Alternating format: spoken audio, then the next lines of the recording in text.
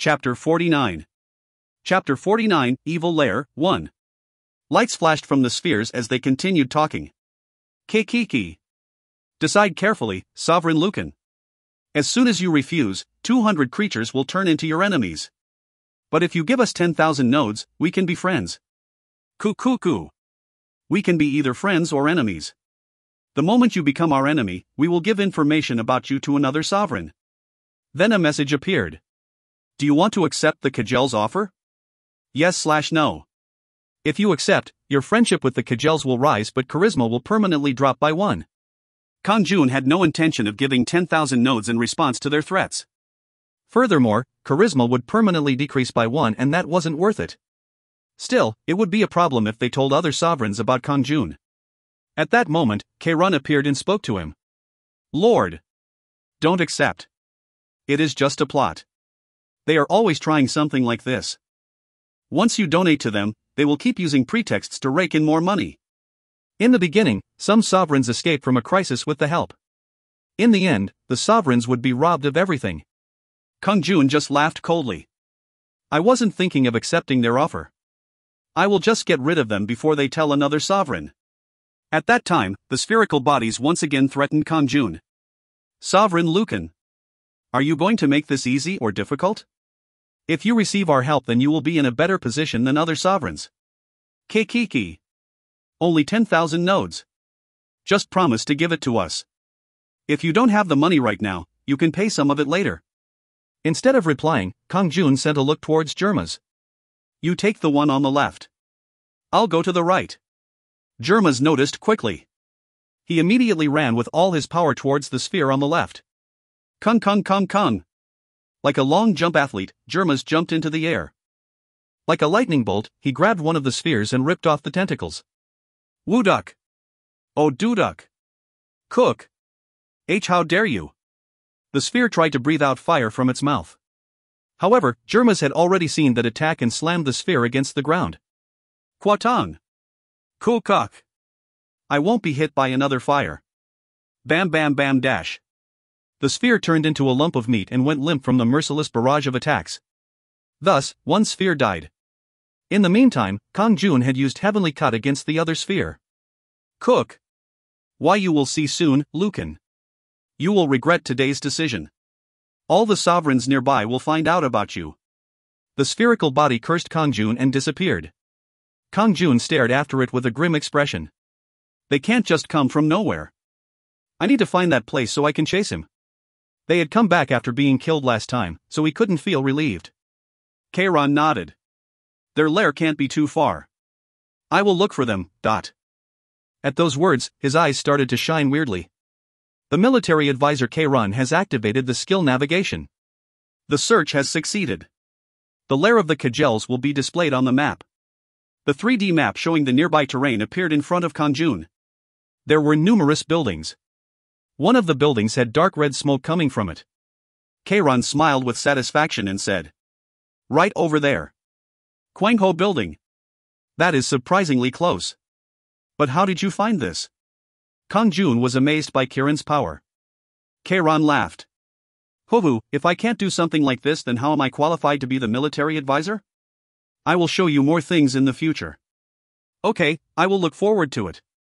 The Kwangho building had 8 floors and was located in front of the Eco and Dane buildings occupied by Kang-jun. The tallest building that Kang-jun occupied was the 7-story Dane building where Jerma's was the boss. Now it was time to capture a taller building. Kang-jun examined his subordinates. Kang, I will go there. All of you should listen well to Jerma's words. Then Kang said. Lord. If you go alone, then you might suffer from their magic. I think you should go with Jerma's. Jerma's will sufficiently cover your back. Then Jerma's laughed. Kwahahaha. It is like the military advisor said. Lord. Please take me. In fact, Jerma's was polite to Kang-jun but rude to Kang. Kang just gave a unique smile. The moment Jerma's saw the smile, he felt like Kang was somehow ignoring him. Of course, Kang never ignored Jerma's. Rather, he was cheerful about the additional power. Jerma's still didn't like Kang for some reason. It was a type of complex animosity. Jerma's felt opposed to anyone else in a position of power. but now he felt slightly better towards Kang-jun. Kang-jun laughed as he looked at Germas. Heh, he is a big and simple guy. Kang-jun was proficient in dealing with people like Germas. It wasn't because of his talent as a military advisor, but his experience in Hwanmong. Even though his attitude might be hostile at first, he is okay once you get close to him. Rather, the one that was difficult to be friendly with was Rodayam. Rodayam looked like a cute cat on the surface, but he didn't easily give his heart to anyone. However, he was never rude to Kang-jun, who was the military advisor. He would just maintain the distance in his heart. Of course, this was the case with Kang-jun. Only Kang-jun could win the hearts of monsters such as Germas and Rodayam. It was the strongest ability that Kang-jun had. His charisma was high enough to even capture the heart of Kang-jun, who was experienced in Hwanmong. At that time, Rodayam rushed in front of Kang-jun. Lord! Take me too, Ong. I will use heal, Ong. Heal? You can use healing magic? The power isn't very good, but it will be helpful when fighting monsters, Ong. Then Rodayam stretched out his hands and recited the spell. A bright light emerged from Rodayam's hands and wrapped around Kang-jun. You have received a recovery aura. 3 health points will be restored every second. It will last for 15 seconds. Oh! Kang-jun exclaimed after seeing the messages. 45 points in 15 seconds. It was better than an inferior health potion. Especially since he didn't have the time to drink potions when encountering a strong boss. It would be very reassuring if Rodayam was with him. Okay. That will be helpful. Kang-jun patted Rodayam's head. Rodayam was in a good mood and rubbed his cheeks against Kang-jun's hand. Leave it to me, Ong. Then let's go. Kang-jun headed to the Kwangho building with Germas and Rodayam. Then something popped into his mind and he stopped walking. Oh, wasn't there a scroll last time? This scroll? I held it for Lord. Kang-jun pulled out the scroll that he had forgotten about. Kang-jun received it. Shining scroll. It was the scroll that dropped when Germas killed the orcs. What will come out? It would be useful if it was a combat skill like Heavenly Cut. That was the reason why Kang-jun stopped for the scroll before going to fight the monsters. However, something unexpected came out when he opened the scroll. You can interfere with the business of a hostile sovereign. Once the skill is used, customers won't easily gather in the target area. You have learnt the skill Drive Away Customers, inferior. Drive away customers? Kang-jun was disappointed. Of course, management skills were useful in reality, but he currently wanted combat skills. However, Kang-jun was actually glad. Lord! Don't be disappointed. Drive away customers is a very important skill. At first it isn't very good. But if the rating is raised, you can deal a huge blow to the enemy sovereign. Kang-jun smiled. Then I'm glad. How do I raise the rating? Do I need to use the management skill a lot? Yes, it is much faster when using it in related fields. And if you're not in the field or hunting monsters, reading will give extraordinary benefits. Reading? Kang-jun asked incredulously. Kang-jun spoke with a firm expression. In the meantime, Lord couldn't afford it because there was no money. Now that there is a foundation, we can delegate the chores and businesses to trustworthy people. Delegate? Yes, it is important to recruit talented people. Don't forget to read. Okay. On that note, I will be going now. Yes, Lord. Be careful. The military advisor Kiran's advice. Meanwhile, Kang-jun was thinking it over in his head. Finding talented people to take care of business. Kang-jun had never thought about it. It would be a good idea to hire talented people in reality. Anyway, that was something he would worry about when he exited this world. Kang-jun arrived at the Kwangho building. Kwangho building is the territory of the Kajels. Do you want to enter? Yes/no. Yes. Enter. As always, there was a barrier. At the same time, some slime-like monsters emerged from the ground. Slime. Kang-jun swung his sword at them. I will take care of them while you smash the barrier. Yes, please leave it to me. Germas started using the barrier as a punching bag. Kwang kwang. Kwang kwang kwang kwang. The barrier around the 8-story building was quickly smashed by Germa's enormous power. Meanwhile, all the slimes had been killed by Kang-jun. Mission 10, occupy the Kwangho building and defeat the Kajels. Compensation, experience, 3,000 nodes, 10 essence of darkness. A mission appeared. At the same time, ugly slimes appeared on the first floor. Kwa-ah-ah. Kill! Germas roared and rushed forward. Rodayam had transformed into the Minotaur. The monsters on the first floor were easy, so there was no need for Rodium's healing. Kwa-ah-ah. Kwa-ha-hon. A Minotaur and Ogre were on either side of me. Of course, he wasn't a real Minotaur, but he still caused fear. 12 nodes have been gained. 18 nodes have been gained. 1 essence of darkness has been acquired. 13 nodes have been gained. He got money and japped him. This is great. But I can't stay still. At this rate, he would lose all his experience to them. Kang-jun was about to rush towards the monsters as well. Ho! An ogre and a transformed Minotaur. It is quite decent. A voice was suddenly heard from behind him. Who was it? Kang-jun was startled and looked back. A mysterious woman with blue hair was there. However, the red wings on her back indicated that she wasn't human. Of course, not being human didn't necessarily mean she was evil. Who are you? The woman laughed. Lat-una. Lat-una? Don't be afraid, little sovereign. I just went for a walk because I was bored. She approached the wary Kang-jun. Oh ho hut. How about it? Should I help you out? Kang-jun was instantly dazzled by her smile. Ho ho ho. He felt a strange urge to embrace Lat-una. A pulse was suddenly released in his body. Ugh. What is this? It was obvious. She had used something on him. Heavenly cut. Kang-jun reflexively used his skill. Flash. Schwack. The feeling of cutting something. Lat-una stepped back in surprise. Only a light scratch? Kang-jun was startled. The skill that split apart the cudgels only gave her a light scratch. Flash. Flash. Kang-jun didn't spare his black magic energy and used it continuously. Pack. Sekiak. He missed once. The second hit.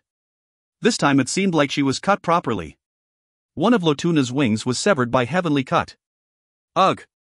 This is ridiculous. Lat-una stepped back with an expression of astonishment. Kang-jun didn't miss this chance. Just die. The warrior's sword flashed. Lat-una panicked and faded away. If you find any errors, ads pop-up, ads redirect, broken links, non-standard content, etc., please let us know. Report chapter so we can fix it as soon as possible. Chapter 50. Chapter 50, Evil Lair, 2. Supak. Kang-jun stared at the empty space where the woman had been. She got away? Signs of Lat-una couldn't be seen anywhere. Even the severed wing was gone. 4 consecutive heavenly cuts. It consumed 160 points of black magic energy, yet Lat-una wasn't killed. Kang-jun felt somewhat despondent. What is with that woman? Then Kang-jun found something shiny on the ground. Lat-una had dropped an item while fleeing. Advanced Black Magic Energy Potion. Restores 300 points of black magic energy. Advanced Black Magic Energy Potion? In the meantime, he had only found the lowest grade potions. All monsters dropped items. The lowest grade potions recovered 40 points. A low grade potion recovered 80 points. And he heard there were intermediate potions, but he hadn't seen them yet. Yet today he had somehow obtained an advanced potion. It was able to restore 300 points of black magic energy at once. It is too much black magic energy. 300 points was double 160 points. Currently he possessed 2 low-grade black magic energy potions. I will leave the advanced potion for an emergency. He had spent a lot of black magic energy fighting Lat-una and now only had 60 points left. If he wanted to fight a boss, he needed to recover some black magic energy. Snap. Snap. Kang-jun pulled out a low-grade black magic potion and drank it. It restored 80 points, so he had 140 points of black magic energy left. This should be in my pocket. Kang-jun placed the advanced black magic potion in the left pocket of his coat. It was unusual, but he couldn't feel the weight or size whenever he placed something in his pocket. It could only contain 1 item at a time. He had 3 outer pockets and 2 inner pockets on his coat. And there were 4 on his pants. It was a total of 9 inventory spots. Kang-jun filled this inventory with black magic energy and health potions.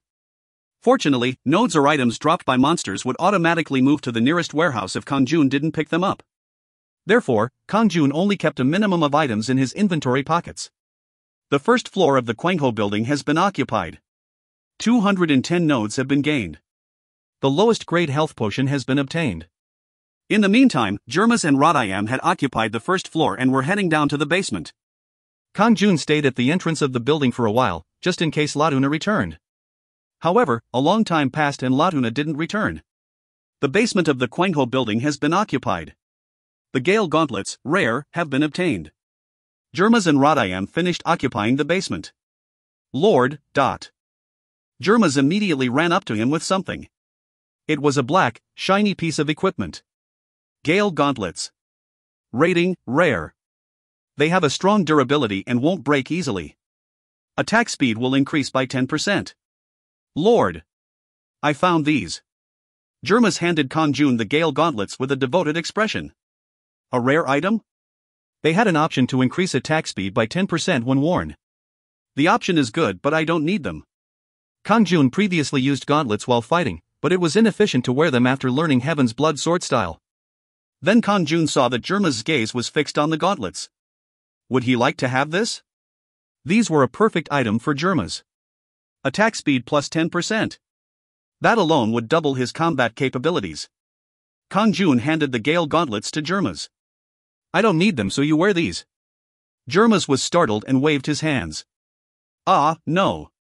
Something precious like these. His eyes were still staring at them with desire. It can't be helped if you don't accept them. Rodayam, do you want them? He. I will receive them, Ong. As Rodayam approached, Jermas was shocked and snatched the gauntlets from Kang-jun's hands. Lord.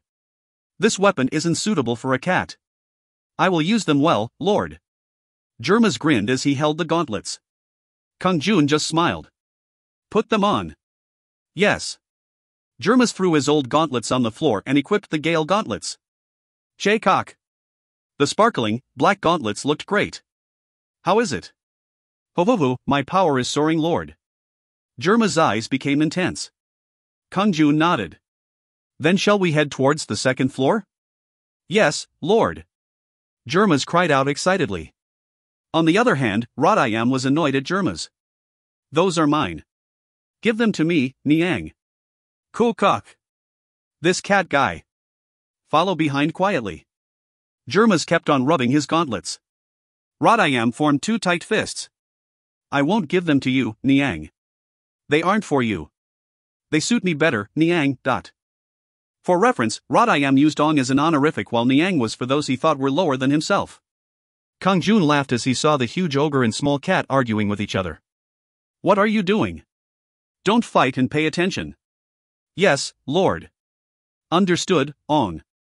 Jermas and Rodayam regained their focus after Kang-jun's lecture and immediately rushed towards the second floor. The second floor of the Kwangho building has been occupied. 302 nodes have been gained. The third floor of the Kwangho building has been occupied. Hardened leather coat has been obtained. Jermas was equipped with the Gale gauntlets. Kang-jun cleared the second and third floors in an instant. Lord! An armored jacket has come out. Oh. Really? Kang-jun was delighted. Hardened leather coat. Rating, General. An armored coat made of hard leather. The impact from the enemy's physical attacks will be reduced. Contains 8 pockets. This was an equipment that Kang-jun required. Although it was a general grade item, it gave him more defense than the previous coat and there were 3 more pockets. Hovu, it is okay. Kang-jun immediately wore the leather coat. Susuk. In this case, he didn't need to change clothes like he did in reality. When he touched the new equipment, it would automatically change and the inventory items would be moved. The result was that he now had 12 inventory spaces. The fourth floor of the Kwangho building has been occupied. 350 nodes have been gained. The fifth floor of the Kwangho building has been occupied. 428 nodes have been gained. Up to the fifth floor, the number of slimes increased, but they weren't that threatening. However, the situation changed on the sixth floor. Suddenly, the slimes started producing flames and poison. Fortunately, Rodayam continued to use his heal, so it wasn't that difficult. Unlike when he was fighting, Rodayam used it in a timely manner whenever Jermas and Kang-jun was suffering from poison or the flames. As he was occupying the 8th floor, Kang-jun rose to LV-18. Now there is only the roof. Smash the door. Yes, Lord. Leave it to me. Kwang. Kwa Kwang. Kwang. Germas destroyed the rooftop door with a few smashes. A large space was revealed. There was a huge slime that was 10 meters tall. Kang-jun laughed coldly. You were hiding in a place like this? Cuckoo. Fool. Sovereign Lucan. You could have survived if you accepted my offer. You came here to die. Kajel burst out as he sprang up. His mouth was filled with sharp teeth. 2 spherical bodies popped out from between. Chwok. Chwok. The odd spherical bodies. They were Kajel's clones. Cuckoo. Stupid Lucan. Ready. Kick. Kill. The spheres shot out flames from their mouths. Germas. You will deal with them. I will handle Kajel directly. Kukok. Leave it to me, Lord. It wasn't easy for Germas to deal with the spherical bodies that were emitting flames. Still, Germas had tireless physical strength and prevented them from interfering with Kang-jun. Kang-jun was fighting with the 10-meter-tall slime called Kajel. Kaka. Little Lord. Now you will realize how dumb it is to go against me. Dozens of tentacles shot out from Kajel's body towards Kang-jun. Chwak. Chwak. Chwak. Kang-jun moved rapidly with aura of the wind and cut off the tentacles. Then the severed tentacles turned into small slimes and rushed at Kang-jun. Kick. The slime shot out flames and poison. Shit. The tentacles acted like living organisms. In addition, they would turn into slimes if they were cut. It won't end like this. I have to attack the main body. Kang-jun avoided the tentacles and approached Kajel's body. The number of tentacles suddenly increased and wrapped around Kang-jun. Kajel had a happy expression on his face. Kukakakot. You can't run away now. I will swallow everything without leaving behind a single bone. Kajel ran forward with his huge mouth gaping open. Kang-jun had no room to avoid it. He was surrounded by tentacles on all sides. However, Kang-jun had been waiting for this time. The moment that Kajel was about to reach him. Heavenly cut. Flash. A line formed in front of him. It seemed like a piercing ray of light. Kwang. It was the end. Half of the giant slime was gone. Huduk. Hudududuk. The tentacles that persistently headed towards Kang-jun and the spherical bodies fell down. Kuk. S so strong. I can't believe it. Kajel recoiled. Kang-jun was amazed by the true power of Heavenly Cut. He had been expecting a fatal wound to a certain extent. But he hadn't expected that it would slice Kajel's huge body in half. Was this the power of Heaven's blood sword style? If that is the case?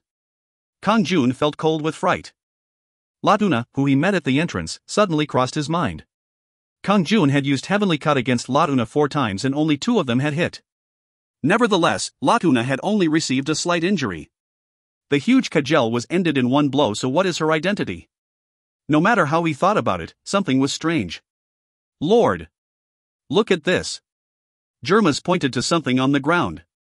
Kajel's massive body shrunk and turned into a slime the size of a child. He had a bizarre form with no nose, round eyes, and a mouth. He looks fun, Niang. Bam! Quayak! Rodayam started hitting the slime. He noticed Kang-jun and cried out. Oh! Please spare me. Who are you? As you can see, I am Kajel. Is this your original appearance? How can that be?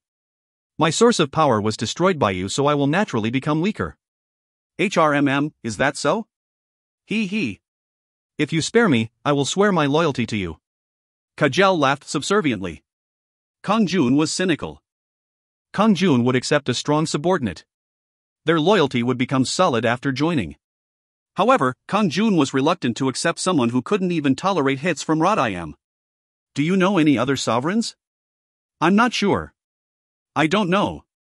Then you should die. Rodayam. Get rid of him. Rodayam raised his sharp claws and stepped towards Kajel. Kajel hurriedly exclaimed. Wait a minute. Did you remember something? That's not it. I really don't know anything about other sovereigns. I was just trying to intimidate you, but it was a lie. Then I guess you have no reason to live. Kajel desperately begged. Sovereign Lucan. I might not know the sovereigns, but I know about evil spirits. And if I eat an essence of darkness, then I can regain my strength. Please give me a chance to prove my loyalty. Kang-jun currently had 8 essence of darkness. He got 5 through the last mission and another 3 were dropped by monsters. In addition, he would receive 10 essence of darkness as a reward for mission 10. It was a total of 18. It was worth sacrificing 1 if Kang-jun could regain his power. There was something he was still unsure about. Kang-jun asked Kang-jun. You said you know about evil spirits? Then do you know someone called Latuna? Latuna. I don't know. Don't you know about evil spirits? It was a lie. No. There is no one with that name in the area. That is impossible. Didn't I meet her? Kang-jun described Latuna's appearance. Kang-jun thought for a moment before speaking. The appearance is similar to a succubus. I am a little bit forgetful, but I would know if there was a succubus with that name nearby. Then what is Latuna? I'm not sure. To be honest, I only know the ones up to the 14th floor. Kang-jun was startled. Then Latuna might be from a territory that has more than 15 floors? Yes. If so, she is probably a demon rather than an evil spirit. Demon? Kang-jun shook his head. No. That is impossible. If Latuna was a demon, then she wouldn't have run away. A sword style that contains the invincible strength of the heavens. He recalled the message that appeared when he learned Heaven's Blood sword style. Is it due to that? Then Kang-jun shook his head with a smile. No matter how strong it was, a demon wouldn't be defeated by a skill used by a LV-17 person. Maybe he just didn't remember Latuna's name. Kang-jun. I will accept you as my subordinate. However, I will be watching you in the future. I'll give you my loyalty, Lord. Kang-jun has joined your household. Kang-jun will become your faithful subordinate in the world of Hwanmong. Mission 10 has been completed. As a reward, enough experience will be given to increase your level. 3,000 nodes have been given as compensation. 10 Essence of Darkness has been given as compensation. Level up. He was now LV-19. Kang-jun returned to his base at Yugang Building with a glowing smile. If you find any errors, ads pop-up, ads redirect, broken links, non-standard content, etc., please let us know. Report chapter so we can fix it as soon as possible. Chapter 51. Chapter 51, Red Moon Rising, 1. The next morning at 6:30 a.m. Kang-jun woke up from Hwanmong and immediately entered the shower. Swad dash. If he looked into a full-length mirror, a perfect muscular man could be seen. Hoo-hoo, I gained 2 levels so my body feels refreshed. A marble bathtub. A garish golden basin. There was a small sauna on one side. The bathroom alone was 5 or 6 times larger than the Gasha one. It was a luxurious life that he never would have imagined in the past. It definitely is good to have money. It was awkward having his lifestyle suddenly improved, but Kang-jun decided to naturally accept it. It wasn't a gift, but something he obtained from Hwanmong. There was no need to be awkward about it. He also didn't feel sorry towards young Kwang-hyun. Kang-jun defeated him and won. These were the benefits given to the winner. If not, it would be unfair if he was defeated at a later time. Of course, Kang-jun wasn't thinking about defeat. Unconditional victory. He would become the strongest sovereign and survive all 100 missions. After taking a shower, Kang-jun entered the living room wearing a gown. Tack tack tack tack. Sug sug sug sug. Haeun was cooking something in the kitchen. Hand me that, Colt. Yes, Haeun Nim. Colt was acting as Haeun's assistant. They looked like ordinary people but were actually ghosts. Both of them could become humans in Kang-jun's territory. However, Kang-jun was happy about it. Despite them being ghosts who pretended to be human, it felt good to have people greeting him in this spacious house. Today was a market holiday that occurred once a month. It was also a day off for Kang-jun. Kang-jun was contemplating what to do when his gaze suddenly fixed on the TV. Today is the success story about a genius in stocks. I am with Yu Sun-won, who represents Legend Stags. Representative Yu Sun-won Nim. Finally, please say something to the investors and prospective investors looking at this program. The stock market is more about survival than hitting the jackpot first. Don't be greedy and stick to the basics. If you survive, then you have a chance to succeed. The man gave off a cold impression that seemed like he wouldn't bleed even when stabbed with a needle. He was Yu Sun-won. He had more than 100 billion in stock investments and bought buildings. Ha ha ha. Indeed. Survival is important for investment in stocks. And there is a need to stick to the basics. By the what are the basics, Representative Yu Sung-won Nim? Of course, you need to study. Stocks investment is a comprehensive art that combines various economic knowledge. If you want to learn the basics, then please knock on the door of Legend Stags. We hold consultations about investments once a week. Well, did you hear it? Don't miss the opportunity for an investment consultation with Yu Sung-won of Legend Stags. This was Kim Sang-hyun. The program ended. He isn't even a celebrity. Yu Sung-won's eyes were eerie like a serpent. He gave off the impression of a hyena. Kang-jun sat on the couch and used his smartphone to search up Yu Sung-won. A cold and sharp expression. A man thoroughly concerned with self-management. A careful investor. He looked good and gained a lot of popularity, as many people came to Legend Stags to learn his know-how. And there were many who said that his advice caused them to succeed in the stock market. A really great person. If young Kwang Hyun was a flower born in a greenhouse, Yu Sung-won was a self-made golden spoon. In addition, he was a sovereign. He would be a powerful enemy. He was a perfect sovereign. However, there was a bizarre question that formed in Kang-jun's mind. He could feel something from Yu Sung-won. In other words, he emitted the strong smell of a scammer. It was something that Kang-jun couldn't explain, he just sensed it. Was it due to the recent rise in his intelligence stat? But it was up to there. Kang-jun couldn't catch the specifics. If he knew about stocks or the economy, then he might have been able to pinpoint it. He knew absolutely nothing about them. Kang-jun liked exercising more than studying. Should I go do a little bit of reading? Kieran's words suddenly entered his head. Reading could raise the rating of his management skill. In addition, many useful things could be obtained. Rather than doing business directly in the future, he would hire talented people in order to secure time to read. His advice to Kang-jun was to not only increase his power as a sovereign, but also to increase his intellect. Kang-jun felt like he was right. He would start today since it was a day off. Yes. I will go to the library. Above all, he needed to know about his opponent in order to win the war.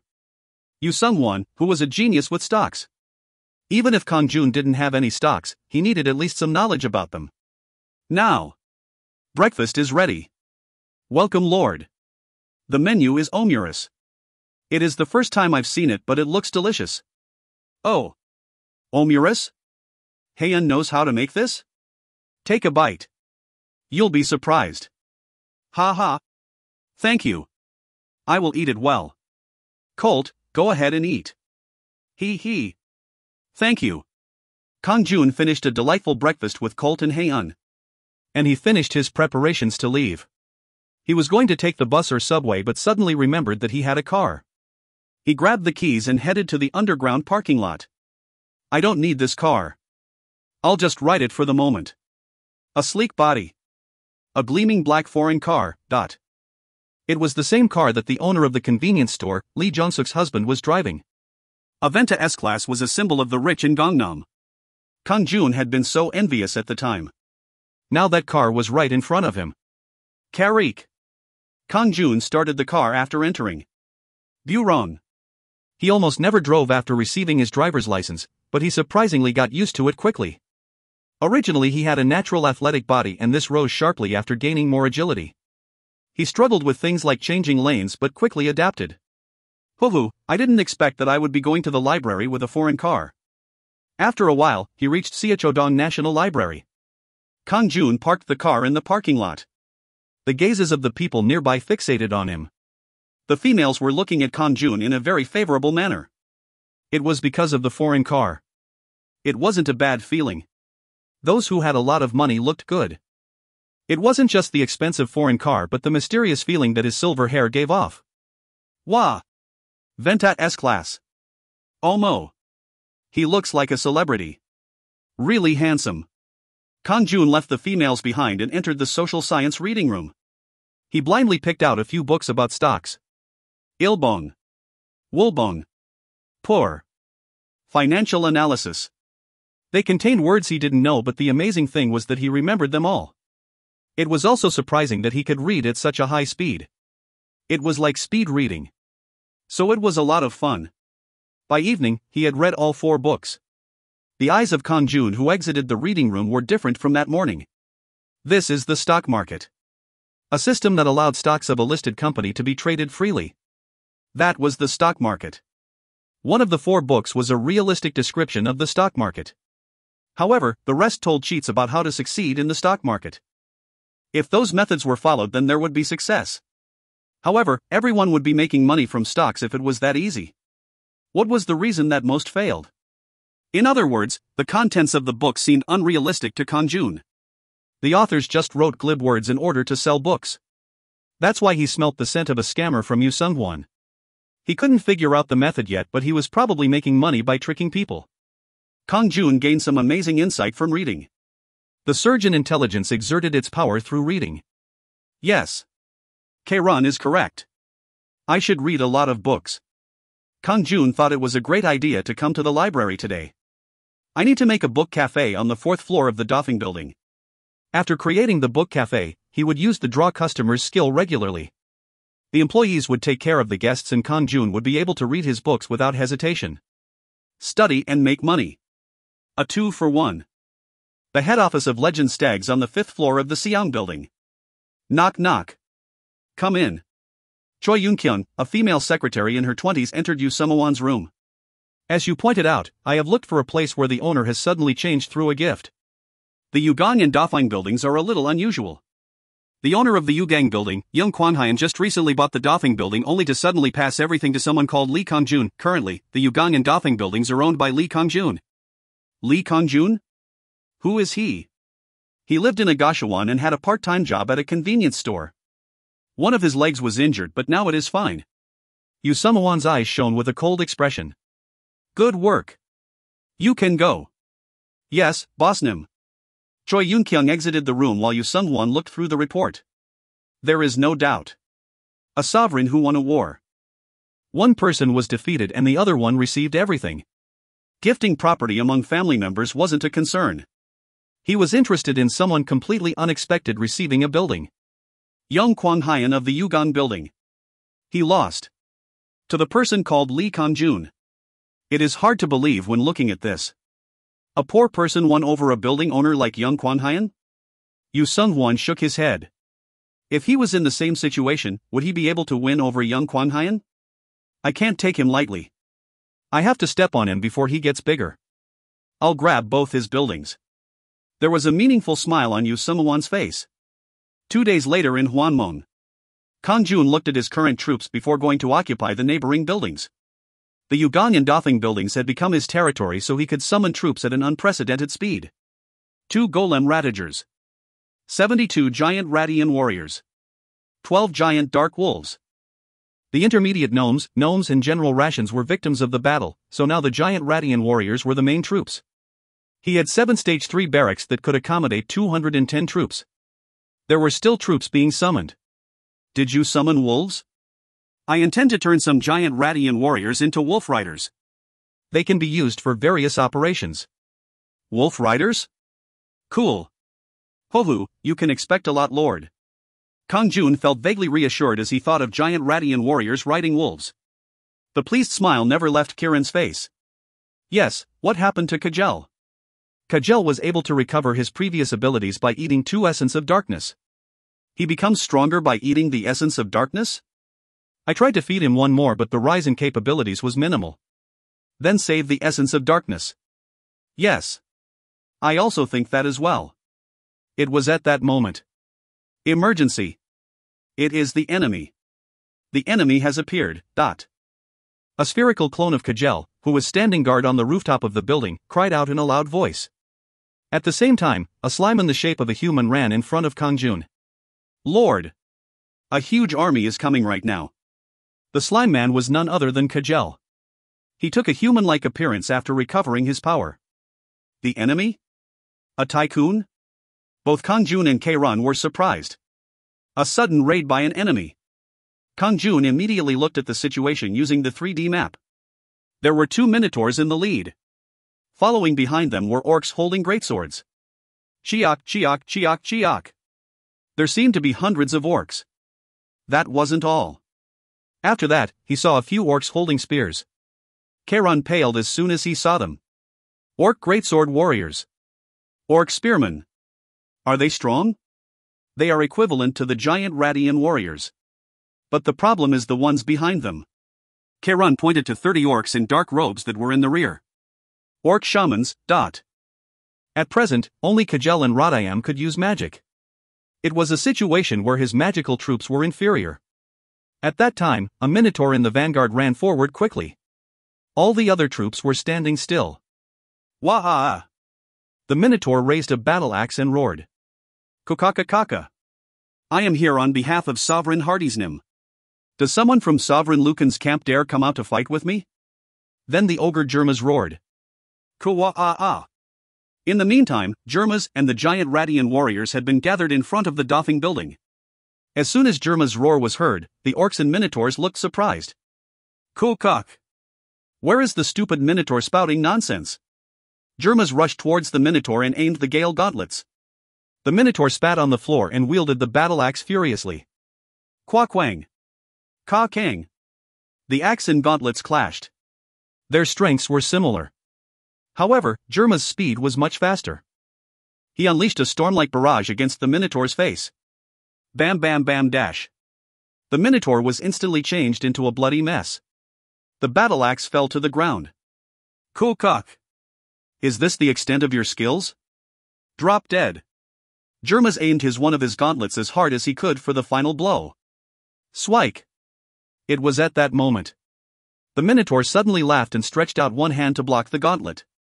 At the same time, the other hand was used to lift Jerma's body. Cuckoo. What was going on?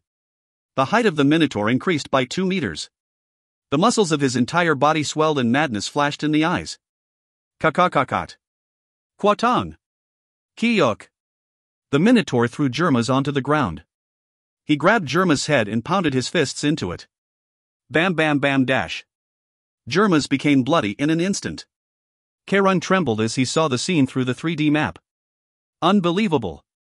That is a berserk mode, Lord. However, Kang-jun wasn't next to Kang-jun anymore. He had ran out of the base the moment Jermas was grabbed by the minotaur. Remove your hand. I will deal with you. The minotaur just laughed at Kang-jun's shout. Kokaka. Wait your turn, young bastard. I will deal with you after killing this ogre. The minotaur once again aimed a fist at Jermas. At that moment, flash! The body of the minotaur trembled. He looked at Kang-jun with disbelief. Cook!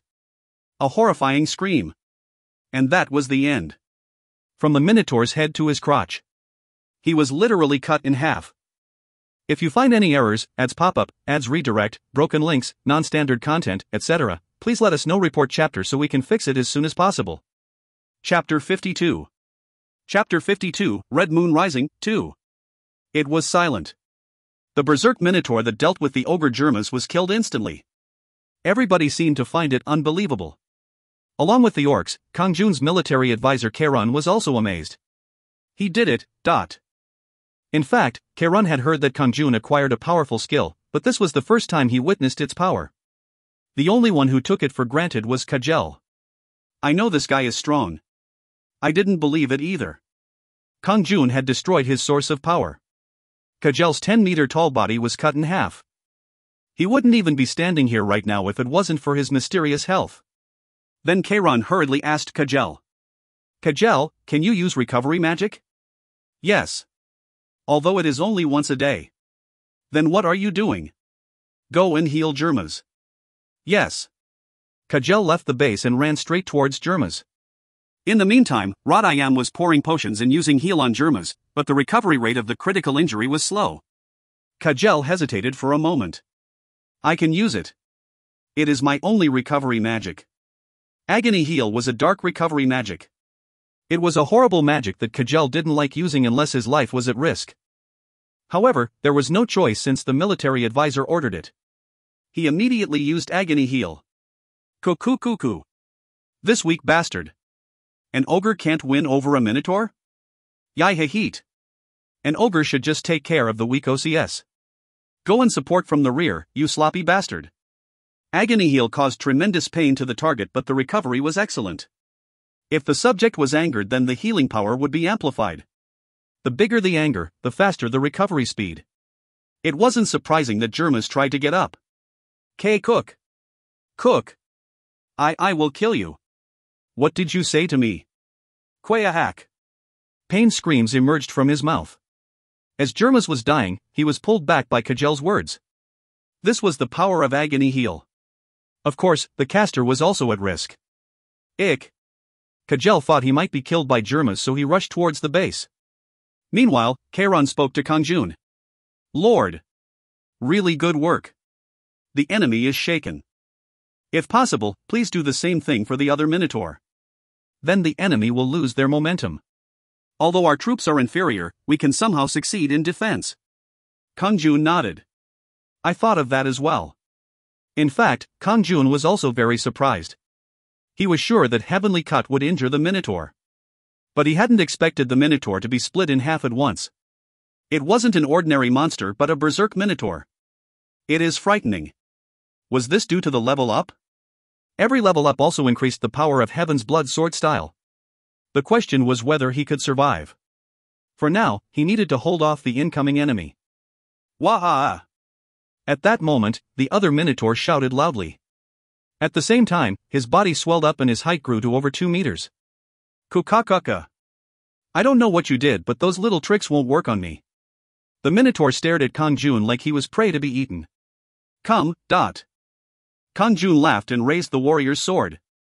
Like Kairon said, he needed to take care of the other Minotaur. His black magic energy had filled up enough. Then Jermas roared. Kuwa-ah-ah.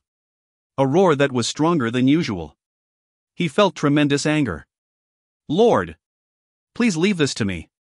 His ego had been dented by his previous defeat. However, the opponent was a berserk Minotaur. Your body is okay? Thanks to that cat, I am recovered. I'm glad. However, you should move back. I will deal with him. Lord! I was careless before. Please believe in Jermas just once. Jermas cried out anxiously. His 2 eyes were wide. The bloodshot eyes were burning with willpower. No matter how berserk, Jermas was certain he could take care of it. Jermas had been careless because he thought he had one. Kang-jun was silent before nodding. Okay. Show me your strength. As you command, Lord. Jermas was thrilled by the thought of Kang-jun believing in him and bowed. He immediately ran towards the Minotaur. Kawa! The Minotaur roared and wielded his battle axe. Huing! Huing huing! Huing huing huing! The battle axe moved in a frenzy. Jermas calmly avoided the attacks and punched the Minotaur 1 or 2 times. Bam bam! The Minotaur didn't budge. Rather, it seemed to provoke his fighting spirit even more. Kukak! Such attacks can't stop me. Ogre! I'll split your brains apart. Swing! Swing! The speed of the battle axe became faster. Inevitably, Jermas needed to block the battle axe with his gauntlets. Kwang! Ka Kang! With every clash of the battle axe and gauntlets, Jermas was pushed back. The Minotaur became more violent and cornered Jermas. Kakakot! Drop dead! Swing! Swing swing! Swing swing swing! The battle axe's offensive was like a storm. However, Jerma's fist moved through a gap and hit the Minotaur's face. Bam! Bam bam! 3 punches hit in the blink of an eye. The ogre followed up with aggressive attacks, and no matter how berserk the Minotaur was, he ended up falling. Quack! Jermas moved like the wind and got on top of the Minotaur.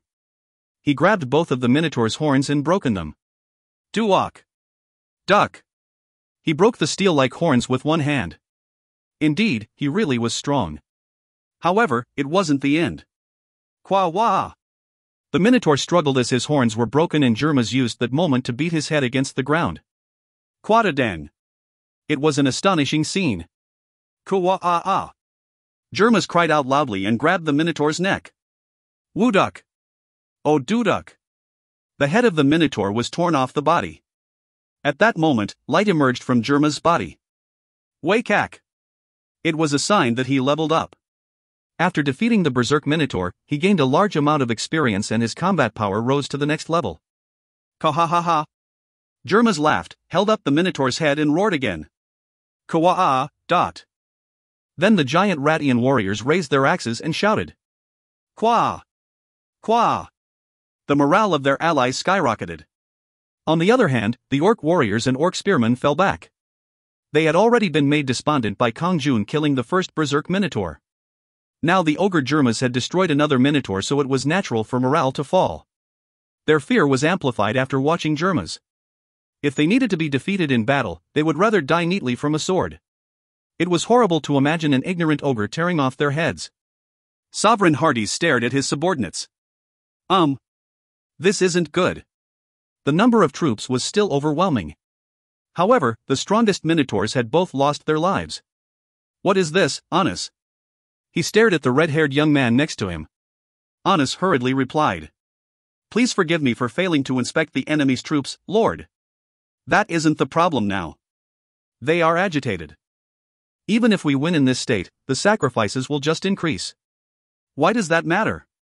We can receive quite a lot of loot if we get rid of Lucan. It will be enough to recover from today's sacrifices. That's right. Then I will have the troops attack. Yes. Sweep all the enemies away and bring Lucan's body to me. Yes, Lord. Anas bowed to Hardys and shouted. There are few enemies. We have overwhelming numbers, so there is no need to be afraid. Chwaik. Chwick. Ku. Kaka. The orcs shouted in unison.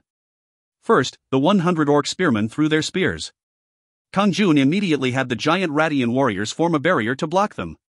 More than 100 spears. If they poured down, then it would be a disaster to his allies. Kang-jun, have the troops concentrate on defense only. I understand. Lord should go back to the base as soon as possible. It is dangerous. Kang-jun shook his head.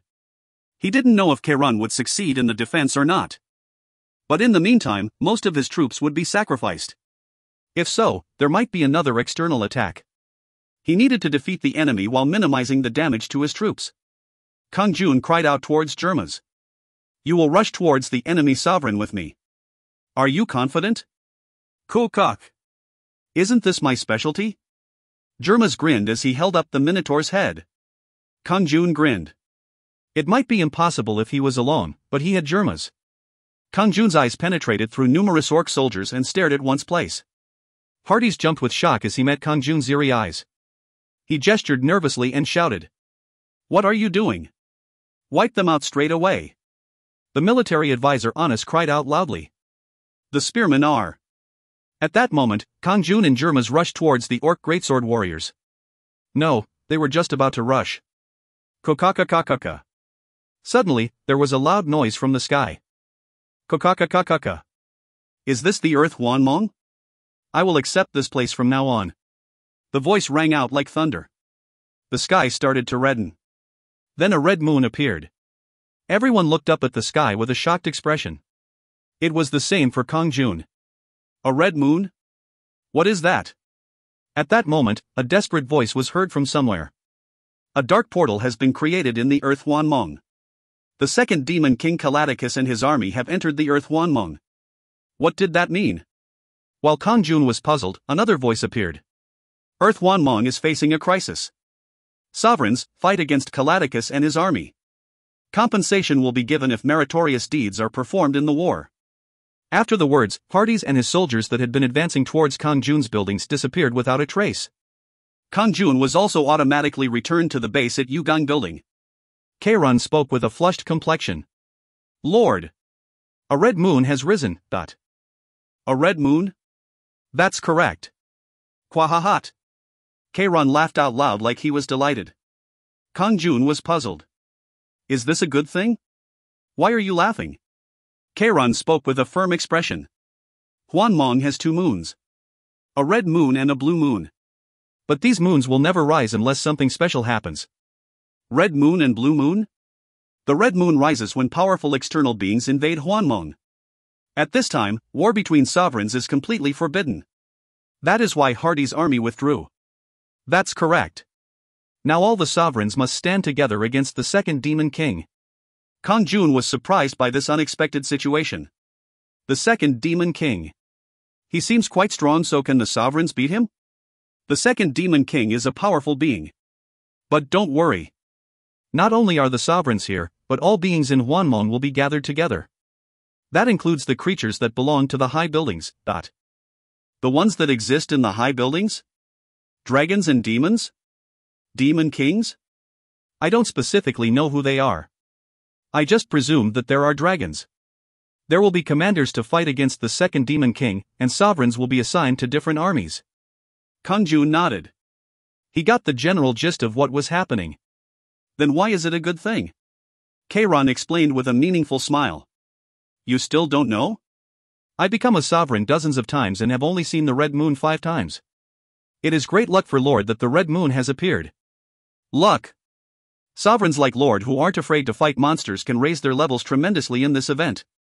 Your achievements will pile up and you can get big rewards. Like Kang said, it was good luck. It meant he could hunt monsters without paying attention to powerful sovereigns such as Yu Sung-hwan. Kang-jun was better at raising levels through hunting monsters. What are the rewards for the achievements? The compensation will vary. If you receive a lot of rewards, even a sovereign lacking a foundation could emerge as a powerful sovereign after the red moon disappears. Kang-jun now fully understood Kiran's words. The red moon rising. Although he didn't know about other sovereigns, it was a great opportunity for Kang-jun. An opportunity to become incredibly strong. Of course, he needed to defeat many monsters first. Susuk. At that time, a scroll appeared in front of Kang-jun. The scroll immediately opened to reveal text. A command to Sovereign Lucan. I am Hexia, the commander of the 439th Army. You have been assigned to this army, so take the portal and come to the headquarters immediately. A small portal was created in front of Kang-jun. If you find any errors, ads pop up, ads redirect, broken links, non-standard content, etc., please let us know. Report chapter so we can fix it as soon as possible. Chapter 53. Chapter 53, Red Moon Rising, 3. Commander Hexia? Kang shook his head at Kang-jun's question. If my prediction is correct, Hexia is probably one of the strongest in Earth Hwanmong. Lord has been assigned to their command. That means I will be Hexia's subordinate. He was a sovereign, so it wasn't satisfying to be under someone else. He didn't like taking orders. Kang nodded like he knew Kang-jun's heart. Even if you feel bad, it can't be helped. If you become a stronger sovereign with a higher level, then you can get rid of presences like dragons. Until then, you have to follow the instructions and be focused on getting stronger. Don't worry. I don't have interest in anything other than becoming stronger. No matter whose order Kang-jun was following, he was just going to fight monsters. Sovereigns who weren't afraid of fighting monsters could rise by leaps and bounds during this red moon. Sovereign Hardys who had threatened Kang-jun with 500 orcs. Kang-jun pledged to be strong enough not to be afraid of tycoon-class sovereigns. Then I will be going. Kang-jun stepped into the portal in front of him. Jewel what? A bright light wrapped around Kang-jun's entire body. This place is? The light was gone and the surroundings were revealed. Kang-jun was standing on a circle of bizarre patterns and there was a big palace in front of him. A golden, sparking palace. 439th Army Headquarters. The letters were displayed at the entrance to the palace like a signboard. Do I go inside? Kang-jun entered the palace. Something like the emperor's throne was on the far end of the palace and someone was sitting there. Just before the throne, a pink curtain was placed and only blurred shadows could be seen, making it difficult to recognize the identity. Who would be sitting on the throne?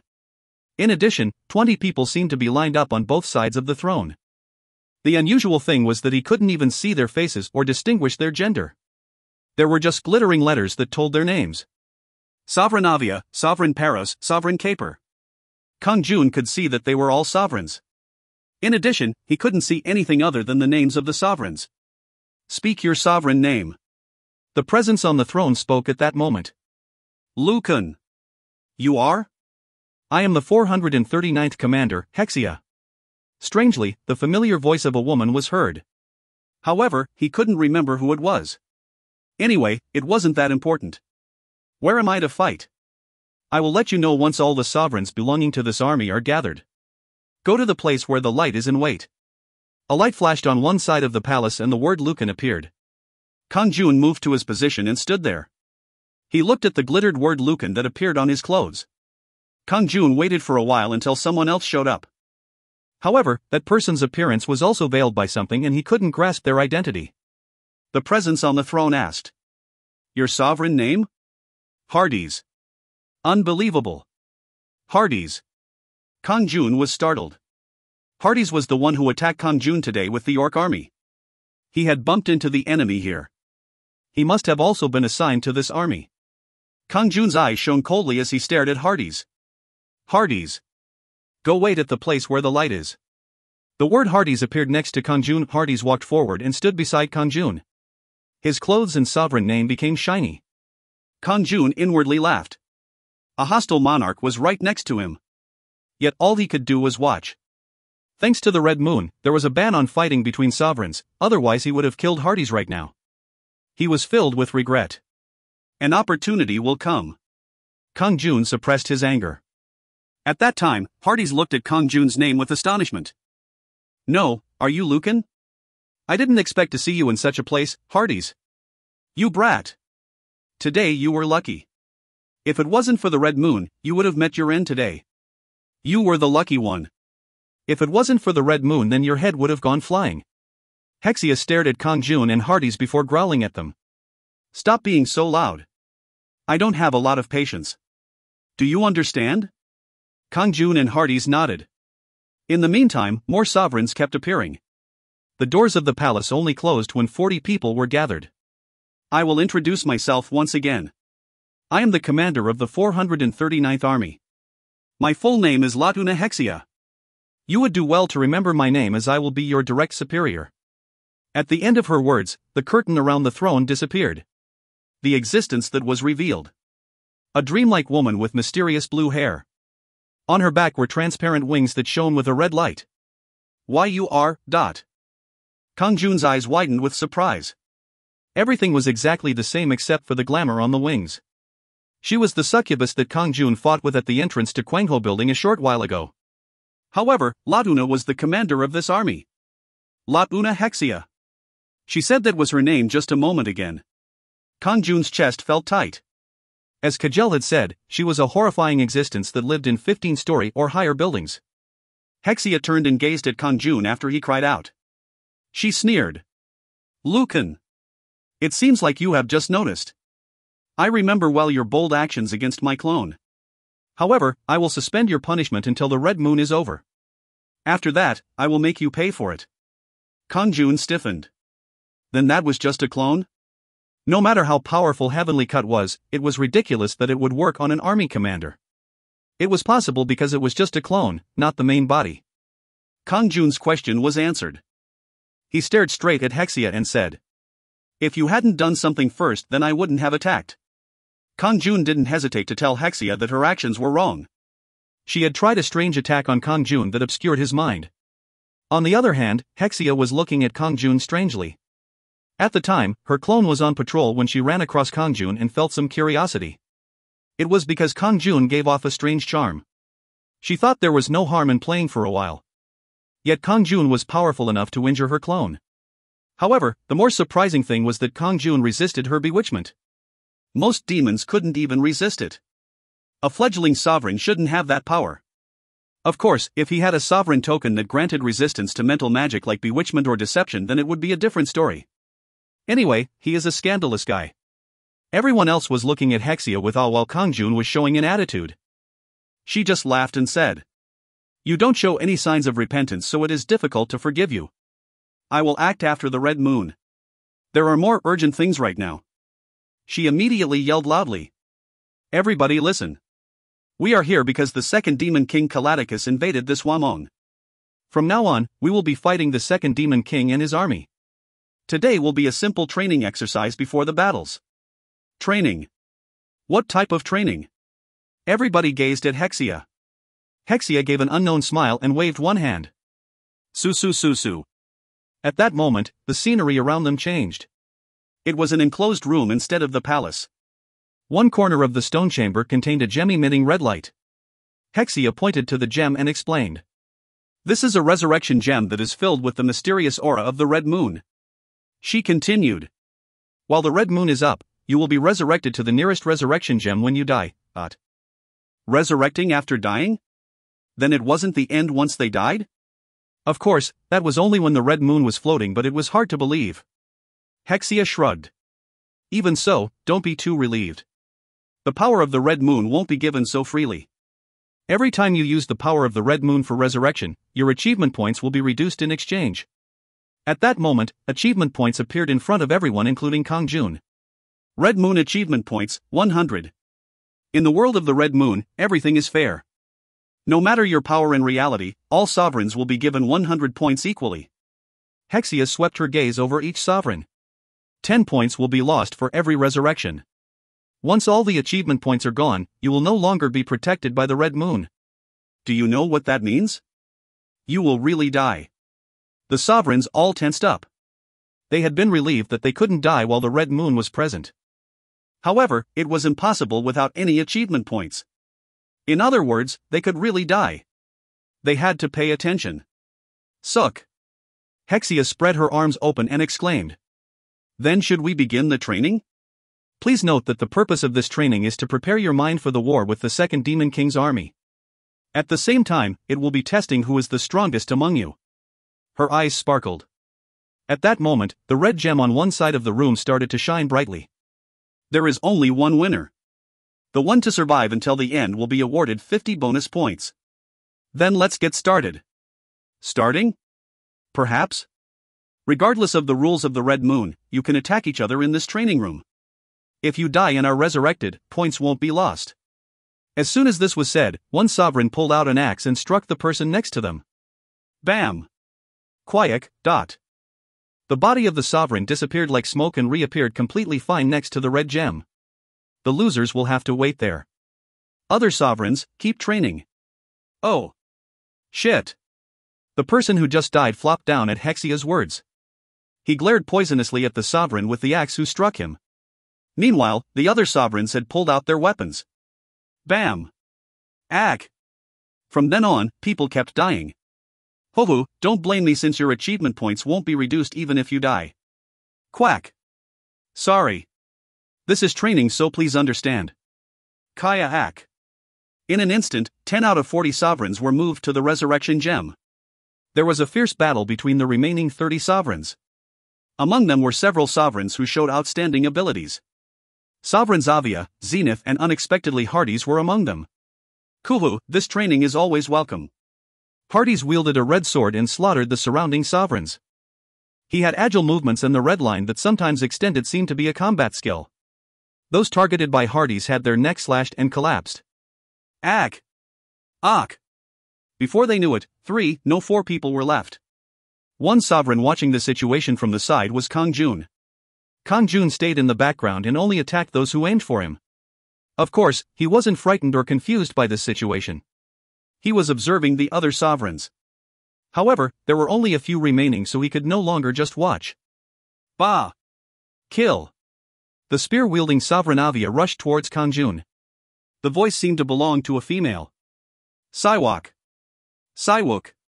The spear aimed at Kang-jun's neck then chest. Kang. Kong. Kang-jun nonchalantly blocked the spear and cut Avia's neck. Chwack. Ugh. Sovereign Avia was destroyed without mercy. Her body moved to the resurrection gem and was restored to its original shape. That is ridiculous. Lucan. Who the hell is he? Avia couldn't believe she was defeated and stared at Kang-jun with a devastated expression. Then Hades rushed towards Kang-jun. Hovu, you stupid boy. You are still alive. The red sword aimed at Kang-jun's neck. Kong. Kang-jun blocked the sword and stabbed Hades' neck. Poke. Cock. Blood spurted out as Hades' neck was penetrated. Now there was one left. Kang-jun didn't hesitate and ran forward. Heek. Wait. Zenith watched Kang-jun with an expression filled with tension. Sukiok. Kang-jun ran to him and cut off his head. 39 out of 40 sovereigns were moved to the resurrection gem, with only one person standing in the center of the room. If you find any errors, ads pop-up, ads redirect, broken links, non-standard content, etc., please let us know. Report chapter so we can fix it as soon as possible. Chapter 54. Chapter 54, Rise in War Capabilities, 1. The inside of the room was quiet for a moment. Not all of them were killed by Kang-jun, but the sovereigns waiting at the resurrection gem were afraid of him. This was training. While the red moon was up, they couldn't kill each other. But someday in the future, they were bound to encounter each other. The sovereign's fate. They feared being defeated by Sovereign Lucan and being dragged to hell. Then Hexia clapped and said, "Ho ho ho! Don't be shaken by something like this.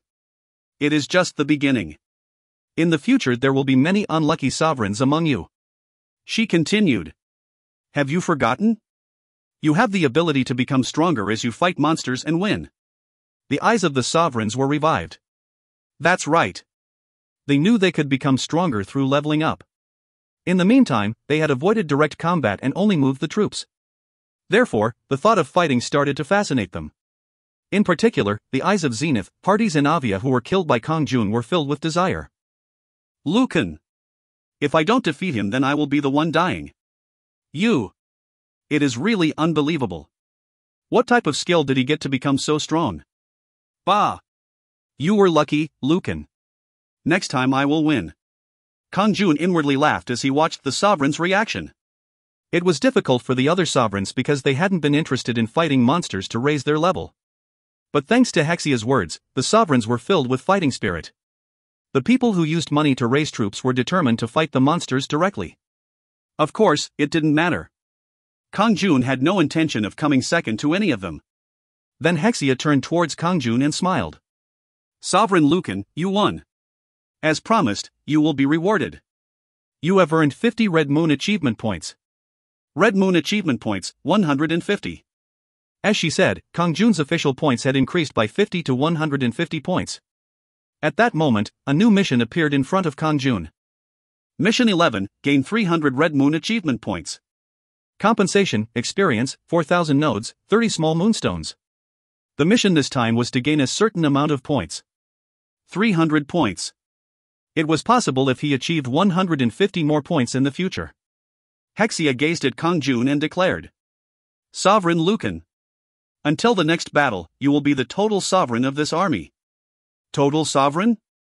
It means you will be the leader of the sovereigns. Of course, it is just a formality, so you don't have to worry about it. Unless I tell you otherwise, most of the battles can be considered individual ones. I see. The expressions of the sovereigns at the resurrection jewel distorted.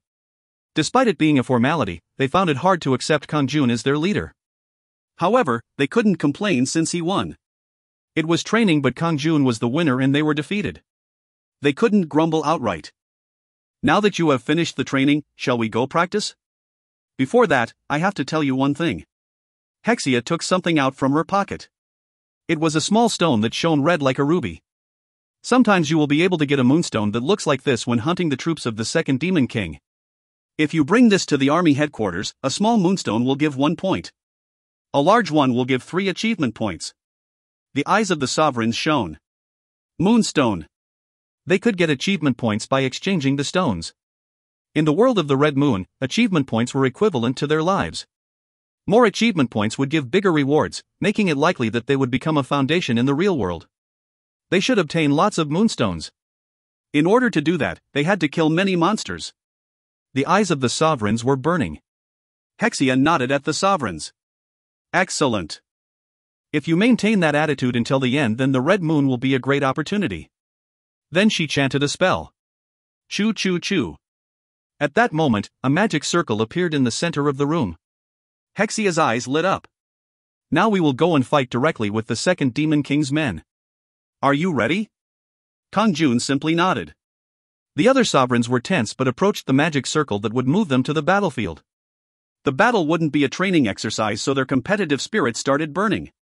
Hexia smiled. "Then we will now move to the battlefield. Everyone enter the circle." As soon as her words were over, the 40 sovereigns including Kang-jun entered the circle. Wei-kak. Wei-wa-ak. The magic circle glowed and they were moved somewhere else. Ki-ki-ki-ki. Gug-gug-gug. What was this eerie laughter? After being moved by the magic circle, he saw a red resurrection gem similar to the one at the army headquarters. The gem was surrounded by a giant shield that stretched out dozens of meters around it, and the area was crawling with dozens of monsters with tentacles. Their heights varied from 3 meters to 10 meters. Kwang. Kwa Kwang. Do do do do. Koku kukwang. The tentacles struck the shield and the space shook. There were approximately 100 tentacle monsters. The sovereigns sensed right away that the monsters were their enemies. Most of the people filled with fighting spirit stiffened. On the other hand, Kang-jun was detached. They looked similar to Kajel. He had already dealt with it once, so he knew what to do. They look weaker than Kajel. Of course, that was their individual attack power. It would be dangerous for Kang-jun to fight 100 tentacle monsters. However, he wasn't alone. There were 40 sovereigns. Hexia turned to them and said, I will reduce the range of the rear shield for a while. After that, the battle will begin. Brace yourselves. If you get caught in their tentacles, then it will be the end. Even without her words, the sovereigns were looking at the tentacle monsters with a wary look. It was like fighting monsters with dozens of arms. Some of them would prefer fighting an ogre or minotaur.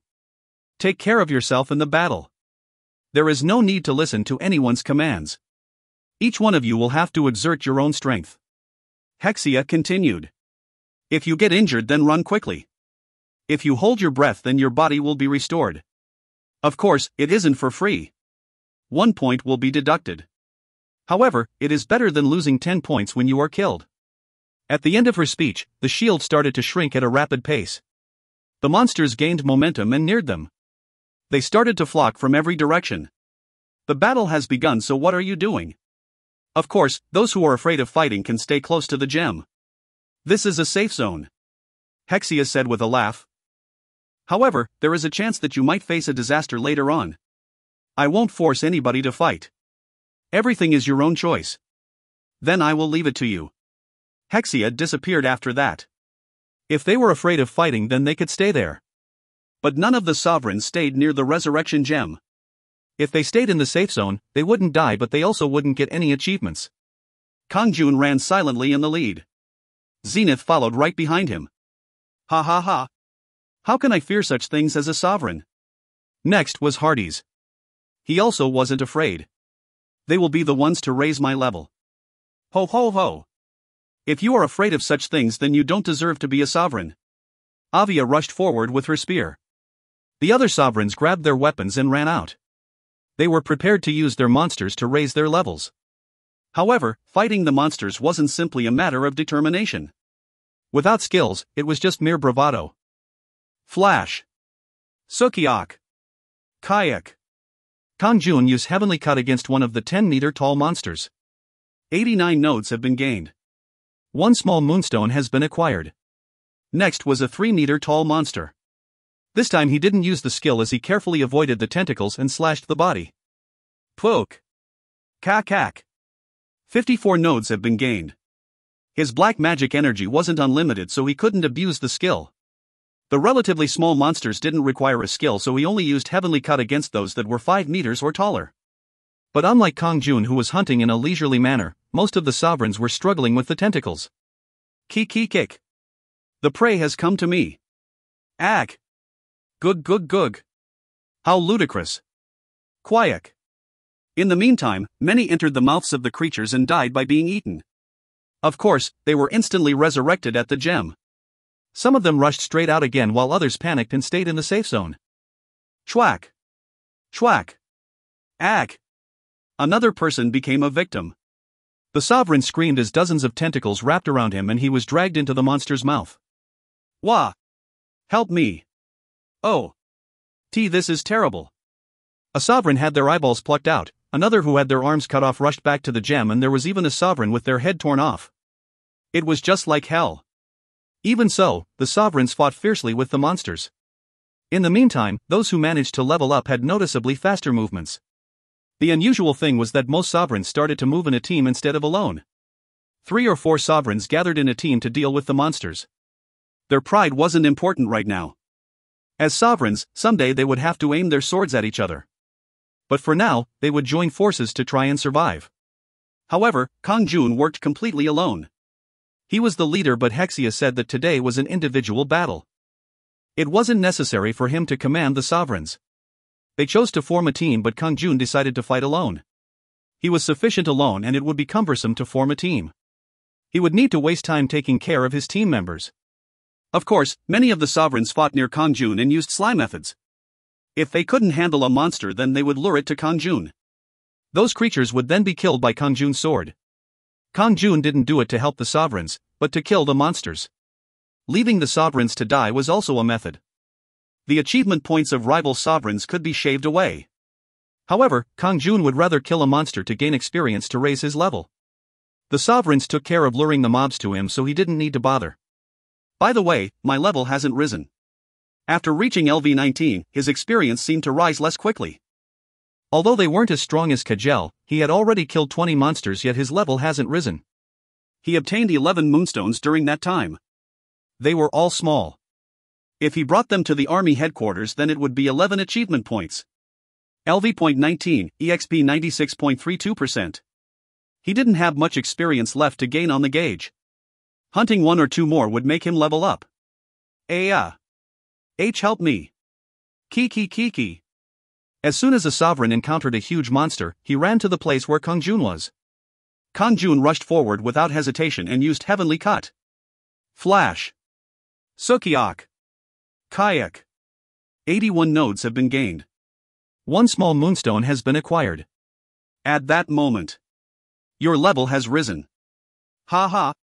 Finally level up. He broke through LV19 and reached LV20. Your war ability has increased to intermediate level. From now on, all black magic energy will be restored when you level up. Intermediate war ability. After reaching LV20, his war ability rose to the intermediate level. So far, it had been beginner level. However, the next message to appear was astonishing. Black magic energy recovery? In the meantime, his black magic energy had stayed the same even when he leveled up. It was only possible to restore it by absorbing people's energy in reality or through potions. Now it was also possible through leveling up. If you find any errors, ads pop up, ads redirect, broken links, non-standard content, etc., please let us know. Report chapter so we can fix it as soon as possible. Chapter 55. Chapter 55, Rise in War Capabilities, 2. Reaching Intermediate Warfare has increased Charisma by 1. Reaching Intermediate Warfare has increased Good Luck by 1. Then new messages appeared. What did that mean? An increase in Charisma and Good Luck. So far, those two had been fixed stats and didn't increase with every level up. That wasn't all. The efficiency of black magic energy when using Heavenly Cut has risen. The consumption of black magic energy will be reduced to 30 points when casting the skill. Consumption of black magic energy has decreased? Those were very pleasant words. The skill was powerful but taxing since it consumed 40 points of black magic energy every time. Of course, 30 points was still a burden, but at least it had decreased by 10 points. LV.20, EXP 0%. War, Intermediate. Health, 570/570. Black magic energy, 410/410. Strength, 23, +5. Agility, 24, +5. Intelligence, 21. Good luck, 7. Charisma, 9, +4. Additional effects. Military appointment, combat power increased by 10%. Stage 2 combat studies, combat power increased by 20%. Cloak of the Wind, decreases the black magic consumption of aura of the wind by 20%. Wyvern Ring, immune to fear and deception. The status window showed that his black magic energy was full. More than anything, he was proud of his good luck and charisma. In addition, his agility, strength and intelligence had also increased due to the level up. When his level went up, the power of Heaven's Blood Sword style, aura of the wind and aura of earth also rose. It meant an increase in his combat power. The difference was immediately apparent. The speed at which Kang-jun got rid of monsters became noticeably faster. Now it was possible to get rid of a 10-meter-tall tentacle monster without using a skill. Moreover, the consumption of black magic energy for Heavenly Cut was reduced, so the battle became easier. Wah! H, help me. At that time, a bloody sovereign ran up to Kang-jun. A huge tentacle was attached to him. Kuk. Kuk. Where are you fleeing to? Kang-jun immediately used a skill. Heavenly Cut. Flash. Chwak dash. Ku. The giant monster was sliced in half. 90 nodes have been gained. One small moonstone has been acquired. In fact, no matter how large the tentacles, he didn't need to waste black magic energy to use Heavenly Cut on them. Kang-jun was able to deal constant damage. However, it would take a long time to fight the dozens of tentacles that were flying. It would be even more hard if he was surrounded by various creatures. He didn't want to spend too long against a single opponent. Aura of the wind.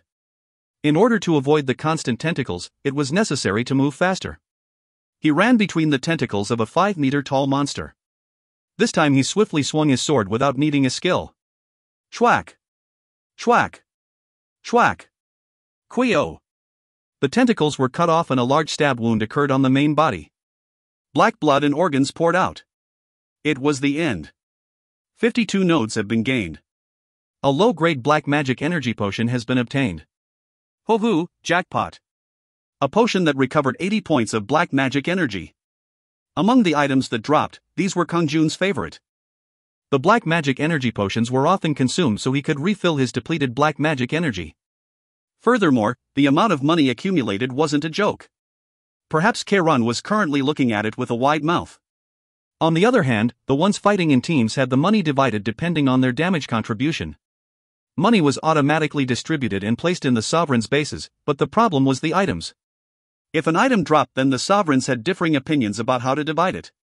Some said the person who picked it up first should keep it, whilst others wanted a rotation system. However, it was impossible to distribute the items equally. Most of all, the moonstones that gave achievement points were a source of conflict among the sovereigns. None of them were willing to yield the moonstones to each other. Therefore, some of the sovereigns who originally teamed up withdrew to fight on their own. Even if it was dangerous, they would fight alone. Zenith, Hardya, and Avia were already fighting alone like Kang-jun. They were slower than Kang-jun, but they could take down 10-meter-tall monsters. Each of them had a powerful combat skill.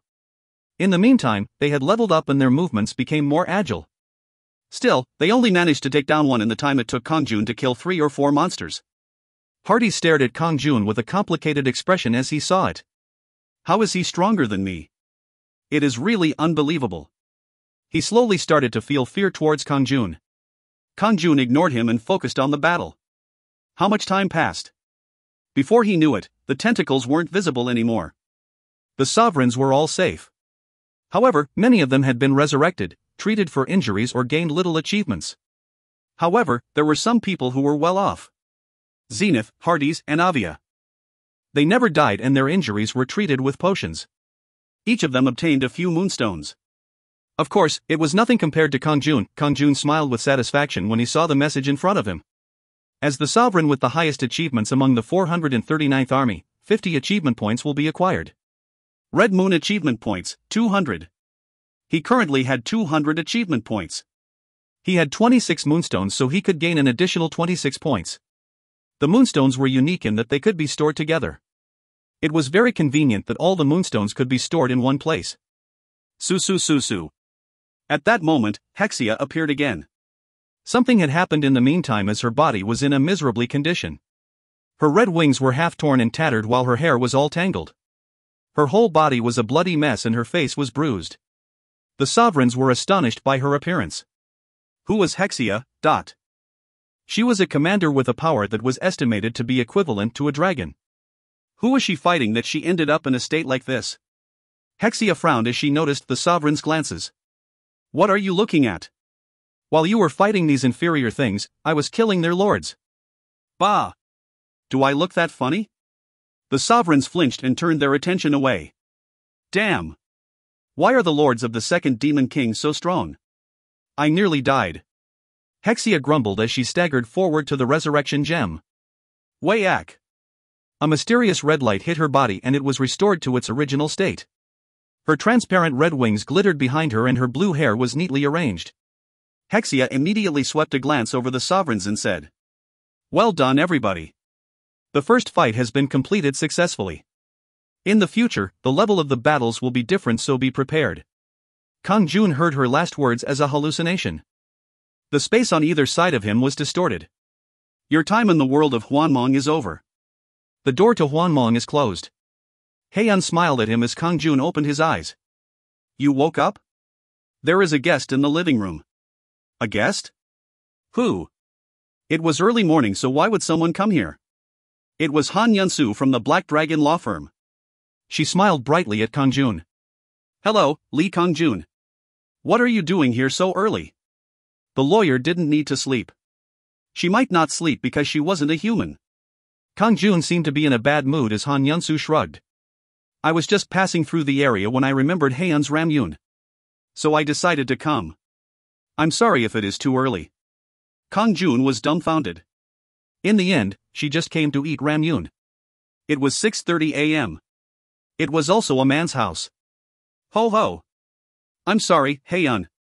May I have one bowl today? Haeun replied with a smile. This morning's menu isn't ramyun. I hope you don't mind soybean paste stew, but... Ah, I really like soybean paste stew. Then that's great. It will take 30 minutes. Haeun walked into the kitchen and started cooking with her assistant Colt. Kang-jun studied Han-yun-soo. What the hell is going on? Surely you didn't come just to eat. That's right. I actually have a few things to tell you. Han-yun-soo fiddled with her glasses before continuing. Do you want to know about the red moon? The moon is quite significant. Of course. He had been fighting on the battlefield of the red moon but didn't know why. The same rules apply in this reality. It is wise to consume your battle power fighting against the forces of the second Demon King. Kang-jun nodded.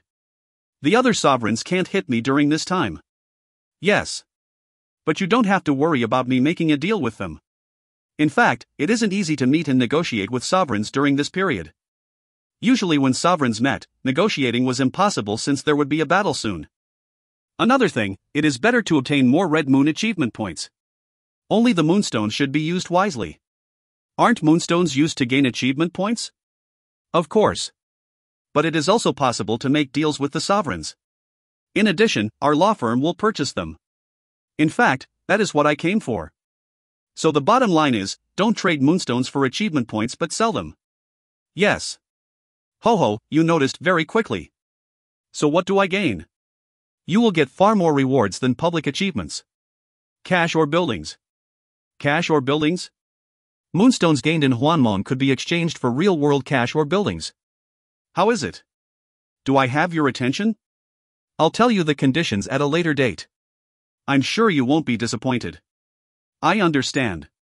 I didn't know why a neutral force like the Black Dragon law firm wanted the moonstones. But there was obviously an important reason. Otherwise, she wouldn't have used an excuse of a meal to come meet Kang-jun so early.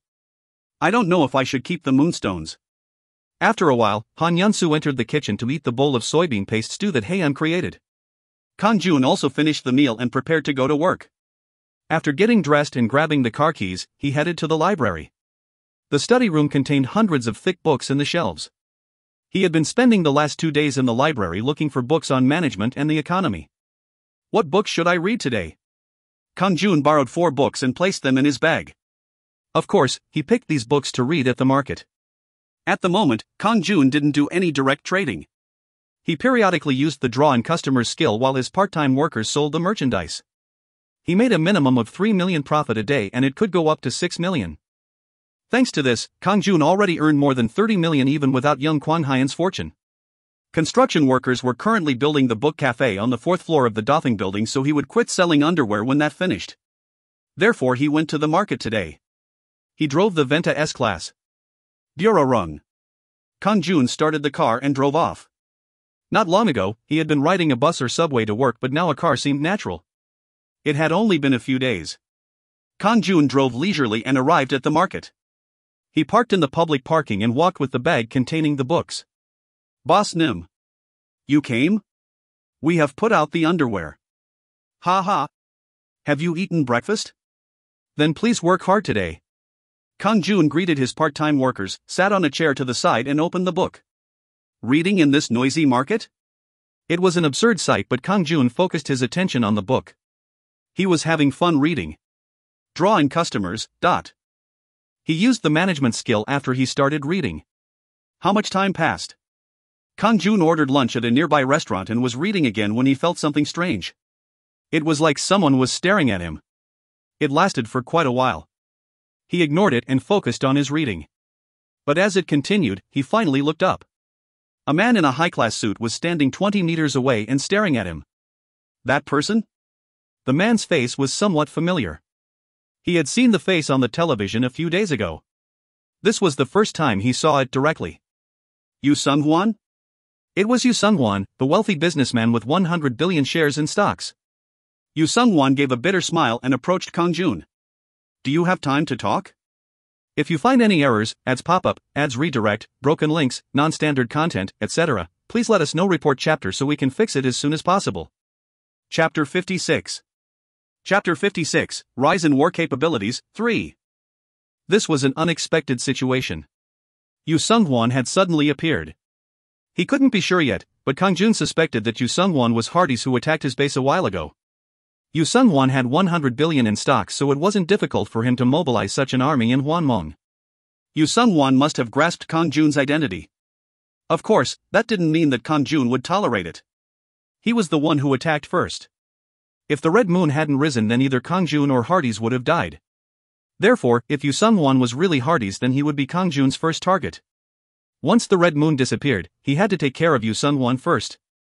Yu Sung-hwan also knew this fact. Why did he come so suddenly? He had showed up at the market.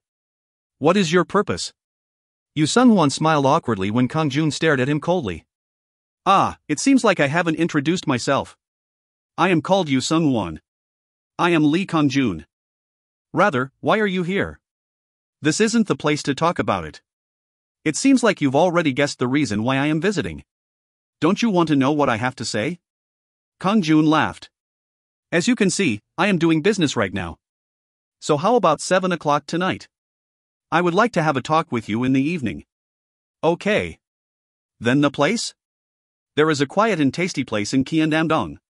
Then we will meet there. Kang-jun nodded. Originally he would have been very anxious. He didn't know Yu Sung-hwan's ulterior motives. But now it was the Red Moon period. Disputes between sovereigns were forbidden, so he couldn't do anything at the moment. As lawyer Han Yunsu said, this was a period where trading was available. Does he mean to negotiate with me? Anyway, he would think about it when they met. Now it was time for reading. Kang-jun turned his attention back to the book. It contained information about marketing. It was about the 4P and 7P. In the end, it was essential to think of a plan to satisfy the consumers, not sellers. If things didn't sell well, then think of new features or low prices. It should be packaged as beautifully as possible. It should be something that the consumers wanted. In some ways, a lot of the practices were common sense, but many companies became bankrupt. There were many related cases. I see. Think about what the consumers want. It was enlightening for Kang-jun, who had the drawing customer's skill.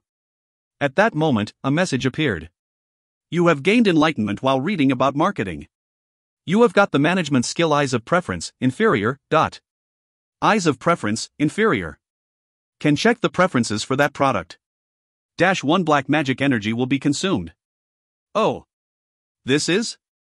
Kang-jun was pleasantly surprised. He had received a skill in reality, not Hwanmong. It was just by reading. K-Run had said it, but it was amazing. Rather than fighting monsters and risking death, he could easily get a skill through reading. Eyes of Preference. Shall I use it once? It cost 1 black magic energy to cast, but that wasn't a huge burden. It was easy to fill up black magic energy in reality. That one will be good. Kang-jun looked at one of the women's underwear on the side. It was one of the most popular underwear here. Eyes of Preference. Then the information about the underwear appeared. Mulberry beige bra. Rating, A. There is a 20% increase in purchases when drawing customers, inferior, is used. This is the current preference information. It might vary depending on the time. As the skill rating increases, you can see more detailed information including gender, age, and price preferences. Oh. Amazing. The rating was low, so only brief information was available. However, if he sold products with a rank preference, then the sales volume would be much higher. Kang-jun continuously looked at the other underwear. Drawing customers wouldn't have an effect on items with a C rank preference or lower. He also took a walk and looked at the other stores in the market. It was the same. Most of the items sold were a rank, and there weren't many that were lower than C rank. Even though some items had E or F rank preferences, the dust that accumulated showed they had been there for a while without being sold. Too good. It would have been nice if I had received this skill sooner. But he had obtained it now. It would be quite useful when doing business in the future. It has worked out well. I need to order the underwear for tomorrow. Kang-jun excluded anything with a B rank preference or less, and only ordered A rank underwear. If the ratings information was true, then tomorrow's sales would be much better than today's. Hoo, this is what I've obtained from reading, but. Of course, it was impossible for ordinary people to acquire the skill no matter how much they read. This was only possible due to the power of Hwanmong. Kang-jun became more interested in reading and immersed himself in the book again. At 6 in the evening. After finishing the job at the market, he returned home for a shower before changing into a neat suit. Yu Sung-hwan. He would die if Kang-jun killed him in Hwanmong, but this was reality. He could at least give him the basic courtesy of a face-to-face meeting. He drove to the promised meeting place. Yu Sung-hwan had sent the address to his smartphone, so Kang-jun was easily able to reach it with the navigation system. The restaurant had a spacious parking area and the building was gorgeous. The parking lot was filled with luxury cars, so the Venta S-Class Kang-jun was driving looked ordinary. It was clearly an expensive restaurant for rich people. Welcome. Do you have a reservation? An employee greeted him with a bright smile and a bow. Yes, in the name of Yu Sung-hwan. Ah. Then please come this way. The employee became even more polite after hearing Yu Sung-hwan's name. It seemed like he was a regular here. This room, please. The employee guided him to a room where Yu Sung-hwan was waiting. Ha ha. Welcome, Chief. Sit over here. There was no title, but Kang-jun was referred to as Chief. Kang-jun was already accustomed to names like this. Kang-jun sat down and said, "It seems like you come here quite often, Chief Yunim." Yu Sung-hwan smiled. "It is quiet and has delicious food, so I usually use it for important meetings." Colorful dishes including sashimi were set on the table. A banquet. His mouth watered at the sight. He often saw tycoons and high-ranking officials meeting like this in movies and dramas. It was kind of funny sitting in a place like this. Until recently, he had been living in a 250,000 gashawon room and eating ramyun. He wouldn't have even dared come to a place like this if it wasn't for the power of Hwanmong. At that time, Yu Sung-hwan poured a drink for Kang-jun and said, "Drink this." Kang-jun received the glass of wine from Yu Sung-hwan. However, he didn't drink from it. He wasn't comfortable enough to drink with Yu Sung-hwan. Yu Sung-hwan was like a sly snake. It wasn't good to show any gaps in front of such a person. "Are you ready to speak now?" Yu Sung-hwan nodded and said, "I want you to feel comfortable." Unlike Kang-jun, he easily spoke while drinking alcohol. "I will get straight to the point." "No, let me apologize first." "Apologize?" "Hardee's. That is my sovereign name. Your name is Sovereign Lucan." Kang-jun frowned. It was as expected. In the meantime, it had only been speculation. But after hearing the name Hardee's come out from his mouth, Kang-jun couldn't help feeling angry. Kang-jun sneered. "Do you have a reason to apologize? Once the red moon is over, we will have to fight again." Yu Sung-hwan laughed. "That isn't why I am apologizing. To be honest, you received no damage. Only 2 of my men died." His words weren't wrong. At that time, the only victims were Yu Sung-hwan's 2 berserk minotaurs. Yu Sung-hwan continued. "Of course, I know that isn't an excuse. You didn't have any losses on your side, so I want you to accept my apology." Kang-jun laughed coldly. "It is meaningless. I will strike as soon as the red moon is over." Yu Sung-hwan was shocked. He recalled the scene of Kang-jun fighting the tentacle monsters in last night's battlefield. The other armies were unknown, but in the 439th Army, Kang-jun's strength was absolutely the best. He was an existence that the other sovereigns couldn't overcome. Zenith and Avia didn't want to admit it, but Hardee's or Yu Sung-hwan was different. He had started from the ground up in the stock market until he became rich. He was someone who recognized his limits. His limitations. No matter how much effort he put in, he wouldn't be able to beat Kang-jun. He wasn't a genius. Of course, if he worked hard, then he might be able to catch up with a genius. To Yu Sung-hwan, Kang-jun belonged in that category. A genius at killing. His foundation in reality might be scarce, but his ability to fight and gain strength from monsters in Hwanmong was unrivaled. Of course, powerful subordinates along with the sovereign were required to win the war. Yu Sung-hwan should have taken care of him before the red moon rose. Now the red moon was shining. Kang-jun was like a fish that met water, and would continue to grow. Yu Sung-hwan realized that he couldn't beat Kang-jun. The gap between them would keep increasing. In front of an overwhelming force, having large numbers might not be enough. Therefore, Yu Sung-hwan decided to use considerable effort to improve his relationship with Kang-jun. He put the cup down and smiled at Kang-jun. Perhaps you might be able to win if you attack me. However, I won't just obediently allow it. I am different from young Kwang-hyun. I recognize that. Kang-jun nodded as Yu Sung-hwan kept drinking. So I'm saying, do we need to fight? Even if someone wins, their losses would do more harm than good. The winner will take all of the loser's belongings, but they might be eaten by other sovereigns in the meantime. So are you proposing an alliance? Yu Sung-hwan had an smarmy smile on his face at Kang-jun's question. An alliance is burdensome. Let's just agree not to catch each other's ankles. If you find any errors, ads pop up, ads redirect, broken links, non-standard content, etc., please let us know. Report chapter so we can fix it as soon as possible. Chapter 57. Chapter 57, Ghoul Lord, 1. Don't grab each other's ankles? As long as we aren't hostile to each other, no related missions will be created. As you know, the contents of the mission depends on the sovereign. In other words, we are able to coexist. This isn't my idea, but the words of my subordinate who was a sovereign. Killing sovereigns wasn't just due to the missions. Killing another sovereign had the advantage of being able to acquire everything they had. Kang-jun also knew this fact. However, it wasn't easy to maintain a relationship of trust with other sovereigns in Hwanmong when there was a chance of being killed first. It was because an alliance could break at any time. It was better to kill them and get benefits than to receive trouble later on. Kang-jun's eyes shone coldly. No, I'll catch your ankles. You won't get bigger if you beat me, but I can gain 100 billion won for killing you. When thinking about it from my position, the answer is obvious, but... Damn it. Are you really going to try something with me? The glass that Yu Sung-hwan was holding broke. He turned poisonous eyes towards Kang-jun. Cook. It won't be easy. There are many variables in a war that you don't know yet. Please note that I have already secured 10 sovereigns. What if I join forces with them to oppose you? Do you really want to go against me? He had bent his pride and extended a hand to Kang-jun. If Kang-jun refused, then he would use all his strength to smash him. Kang-jun laughed. That's right. I will try it. Then this talk is over. As soon as Kang-jun was about to get up, Yu Sung-hwan let out a dramatic sigh. Wait. Tell me what the conditions are. If the conditions are good, then I don't see why there is a need for bloodshed. Kang-jun grinned. Is that so?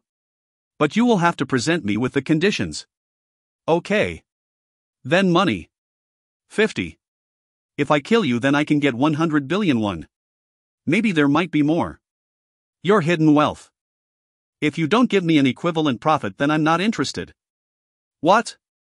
Isn't your greed too excessive? Consider it lowly while the red moon is rising.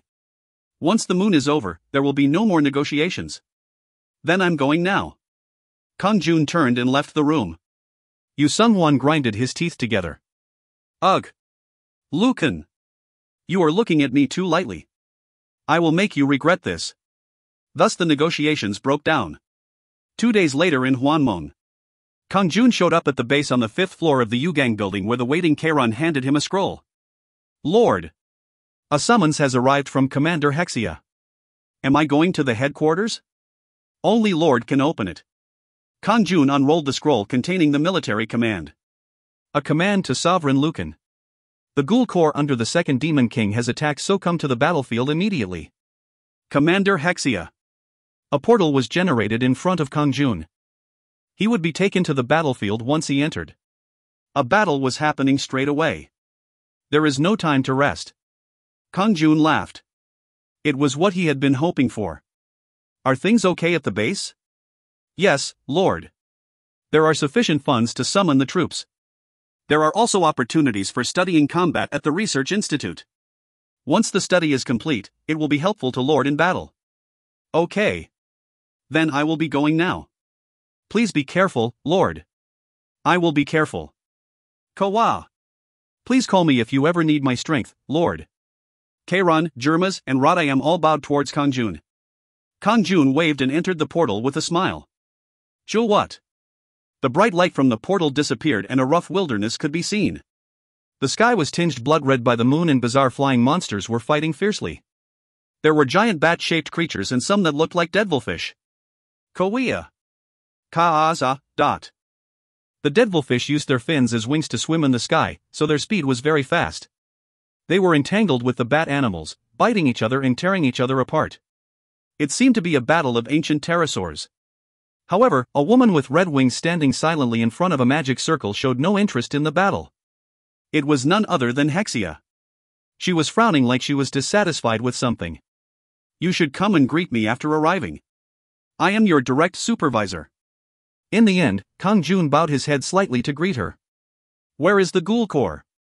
I will explain once the other sovereigns are here. Speaking too many times is annoying. As you wish. Kang-jun nodded and waited near the magic circle. One or two other sovereigns soon appeared. Their faces still couldn't be seen. He couldn't even recognize who was who by the appearance. Only the names on their clothes were familiar. Zenith, Avia, Caper, Rosia, and Hardy's. Kohuhum.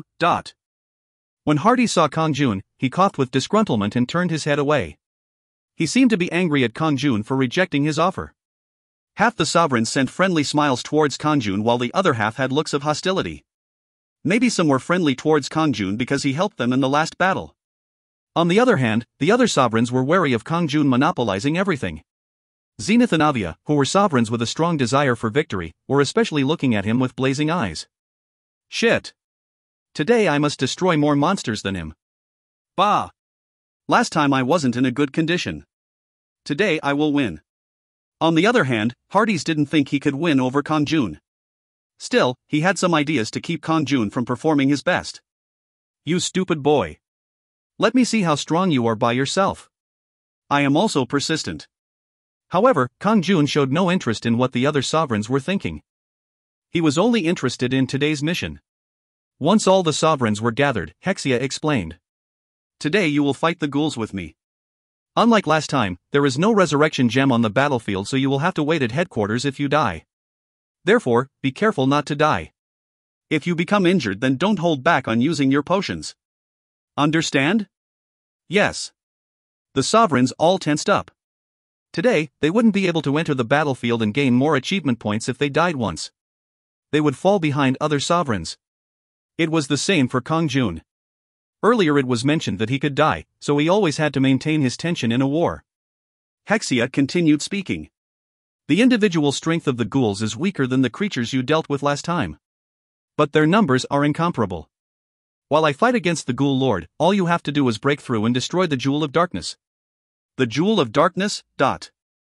After Kang-jun asked, Hexia chanted a spell and created the illusion of a small jewel. It was a jewel with black smoke coming from it. This Jewel of Darkness is the source of power for the ghouls. If you don't destroy it, then the ghouls will continue to be resurrected. It was a jewel with the same abilities as the red gem. Hexia swept her gaze over the sovereigns. In this battle, you can get 30 achievement points if you survive until the end. So try not to die. The one who destroys the Jewel of Darkness will be given 100 achievement points, while the one who kills the most ghouls will receive an additional 80 achievement points. The eyes of the sovereigns shone. Just surviving would give them 30 achievement points. Yet the words afterwards were the ones that rang in their hearts. The person who destroyed the Jewel of Darkness would be given 100 achievement points. In addition, there was 80 achievement points for the one who killed the most ghouls. Zenith gritted his teeth. I must destroy the Jewel of Darkness. It was the same for Avia. Don't pay attention to anything else and destroy the Jewel of Darkness. On the other hand, Hardy's had different thoughts. Hoo. While there is fierce competition for the Jewel of Darkness, I will only focus on killing the ghouls. If the Jewel of Darkness was so important, then the ghouls would thoroughly protect it. It wouldn't be easy to break through. It was highly likely that he would be surrounded and killed. Therefore, Hardy's intended to only stay on the outskirts to kill the ghouls. 80 points was a lot safer than the dangerous 100 points. Along with the 30 points for survival, it would be a total of 110 points. Anyway, the one who will break the Jewel of Darkness is Lucan himself. All the others will just waste their effort. There was a meaningful smile on Hardy's face. Then Hexia explained the plan. You will follow me from a distance. Once I start fighting the Ghoul Lord, storm the ghoul camp on the other side. Don't come to my side unless you want to die. Do you understand? Understood. Destroy the Jewel of Darkness as soon as possible. The Ghoul Lord will become stronger as more time passes, so I will have no choice but to withdraw without defeating him.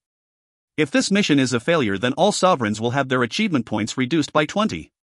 The sovereigns became determined after hearing about the consequences of failure. Hexia also showed signs of tension. I hope that you will all survive and receive the achievement points. She immediately ran to one side of the wilderness. Kang-jun and the other sovereigns followed her from a distance. After a while, a huge mountain peak appeared in front of them. The mountain was dark from being covered in creatures with sharp teeth. At first glance, there seemed to be thousands of creatures. They were ghouls. And at the summit of the mountain, there was a ghoul with alert eyes that was dozens of times larger than the others. Oh! Is that the Ghoul Lord? Ugh, crazy! What a huge monster! The sovereigns were terrified. Kang-jun's heart was also beating wildly in his chest. It was at that moment Hexia changed dramatically.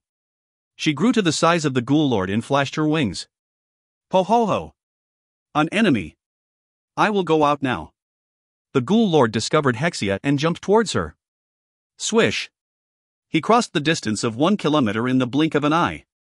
Hexia was also in the air. It was a scene that was really hard to process. Hexia lightly avoided the attack and landed on the ground. Bah! Slow. Do you think you can catch me with that speed? Kakakakot. How ludicrous. The Ghoul Lord also landed on the ground and rushed to Hexia. Why? Kwa kwang. Wararuru. Kwa kwang. The earth and sky shook. It was truly great. The sovereigns were only watching the scene. Was this how ants felt when seeing humans fighting? At that time, they discovered Kang-jun rushed alone towards the ghouls. They pulled out their weapons and headed towards the ghouls. Kiki. Humans. Hi. Delicious food is coming. The ghouls drooled as they flocked. The bodies of the ghouls were bigger than the rations and they were more agile. 3 or 4 weren't difficult, but they needed to be careful about being surrounded. Of course, it didn't matter if they were strong. All the ghouls that approached Kang-jun, Zenith, and Avia collapsed. However, there were a few sovereigns lacking skill that were already surrounded and being eaten by ghouls. Ag! Quack! Ojiak! Jap! Kick! Delicious. Human meat. The heart is mine. Kuck.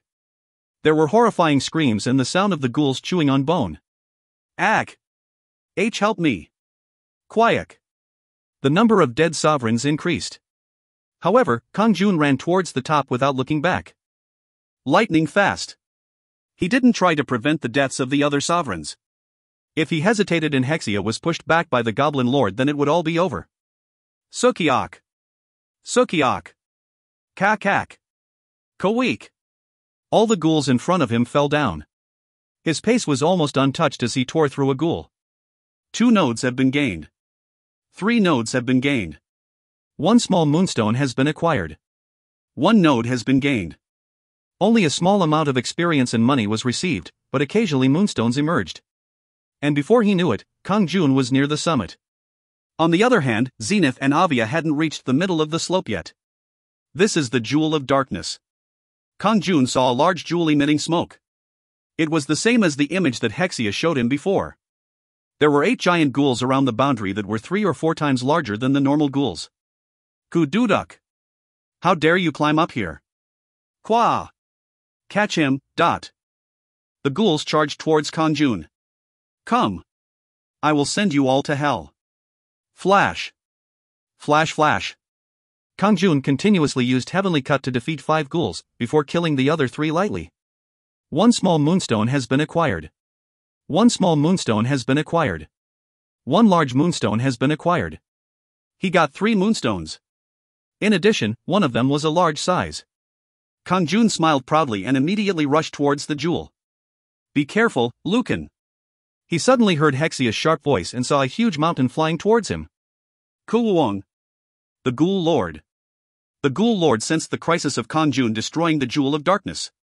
Thus, it ignored Hexia and rushed towards him.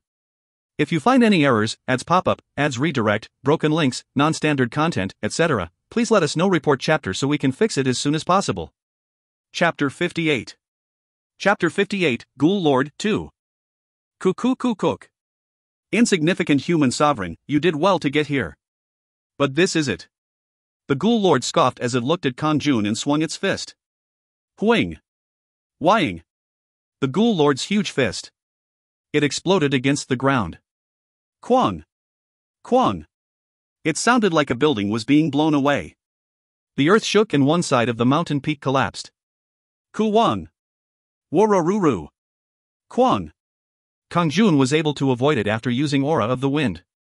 The Ghoul Lord's attack was a bit of a hassle, but his actions were so large that it was possible to predict the path in advance. Otherwise, it wouldn't have been safe even if he could move quickly. Despite avoiding the fists or feet, he could be crushed by the shockwaves. In addition, Heaven's Blood sword style was very important. As soon as the direction for escape was noticed, his body reacted spontaneously and moved like the wind. As Kang-jun kept evading, the Ghoul Lord became even more heated up. Kwang. Kang-jun moved like he was in a trance. Right now he didn't care about anything except avoiding the Ghoul Lord. It was like he was walking a tightrope between two cliffs. If his concentration fell even the slightest, then he would be destroyed. If the Ghoul Lord's huge fist hit, then even an armored tank would collapse. There was no need to mention Kang-jun, who had the body of a human. One hit would be his end. His health would be reduced to 0 points. His body would be literally broken down. Of course, it was possible to revive after dying. However, he would fail today's mission. Hang in there. He didn't even dare dream of a counterattack. If he kept evading, then Hexia would somehow lure the Ghoul Lord back. In the meantime, there were other people who met with disaster. Zenith and Avia, who approached the top, were caught by the Ghoul Lord's hands. Cuckoo. How dare lowlives like you come up here? Kawak. The Ghoul Lord applied strength to both hands. Zenith and Avia's bodies literally exploded. Quack. Ag. The other sovereigns freaked out at the sight and fled. However, they were surrounded by ghouls. Growling. Human meat. Chop. Delicious. Jijik. Ojiak. Oh. D don't come. Ag. Parties in the 10 sovereigns who followed hadn't climbed the peak and were steadily hunting on the outskirts. Therefore, they were the only safe ones. Hardys glanced at Kang-jun, avoiding the Ghoul Lord's attacks. Is he human? He was shocked. It really didn't make sense. Lucan. What are his limits? If it was Hardys, then he would never be able to avoid even one of the Ghoul Lord's strikes. Even a shockwave caused by hitting the ground would be the end of him. Yet Kang-jun was able to hold on until Hexia arrived behind the Ghoul Lord. Bam! Cook! The Ghoul Lord roared and immediately sprang up as it was hit in the back. Then it tried to eat Hexia. Kududuk! You dare! I will chew on your corpse, Dot. Bah! What are you saying? Hexia cried out. But unlike before, she was a mess. Her wings were torn and her face was covered with bruises. In addition, blood was coming from one side of her neck where the Ghoul Lord had bit it. Of course, the Ghoul Lord was also in a similar state. There was black blood flowing everywhere from its wounds. Blood was spurting like a fountain from its head. Kang-jun became cold with fright after seeing their appearances. It is amazing that they are still alive. Any other human would have already died. However, Hexia and the Ghoul Lord had mysterious bodies that couldn't be understood using human common sense. The problem was that the Ghoul Lord's injuries were slowly recovering thanks to the Jewel of Darkness. Hexia seemed to be recovering on her own, but the speed was significantly slower. So Hexia was the one being pushed back. Kang-jun's eyes sharpened. I need to smash the jewel soon. The Jewel of Darkness was keeping the Ghoul Lord from being killed. Now he had room to move thanks to Hexia's appearance. Duck. Really annoying. Why don't you give up and die? I will kill you without any pain. Bah! Shut up. I will take pleasure in sending you to hell. Kuwang. Kwang. Everywhere was a mess. Keek. Quack. Ghouls caught by the shockwaves turned into a rain of blood and flesh. Kang-jun calmly avoided the radius of the shockwave and headed towards the place where the Jewel of Darkness was. If he destroyed the Jewel of Darkness, then the Ghoul Lord would weaken. Then Hexia would be able to win. Lucan, hurry up. Hexia, who was tangled up with the Ghoul Lord, realized that Kang-jun was aiming for the Jewel of Darkness. She grabbed onto the Ghoul Lord and gave Kang-jun a chance to destroy the jewel. Wike! Kang-jun sprinted towards the Jewel of Darkness. That's it. Just a little bit more. A little bit more, dot. There was only 20 meters left before he reached the Jewel of Darkness. There was only a little bit more to go. 10 meters. Now. Kang-jun prepared to jump and use Heavenly Cut. However, Hexia urgently shouted just as Kang-jun was about to jump. Lucan, avoid it. Peon. The Ghoul Lord hit the spot where Kang-jun was with its hand. Fortunately, Kang-jun was out of its range. This was thanks to Hexia's warning. However, he lost his balance and staggered due to it. Growling. Kick. 3 ghouls pounced and bit Kang-jun. Ugh. Shit. Kang-jun hurriedly swung his sword at the ghouls. Both thighs and one side of his body had become a bloody mess. He had injuries from the ghouls' bites. Snap. Snap. He quickly drank a health potion. Meanwhile, the Ghoul Lord alternated looking between Hexia and Kang-jun. Cook. How ridiculous. You can beat me by destroying that. But that is just your delusion. The Ghoul Lord lifted the Jewel of Darkness with one hand. At that moment, its body was surrounded by darkness. Choo. The wounds on the Ghoul Lord vanished and its eyes started to shine more intensely. Ah, damn. Hexia stepped back with a confounded expression. She didn't know that the Ghoul Lord would pick up the Jewel of Darkness. Once the Jewel of Darkness left its spot, the power of darkness sustaining the ghouls would disappear. The Ghoul Lord had thrown away all the ghouls. As expected from a subordinate of the second Demon King. As predicted by Hexia, disaster came to the ghouls. Koweek. Ku. The ghouls started burning and collapsing. After falling down, they dispersed into smoke. Kakakakot. Now it is time to get revenge for the ghouls. With one hand holding the Jewel of Darkness, the Ghoul Lord rushed towards Hexia. Bam. Bam. Cook. The Ghoul Lord used only one hand, but Hexia was pushed back. She was wounded while the Ghoul Lord was completely recovered. Ha! It is funny that your body is in such bad shape. The Ghoul Lord's pride had been bruised by Hexia. But now his pride was endless. Bam! Ag! The Ghoul Lord's fist hit her face. That was followed by a painful punch to her abdomen. Bam! Her huge body flew to the bottom of the mountain. The Ghoul Lord immediately jumped towards where Hexia had fallen. But there were Hardys and 10 other sovereigns gathered in that area. Hyuk! That monster has come here. Wah! Avoid it. They fled, but the Ghoul Lord chased after them like a cat chasing a rat. Cook. Little sovereigns. Do you think you can run away from me? Bam! Bam! Quack! Oh duduk! Ag! Quack! Hardys was hit by the Ghoul Lord's fist and was turned into an unrecognizable state. Other sovereigns were cut in its hands or trampled on. As a result, all the sovereigns except for Kang-jun were resurrected at the army headquarters. Damn it!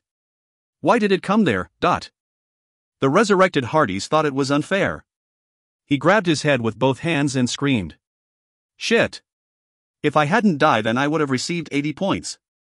Instead of destroying the Jewel of Darkness, he had concentrated on killing the ghouls, only to be killed by the Ghoul Lord. Avia, who had already been waiting, sent him a look. You don't have to be like that. This mission is a failure anyway. Zenith also agreed. We have the same idea. The commander was pushed by the Ghoul Lord from the beginning. Now there is no chance. It is impossible for Lucan to destroy the Jewel of Darkness alone. Lucan will come here after a while. Hardys grinned after hearing their words. Yes, I see. No matter how great he is, it is impossible for Lucan to overturn this situation. Lucan would also fail. They were comforting words. Was there anything else? All of the sovereigns' gazes were fixed on the resurrection gem. They expected Lucan to appear there soon. But contrary to their expectations, Kang-jun was still fine. Rather, while the Ghoul Lord was chasing Hardys and the others, he quickly reached the place where Hexia had fallen. Hexia's eyes were closed like she was dead. The places where she was hit by the Ghoul Lord were badly bruised. She looked extremely pitiful. Kang-jun urgently pulled out potions and poured them on her. Wake up, Commander. Surely you aren't giving up? Gurgle gurgle. Hexia needed to regain consciousness.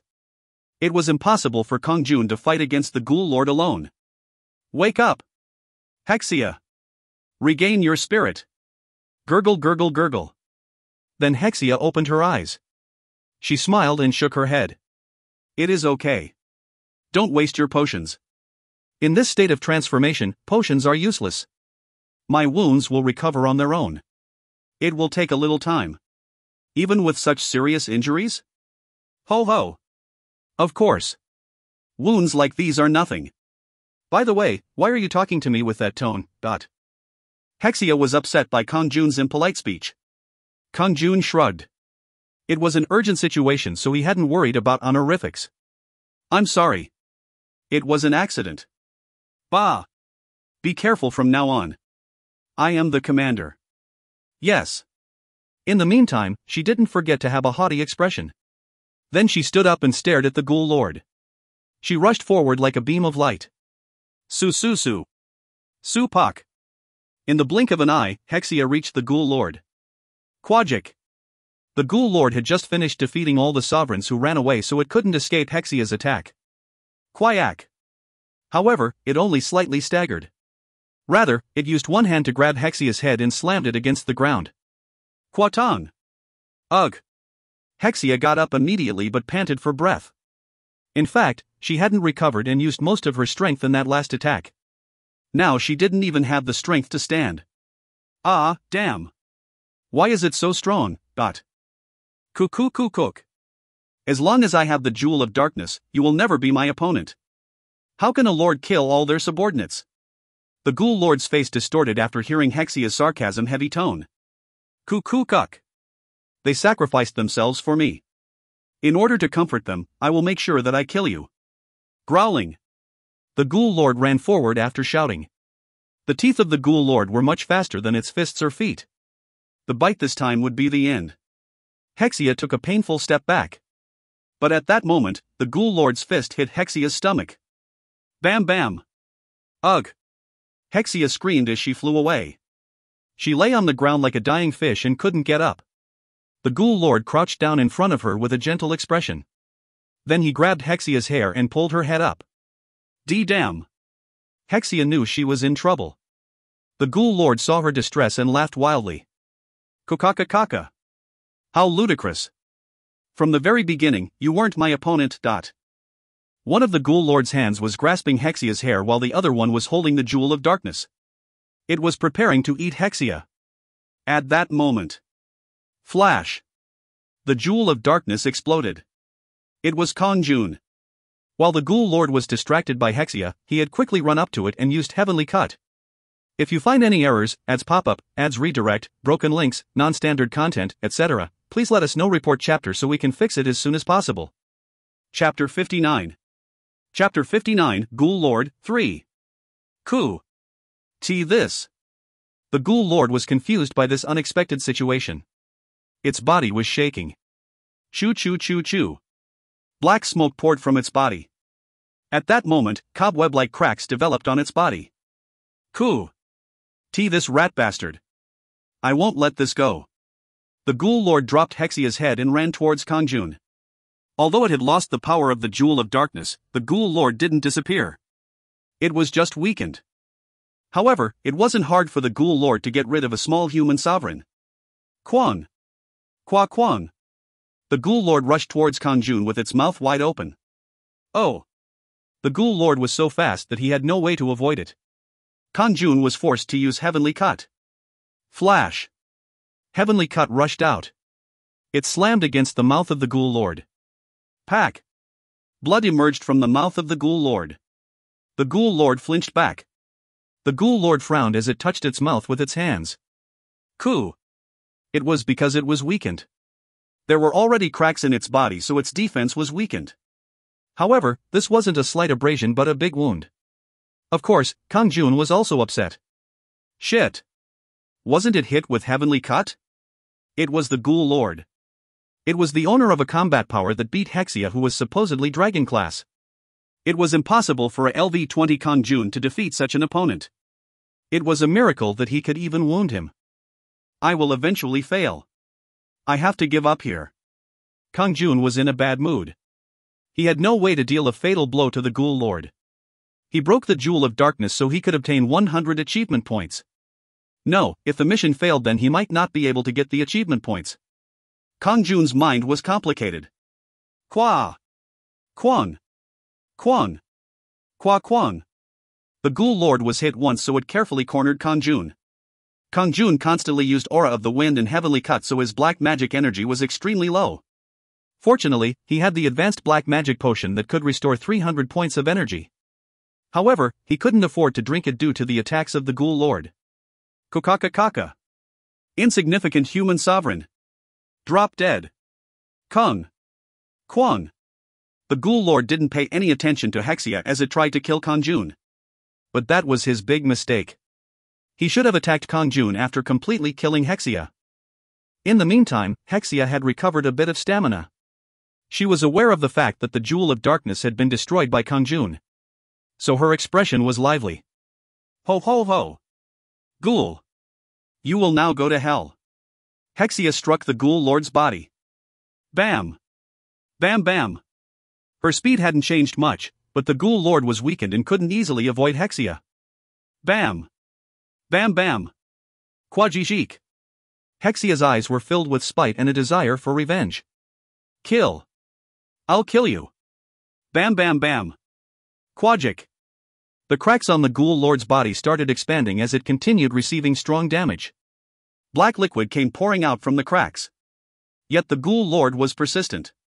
It suddenly blocked one of Hexia's strikes and grabbed her arms. Growling. Then it bit Hexia's neck. Aya. Hexia screamed as she fell backwards. The Ghoul Lord moved with her as its teeth was still stuck in her neck. Kuk. The winner will be me. If it destroyed Hexia then it would somehow be able to recover. Therefore, the Ghoul Lord's complexion was filled with joy. Then a flash of light hit its back. Pak. Kang-jun had recovered 300 points of black magic energy by drinking the potion and immediately used Heavenly Cut.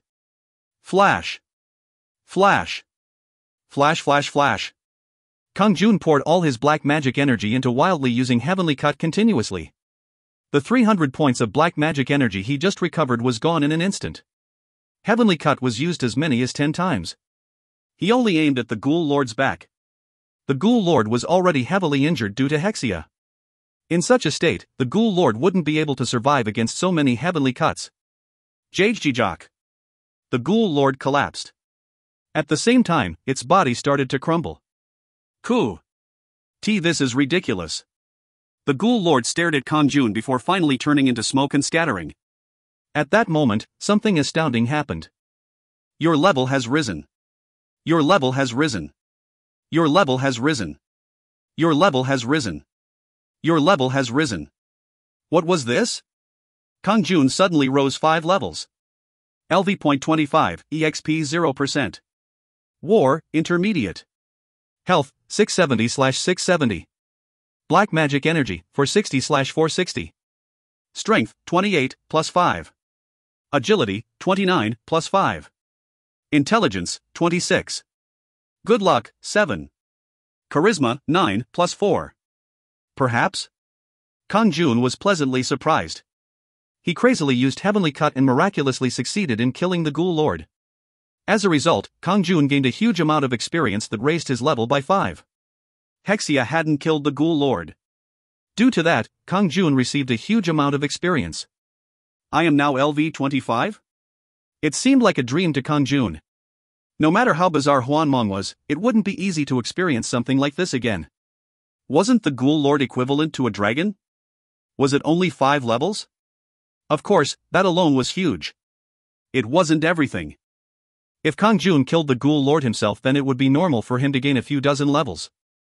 That was common sense. Kang-jun nodded after thinking for a moment. That's right. The experience is allocated. The Ghoul Lord was injured by Hexia. Kang-jun had just dealt the final blow. Therefore, most of the experience was given to the unconscious Hexia while Kang-jun received an amount equivalent to his contribution. Yet that alone made him gain 5 levels, so it was really a jackpot. This wasn't the only surprise. 3,221 nodes have been gained. He received more than 3,000 nodes. He didn't know if it was distributed according to contribution, but it was still a huge amount. 182 small moonstones have been acquired. 45 large moonstones have been acquired. The moonstone's profit was also large.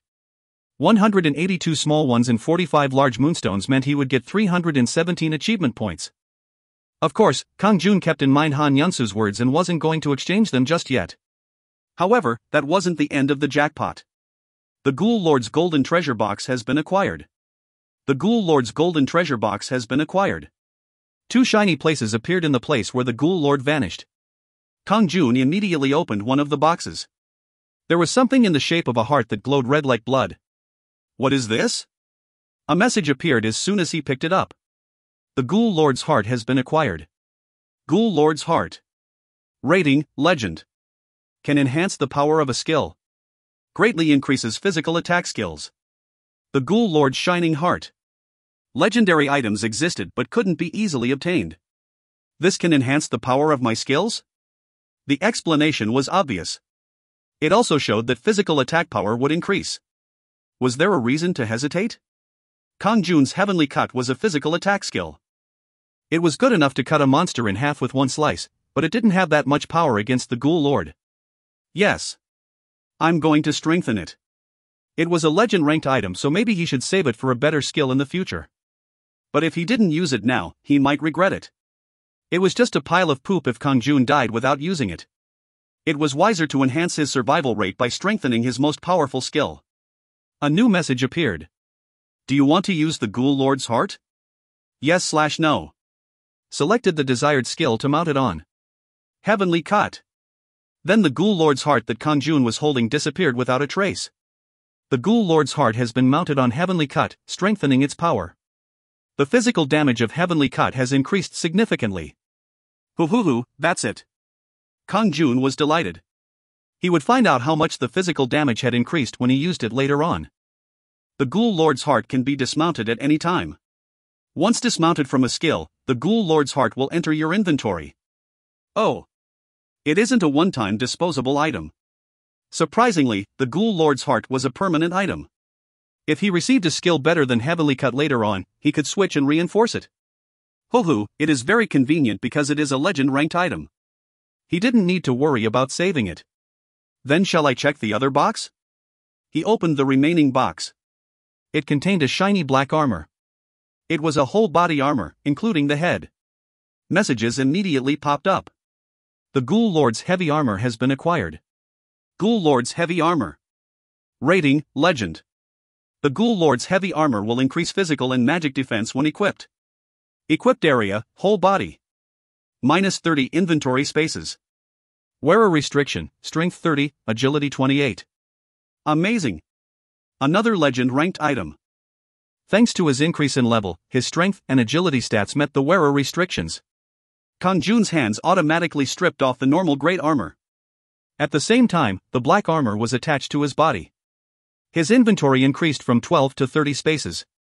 Items such as the moonstones and potions were moved automatically. I thought it would be heavy, but it is light and comfortable to wear. It felt more relaxing than wearing the leather armor. Maybe it was due to the legend rating.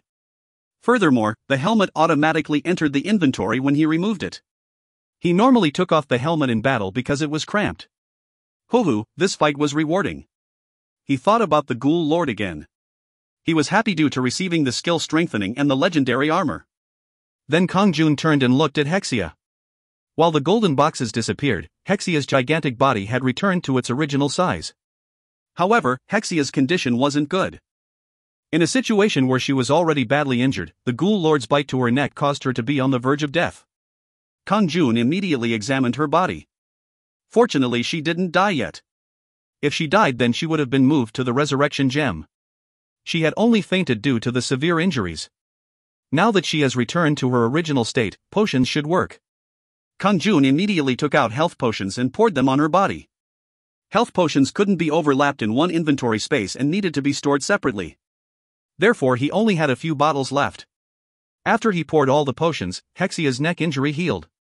She opened her eyes. If you find any errors, ads pop up, ads redirect, broken links, non-standard content, etc., please let us know. Report chapter so we can fix it as soon as possible.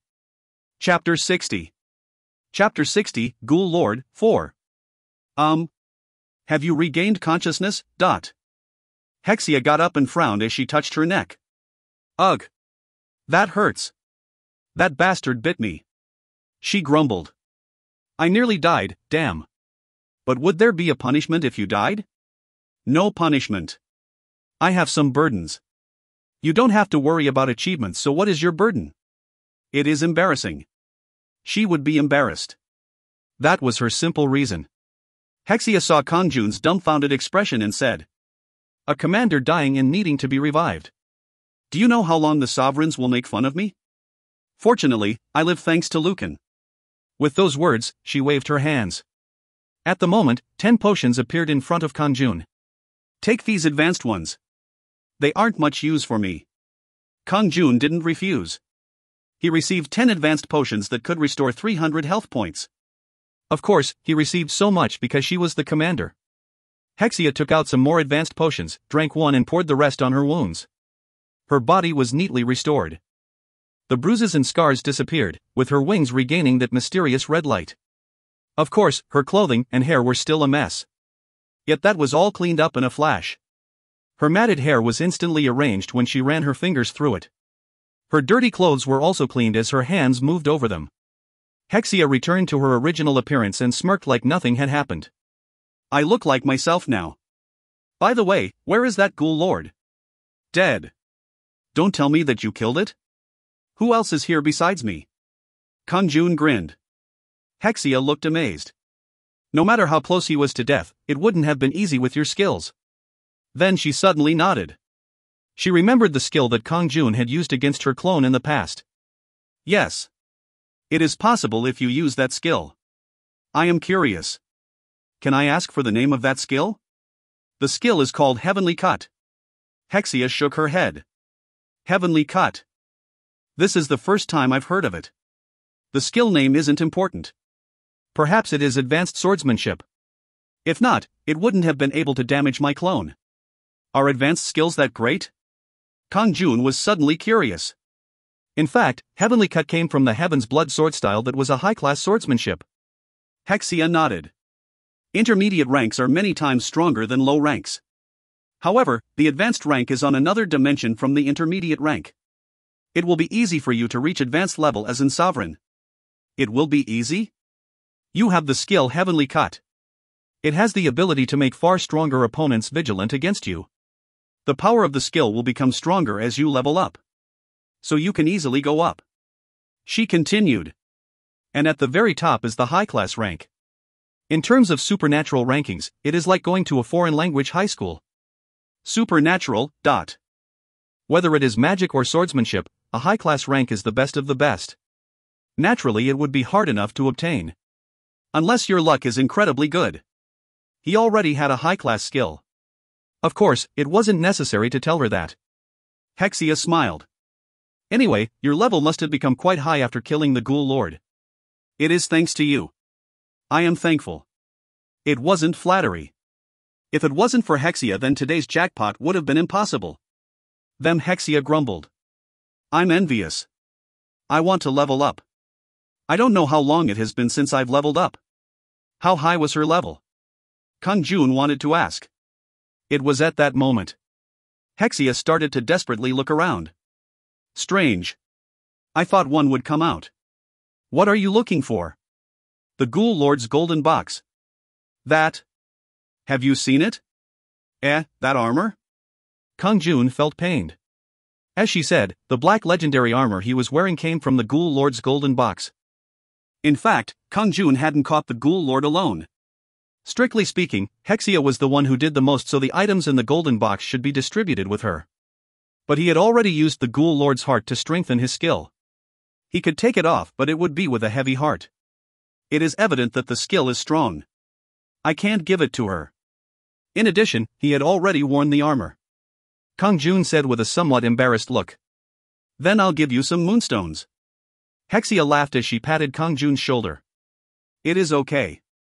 This isn't a big deal for me. Moonstones are quite good, but you deserve them for your decisive contribution against the Ghoul Lord. I just want the heart. Heart? Kang-jun's eyes widened. Hexia sighed and flopped to the ground. The heart didn't emerge. I've killed hundreds of similar guys so far, but it has never dropped. It seems like I'm quite unlucky. Why doesn't the heart come out, damn it, dot. She killed hundreds of guys like the Ghoul Lord? It was alarming, but the more surprising thing was that no heart had dropped. Is it that rare? He had expected it to be great due to the legend rating. However, he didn't know it was so rare. He thought all the Ghoul Lord bosses dropped the heart. I shouldn't say anything. Kang-jun had no intention of opening his mouth. He couldn't let her know about the heart. Looking at Hexia's current reaction, there was no way of knowing what she might do. Oh. Bloody heart. Heart. Why can't I get a heart? Hexia kept on complaining about the heart. Kang-jun felt a slight prick to his conscience and asked, "Do you need the heart for something?" "Rather than a necessity, it is just a collectible." "Collectible? It can strengthen skills, but I have something better." "Then why do you want to collect it?" "It is just a hobby." "Ah, hobby." Kang-jun nodded. A hobby. He thought there was a great reason, but it was just a hobby. A must-have survival item for him was just someone else's hobby. I don't mind anymore. He hadn't thought about giving it away, but he still wanted to know the reason for Hexia's desire. He had worried about getting a heart from another boss. But that disappeared after hearing that she wanted to collect it for a hobby. At that moment, Hexia looked at Kang-jun and suddenly asked, "Lucan, are you lucky?" "Lucky?" Kang-jun laughed bitterly. In fact, he tried playing the lottery and only ever won the 5th place prize. He never once picked up money from the side of the road. Was that all? His parents died early and Kang-jun was crippled after a hit-and-run car accident. He never got good items when playing games. When hunting in a party, he always got a lower number when rolling the dice for a good item. If he had to grade his luck, he was set it as the lowest grade. However, that changed a lot after entering Hwanmong and becoming a sovereign. He didn't know if it was because of his good luck stat. But the atmosphere around Hexia didn't make it easy to answer. She might suspect that he received the heart. "I don't know. You received the heavenly cut skill, so I think that you are lucky." "But I'm not lucky." "Bah! This is really an unfair world. I hate lucky people the most." Kang-jun just laughed. Isn't being born as a demon or dragon equal to having tremendously good luck? How miserable and unlucky do you think those who are born as orcs, ghouls, or slimes are? Hexia was bemused by Kang-jun's words. Kang-jun said it casually, but she had never thought about it before. "You have really strange ideas." "I guess so. Who would want to be born as an orc or slime? They have no luck at all. After they are born, they probably spend a lifetime hoping to be killed. It is very rare, but there are some orcs that are stronger than dragons. Among the slimes, there are some who will become strong enough to hit a demon. How many of those guys are there? 1 in several million? Poop. Indeed. I would commit suicide if I was born as an orc or slime. She sent Kang-jun a stern look and sighed. Someone who was born with a golden spoon couldn't understand a life like his. People have to adapt to the life they are born with. I am also like that. Anyway, you were born to a powerful species, so that is great luck. I have great luck? An orc or slime would have to do everything they could to survive after being born. But you don't. You were lucky from birth. Hexia was silent for a moment before nodding. Thank you. It is a little comforting. Then she suddenly approached and kissed him. A soft tongue moved around his mouth. What this? She suddenly kissed him? After a while, Hexia withdrew and laughed. It is a sign of gratitude. You have saved my life and comforted me, dot. Kang-jun nodded because his face was hot. That was the meaning? I understand. There was no reason to hate being kissed by a beautiful woman like Hexia. It was also a sign of gratitude. Hexia then whispered. I can give you more, but that is for later. More? What did she mean? Hexia went back to her original position. Sovereign Lucan, you went through a lot of trouble today. Destroying the Jewel of Darkness and surviving to the end, all the achievements in this war belong to you. Now you will be rewarded. Messages immediately appeared. The army's mission has been completed. You have survived until the end. You have earned 30 Red Moon achievement points. You have destroyed the Jewel of Darkness. You have earned 100 Red Moon achievement points. You have killed the most ghouls among the survivors. You have earned 80 Red Moon achievement points. This added 210 achievement points, giving Kang-jun a total of 410. Of course, he could get more achievement points for exchanging moonstones, but he kept them in the inventory for now. Mission 11 has been accomplished. Kang-jun gained more than 300 achievement points, so Mission 11 was completed. As a reward, enough experience will be given to increase your level. 4,000 nodes have been given as compensation. 30 small moonstones have been given as compensation. Thanks to that, his level once again rose by 1 to LV26. The surrounding space started to distort. Your time in the world of Hwanmong is over. The door to Hwanmong is closed. It was time to leave the dream and return to reality. Kang-jun opened his eyes and woke up. If you find any errors, ads pop up, ads redirect, broken links, non-standard content, etc., please let us know. Report chapter so we can fix it as soon as possible. Chapter 61. Chapter 61, Evil Spirit Possession, 1. Damn it. No way. It can't be, Hyuk. On the other hand, Yu Sung-won woke up from a nightmare. His whole body was moist with sweat. Oh. He grabbed his head with both hands and screamed. Last night in the world of Hwanmong, he was grabbed by the Ghoul Lord and died. After that, he waited at the Resurrection Jewel at the army headquarters. Then he returned back to reality. It wasn't the first time he had come back to reality since he became a sovereign in Hwanmong. That wasn't the reason why he was angry. The army's mission has been completed. You didn't survive, so you can't receive achievement points. He saw these messages before returning. He knew that he needed to stay alive for the duration of the Ghoul Lord's mission in order to receive achievement points. Therefore, he had tried it. The problem was that the mission was a success. Obviously, Commander Hexia had been pushed by the Ghoul Lord, so how was the army's mission completed? That guy Kang-jun must have reversed the situation. How on earth? Yu Sung-won couldn't imagine it. A really surprising guy. I didn't see him properly. He is a real monster. In one sense, he had to be grateful to Kang-jun. If the army mission failed, then the other sovereigns, including Yu Sung-won, would have lost 20 achievement points due to the failure penalty. In other words, everyone would benefit from Kang-jun completing the mission. Nevertheless, he had no intention of feeling appreciation. Everything was relative. He got 210 points while I had my points reduced by 10, so he increased the gap by 220 points. Damn it. If I count the last time. He had no answer. Furthermore, what about the moonstones? However, this was just the start. How much further would the gap increase in the future? Why did the red moon rise?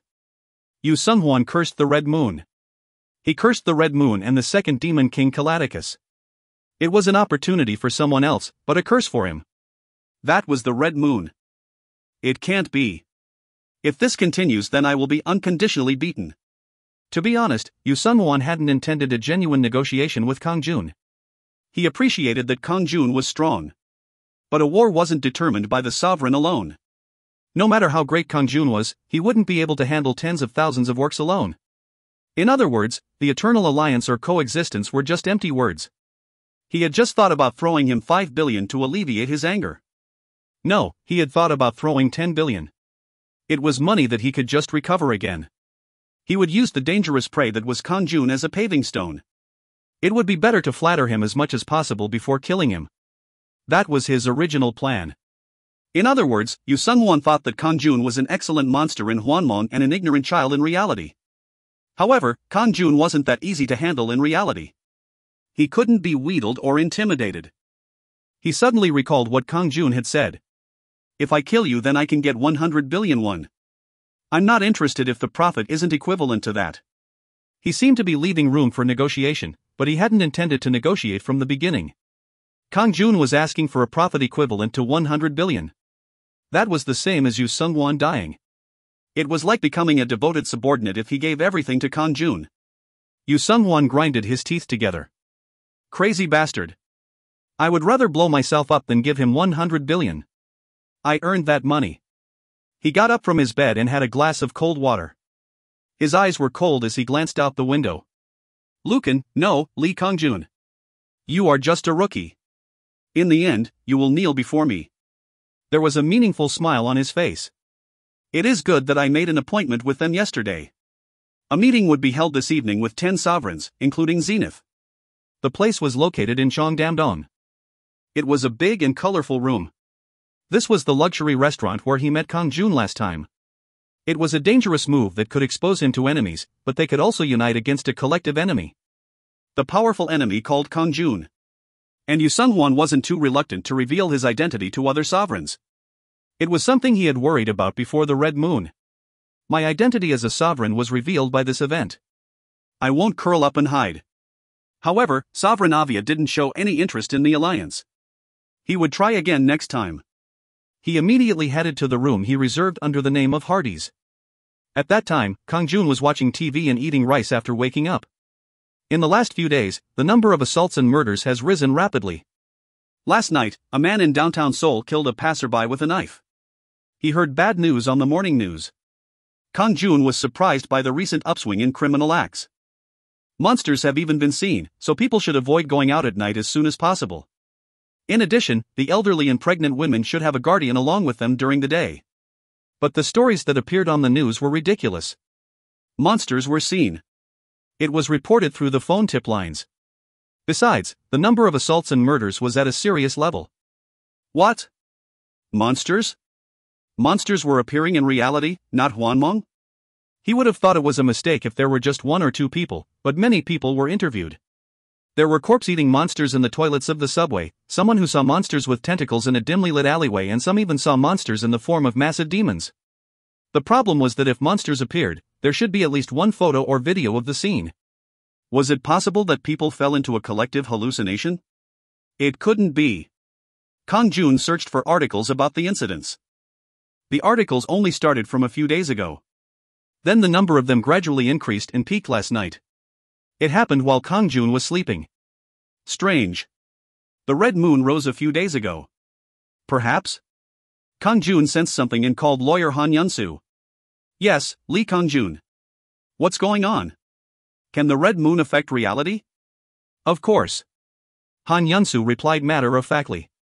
Unbelievable. He was alarmed. Does that mean that the second Demon King will emerge in reality?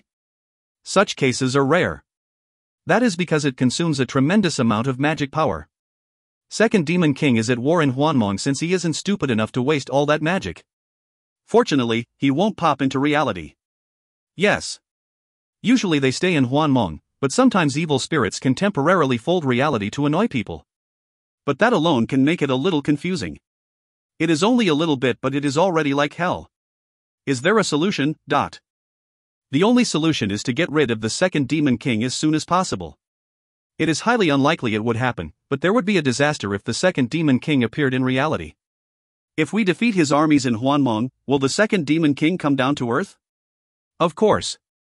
In fact, there are quite a few worlds captured by demons. However, there are many strong people in Earth Hwanmong, so they can defeat the second Demon King. Of course, it could take some time. Thank you for letting me know. Then I'm going now. Kang-jun was somewhat upset by Han Yun-soo's relaxed attitude. She wasn't human, so she didn't seem interested in the suffering of humans. However, what could Kang-jun do? In the present situation, all he could do was enter Hwanmong and help weaken the second Demon King by killing his subordinates. Colt, were you approached by any evil spirits or monsters last night? If such things existed, then ghosts would notice first. Therefore, Kang-jun called Colt, who had a hold on the ghosts around here. Nothing, Lord. If that happened, then I would have reported it instantly. Can I ask what is going on? The Red Moon has risen and the subordinates of the second Demon King are attacking reality. Although it is in the form of possession, or there is a barrier.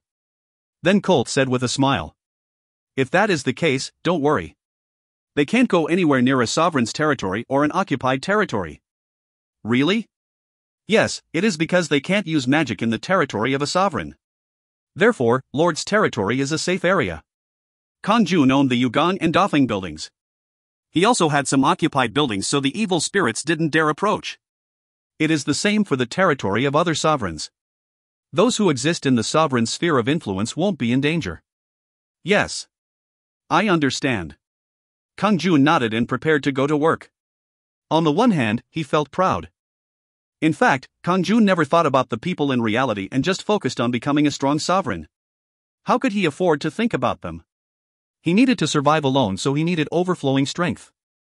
Of course, if he completed all 100 missions, then he could eat and live well in the future. Now he could protect people in a certain area by being a sovereign, so he felt something new. At least in his territory, the creatures of the second Demon King couldn't strike. Kang-jun felt somewhat proud. After a while, he arrived at the market. His part-timers would sell underwear while Kang-jun read books. There were fewer customers in the market than usual due to the news. However, Kang-jun's underwear was flying away. He used the draw in customer skill, but it was mainly due to the products he picked after checking with eyes of preference. He only picked things that had an A preference, so customers didn't hesitate to buy after coming over. Of course, sales skyrocketed. However, the low population at the market meant that sales would inevitably fall. But he wasn't worried about that. Kang-jun focused on reading the book. He was hoping to get a new management skill today. It was at that moment. Help me. Wah! That person is crazy. People could be heard screaming and fleeing from afar. Kang-jun looked up with surprise and saw a homeless man attacking people with a knife. Kiki. This fucking world. I will kill everything. Kill. His eyes were bloodshot and seemed to have dark energy in them. He wasn't just a homeless person. He must have been possessed by an evil spirit. Freeze. Throw away your weapon. The police aimed their guns, but the man didn't budge. Rather, the police quickly collapsed. The man didn't even turn his head to look at them, but the police fell. What was the reason? An attack. The evil spirit attacked the police. At that time, the man ran and was about to stab the police. Stop. Kang-jun quickly ran and cursed him. The man should have lost his energy and collapsed. However, the man didn't move. The target has resisted. At the same time, the man sent Kang-jun a menacing look. Su. Black light could be seen from the man's eyes. Then a message appeared. The enemy's attack has automatically activated the battlefield. Black magic energy absorption resistance. Kang-jun hadn't used the battlefield, but it was activated by itself. By the way, it wasn't a man who appeared in the battlefield. Cuckoo-cuck. 3 monsters with tentacles was looking at Kang-jun. He had killed the monsters in Hwanmong already. It is the thing that possessed that man. Kang-jun looked at the monster. Now he needed to fight and overcome it. Of course, Kang-jun was someone who killed a ghoul lord. The minions were insufficient against him. Moreover, it was possible to use his equipment from Hwanmong in the battlefield. Cheek. Black armor immediately appeared on Kang-jun's body. His right hand squeezed the warrior's sword. If you find any errors, ads pop up, ads redirect, broken links, non-standard content, etc., please let us know. Report chapter so we can fix it as soon as possible. Chapter 62. Chapter 62, Evil Spirit Possession, 2. The monster flinched. A strong presence was felt from Kang-jun. It meant a strong being that they couldn't beat. However, there was no way to avoid fighting in the battlefield. A place where they would die if they didn't kill. The monsters knew this fact and had no choice but to aim their tentacles towards Kang-jun. Ki. Ku-ka-a. Chwack. Chwack. Chwack. The 3 monsters moved their tentacles at the same time, so the entire space was filled with tentacles. It was like there were more than 100 snakes in the area. Pack. Su-pak. Kang-jun calmly cut off the tentacles. He didn't need to use any skills.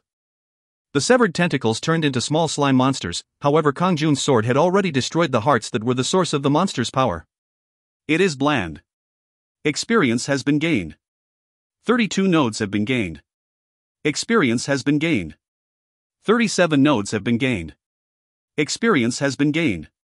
1 small moonstone has been acquired. Kang-jun was startled. What? Experience and item drops. Unlike Hwanmong, the battlefield normally didn't give any experience. Surprisingly, the monsters in the second Demon King's army gave experience. Furthermore, he got nodes and a moonstone. This is? Kang-jun's eyes shone. It meant that the experience was real, not virtual. In other words, the monsters were really killed by Kang-jun's strikes. You have won. 25 black magic energy points have been acquired. Their black magic energy went to Kang-jun. 25 black magic energy points was the amount consumed when using a management skill. It was all filled up. Su. The battlefield immediately disappeared. The battle only took 20 seconds, but in reality, it felt like time had stopped. Wah! The only difference was the expression of the homeless man holding the knife. His face distorted. Then he flopped down on the ground. Oh! No way! Why did I do this? He trembled as he saw the bloodstained knife in his hand and the people collapsed near him. Freeze! Get down! At that moment, the heavily armed police ran and grabbed the knife from his hand before handcuffing him. Dash. After calling 119, the paramedics arrived and the situation started to be cleaned up. 2 people died and 5 were injured. This would be reported as another incident of evil spirit possession. But people didn't know why the homeless man suddenly lost strength and collapsed. If Kang-jun hadn't removed the evil spirits, then what terrible catastrophe would have happened in the market? Kang-jun stared after the police cars and ambulances with a bitter expression. He felt sorry for the victimized people. They died for no reason, just because they were near a possessed man. If I found him a little sooner, then I might have prevented the incident. Kang-jun went around the market to see if there was anybody else. In the aftermath of the murders, the market was completely empty of guests. The merchants maintained their positions, but they all looked uneasy.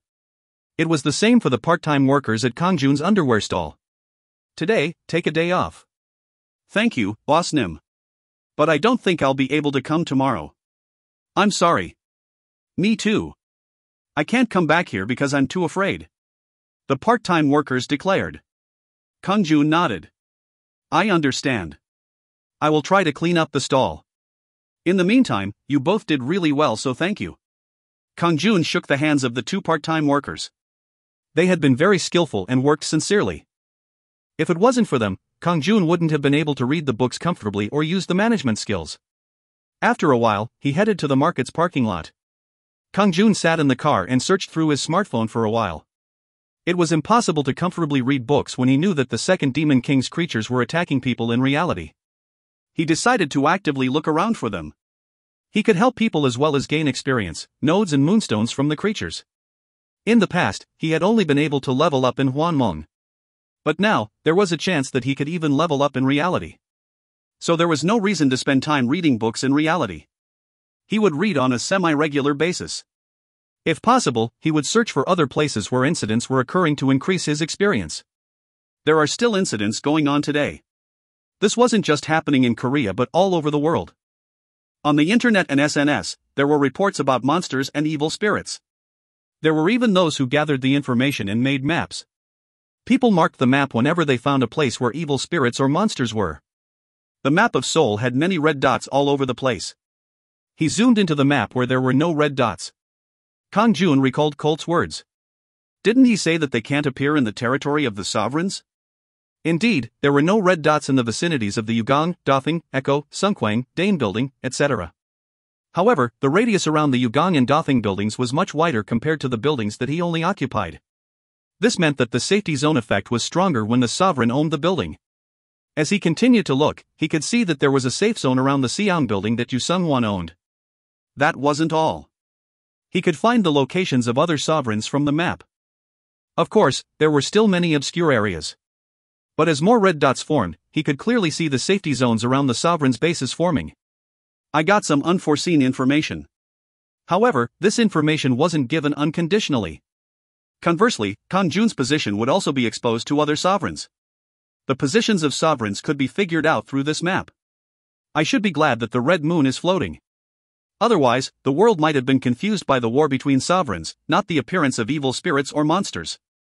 Anyway, the situation was now different. The emergence of the second Demon King. The situation had dramatically changed.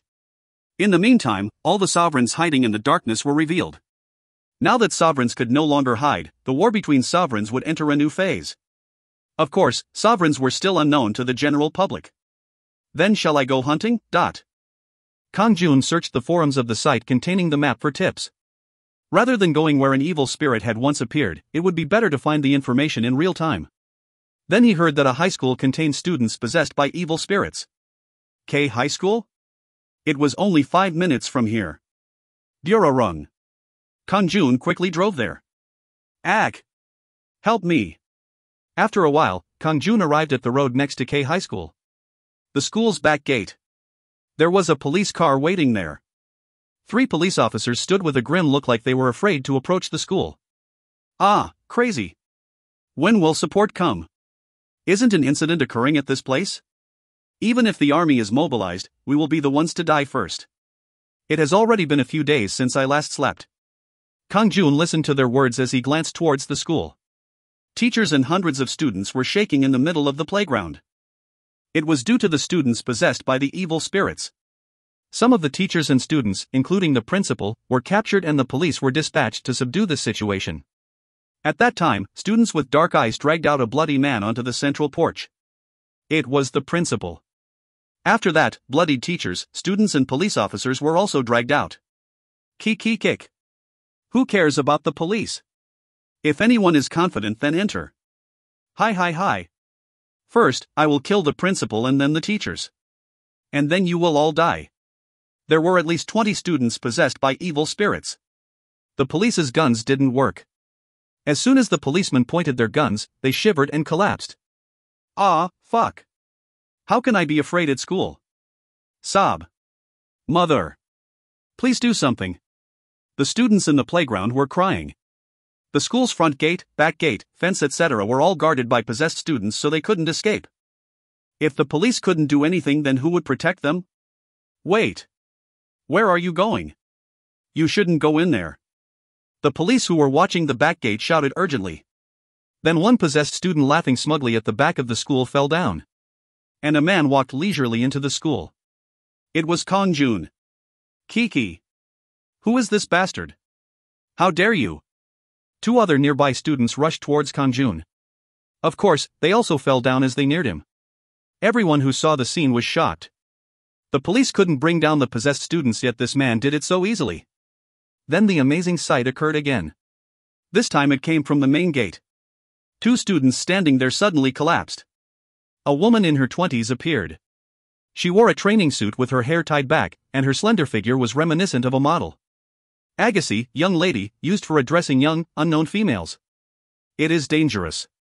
I'll be okay, so you guys stay behind. 2 sturdy men dressed in suits came after her, but it was useless. She used considerable force to push their hands away. Agu. This strength.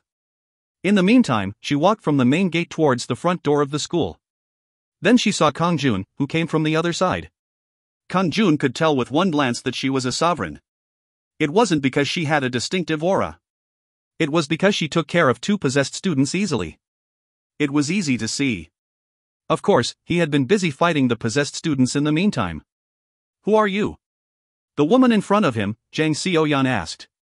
Kang-jun answered quietly. A person who came with the same purpose as you. Then Jang Seoyeon formed a mocking expression. I can guess that much. But I will take care of it, so get out of here. Kang-jun shrugged. No matter how valuable the experience is, the situation is like this. Can't you see how terrified the students are? It was human nature. Although they had the goal of leveling up as a sovereign, they also needed to help the students. It wasn't the time to fight over experience. Kang-jun ran straight to the central porch. If he didn't take care of them quickly, an irreversible situation might occur. Jang Seoyeon came chasing behind Kang-jun. Wait. This is my area. Kang-jun ignored her words and approached the possessed students. The possessed students felt a sense of crisis and focused on Kang-jun and Jang Seoyeon. Even the ones far away ran like the wind and gathered in front of the central porch. Kiki. I will try it once. Yai heat. Do you think you can beat us? At that moment, the area changed as the battlefield was unfolded. A large number of enemies have attacked you and the battlefield is automatically activated. Fight with an ally, Sovereign Avia from the Hwanmong Defense Troops 439th Army. If you find any errors, ads pop up, ads redirect, broken links, non-standard content, etc. Please let us know. Report chapter so we can fix it as soon as possible. Chapter 63. Chapter 63, Evil Spirit Possession, 3. Kang-jun was surprised. It was amazing that he automatically joined with someone from his army, but also that it was Sovereign Avia. However, his surprise was incomparable to Jang Seoyeon's. Just before the battlefield was activated, this message had appeared in front of her. Fight with an ally, Sovereign Lucan from the Hwanmong Defense Troops 439th Army. Sovereign Lucan. She could never forget that name. Since the Red Moon rose, he was the existence she hated the most in the 439th Army. She hadn't forgotten the memory of Lucan's sword in the first training room. Since then, Lucan had advanced beyond her imagination. When she saw the message that the Ghoul Lord mission she thought was impossible was fulfilled, she really wanted to go on a rampage. That's why she searched through real-time reports of evil spirits. She wanted to win against Lucan. She had to somehow gain experience and raise her level. Yet she ended up meeting Lucan. You are Avia? You are Lucan? Kang-jun asked casually, but Jang Seoyun stared at him with challenging eyes. However, they had to turn their gazes back to the front again. Kiki. Kuk. Although they saw that message that a large number of enemies were attacking, there were over 50 tentacle monsters. Furthermore, one of them was 2 to 3 times bigger than the others and seemed quite powerful. In the first battlefield of the Red Moon, there was a battle with more than 100 tentacle monsters. However, there had been 40 sovereigns present. Now Kang-jun and Jang Seoyun had to deal with 50 of them as well as a boss monster. Therefore, Jang Seoyun's face suddenly became confused. Oh my god. Why are there so many? Now it wasn't a problem of the experience distribution. It was whether or not they could win this battle. If they were defeated, then terrible things might happen. Fortunately, it was possible to summon their subordinates here. She became overconfident after realizing that. Okay. I will wipe them all out. She immediately summoned her subordinates. Su. Blue skin. The face was a lizard. The body looked like a human. A monster called Lizardman. The 5 monsters summoned by Jang Seoyun were giant lizardmen. They were twice as big as normal lizardmen and were her main troops when taking over buildings. Did you call, Lord? Lord. You called us. Jang Seoyun nodded. She wore white armor and had a blue spear in her right hand. Jackal. Now is the time to prove your bravery. Jackal was the strongest one among them. He smiled at the tentacles. Those guys? Yes. Call your servants to take care of them. After that, over 100 lizardmen appeared. They were lizardmen spearmen. Then another 200 lizardmen heavy armor fighters showed up. This was followed by 100 crossbow lizardmen. Jang Seoyun's black magic energy was exhausted after summoning them and she drank a potion. It was a medium-sized potion that restored 150 points of black magic energy at once. Su. It seemed like she was trying to show off her troops to Kang-jun. After the lizardmen shamans, lizardmen healers and more than 500 troops were present, she stopped summoning. She only drank 2 black magic potions. She finished and stared at Kang-jun. The total sovereign doesn't need to move against such things, does he? Leave it to me. She didn't listen to Kang-jun's answer and cried out loudly. Go ahead and sweep them away. Yes, Lord. Everybody charge. Ku-keek. Wah. Get rid of them. Ku-keek. Ku-keek. For Lord. Under Jackal's command, the lizardmen squadrons rushed towards the monsters. However, Kang-jun didn't summon a single subordinate. He was even stronger than when he did his first mission on the Red Moon battlefield. He had risen 7 levels compared to that time. Furthermore, he was equipped with the legend-ranked Ghoul Lord's heavy armor, and the Ghoul Lord's heart greatly increased the damage of heavily cut. In other words, he was good enough to sweep them away alone. There was no need to trouble himself with summoning his troops. He judged that it would be better to use his black magic energy on heavenly cut. He decided not to touch Jang Seoyun's momentum and just watched for a while. Indeed, they fought well. Kick. Cuckoo. Chwack.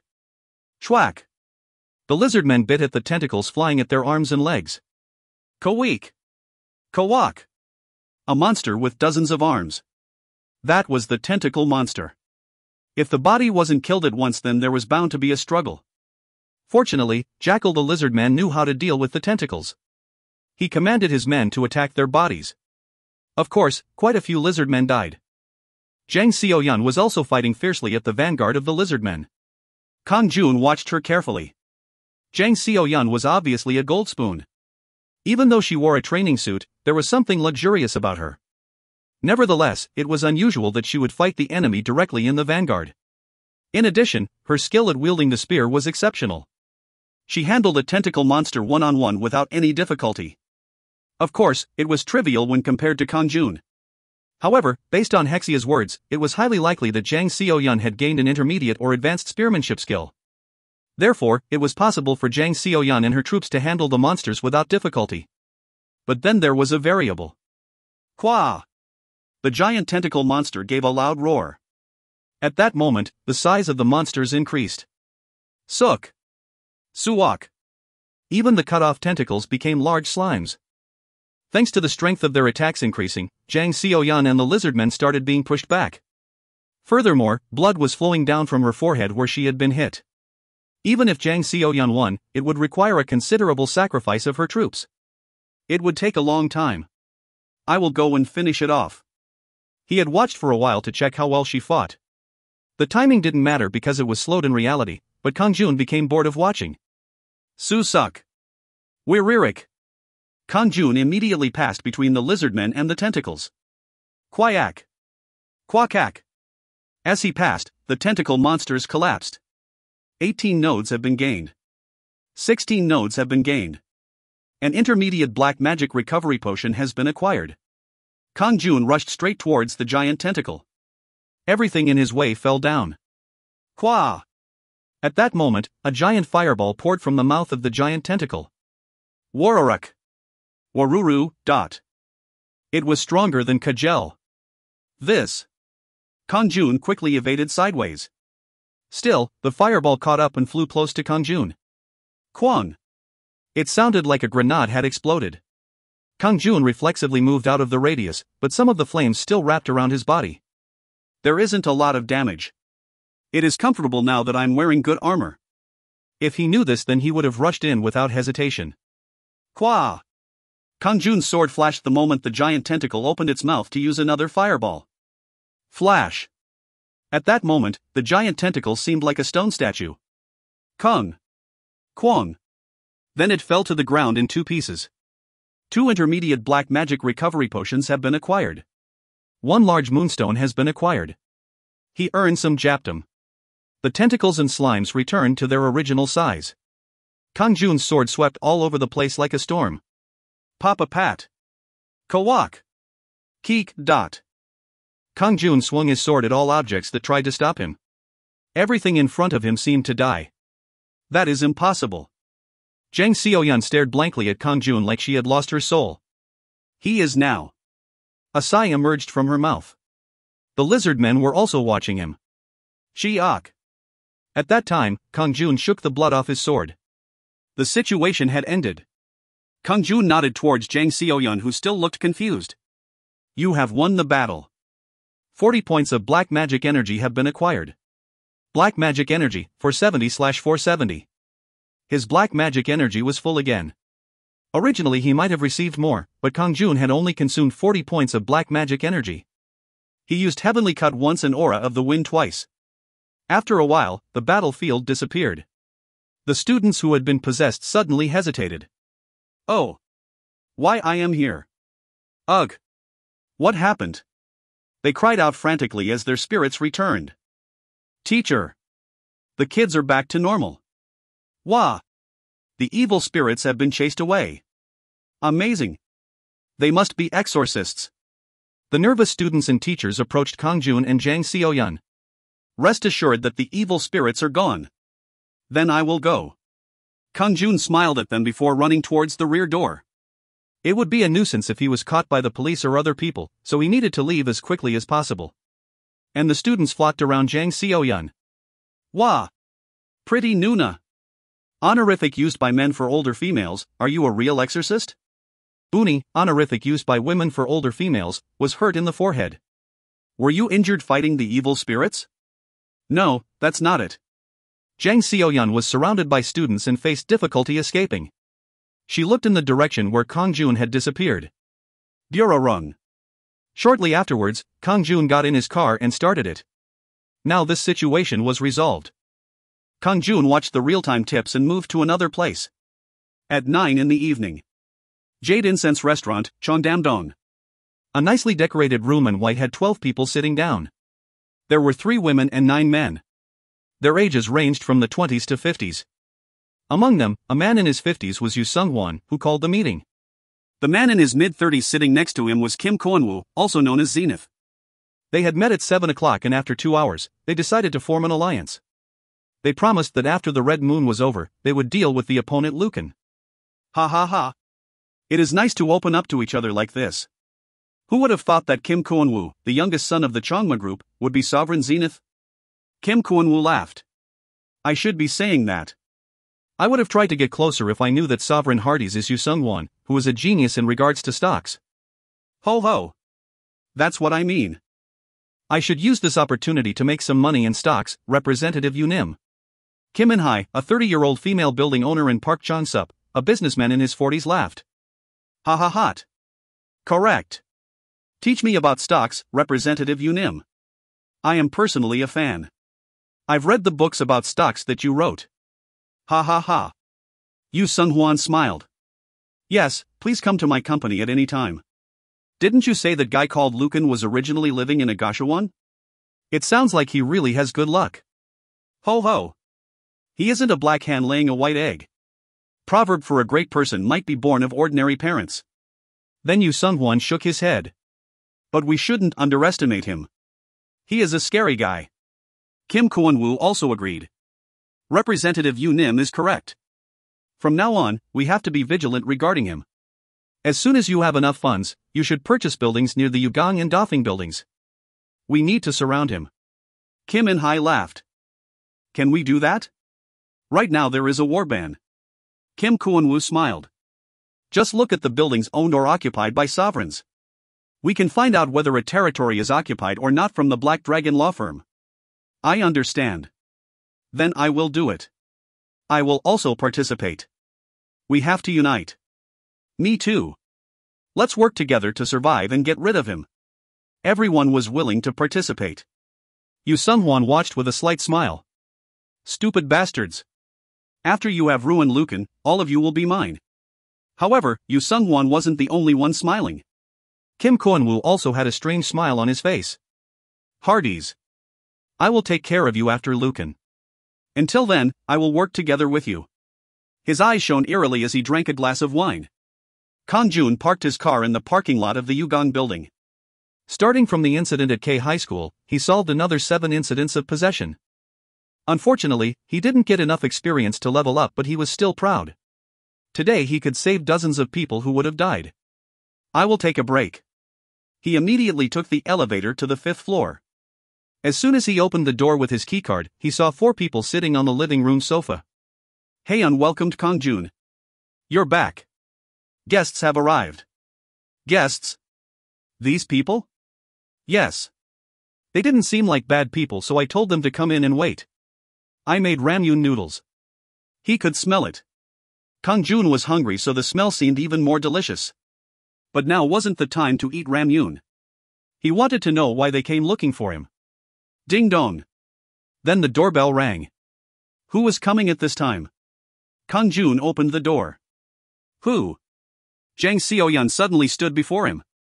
If you find any errors, ads pop-up, ads redirect, broken links, non-standard content, etc., please let us know. Report chapter so we can fix it as soon as possible. Chapter 64. Chapter 64, Serving as Reinforcements, 1. I'll formally greet you. I am Jang Seo-yeon. She was dressed in a suit compared to the casual training clothes she wore during the day. If she looked like an attractive female trainer during the day, now she was a competent career woman. But how did she find this place? It wasn't just Jang Seo-yeon, but the guests inside as well. Of course, the information about sovereigns was exposed so people could find it if they wanted to. Still, it was surprising that she found him so quickly.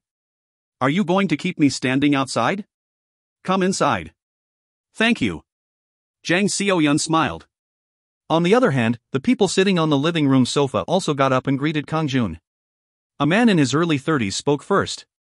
I'm sorry that I came here so rudely. I'm Kim Dong-hyun. I run a small company in Seochodong. The next man in his early 40s said. Greetings. I am Young Sung-wook. I own a building in Daechidong. This time, a stylish woman in her mid-40s spoke. Please forgive my rudeness. I am Jang Yukyung. I own a restaurant in Cheongdam-dong. The final person was a woman in her early 20s. I'm sorry for coming so late. I am Choi Hyun-ju. I am enrolled in the psychology department at S University and have a building in Nanhyeondong. They introduced who they were without Kang-jun even asking. Everyone had a very courteous attitude. I am Lee Kang-jun. Please sit down. What is your purpose for visiting me tonight? Then Jang Seo-yeon said. I am sure they came for the same purpose as me. The same purpose as you? The identity of young Sung-wook sitting there. I know it very well. He is the owner of the 60 billion won Dido building in Daechi-dong. But it is even more surprising that he is a sovereign.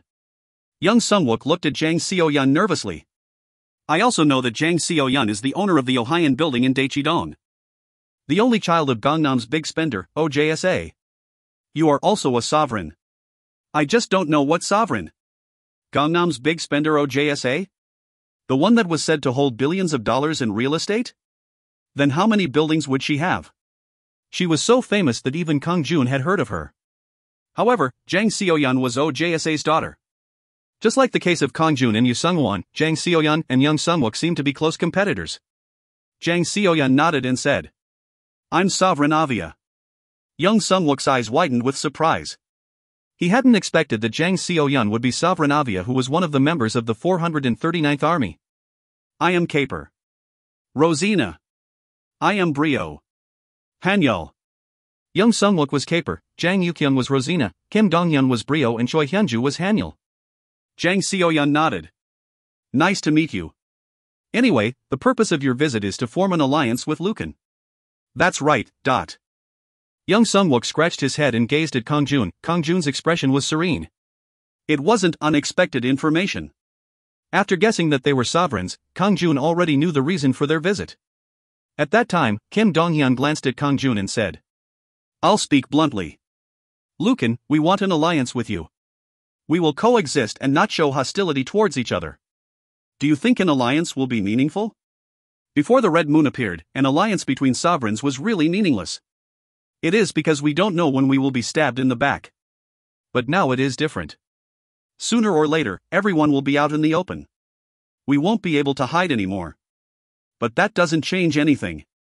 We can't trust each other even if we are out in the open. Of course. Honestly, it is too much to hope for a relationship of trust. If it is possible, I would like to maintain a relationship of give or take. Give or take, Kang-jun asked, and this time Choi Hyun-ju replied. Lucan, no matter how strong you are, Earth has many sovereigns. Many of them are starting to get together. This is due to the Red Moon. The era of moving alone is gone. How do you know that? Sovereigns are humans. And human psychology is similar. The behavior of the 40 sovereigns in our army can be seen as a miniature of all of Earth's sovereigns. Jang Yukyung continued. Hardys has already created an alliance hostile towards Lucan. Young Sung-wook's eyes flashed as he spoke. Alone they are weak, but they become stronger when joined together. Humans form a group to deal with wild beasts. No matter how strong you are, there are limits to surviving on your own. Kim Dong-hyun said with an intense gaze. In the Romance of the Three Kingdoms, a fief couldn't deal with an army of 1 million troops alone. We can give you strength. The strength to go against 1 million troops. Strength. Jang Yukyung replied with an odd smile. It isn't just funding. Information is power. Information? I know that recently Lucan met with Hardys. In addition, 12 sovereigns including Hardys and Zenith met today to form an alliance against you. The meeting place was the Jade Incense restaurant in Cheongdam-dong. Kang-jun was surprised. How did she knew that he met with Yoo Sung-won as well as other sovereigns? Are you wondering how I know? In fact, I am the owner of the restaurant. The owner of the fine dining Jade Incense restaurant was Jang Yukyung? If so, that made sense. While concentrating on beating him, they allowed others to jump over them. Hardys and the others wouldn't be aware that their secret meeting had been discovered. Kang-jun nodded. I roughly understand. By the way, I am curious about why you chose me. Why didn't you go to Hardys? At this time, Jang Seo-yeon replied. While you were dealing with the Ghoul Lord, the other sovereigns were waiting in front of the Resurrection Gem. At that time, Hardys offered me an alliance. He also informed me that you are the owner of the Yugon building. It is probably the same for the other sovereigns. Something like that had happened. As a matter of fact, he expected Hardys to do something like that. He had no confidence, so he proposed an alliance. Why did you reject him and come to see me? There are those who go together and those who don't. Hardys is someone who doesn't fit with me. I honestly dislike Hardys more than I do you. She continued. I hate that you are so strong. It is because of jealousy. But Hardys is sly. Kim Dong-hyun also agreed. I think the same. I hate people like Hardys. Kang-jun asked Jang Seo-yeon. But didn't you seem hostile towards me when I met you earlier in the day? To be honest, I was worried at the time. I didn't want to make an alliance that wasn't centered around me. However, my thought shifted after watching you in the battlefield. Kang-jun nodded. He roughly understood why they came to find him. They didn't want to become enemies with Kang-jun. Furthermore, they wanted to establish an alliance of coexistence. The night was deepening. Now he had to come to a conclusion. It was true that he needed allies. It wasn't even to protect himself if people started aiming at him from every direction. However, he couldn't trust them. They wouldn't have reached out to Kang-jun if he wasn't strong. In reality, all of them had a foundation that Kang-jun couldn't compare to. Among them, Jang Seo-yeon was one of the biggest gold spoons that Kang-jun had ever met. But even she bowed before Kang-jun's strong attack power. She didn't want to be his enemy. Joining an alliance. When looking at it, there would definitely be a reward. Kang-jun was silent for a while before saying, Okay. In the future, we are allies. It isn't a complete alliance, but we won't become hostile to each other. I will watch over you in the future. He had to take care of them if he wanted it to develop into a full alliance. Jang Yukyun was satisfied just hearing that Kang-jun wouldn't become hostile towards them. It is a wise decision. Thank you very much, haha. Let's survive together until the end. They seemed confident that there would be a full alliance with Kang-jun in the future. Jang Seo-yeon smiled. Thanks to you, I can now sleep comfortably. Recently, I haven't been able to sleep after remembering you killing me. Kim Dong-hyun also agreed. That's right. I really don't want to be your enemy. The others all looked the same. Kang-jun nodded. If you aren't hostile towards me, then I won't strike first. Then if you don't have anything else to say, let's end this here for today. And Choi Hyunju said. I have something else to say. Hardys and his group made a plan today to isolate Lucan. For example, they are buying the nearby buildings. It was a simple but powerful method. Once the Red Moon was over, a considerable offensive would pour out from the buildings surrounding him. Choi Hyunju kept talking. If they launch a massive offensive, then we also need to prepare the same. I can buy one or two of the smaller buildings. Then I'll join you. Me too. Ha, if that is the course you've decided on, then I will also join. Everyone was burning with a will to confront the enemy. They had enough money anyway. Kang-jun just smiled. It is up to you. But if I receive help, then I will return the favor. Then he said. It is late. If you want to sleep here, then I am happy to offer an empty room. There were enough rooms for 5 people. However, he didn't really think they would sleep here. As expected, everyone got up. I have many things to do, Lucan. I will see you in Hwanmong, Lucan. They gave him their contract details and left. Kang-jun immediately fell asleep. The next day, Kang-jun watched the real-time reports and hunted evil spirits. He chased them all day and was able to get rid of dozens of them. Thanks to that, he leveled up and reached LV-27. Of course, the other sovereigns also played a role. Therefore, the evil spirits were swept away at a rapid rate. As a result, various SNS talked about the mysterious exorcists, and people preferred that the exorcists arrived rather than the police. Thanks to that, Kang-jun wasn't alone in the spotlight. However, he didn't know that one of the hottest stories on SNS was about the silver-haired exorcist. There were photos of Kang-jun driving a Venta S-Class, so his popularity rose to that of a celebrity. Anyway, today was the day to go to Hwanmong.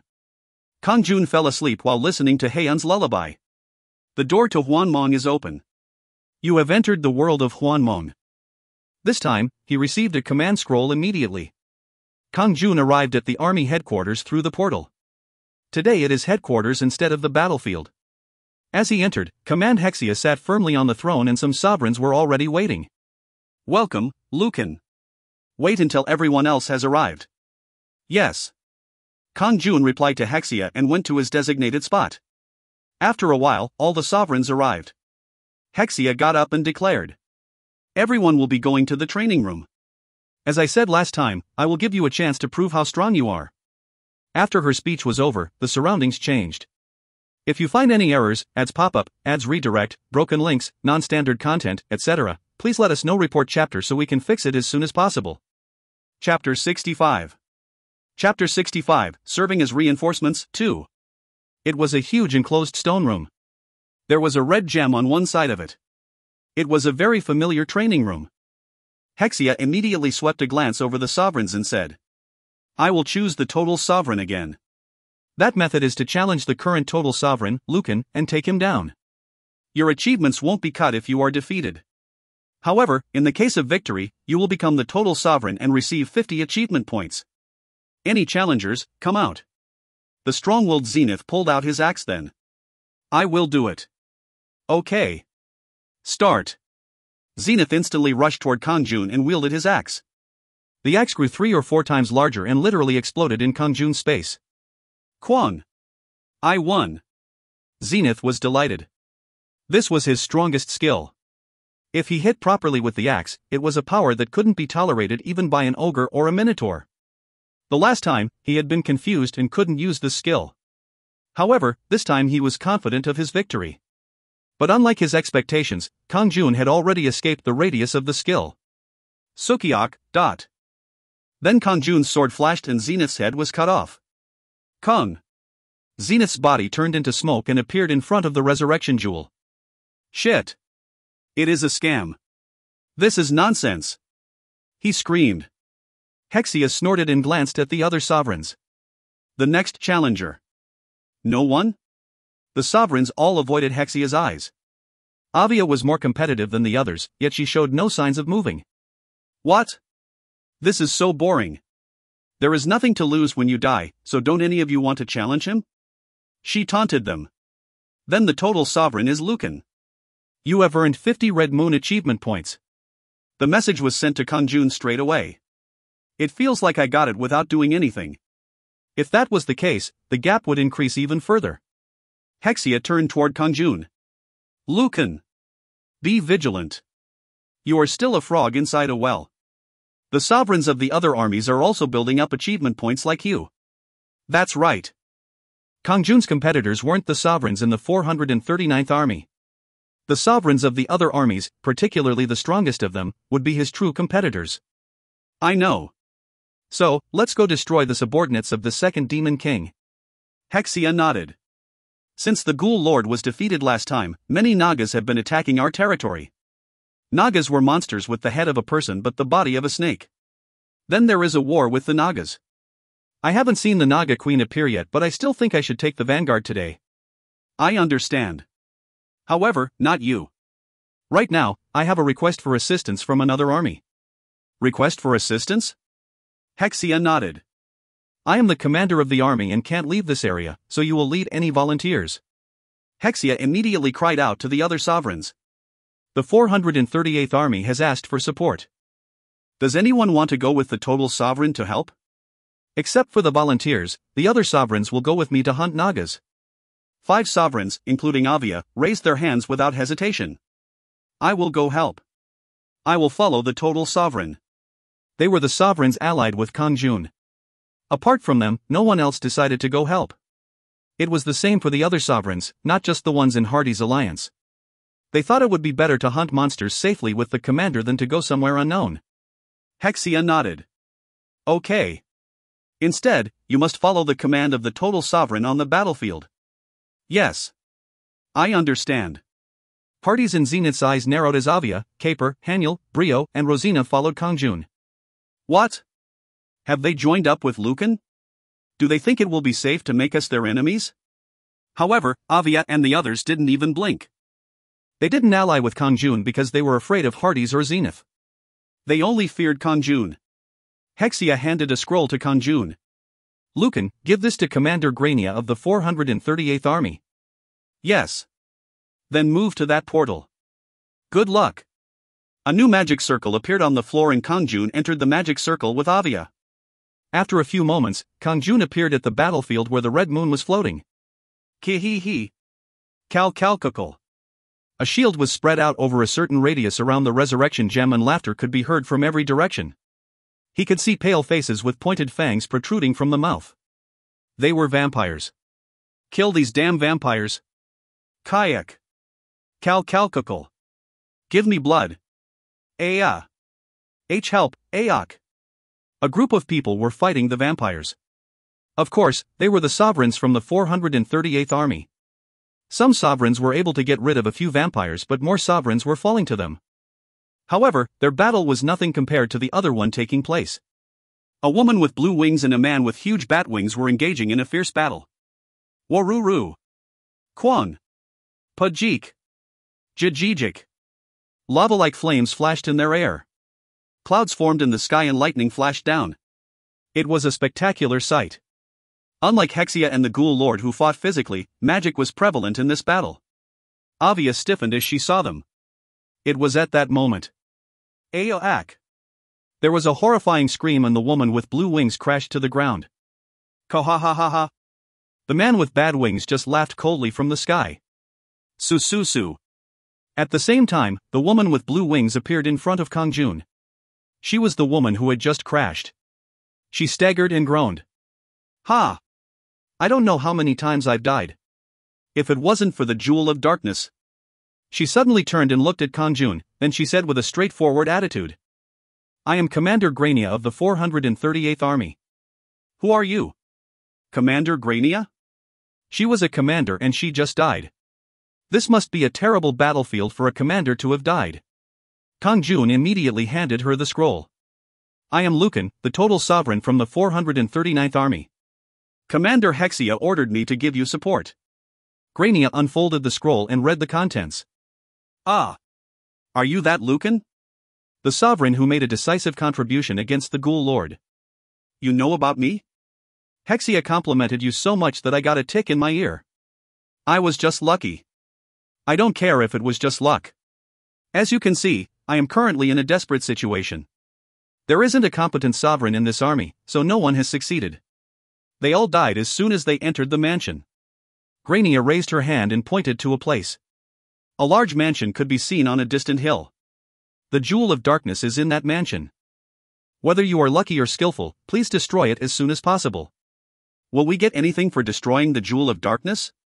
Of course. If any of you complete the mission, they will receive 100 achievement points and the others will receive 50 points. In addition, the one with the largest contribution will be given extra compensation. How about it? Can you do it? I will do it. The attack power of the vampires seemed to be superior to the ghouls, so it was a tough mission. Then I will go and deal with the Vampire Lord.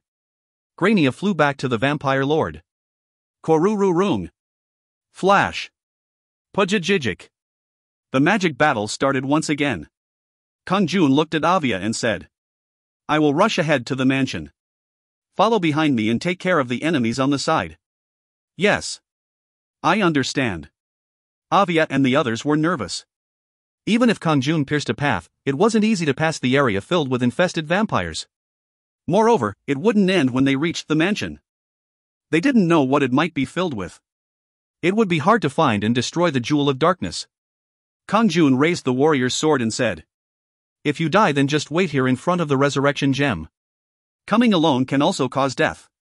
Also, those who don't have any confidence should just stay here. You will still be given a reward anyway. Avia and the others shook their heads. I can't do that. Even if I end up dying, I want to try it at least once. We can't receive compensation without even trying. Kang-jun just smiled. Then let's depart. Yes, total sovereign. Avia and the others tightened their grip on their weapons. The moment that Kang-jun ran out of the shield. Chwak. Kayak. A vampire that had been hitting the shield fell down with a wound in its chest. Sukiak. Another vampire was cut at the neck and died. Avia saw it and hurriedly exclaimed. There is no time to hesitate. Go and follow behind Lucan. Yes. Avia and the others followed Kang-jun. Kang-jun adjusted his speed so that they could follow. However, the vampires were clever and quick. They approached like shadows and attacked secretly. Ki-hee-hee. Ack. Eventually, Hanyul was bitten by a vampire and died. Damn. Unfortunately, Kang-jun couldn't do anything about it since he was running ahead. Of course, he could move slowly and protect everyone, but the situation didn't allow it. Like Grania said, they were running out of time. If the sovereign couldn't come out, then it was better for them to wait at the resurrection gem. Aya. Kaya Ack. Caper and Rosina were the next ones slain by vampires. Kang-jun ignored the screams behind him and ran forward. Even if they were in an alliance, he couldn't protect them like they were children. They needed to raise their skills themselves. Aya.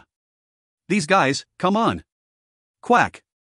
In the end, even Brio was hit by the vampires. At this time, Kang-jun arrived at the mansion. Avia killed the vampires and approached. She gazed at Kang-jun. We finally arrived at the mansion. There will be many enemies inside, so be careful.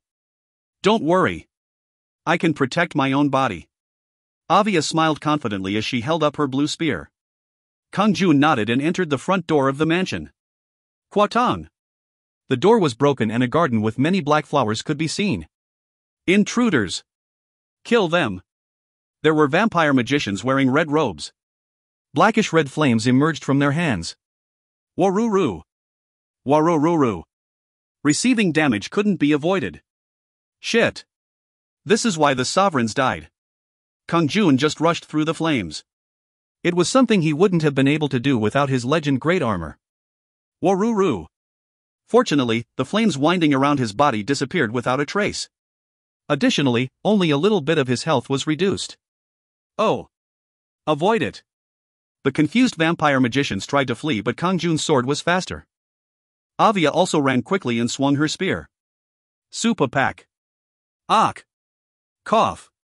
The vampire magicians collapsed helplessly. Kang-jun moved forward. Over there. A shiny black jewel was inside the garden. It was the Jewel of Darkness. Surprisingly, a man with bat wings was guarding it. Both his eyes burned blood red.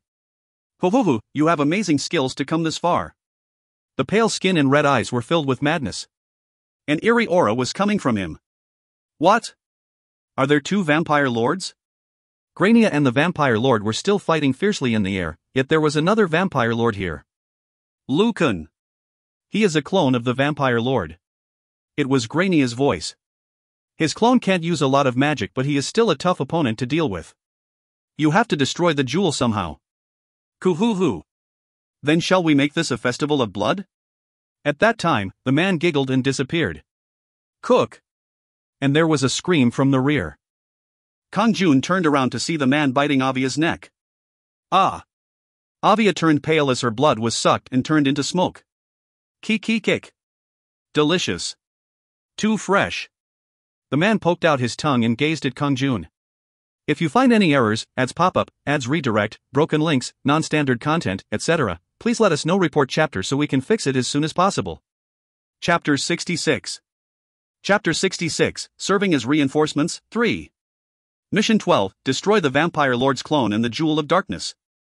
Compensation, experience, 6,000 nodes, 20 large moonstones. At that moment, the 12th mission appeared. It was one more reason to kill the vampire. A strange light then gleamed in the man's eyes. Ho, lowly slave. Your blood is mine. Now give your blood to your master. The man's eyes widened and Kang-jun frowned slightly. Lowly slave. Blood. Blood. The same sound kept entering his ears, so he really felt like he had to give his blood. However, Kang-jun soon recovered his spirit. This was the vampire's unique bewitchment. The vampire lord's clone could also use bewitchment magic. But just like Hexia's alter ego, Kang-jun was only slightly shaken up and escaped from it easily. This was the special ability given by the Wyvern Wing, his sovereign token. Immune to fear and deception. Kang-jun placed a hand on his chest. It looks like bewitchment magic doesn't work on me. Without the Wyvern Ring, something bad would have happened. On the other hand, the man didn't know Kang-jun had such a thing and had a calm smile on his face. He was convinced that Kang-jun had been caught by his bewitchment as Kang-jun wasn't showing any contrary signs. He didn't want to drag the fight out for too long. For that reason, Kang-jun didn't show any expressions. Suck. The man leisurely approached Kang-jun. Kuhuhu. Fresh blood. It is dedicated to me. Lowly slave. Once he was 3 meters away from Kang-jun. At that moment, Kang-jun's sword glowed. Flash. It flashed from the man's head to his crotch. Kuhik. This.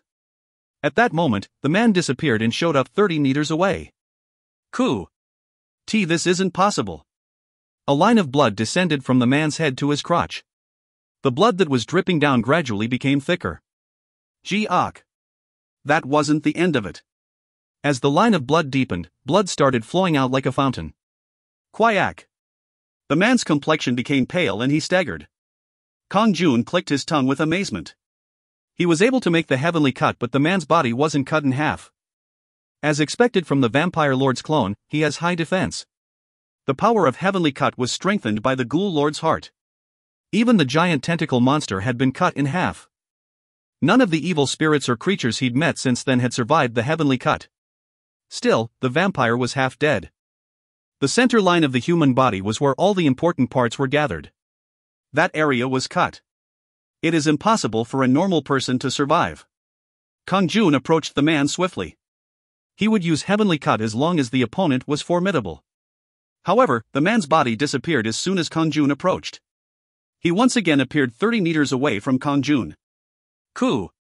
I can't believe it. A mere human sovereign.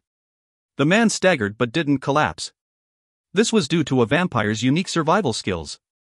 However, Kang-jun also seized this opportunity. He used Aura of the Wind to increase his movement speed and rushed toward the man. Su.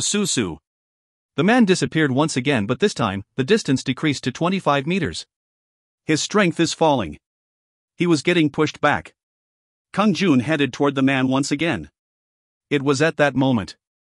Strange. Why aren't those guys protecting the mansion? There was a bunch of magicians in this area earlier, but... over there. The Jewel of Darkness is there. 5 people entered mansion's garden. They were sovereigns from the 438th Army. They had already passed through the outer defenses of the mansion and died twice. That was due to the attacks of the magicians at the entrance. So this time, they decided to come together with all of the strongest ones. There were 5 sovereigns, including the total sovereign, Radel. The vampires in the mansion were strong, but they were also jealous that other sovereigns had come as reinforcements. They couldn't lose their achievement points to the sovereigns from other armies. They had to destroy the Jewel of Darkness. So, it was common sense to band together. However, their appearance brought disaster to Kang-jun. The eyes of the vampire fleeing from Kang-jun shone with joy at the sight of the new sovereigns. Ag! One sovereign fell down and the man stood there, licking his lips. Kuhuhu! Praiseworthy people. You will be my blood sacrifices. Cough. Another sovereign was dragged away. The man's injuries had recovered fully. Kang-jun had no time to stop him. He was able to move fast with Aura of the Wind, but the man moved toward the sovereigns a lot faster. Chwak. A white web emerged from the man's hand and wound around the 3 surviving sovereigns. Oh. This. 3 sovereigns, including the total sovereign, Radel, were tied up helplessly. Kuk. You wait there for a while. I want to eat you straight away, but I'll save you for recovery. Human sovereigns were better than potions for him. Ugh. Cheeky sovereign. Now, I will get back at you. I will kill you slowly and painfully. The man approached with a pair of daggers in his hands. His movements were completely different from before. I feel more comfortable when you come out like this. It isn't as tiring as dealing with someone who keeps running away, but... Kang-jun smiled like he was pleased. Of course, inwardly he was thinking something different. Why did they have to come along now? He had been winning. It was like having a table of food laid out, only to have ashes sprinkled on it. So, it was natural to feel upset. But it had already happened. Now, he had to think only about winning against the Vampire Lord's clones. Pack. Pa-pack. Daggers were headed toward him. The man had thrown them from a distance of 10 meters. Shang. Cha-kong. Cha-chang. The man's attack was quick, but Kang-jun blocked them all. This was because his level had risen to 27 and Heaven's Blood sword style had also become stronger. Kang-jun was like a swordsman who practiced the sword for a long time. His 2 feet naturally shifted to maintain the most stable posture when wielding the sword.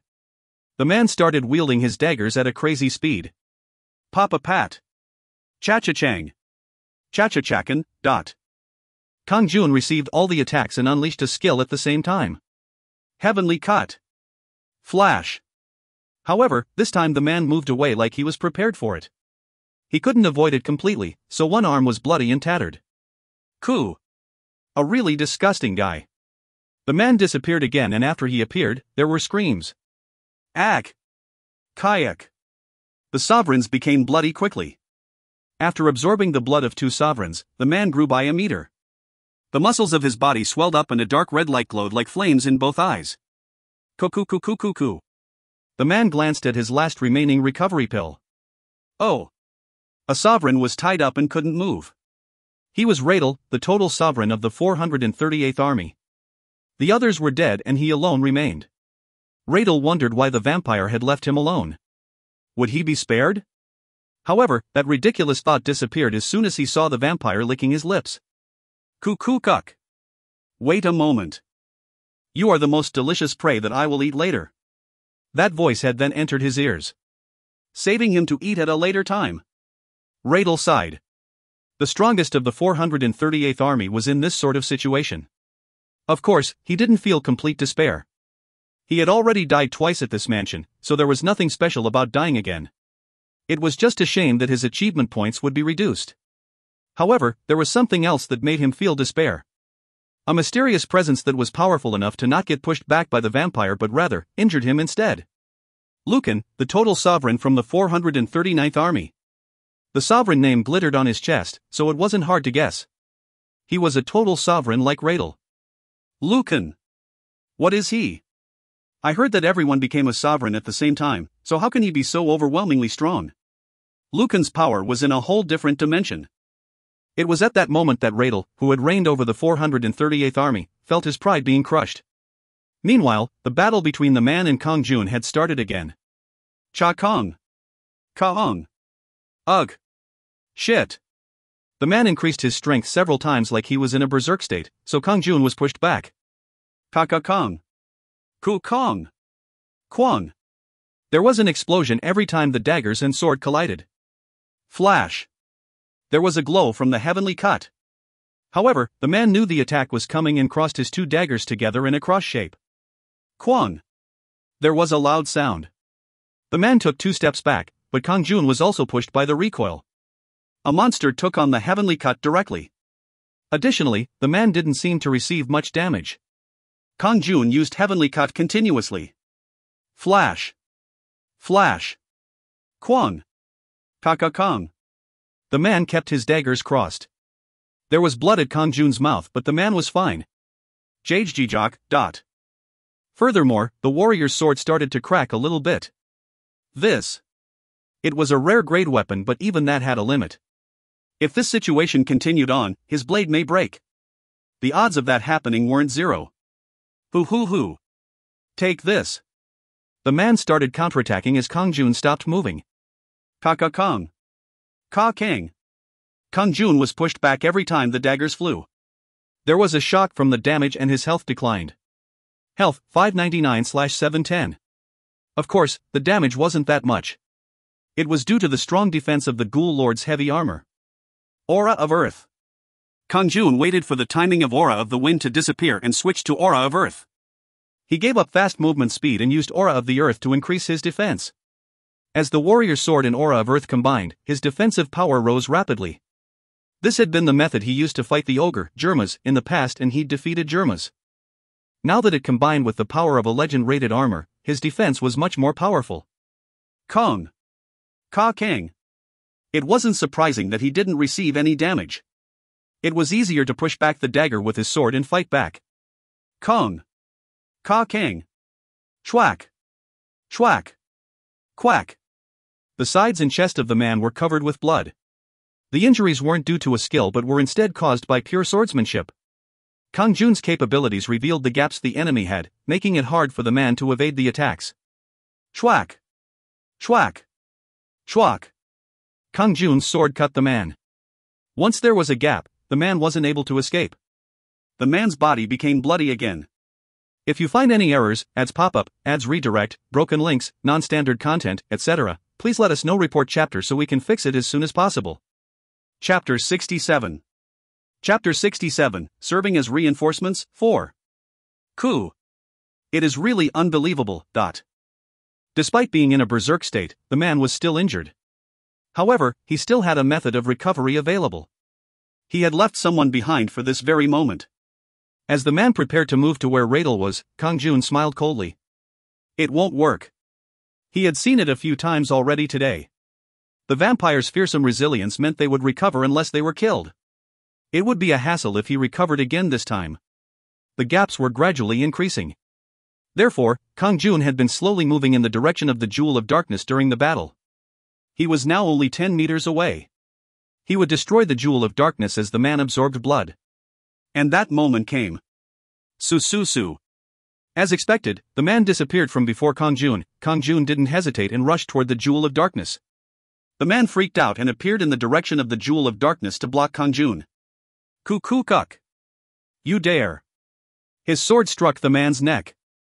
At the same time, an eerie sound was heard as he cut through bone. Kyuk. Unbelievable. The man trembled. He grabbed his neck and gazed at Kang-jun. Goodbye, vampire. In fact, Kang-jun hadn't run toward the Jewel of Darkness. He just made a motion and pretended like he was going to. He guessed the point where the man would appear and hit him with heavenly cut. Duck.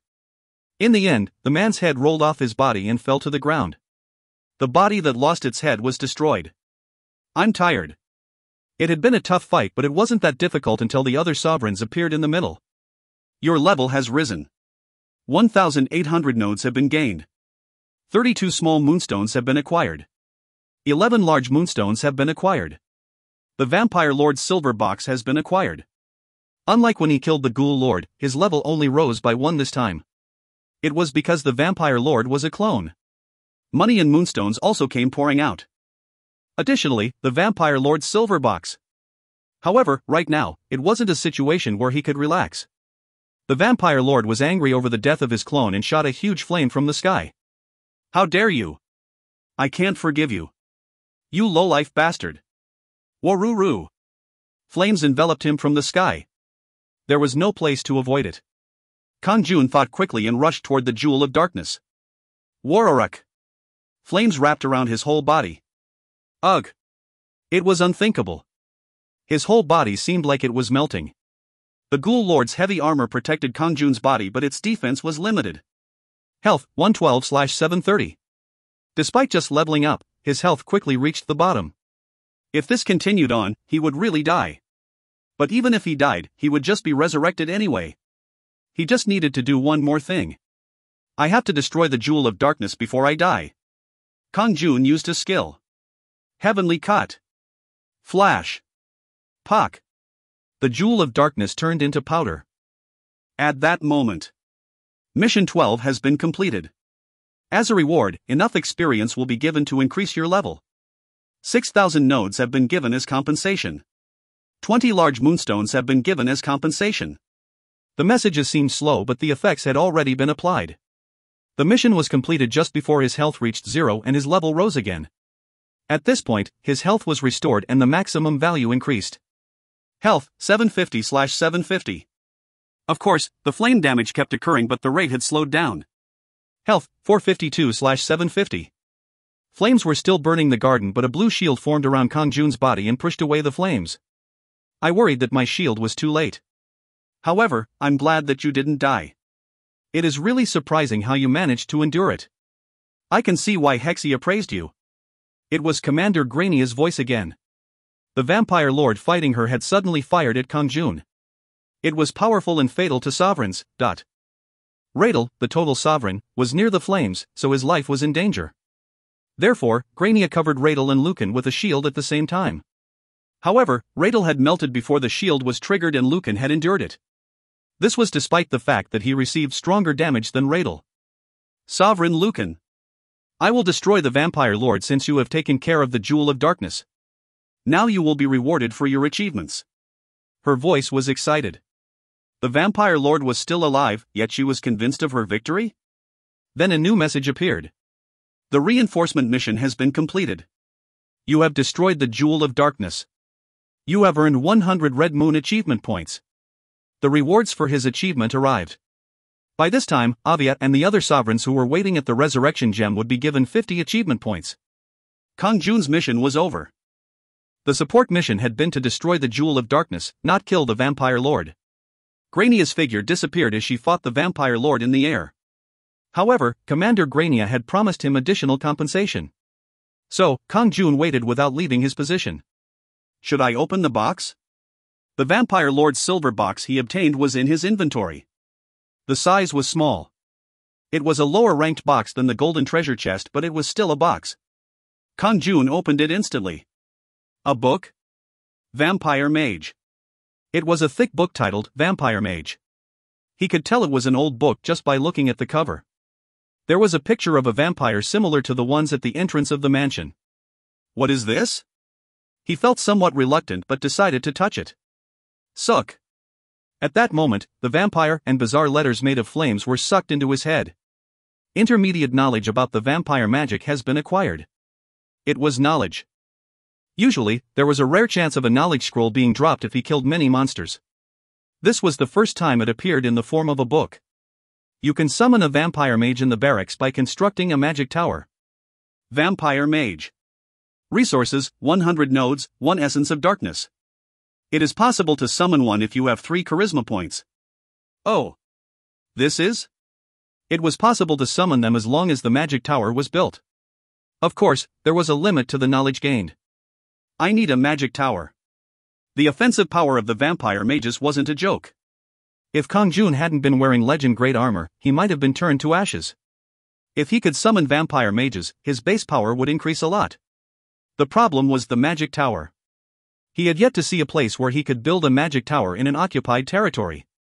I'll have to ask Kagel. Kagel specialized in things related to magic. It was at that moment that a huge storm occurred again in the quiet sky. Flash. Pujajijik. Quahawk. The man with red wings fell down with a terrible scream. He was the Vampire Lord. Quararung. Jijijik. Grania sent another lightning spell toward the falling Vampire Lord. Pasasusa dash. The body of the Vampire Lord turned to smoke and scattered. Dead. Thus, the body of the Vampire Lord disappeared. At the same time, Grania landed in front of Kang-jun. She had a very pleasant expression on her face. Ho ho. I finally caught him after a long chase. I also received a heart, so I feel good. A heart. Did it mean that Grania received the heart of the Vampire Lord? It was an item that Hexia wanted to obtain. It was a very good item for Kang-jun. However, the Vampire Lord never attacked Kang-jun directly, so he had no claim over it. Kang-jun just smiled. Congratulations on getting the heart. Thank you. It is all thanks to you. Grania handed something to Kang-jun. Now, take this.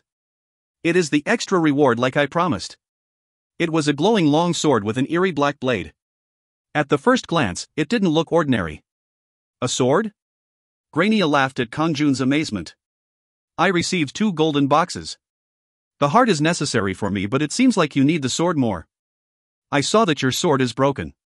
Like she said, the warrior's sword was no longer suitable to be used as a sword. Of course, he didn't want to throw away the sword. It was a rare item with the option to increase his defense when he used Aura of Earth. Repairing it was easy. If he kept it in the base warehouse, it would be repaired and its durability recovered. Then I will gratefully receive it. Kang-jun placed the warrior's sword in his inventory and grabbed the sword from Grania. Vampire Lord's Sword. Rating, Legend. It has a strong durability due to the special ability of the Vampire Lord. The sword's attack power will increase greatly when used with Aura of Darkness. When attacking, there is a low probability of absorbing the target's health. A legend-grade weapon. It also had 2 amazing options. Of course, one of them had no power right now because Kang-jun hadn't acquired the Aura of Darkness skill yet. But that wasn't a problem. In the end, the last option was the real jackpot. Health absorption. If the attack was successful, there was a chance to absorb health from the enemy. The probability was low, but that didn't matter. It would be a great help even if this ability was activated once in a dozen times. During fierce battles, there were often times when he couldn't afford to drink a potion to restore his health. The sword suits you. I like it very much. I'm glad. Then I'll see you next time if there is another chance. Thank you for the work today, Sovereign Lucan. Grania waved her hands and chanted a spell. Wayak. A glittering light wrapped around his body and Kang-jun reappeared back at the 439th Army headquarters. Wakak. Wakak. Kang-jun was followed by Avia. She greeted Kang-jun excitedly. Lucan. What happened to that terrible guy? I got the reward thanks to you, but I don't deserve it. Avia fidgeted with one side of her neck. She still seemed to be shocked by the vampire lord's clone sucking her blood.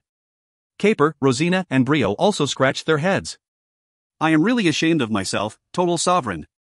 I didn't help but was still rewarded. I'll do better next time. In particular, Haniel, who died first, was apologetic. I'm sorry. I will increase my skills in the future so that I don't become disruptive. However, their expressions were shining brightly. These were the first achievement points they received after the red moon rose. Wakak.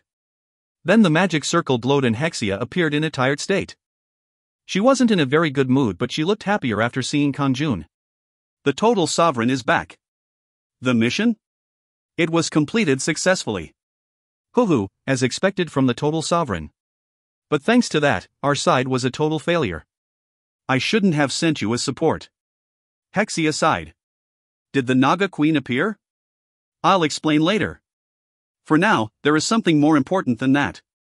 Enter the palace. Sure. Kang-jun nodded. Kang-jun entered the palace where the other sovereigns were already waiting. Everyone seemed to have bitter expressions on their faces, so something must have happened against the Nagas.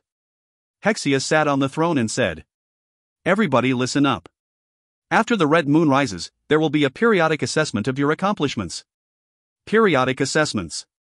What did that mean? The expressions of the sovereigns stiffened. The commanders decided this in order to encourage and motivate the sovereigns.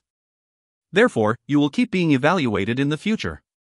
Naturally, the sovereigns frowned. Those who lost most of their achievement points wouldn't be happy. Everything will be judged thoroughly. People who have less than the standard number of achievement points will be punished, while those who have more will be rewarded. Then the achievements will be reset. She said with a calm expression. For those who feel like they are lacking achievement points, place your moonstones in the box in front of you. Then the value of the moonstones will be added to your achievement points. Hexia waved her hands and a large box appeared at the side of her throne. Multiple sovereigns ran up to the box. The moonstones they received from killing monsters or mission accomplishments were placed in the box. Of course, Kang-jun didn't move. He currently had 560 achievement points.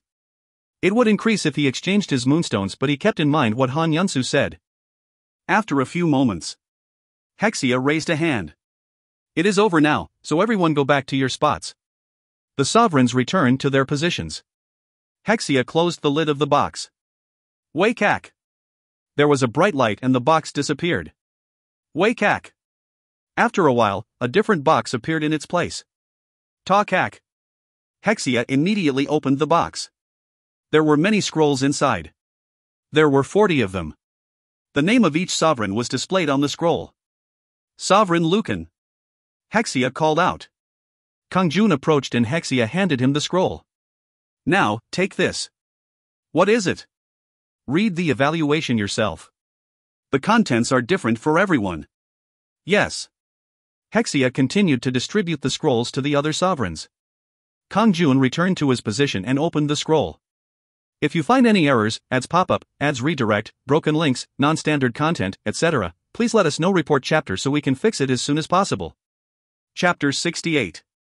Chapter 68, Being Rewarded for Achievements, 1. Lucan, the Total Sovereign from the 439th Army. During the invasion of the second Demon King Calaticus, you have truly amazed the commanders and shown great achievements on the Red Moon battlefield. The achievements you've accomplished during this short period will inspire all the sovereigns in Earth Hwanmong. I will keep watching your work from now on. Those words appeared when Kang-jun opened the scroll. At the same time, some messages appeared immediately. You are special, amazing, and have great achievements. You are at the forefront of most sovereigns. Your level has increased by 3. Charisma has permanently increased by 2. Charisma increased? Kang-jun's eyes widened. It was unbelievable that he went up to LV32 at once, but that wasn't the part he was amazed about. He normally gained one level when completing a mission, so he had expected a similar reward. However, Charisma was a fixed stat and it had permanently increased by 2 points. LV.32, EXP 0%. War, Intermediate. Health, 810/810. Black Magic Energy, 550/550. Strength, 36, plus 5. Agility, 37, plus 5. Intelligence, 33. Good Luck, 7. Charisma 11, plus 4. Ha ha. His hard work had been rewarded. If he hadn't risked his life fighting monsters, he wouldn't have received such compensation. Your achievement points have been adjusted to 100 points. Your achievement points have been reduced by 460 points. By the way, the rewards for his achievements didn't end here. No, they were just getting started. As a reward for the reduced achievement points, the effect of your charisma has greatly increased the abilities of your household members. His charisma had an effect on his household members? They referred to the subordinates that Kang-jun accepted directly, not the ones he summoned to the barracks. Haeun's abilities have risen. Kiran's abilities have risen. Rhodium's abilities have risen. Colt's abilities have risen. Germa's abilities have risen. Kajel's abilities have risen. Unbelievable. These are the rewards for my achievements? Kang-jun's mouth dropped open. Having his charisma rise was already an incredible reward. The power of his household was Kang-jun's power, so this would benefit him. But there was something else. The amount of taxes collected from the territories you own will increase. The possibility of finding rare items from the mines will increase. The likelihood of finding hidden places in the territories you own or occupy will increase. The amount of black magic energy consumed when summoning troops in battle will be reduced. In addition, you will be given a reward in reality. He was even given a reward in reality. I really hit the jackpot. Kang-jun realized why Kairon had laughed so loudly the day the red moon rose. You still don't know? It is great luck for Lord that the red moon has appeared. Sovereigns like Lord who aren't afraid to fight monsters can raise their levels tremendously in this event. Your achievements will pile up and you can get big rewards. Even if he was a sovereign lacking foundation in the beginning, he could become more powerful through the red moon battlefield. It really was true. I will work harder to gain more achievements in the future. Kang-jun suddenly closed his eyes. Something new about Heaven's Blood sword style had popped into his head. A shadow holding a sword started dancing. Su su su. Pa pa pa pa. It seemed like Heaven's Blood sword style had leveled up. Perhaps that was what happened. As the shadow swung its sword, Kang-jun's consciousness became one with the shadow and he learned its actions. After a while, the shadow disappeared and Kang-jun opened his eyes. And a message floated in front of him. The strength of the sword that will stretch out in every direction. The skill Heavenly Unyielding Slash has been learnt. Heavenly Unyielding Slash. A sword skill that attacks a large number of enemies on the left, right and front. The higher your strength and agility, the more powerful the attack will be. Can be used with a sword. Consumes 50 black magic energy. Restrictions, strength 35, agility 40. Oh. He received a skill. After Heavenly Cut, this was a second attack skill that could damage a wide range of enemies. He had enough strength and agility to now use the skill. Of course, it cost 50 black magic energy to use, so it was a little bit burdensome. However, it was useful for killing many enemies at once. Unlike the proud Kang-jun, most of the other sovereigns stared at the evaluation scroll with an expression like they were chewing on feces. Sovereign Hardys of the 439th Army. During the invasion of the second Demon King Calaticus, the commander showed great concern for your incompetent, lazy and foolish actions on the Red Moon battlefield. It is due to pathetic sovereigns like you that the second Demon King makes fun of this place.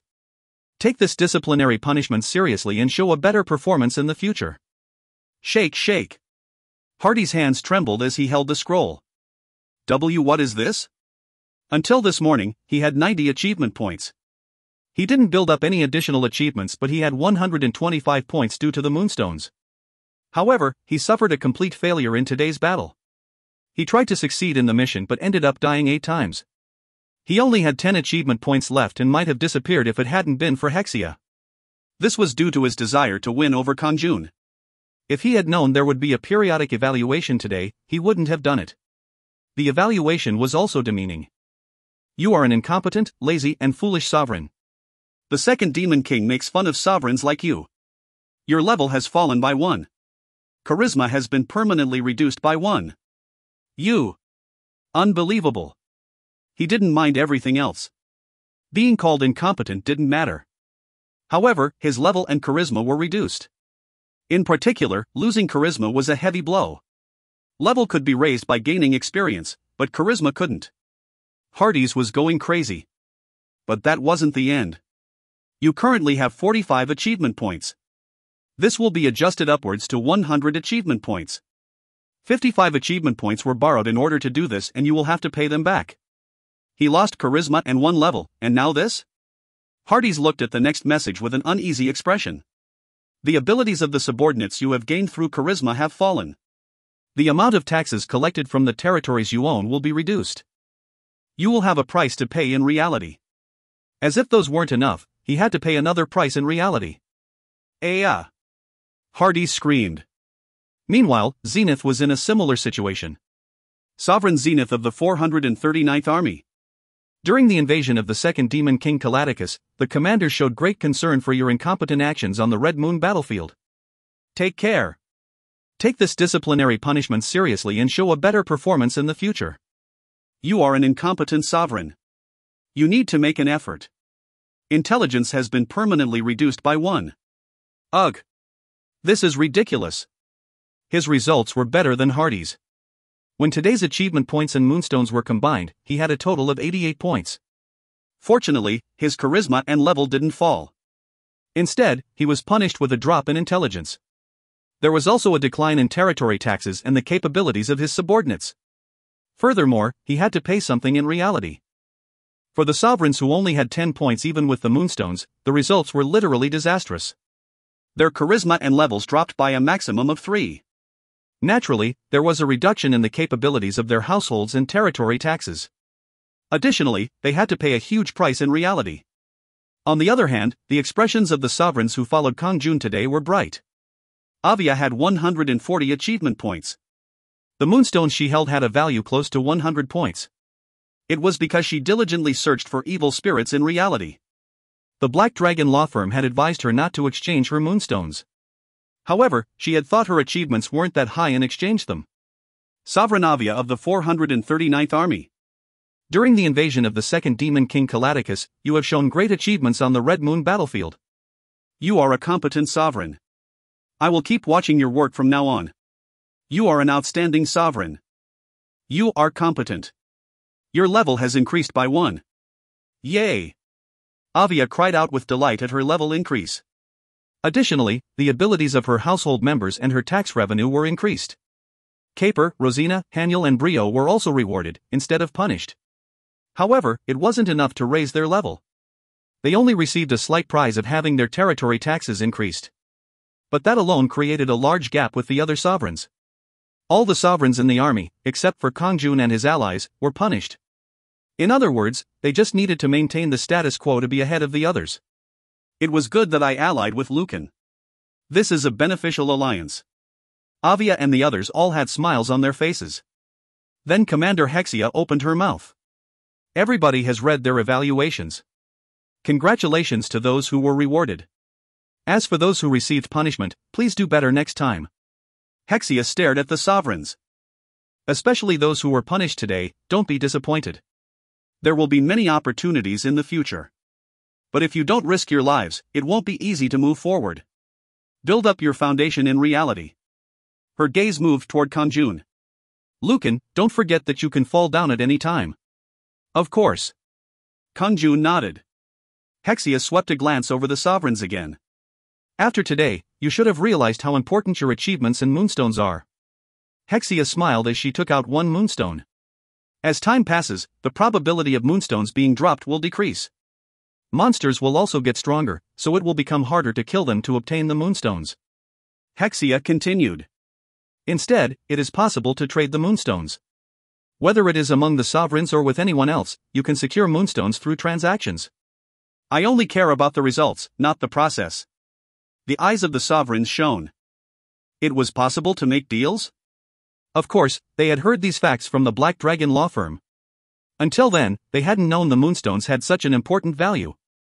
If they had known, they would have tried to trade when the sovereigns had gathered. Now, it is time to return to reality. I'll pray you have more power the next time I see you. Hexia's voice echoed as the space around them started to distort.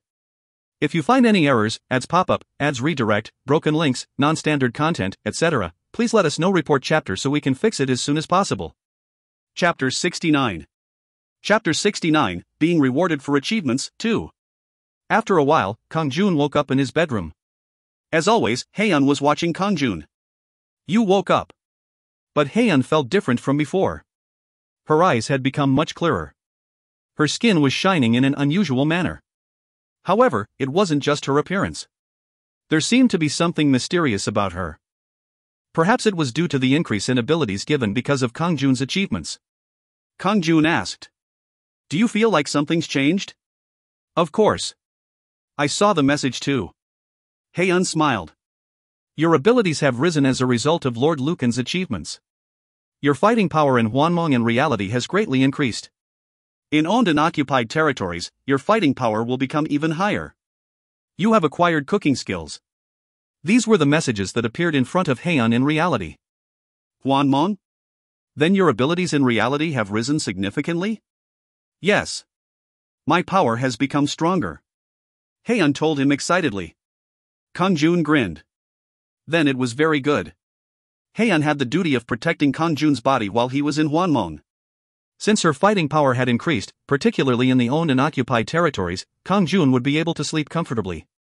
But what are the cooking skills? I don't know yet. I wanted to ask you that. Then go and cook a dish. Anything is fine. Kang-jun had an idea. If Hyeon gained cooking skills from his achievements, then it wasn't simply cooking delicious food. Maybe it would have a buff effect like the garlic bread he ate in Hwanmong. At that time, the fragrant garlic bread increased his physical damage for 90 minutes. Kang-jun felt that cooking skills were required for Hyeon to produce such special foods. Today, I will make bean sprout soup. Is that okay? Bean sprout soup is good. Put some red pepper powder in mine. Understood. Hyeon hummed as she headed into the kitchen. Colt, who had been cleaning bean sprout in the kitchen, approached him in the living room. Lord! Thank you very much for the increase in abilities. Colt also saw a significant increase in his combat power. Just like Hyeon, he became stronger in the owned and occupied territories. Kang-jun grinned widely. This is only the beginning. Look forward to your power increasing even more. Gather more ghosts under you and obtain information for me. Yes, Lord. Colt answered politely and ran back to the kitchen. In the meantime, Hyeon had put rice in the rice cooker. It was a peaceful sight. Hyeon and Colt. Both of them were ghosts, but here, they were real people. He didn't think of them as ghosts. He thought of them as his family. He didn't have to eat rice alone and had a lot of energy every morning. Especially Hyeon. Of course, Kang-jun had no special feelings for her. It was just nice and comfortable. Now, she was indispensable to Kang-jun. It wasn't just because she had the combat power of a senior ghost. She sang him to sleep with lullabies, gave him warm food every morning, and most of all, she always greeted Kang-jun with a bright smile. He would be really sad if those things disappeared. Ding dong. At that time, someone pressed the doorbell. Who was it at this time? He opened the door and saw lawyer Han Yun-soo. She seemed to enjoy coming early in the morning. Han Yun-soo laughed awkwardly as Kang-jun stared at her. Hello, Lee Kang-jun. I happened to be walking past this place today and... Did you remember the Ramyun? It doesn't necessarily have to be Ramyun. Come in. Han Yun-soo entered the living room naturally and sat on the couch. Then she made a fuss as a smell drifted from the kitchen. Wah! It smells like bean sprout soup. I drank alcohol yesterday, so it is perfect for chasing off the hangover. Hyeon smiled. That is good. Rather, I'm sorry for dropping in at this time. I didn't come here just to eat. Then tell me your purpose quickly. Kang-jun stared at her with narrowed eyes.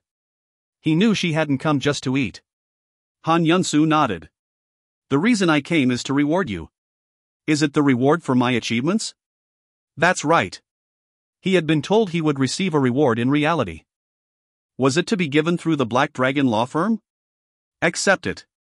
Han Yun-soo pulled out a smartphone from her bag and gave it to Kang-jun. What is this? This is a magic tool Skia created by the Black Dragon law firm. Magic tool? It looks like a smartphone, but the performance is on a different level.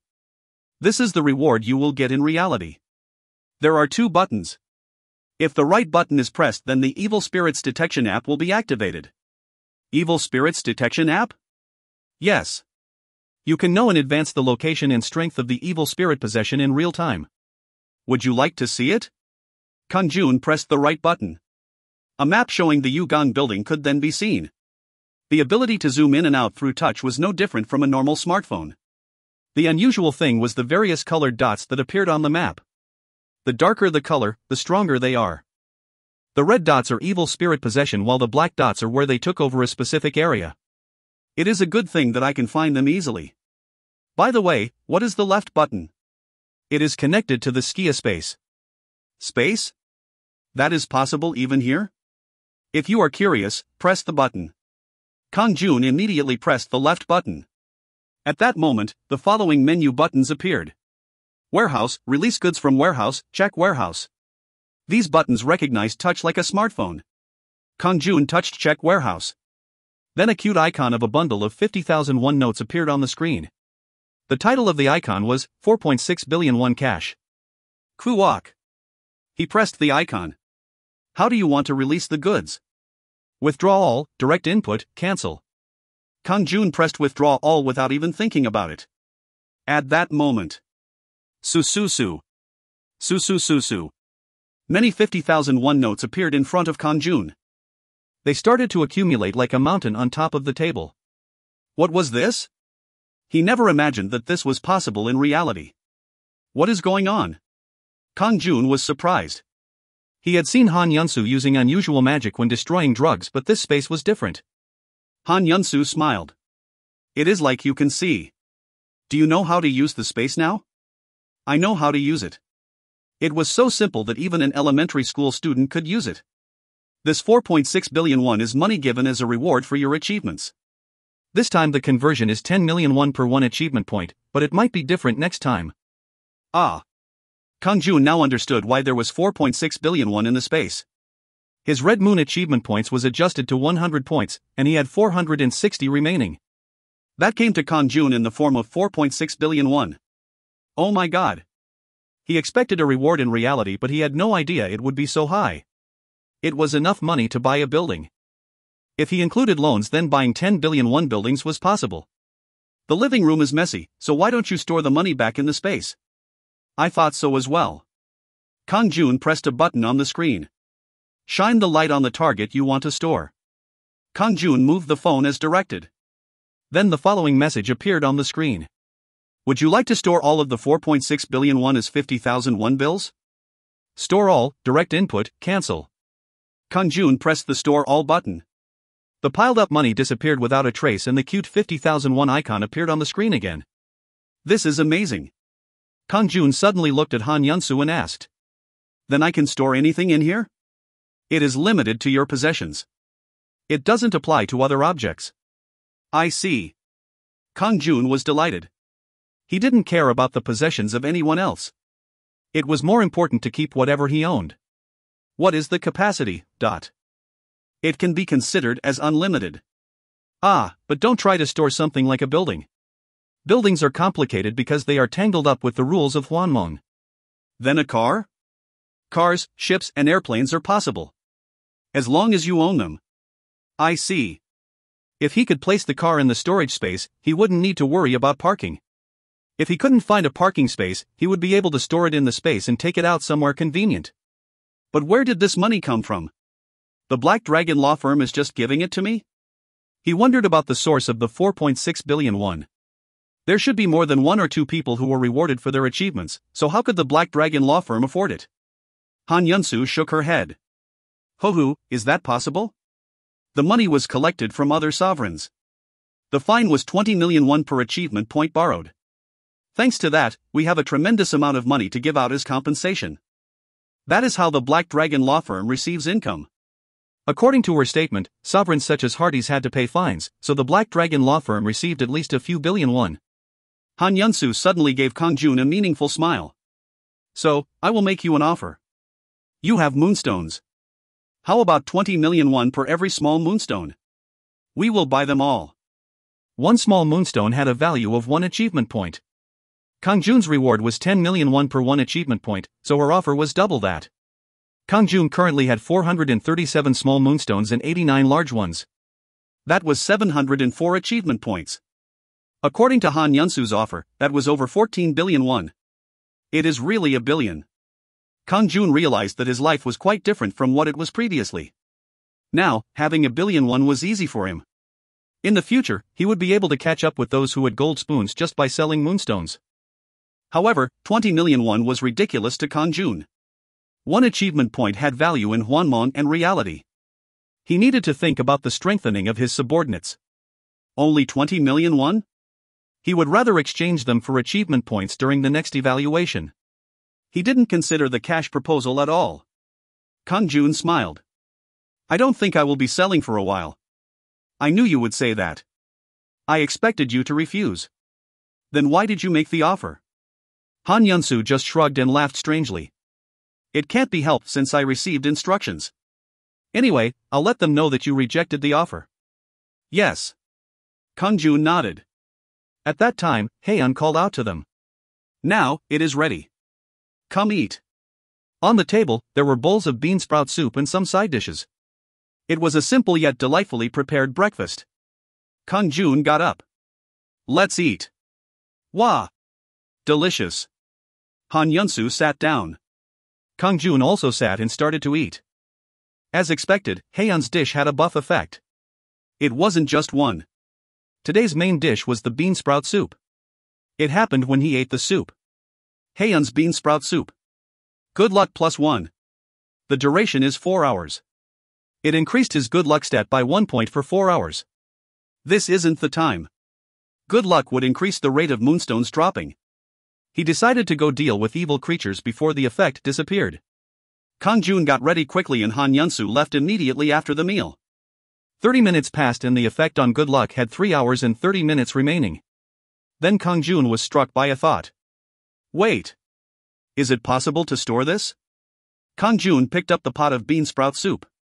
Then he touched the screen of the Skia. Would you like to store the bean sprout soup? Store, cancel. When he clicked store, the soup on the table disappeared and a small soup icon showed up on the Skia. Hoo, that's it.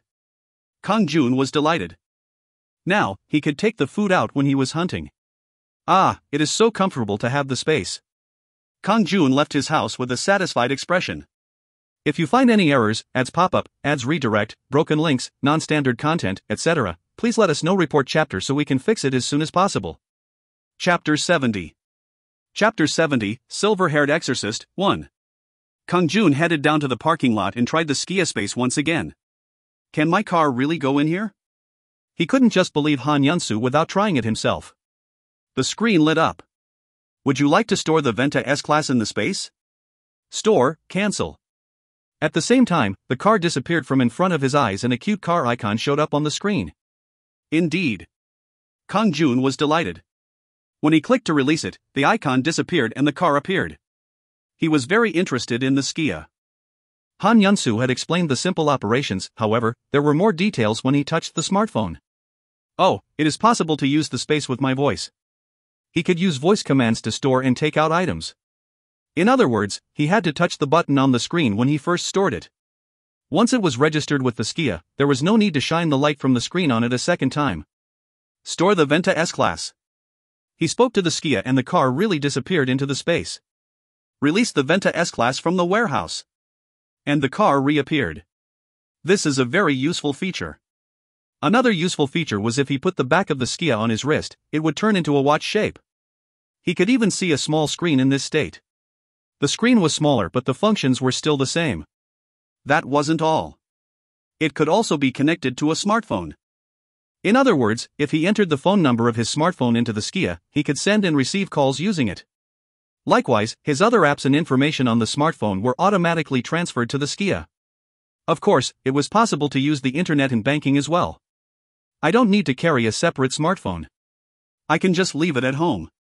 In addition, the Skia absorbed the mana around it as energy so no charging was required. Kang-jun read the Skia's manual which was in the form of an app. Amazing. This is a smartphone that can be used indefinitely. Kang-jun left the skia in the form of a watch around his left hand and boarded his car. He left the parking lot.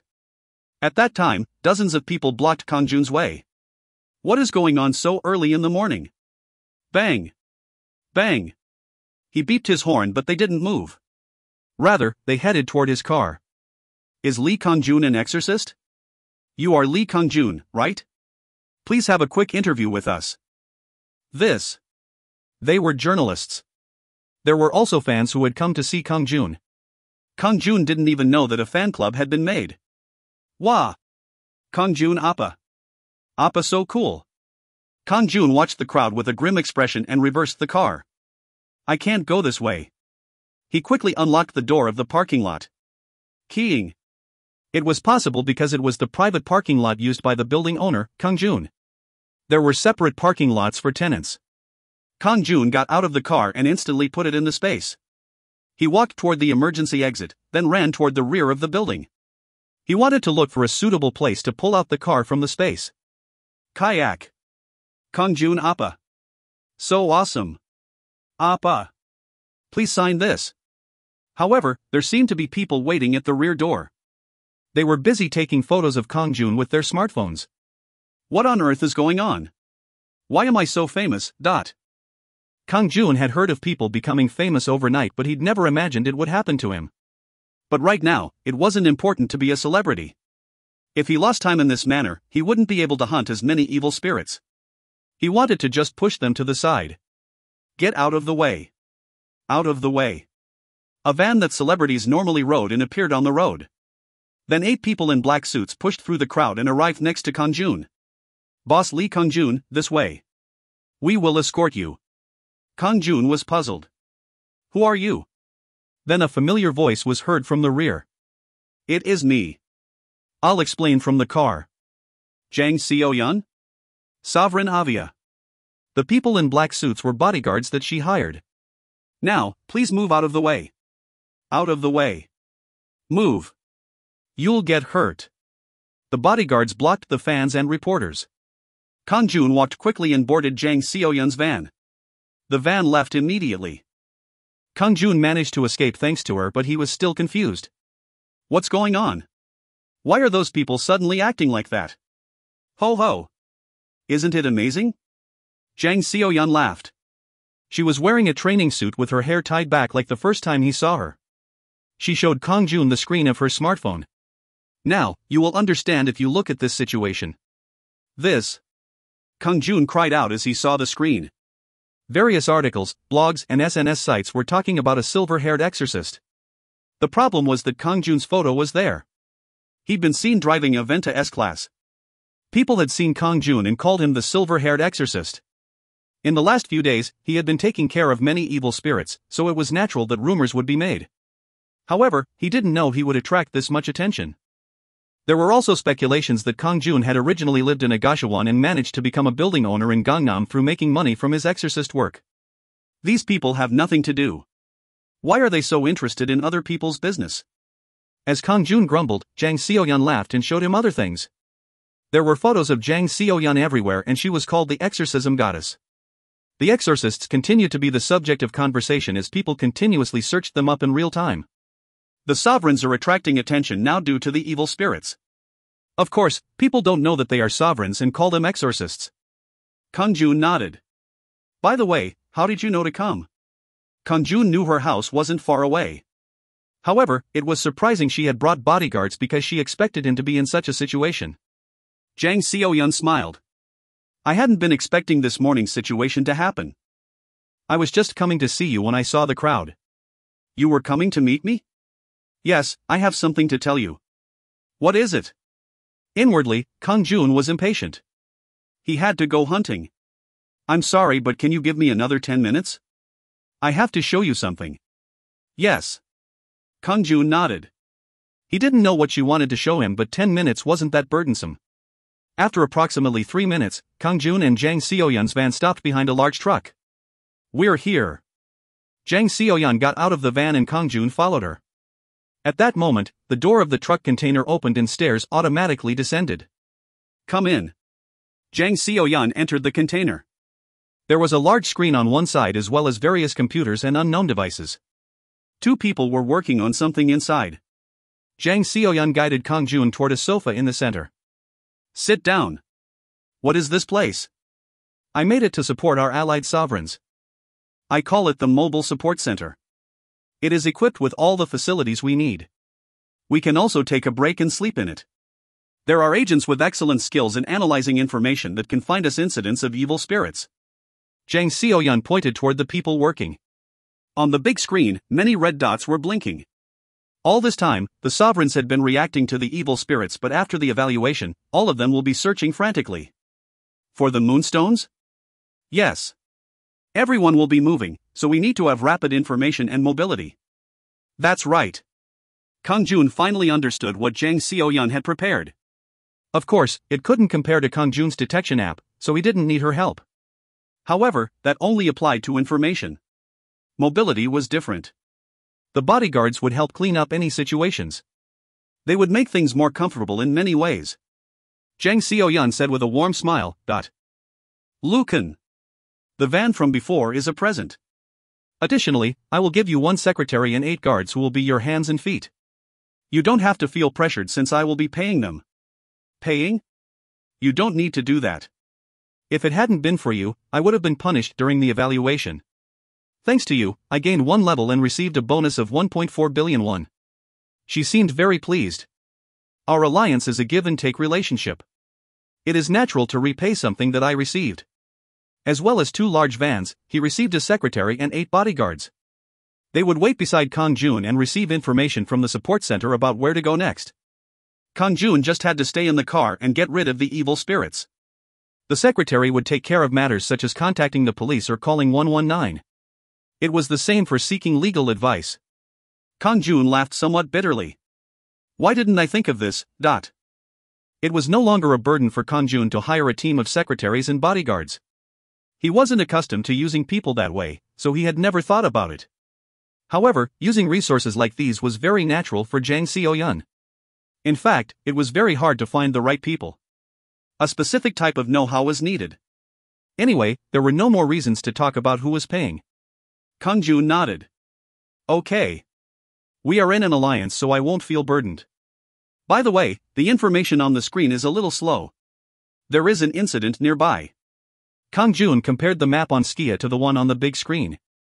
Jang Seoyeon was confused. What are you looking at? Skia. Skia? Jang Seoyeon couldn't see the skia around Kang-jun's hands. Kang-jun seemed like he was just gazing at his wrist. Kang-jun thought this was absurd.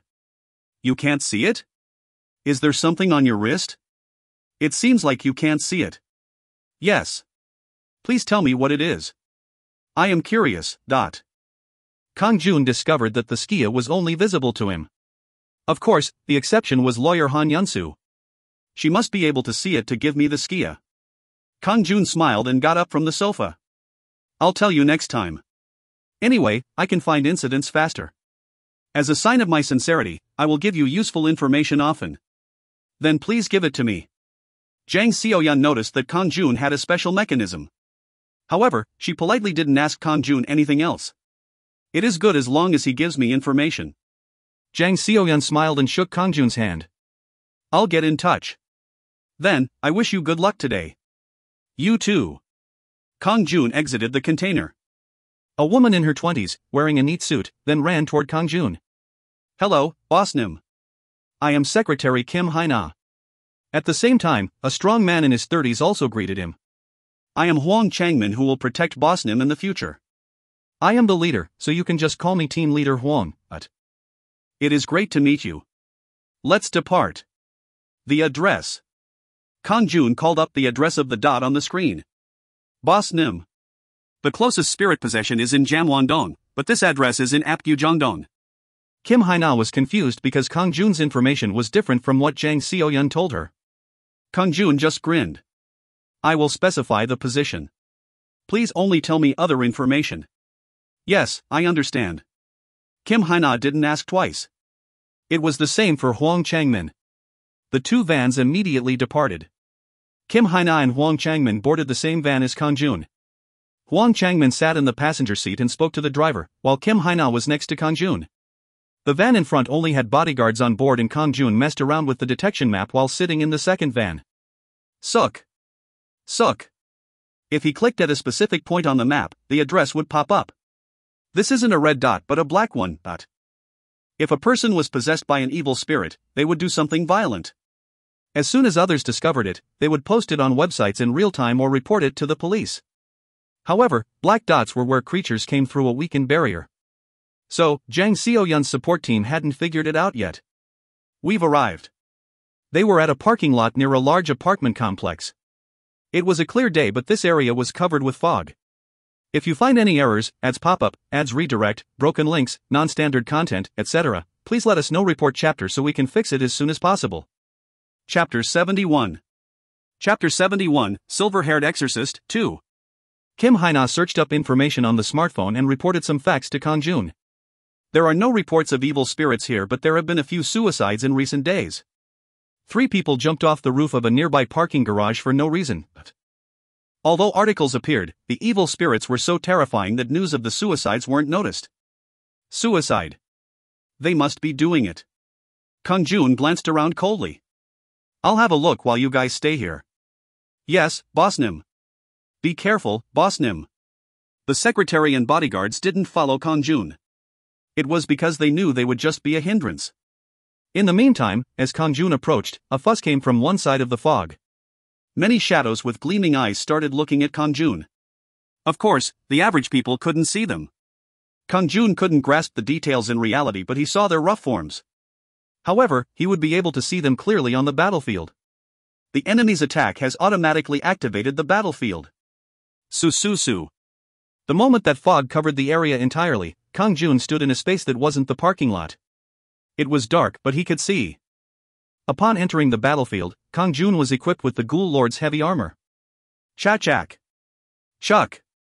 Additionally, the Vampire Lord's sword, gifted to him by Commander Grania, appeared in his right hand. Ki. The ones approaching Kang-jun were bone skeletons. Their bodies were made of solid bones. Only 2 red lights flashed in their skulls, and they were over 2 meters tall. The skeletons holding swords, axes, and even spears seemed tough. The unusual thing was that there was a huge cage behind the skeletons with 3 people trapped in it. They cried out urgently after seeing Kang-jun. Please save me. Hook. Please spare me. A skeleton, that looked like a jailer, whipped them. Kiki. Won't you be quiet? Jack. Ack. Quack. Who were they? Why were they caught by the skeletons? The story Kang-jun heard from Kim Haina flashed through his head then. Recently, 3 people had jumped from the roof of the parking garage. Were they those people? Obviously, their suicides were related to the skeletons. It seemed like the souls of the dead were trapped in that prison. Kang-jun looked at the skeletons and cried out. Why are things like you leaving Hwanmong? Anyway, after being caught by my eyes, you are all dead. Kiki. What are you saying? Kukaka. I will make you a slave and exploit you forever. The skeletons surrounded Kang-jun quickly. There were no gaps anywhere on the left or the right. Of course, Kang-jun didn't care about being surrounded. It was a good situation to test his new skill. Heavenly Unyielding Slash. Flash. Just like when he used Heavenly Cut, his sword flashed. However, the flash didn't aim for the front but spread in a circular wave around Kang-jun. Pack. Pa-pack. Papa-pack. The skeletons trembled as they were hit by the wave and turned into powder. 43 nodes have been gained. 32 nodes have been gained. 1 small moonstone has been acquired. 1 intermediate health potion has been acquired. From the beginning, they weren't fit to be Kang-jun's opponents. Still, he didn't know they would all be wiped out with 1 skill. It was a wide-range skill, so he thought it had weak damage and would need to be used twice. He killed 31 of them, but only 1 small moonstone dropped. It was like that even with his good luck increased by 1. Hexia did say that the drop rate would be lowered. Now, there was only 1 enemy left. The skeleton guarding the prison. Ki. Die. The skeleton guard ran up with a gleaming axe. Other creatures might have fled in this situation, but skeletons had no fear. Quajik. Kang-jun smashed his sword into its skull. Once the last skeleton collapsed, the iron prison holding the three souls melted away. At the same time, a bright light started to emerge from the three souls. Thank you very much. Thanks to you, we are free. They smiled brightly toward Kang-jun before slowly fading away. Take care. Kang-jun waved at them. Possessed people returned to normal, but those who were already dead couldn't survive. This was the only thing Kang-jun could do. If Kang-jun had found this place earlier, he could have prevented the situation. However, he was only one person. The souls were now freed, so they could rest comfortably. Su. The battlefield started to disperse. You have won the battle. 50 points of black magic energy have been acquired. The black magic energy consumed for heavenly unyielding slash was completely restored. This is a very useful skill. Unlike Hwanmong, the advantage of the battlefield was that black magic energy could be obtained after victory. Even so, there was the inconvenience of having to travel to find other incidents. The speed of his leveling up would be slower than in Hwanmong. Wah! The fog is gone. Oh! How can he do that? Kim Haina and Huang Changmin, who were watching from a distance, were amazed when the fog disappeared as soon as Kang-jun entered. Were there really evil spirits in the fog, team leader Huang? Huang Changmin nodded at Kim Haina's question. I've seen it, so there is no doubt. The evil spirits are so scared of his reputation that they disappeared. Since time flowed differently, they felt like it occurred instantly. No matter how fierce the battle was, it seemed like it was instant. Kang-jun came back and boarded the van. Now, let's go to Gumhodong. Yes, Boss Nim. Kang-jun found a bright red dot on the Skia's detection app. The red color showed signs of spirit possessions. The fact that it was so thick meant the creature there was very strong. However, the dot became increasingly unusual. Before he knew it, the dot had become the deepest in Seoul. No, it seemed to become the darkest in South Korea. Even if the map was extended towards China or Japan, no other similar places could be seen. Right now, he was on his way to Gumhodong. Strange. Why is this area so dark? Don't tell me that some type of lord showed up? Han Yunsu had said that wasn't possible. It was because they couldn't afford the power required to enter reality. Anyway, I will see when I get there. Several dots then appeared, showing evil spirit possessions. They were pale in color. This meant they were weak. Kang-jun sent the addresses to Jang Seo-yun. I have sent you several places where there are incidents of evil spirit possessions. After a while, he received a reply. Thank you, happy face. There are some places that I haven't identified yet. The level of difficulty doesn't seem high, so you can do it alone. I'm going to Gumhodong. Ha. Why Gumhodong? There is a large uproar at that place. Anyway, thanks a lot. Will head there afterwards. There was an uproar at Gumhodong? Kang-jun asked for the address just in case. Perhaps, is it in front of K-Mart in Gumhodong? Yes. Happy face, you've already heard about it. Wait. It is dangerous, so don't go there. Or wait until I arrive. I've already arrived. Don't worry. Ha. I have plenty of troops. I'm not that weak. What was with the crying emoticon? It would be dangerous if her pride made her ignore Kang-jun's warning. In fact, she was quite aggressive. She didn't show it in front of Kang-jun, but she wasn't a person to back off. Last time, she was the one leading the lizardmen and swinging her spear from the vanguard. So, if she arrived, her personality would definitely make her rush straight into the mart. Kang-jun sent her a message again. I'm not ignoring you. Just wait. I don't think this is a place for you to enter. However, he didn't receive a response. She didn't even pick up his phone call. Right now, the two vans were on Dongho Bridge. It was because he had to cross the Han River to go from Apgujeongdong to Gumhodong. However, the vans started to stop near the center of the bridge. That's strange, there shouldn't be a traffic jam at this time. It should move soon. Kang-jun smiled despite being in a hurry. In Seoul, cars were blocked every day. There was nothing else to do but to wait patiently. Eeing. Then the Skia rang. He was receiving a call. It was from lawyer Han Yunsu. Hello. Lee Kang-jun? Where are you now? Donggo Bridge. What happened? Are you heading to Gumhodong right now? Yes, I am on my way. Then Han Yunsu let out a relieved sigh. I'm glad. There is a problem there. A strong presence has emerged. It is impossible for anyone but you to solve this. In fact, I am curious. What has appeared? It is the Ghoul Lord. Ghoul Lord? Didn't it die? Kang-jun was the one who killed it. He had smashed its skull. It is possible because the Ghoul Lord died. What does that mean? The second Demon King can revive the Ghoul Lord to a limited extent. It can only exist as an evil spirit. Han Yun-soo continued. The second Demon King has changed strategies. He will create confusion so that sovereigns like you will enter. The attack of the evil spirits will become stronger in the future. Kang-jun's expression stiffened.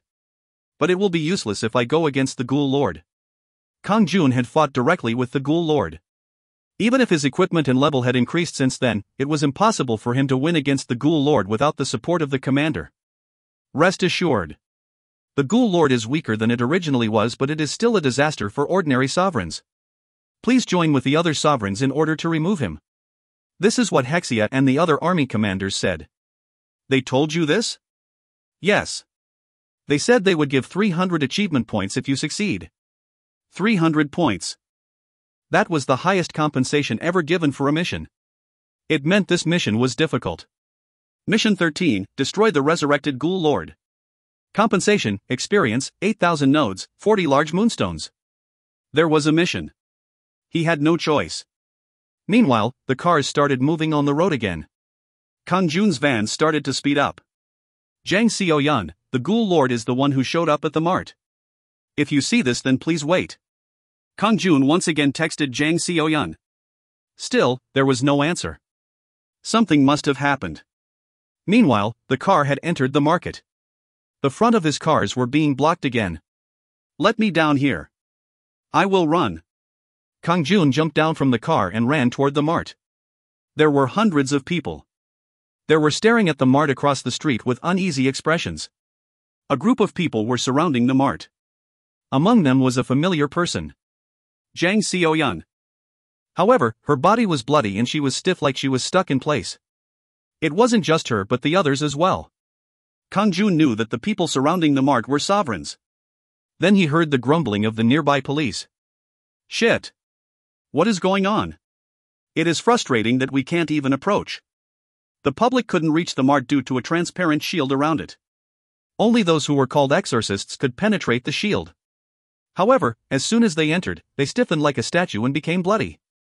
Kang-jun knew that the sovereigns were fighting the Ghoul Lord. No, the battle was already over. The sovereigns were already defeated and likely under the control of the Ghoul Lord. Everybody had blank expressions like they were missing their souls. Wait. You shouldn't go in there. This is a controlled area. Do you want to die? Why are you going in there? The police blocked Kang-jun's path. Then Kim Haina, who had followed him, shouted. He is an exorcist, so please get out of the way. Exorcist? Cook.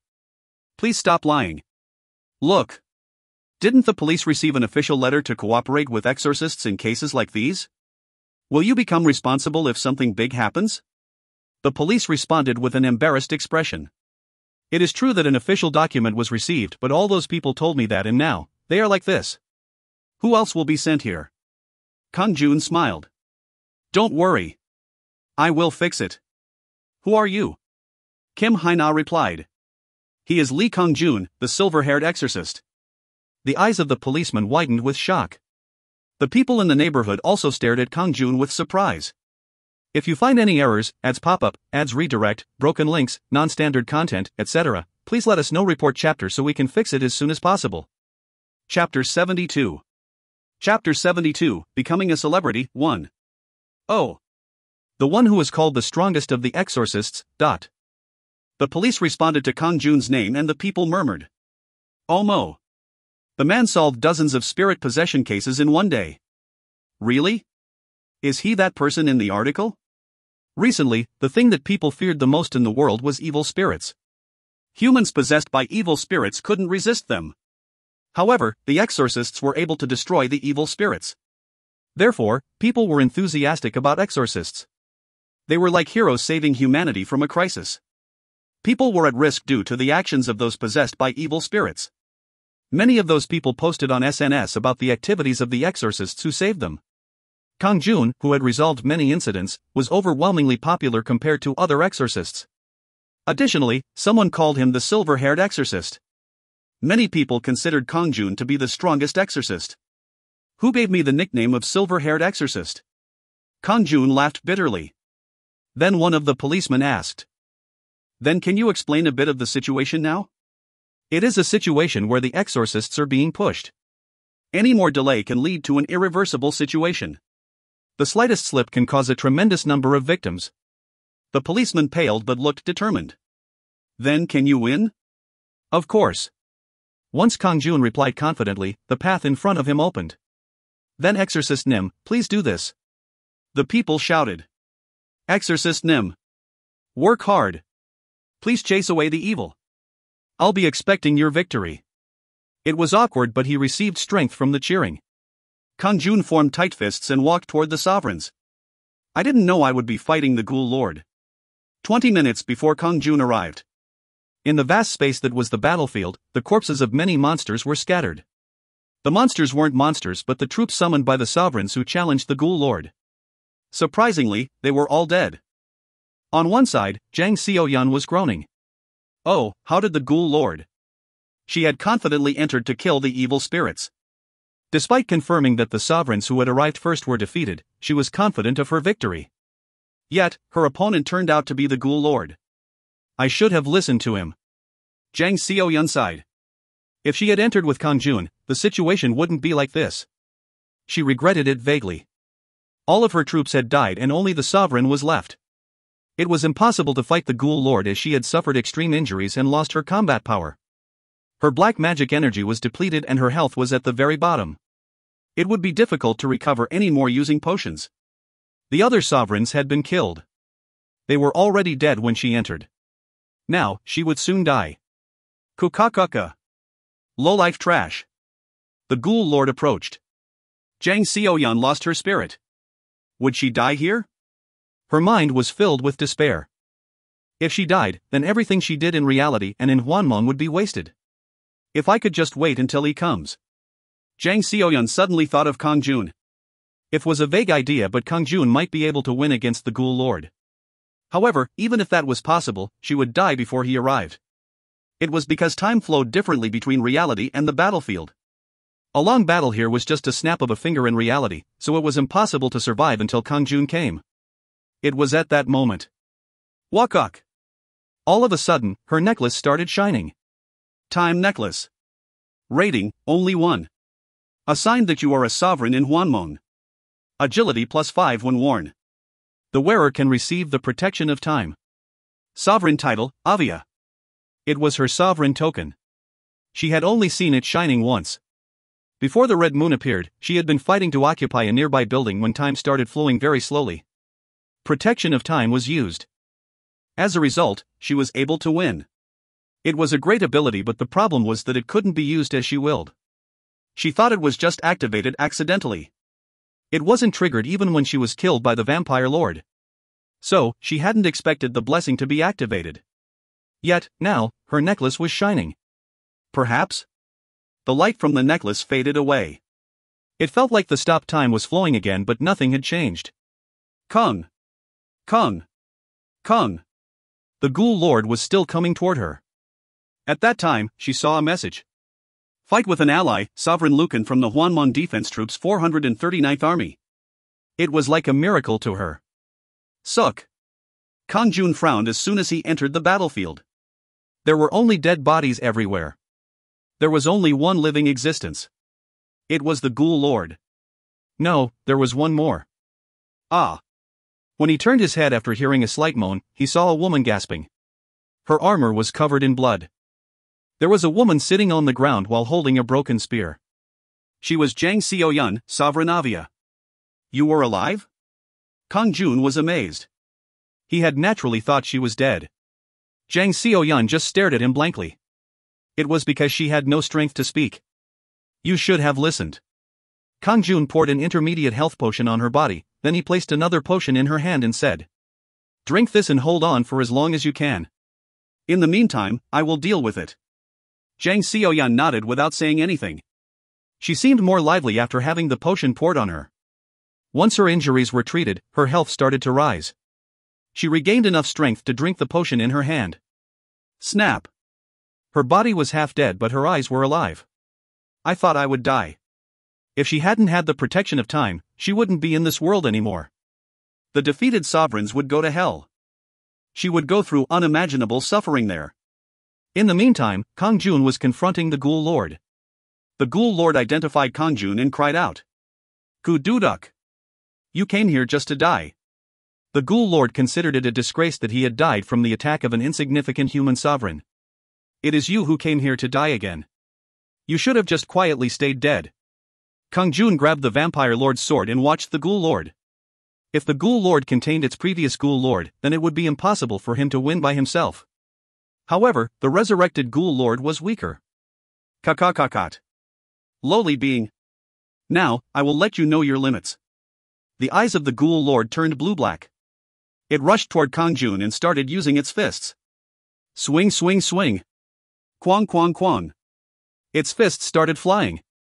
The movement speed of the Ghoul Lord was faster than its fists. However, Kang-jun avoided all of the Ghoul Lord's attacks lightly. Hadn't his level increased during this time? Or was it because the resurrected Ghoul Lord was weak? Kang-jun read all of the Ghoul Lord's actions and moved before the attack arrived. Then he aimed a skill at the approaching Ghoul Lord. Heavenly Cut. Flash. The strength was incomparable to before, thanks to the power of the Vampire Lord's sword. Pack. Ku. A deep line formed on the Ghoul Lord's head and black blood started spurting out. Flash. Sukiok. Kang-jun followed it with another heavenly cut to the Ghoul Lord's ankle. Ku. The Ghoul Lord fell to its knees and at that moment, Kang-jun leapt forward with his sword. Flash. The body of the Ghoul Lord trembled and its head fell to the ground. The end? It was less scary than I thought. The resurrected Ghoul Lord wasn't weak. His attacks were much more powerful than the Vampire Lord's clone.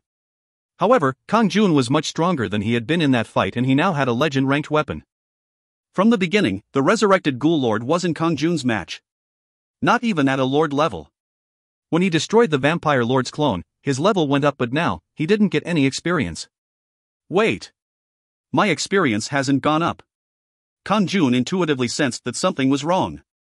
If the Ghoul Lord was dead, he should have received at least the normal amount of experience. However, the experience gauge was still the same. Kuku. Evil laughter emerged from the mouth of the Ghoul Lord and Kang-jun knew the battle hadn't ended. Cool. A black aura wrapped around its body parts and its head soon started to merge again with the body. The Ghoul Lord jumped up and glared at Kang-jun. Those eyes. Why did he feel like two suns were blazing in a huge space? Kang-jun's heart thumped suddenly.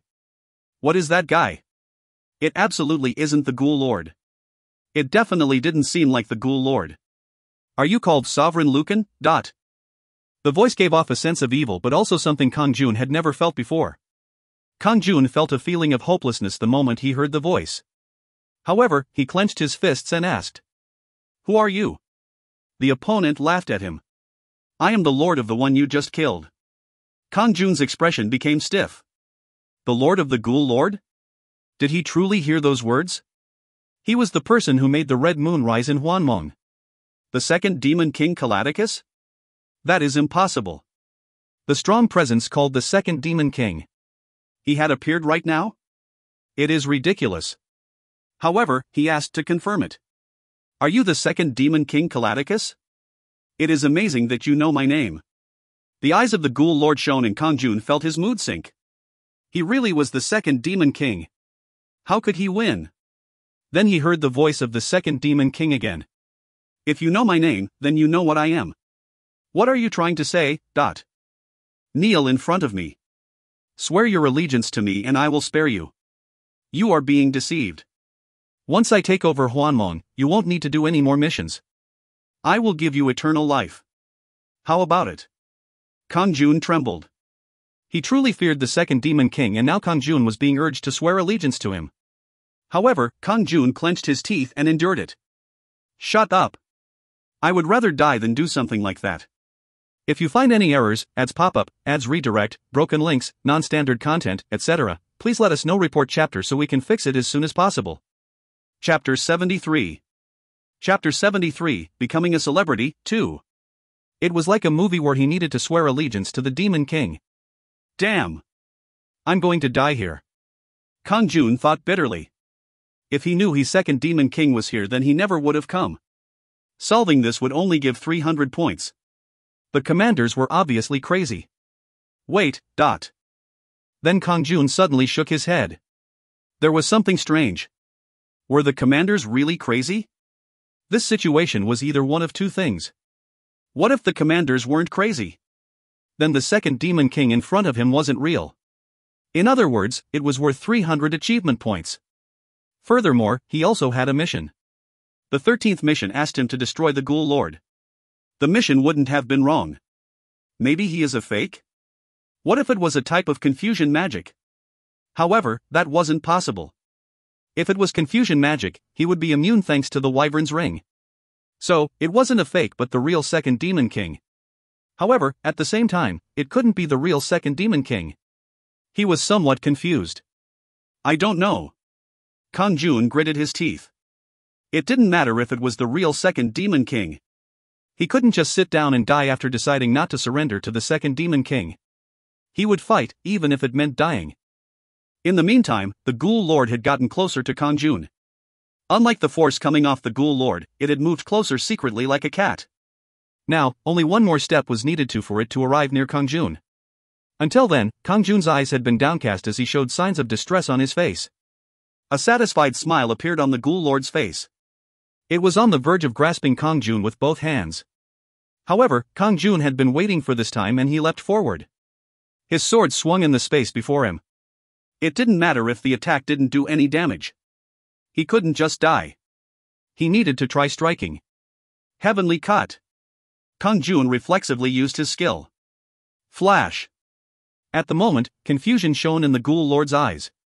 It jumped back hurriedly but Kang-jun's sword was faster. Sukiyok. Flash. Sukiyok. His sword flashed and the Ghoul Lord's head fell to the ground. And then the body ran forward with agitation. Kung. Huing. Despite having no head, the arms struck precisely where Kang-jun was located. Its huge foot stomped on the ground, making it shake. Kung. Kowong. Ugh. Kang-jun's health was reduced by the shockwave. Health, 704/810. Shit. What? It wanted a final struggle? Its speed was like the wind, so he needed to pay careful attention. Huing. Kung. Kowong.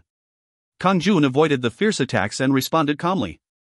His sword passed over the forearms and legs of the Ghoul Lord. Chwack. He didn't unleash a skill but it still caused damage. Kang-jun's sword sliced up the Ghoul Lord's body wildly. Chwack. The Vampire Lord's sword then showed its ability to absorb health. Health, 810/810. The health that had been reduced by the shockwave was restored. Conversely, the Ghoul Lord's body was gradually losing power.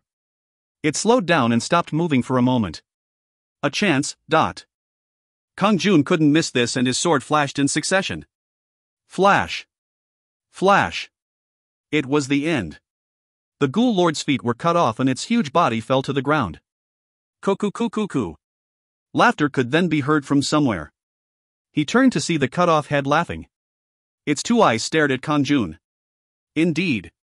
There has to be someone like you in order for me to enjoy conquering this place. The light in those eyes made it seem like they found this situation rather interesting. Kang-jun could tell that the second Demon King himself was looking through the eyes of the Ghoul Lord. Now, his confusion was cleared up. He was controlling the Ghoul Lord from a distance. It was like controlling an avatar in the game. Sovereign Lucan. You will see me again in the near future. After those words, the body and head of the Ghoul Lord scattered into smoke. Your level has risen. 6,320 nodes have been gained. 61 small moonstones have been acquired. 22 large moonstones have been acquired. You have destroyed the resurrected Ghoul Lord. You have earned 300 Red Moon achievement points. Mission 13 has been accomplished. As a reward, enough experience will be given to increase your level. 8,000 nodes have been given as compensation. 40 large moonstones have been given as compensation. Numerous messages appeared. Kang-jun smiled as he confirmed that he gained 2 levels to reach LV34. He also enjoyed the 300 achievement points. Indeed, the commanders weren't crazy. Su. At that moment, the battlefield distorted and started to disappear. Kang-jun turned and looked at Jang Seo-yun, who was gazing at Kang-jun with a shocked expression. You have won the battle. No more black magic energy can be obtained as it is full. As soon as the battlefield vanished, the black clouds over the mart disappeared. The identity of the scattered black clouds was revealed. It was obvious. The Ghoul Lord had turned this area into a mess. Kung! Those inside the area collapsed immediately. They were the sovereigns. Except for Kang-jun and Jang Seo-yun, the 10 sovereigns collapsed and their bodies were cold. Originally, those defeated in the battlefield wouldn't die. It only took the black magic energy. However, the battles with evil spirits were an exception. Defeat was certain death. In the Red Moon battlefield, resurrection was possible, but there was no such thing here. Reality was an even more terrifying battlefield for the sovereigns. Jang Seo-yun's heart thumped once again as she looked over the corpses of the sovereigns. If it hadn't been for the protection of time and Kang-jun, she would have turned out like these sovereigns. What happened? Meanwhile, the police and crowd of people were looking at Kang-jun with unease and anticipation. Kang-jun replied with a serious expression. I took care of the evil spirit, but they are victims of it. Kang-jun pointed to the dead sovereigns on the ground. People had no idea they were sovereigns. They called them exorcists. Was there anything else? They felt more relief that the evil spirit was destroyed than sympathy for the dead. At the same time, Kang-jun's credibility rose sharply for taking care of the evil spirits when the other exorcists had failed. The rumors are true. Really amazing. He isn't called the strongest exorcist for nothing. Kang-jun briefly explained the situation to the police and headed to the van. Jang Seo-yun was escorted by bodyguards and also boarded her van. She sat for a moment with a stunned look before sending a message to Kang-jun. Thanks again. And I'm sorry. I nearly died today due to my stubbornness. I regret not listening to you. Then Kang-jun's messaged back. From now on, you should move with the allied sovereigns. Even if you don't get a lot at once, it is better to hunt reliably. If it had been the same as before, she would have refused out of pride. Of course, she still didn't feel good. However, Jang Seo-yun admitted that Kang-jun's words weren't wrong. Dying once was the end. Rather than getting moonstones, she could die in vain from her greed. The only exception was if she was as strong as Kang-jun. I'll do that. Then another message came from Kang-jun. And I will send a warning message in advance if there is something dangerous like today's situation. You won't be a match for such things even in a party. I understand. Jang Seo-yun was a bit upset but had nothing to say. If it hadn't been for Kang-jun, she would have died today. He wasn't an allied sovereign but a lifesaver. She immediately contacted Choi Hyunju, Young Sungwook, and the other allied sovereigns. She told them to move together in a party. Among the allied sovereigns, except for Kang-jun, Jang Seo-yun was the strongest. There was no reason for them to refuse to move with Jang Seo-yun. On the other hand, Kang-jun started hunting again. Unlike Jang Seo-yun, he was naturally alone. He only picked the strongest evil spirits in order to gain as much moonstones as possible. Hovu, due to the increase in good luck from the bean sprout soup, my Japtum income has increased slightly. But the drop rate of the moonstones was the same. It didn't come out frequently, but it still came out. However, he got a lot of moonstones from the Ghoul Lord, so today's profit was quite good. Thanks to the secretary and bodyguards, he didn't need to drive and the inconvenient chores were taken care of. While going to the next destination, he could nap or have some snacks while the car was moving. So, even if he hunted all day, he was less tired than before. The next day, reporters came in the morning. Kang-jun, who destroyed an evil spirit strong enough to kill 10 exorcists, became known not only in Korea but also the world. One page of the newspapers was dedicated just to Kang-jun. It was also reported on the internet and television, so Kang-jun had become a celebrity. Everywhere he went, he was asked for interviews and photos with fans. Fortunately, Hwang Changmin was a bodyguard for popular celebrities and was good at coping with such things. Kim Haina took care of various interviews so Kang-jun could concentrate on hunting. The door to Hwanmong is open. You have entered the world of Hwanmong. The next night, Kang-jun appeared at his base in the Yugang building in the world of Hwanmong. Lord! You've arrived. Kang ran over and greeted him. His blue hair and eyes had become clearer than before. He had the distinctive air of a dark elf but also a mysterious atmosphere around him. Kang-jun just smiled. You have changed a lot, Kang. Hovu, of course. I made great progress in my abilities as a military advisor as well as my personal abilities. It is all thanks to Lord. What are your individual capabilities? An increase in my combat power. I can also use a few magic spells. That's great. Then what about your abilities as a military advisor? In combat, I have the ability to raise the morale and combat strength of allies. I also have the ability to make the enemy confused. Okay. I am looking forward to your actions in the future. Kang-jun nodded with a warm expression. Just like Heian and Colt, Kang had also become stronger. Has a scroll from Commander Hexia arrived yet? Not yet. There is no mission today? If nothing special happens, it will arrive after a while. Meanwhile, why don't we go around the territory? Is that so? Then, it will be good to see how the area has changed. Due to the abundant funds acquired from Kang-jun, the base at the Yugang building had been upgraded to Stage 3. Upgrading from Stage 1 to 2 cost 5,000 nodes and 10,000 nodes were required for Stage 3. Therefore, the advantages were incomparable. Not only was there an increase in taxes but new types of bases could be built. Germas, seeking an audience with Lord. Germas realized that Kang-jun was here and greeted him with a smile. It is great to see Lord. After that, Rodayam and a young slime-like man greeted him. Kajel greets you. The slime-like young man was Kajel. It has been a while. Kang-jun nodded as he saw them. Once he saw Germa's blazing eyes and steel-like skin, he could tell that there was a significant upsurge in the combat strength of his troops. Rodium's healing abilities and capabilities as a supervisor increased significantly. The current workshop was Stage 3 and could accommodate 200 workers. Amazingly, 200 people were summoned every night and put to work. Finally, Kajel's attack power rose and he could summon 3 alternative bodies. Then Kang said. Then, we shall move to the rest area on the 3rd floor, Lord. Okay, be my guide. Kang led Kang-jun with Germas, Rodayam and Kajel following behind him. If you find any errors, ads pop-up, ads redirect, broken links, non-standard content, etc., please let us know. Report chapter so we can fix it as soon as possible. Chapter 74. Chapter 74, Naga Queen, 1. The 3rd floor of the Yugang building. In reality, it was a place that a plastic surgery clinic had rented. However, Kang-jun's resources were being used to make it a rest area in Hwanmong. Kang-jun had taken a quick look at the rest area when it was Stage 1. At the time, it had only been filled with chairs and beds. When sitting down or sleeping, fatigue would be released and health restored. However, now it was a Stage 3 rest area. As soon as he entered the 3rd floor, he saw a spacious area. In the center, there was a fountain. There were different shaped houses on the outskirts. Various trees and flowers were arranged in a harmonious manner. It was a picturesque and peaceful scene. What is going on? Kang-jun's eyes widened with surprise. Kang just smiled. The rest area expanded after reaching Stage 3. That was it. Space expansion wasn't a special thing here. The building itself was similar in shape, but the height and area within was completely different compared to reality. If that wasn't the case, it would have been impossible for a huge ogre to move indoors. Yet the rest area here was connected to a completely different space. Then I guess the recovery effect of the rest area should have increased. Yes. Once allies are within a certain radius, health recovery for them will increase, so it is very advantageous when defending.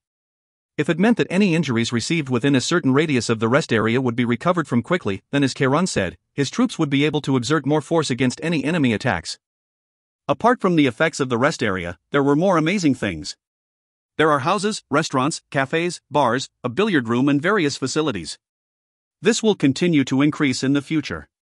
Cafes and bars? Billiard room? The facilities were offered for free to anyone who visited the rest area. Kang-jun looked around the cafe. There were menu boards with the name of sweets, cakes and various teas. There were spacious tables and chairs. Music was playing smoothly. Ha ha. Welcome. Here, we have warm tea, cakes and sweets. By the way, the cafe employee was a human youth. Kang-jun had seen him somewhere. He had been a drunk young man and Kang-jun had absorbed his energy. Why is he working at a cafe? Rodayam was the one who replied. He is a worker from the workshop, Ong. He has been educated, Ong. Really? As Kang-jun's level increased, soul exploitation, which could be called a sovereign exclusive skill, also increased. In the past, only those defeated in the battlefield or punishment field would be summoned. Now, every person Kang-jun absorbed energy from would be targets. Of course, they were only summoned to Hwanmong when asleep, and their memories of this place would disappear once the dream ended. However, their memories would come back the next time they were summoned. Anyway, he left the matter of the workers to Rodayam, so Kang-jun decided not to worry about it anymore. Rodayam continued to place workers in the bars and restaurants. However, when he entered the billiard room, there were two people, whom Kang-jun knew, playing billiards. They were Cho Sang-jin and Hwang Song-gil. They were the first two people summoned to work. What are those people doing? They were rewarded with a vacation. Rewarded with a vacation? Cho Sang-jin mined 30 essence of earth in the last 7 days, and Hwang Song-gil found an AO key, so I gave him a month off. Those who received rewards had the privilege of playing in the rest area when summoned. By the way, what is the AO key that he is given a month's holiday? Kairon then replied. This was available after Lord appeared on the Red Moon battlefield. Kairon handed Kang-jun a key that shone with a white light. AO key. Rating, Legend. Can open the space prison. It is possible to use it 3 times. AO refers to the space prison. If you have the AO key, you can open the door of the space prison and release the prisoners inside it. Kiran's eyes flashed as he spoke. Of course, there are some useless existences in AOK. In some cases, the prisoner has already died and there are only the remains left. However, sometimes a person with great abilities will be alive. Lord has a lot of charisma, so it won't be hard for you to gain their loyalty. That was it. There was a chance he could obtain good talent. By the way, where is the AOK prison? AOK can exist anywhere, but they are hard to find. Coincidences have to overlap. However, the probability of it appearing on the Red Moon battlefield is quite high. The second Demon King invaded Earth Hwanmong, so the AOKs belonging to him would be present on the Red Moon battlefield. The second Demon King had wreaked havoc across whole planets, so many people had become his prisoners. Then how can I find an AOK? The AOK key will give off a special response when an AOK is near. I see. Kang-jun nodded. It made sense why Hwang Song-gil received a 1-month vacation. On the other hand, Cho Sang-jin and Hwang Song-gil were surprised to see Kang-jun. Unlike reality, Kang-jun was wearing black armor, so they didn't recognize him at first. However, they realized it was him due to his silver hair. Ah, you? Heek. Why are you here? They had never met the lord of this mysterious base. Kang-jun had always been too busy to go to the mine. In the meantime, only Rodayam oversaw them, although they did see Kairon and Kajel at the rest area. However, blood drained from their faces when they saw Kang-jun. To them, Kang-jun was scarier. Then Rodayam said to them, "Say hello. This is your lord." Cho Sang-jin and Hwang Song-gil were amazed but not surprised. They knew that Kang-jun had a great presence, but they didn't know that he was their lord in Hwanmong. Kang-jun just smiled. "I'm glad to hear you've been working hard. I look forward to your work in the future." "Yes, Lord." "Thank you, Lord." Hwang Song-gil's expression brightened at Kang-jun's encouragement. Kairon smiled. The billiard room was a suggestion and the response has been pretty good. You should also visit for a while when your thoughts are complicated, huh? That was why a billiard room had been created. Additionally, Kairon also seemed to be interested in billiards. I am also working on a suggestion for a PC room. There were also suggestions for room salons and gambling rooms, but they are decadent, so they have been put on hold. We are actively considering a karaoke room and sauna.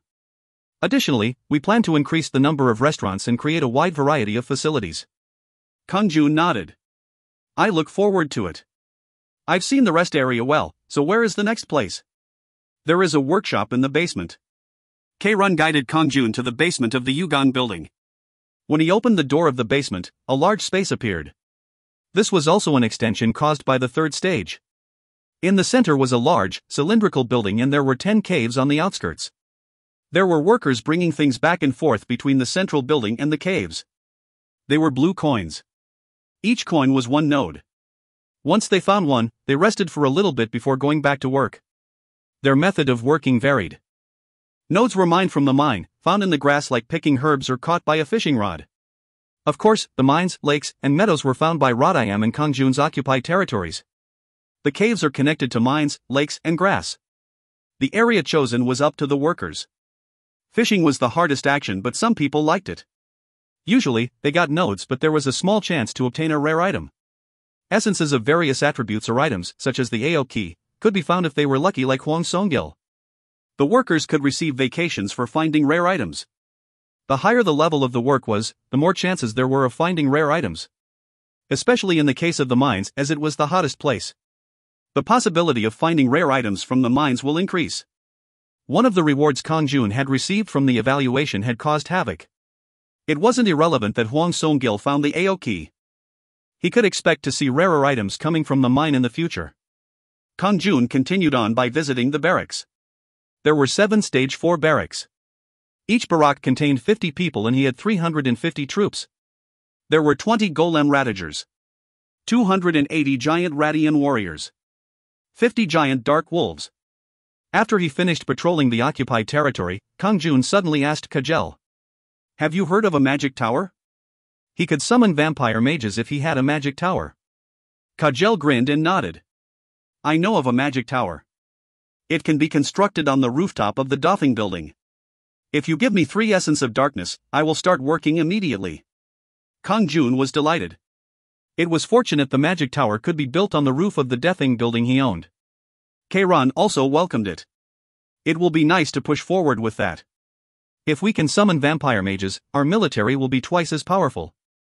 After building the magic tower, I will raise the Barak level and summon the vampire mages.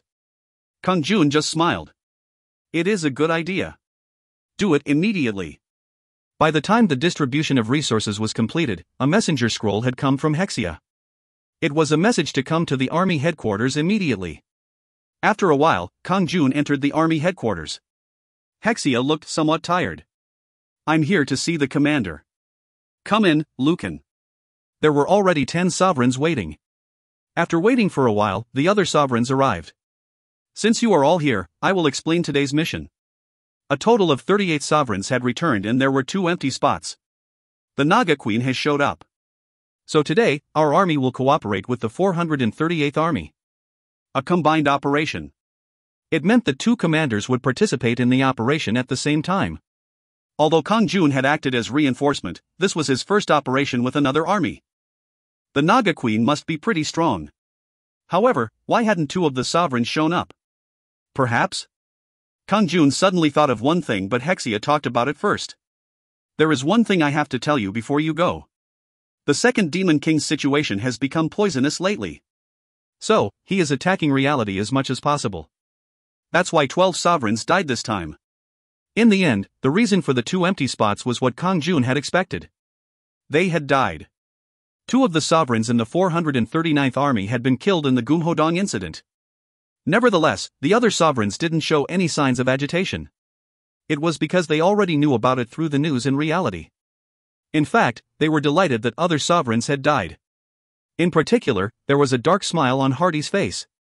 Hexia continued speaking. "Therefore, be careful not to die, especially in reality where resurrection is impossible." There was a cold smile on her face. "I don't know what to expect in the future. I don't know and you don't know either. Regardless of the reason, the dead are losers. There are no excuses in hell. No matter the reason, the dead sovereigns were losers." That's right. Now wasn't the time to rejoice over the death of other sovereigns. They had to keep this in mind. Sure what? A portal was immediately created through magic and Hexia entered first, followed by the 38 sovereigns. After a while, the battlefield appeared. "I couldn't install a resurrection gem due to the Naga Queen's interference.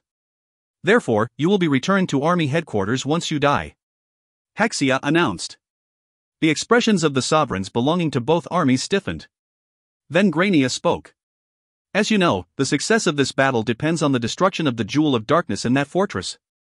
It is difficult, so 300 achievement points will be awarded to the one who destroys the Jewel of Darkness. Additionally, the top 5 sovereigns who take care of the most Nagas will be given 100 achievement points." Hexia nodded and said, "Of course, all these achievements can only be received after the Naga Queen is killed. It is useless if you die before the Naga Queen is killed. Those who survive until the end will be given 50 achievement points." The eyes of the sovereigns lit up. After receiving the periodic evaluation, they realized the power of one achievement point. There were many who aimed for the 100 points for killing Nagas rather than the 300 points for the Jewel of Darkness. If they survived, it would be a combined total of 150 points. That alone was quite a feat. The total sovereign of the 438th Army, Radel, grasped his fist and made up his mind. Last time, I was robbed by Lucan, but this time I will destroy the Jewel of Darkness. Additionally, Sovereign Zenith was also aiming for the Jewel of Darkness. He knew it would be wiser to kill many of Nagas to gain 100 points. He was confident that with his skills, he would be among the top 5. However, it was unacceptable for him to give up the Jewel of Darkness and the 300 achievement points. Oh duck! Today, I absolutely must do it. I will surely destroy the Jewel of Darkness. Zenith was only thinking about the Jewel of Darkness. Of course, Kang-jun was also aiming at the Jewel of Darkness. While 3 sovereigns were aiming for the Jewel of Darkness, the rest just wanted to get within the top 5. Particularly, Avia decided to act in a group with her allies Haniel, Rosina, Caper and Brio. Similarly, other sovereigns also decided to act in parties. It was the same for Hades and his allied sovereigns. He picked the 4 strongest ones. He originally tried to include Zenith, but Zenith refused. Zenith's greed is futile. He won't be able to beat the Jewel of Darkness. However, it didn't matter. Right now, survival was his first priority. Those who died or fell behind would be abandoned by the Alliance. On the Red Moon battlefield, they could be beaten at any time. It was at that time. Wororuru. The terrified beggars of Hwanmong gathered here. A thunderous sound was heard from the sky and thunderbolts started to occur. Flash. Jijijik. Kwa kwang. Korururung. Kwa kwa kwa kwang. There was a deafening sound and blue flashes of light twisted together everywhere. If you find any errors, ads pop up, ads redirect, broken links, non-standard content, etc., please let us know. Report chapter so we can fix it as soon as possible. Chapter 75. Chapter 75, Naga Queen, 2. Oh. The sovereigns were terrified. Some were so surprised, they flopped down. Fortunately, there were no victims of the bombardment due to a transparent shield. It was a shield Commander Grant had activated. Her right hand was holding a staff. She smiled as she stared up at the sky. The Naga Queen has started attacking. We should go now. After speaking, she flew into the sky. Suck. Then a whip appeared in Hexia's right hand. Today, she was fighting with a weapon instead of unarmed. Is a whip her main weapon? Hexia suddenly turned and glanced at Kang-jun, then immediately flew upwards. She didn't say anything, but he could understand the look in her eyes. She was telling him to destroy the Jewel of Darkness as soon as possible. Okay. Shall I start? Kang-jun rushed toward the fortress. A Naga had the upper body of a human and the lower body of a snake. There were males and females, but most of them were more powerful than vampires. He needed to pass through at least 1,000 Nagas to arrive at the fortress. At the fortress, there would be a great number of troops guarding the Jewel of Darkness. The difficulty is definitely higher compared to the Vampire Lord, but he couldn't afford to move with the allied sovereigns today. They also knew that Kang-jun couldn't afford to take care of their party. There is an enemy. Bah! How dare you come here? The Nagas found Kang-jun, who was in the vanguard. A Naga with the upper body of a man approached first and swung a spear. Swing. Swing. 4 arms. Each of the 2 arms gripped a spear, so they were hard to ignore. However, Kang-jun avoided the spears lightly and sliced the Naga's waist. Sukiak. Quack. Quack. The upper body wasn't supported by the lower body anymore, so the Naga died. Kang-jun moved forward without any hesitation. His goal wasn't to annihilate enemies but to arrive at the Jewel of Darkness at the fastest speed. Therefore, he advanced and only defeated the enemies that blocked his path. Kukukuk. Where are you going? Stop him. Countless Nagas surrounded him. The body of a snake meant that their speed was ridiculously fast. Unlike when he rushed through the vampires, it wasn't easy to move forward if he took care of them one by one. Heavenly unyielding slash. A wide area skill was useful in cases like these. Flash. Pa-ah. Ak. Cough. Ak. Although 50 black magic energy points were consumed and 20 Nagas were killed at once. There was a moment of silence. The Nagas were so astonished that they hesitated. Snap. Meanwhile, Kang-jun drank a bottle of black energy recovery potion and looked at the dropped items. 52 nodes have been gained. An intermediate black magic energy potion has been obtained. 1 small moonstone has been acquired. 48 nodes have been gained. 1 intermediate health potion has been acquired. He picked up the moonstones. The remaining money in Japdom would be moved to the warehouse when left alone. However, Kang-jun had recovered his black magic energy. It was so that he could use his skills freely while moving. In order to do that, he needed to keep his black magic energy at the maximum. He was dealing with formidable enemies, after all. Heavenly Unyielding Slash. Flash. Pa-ah. Aya. Cock. One person behind Kang-jun stared at the way he broke through the Nagas. It was Radel, the total sovereign. Kang-jun opened the path, so Radel was able to take care of some Nagas behind him. You. Is he human? His expression was tinged with amazement. The sight of Kang-jun taking out 20 Nagas at once was cool. Shit. I have to admit it's cool. However, I will be the final winner. It was highly likely there would be a final battle in front of the Jewel of Darkness, as a very powerful being was probably guarding the Jewel of Darkness. While Kang-jun was fighting the Guardian, Radel would rush out and destroy the Jewel of Darkness. Hulu, the money that the bear made will be taken by the king. There was a meaningful smile on Radel's face as he followed Kang-jun. Meanwhile, the other sovereigns were engaged in fierce combat with the Nagas. The sovereigns had become very cautious and smart. Those who experienced a bitter taste during the evaluation had changed. Rather than recklessly moving alone, they formed parties and prioritized their own survival. As soon as they were injured, they moved to the back of the party and drank a potion. So, no one had died yet. There were a few parties that showed outstanding skills, including Avia's party. It was the same for the party led by Hardy's. Quararung. Qua Kwang. There was an endless battle in the sky. The Naga Queen was dealing with both Hexia and Grania alone. She looked at the situation below and frowned, then threw something down towards the ground. Quick! It was a single bead. As soon as it hit the ground, clouds emerged and turned into the Naga Queen. It was the Naga Queen's clone. No? Damn! Hexia and Grania panicked. It would be difficult for the sovereigns if the Naga Queen's clone started moving. However, there was no time for them to worry about that. The Naga Queen was pushing them harder than before. Ridiculous things. Receive the Queen's anger. Huing huing huing. Countless red blades flew towards Hexia and Grania.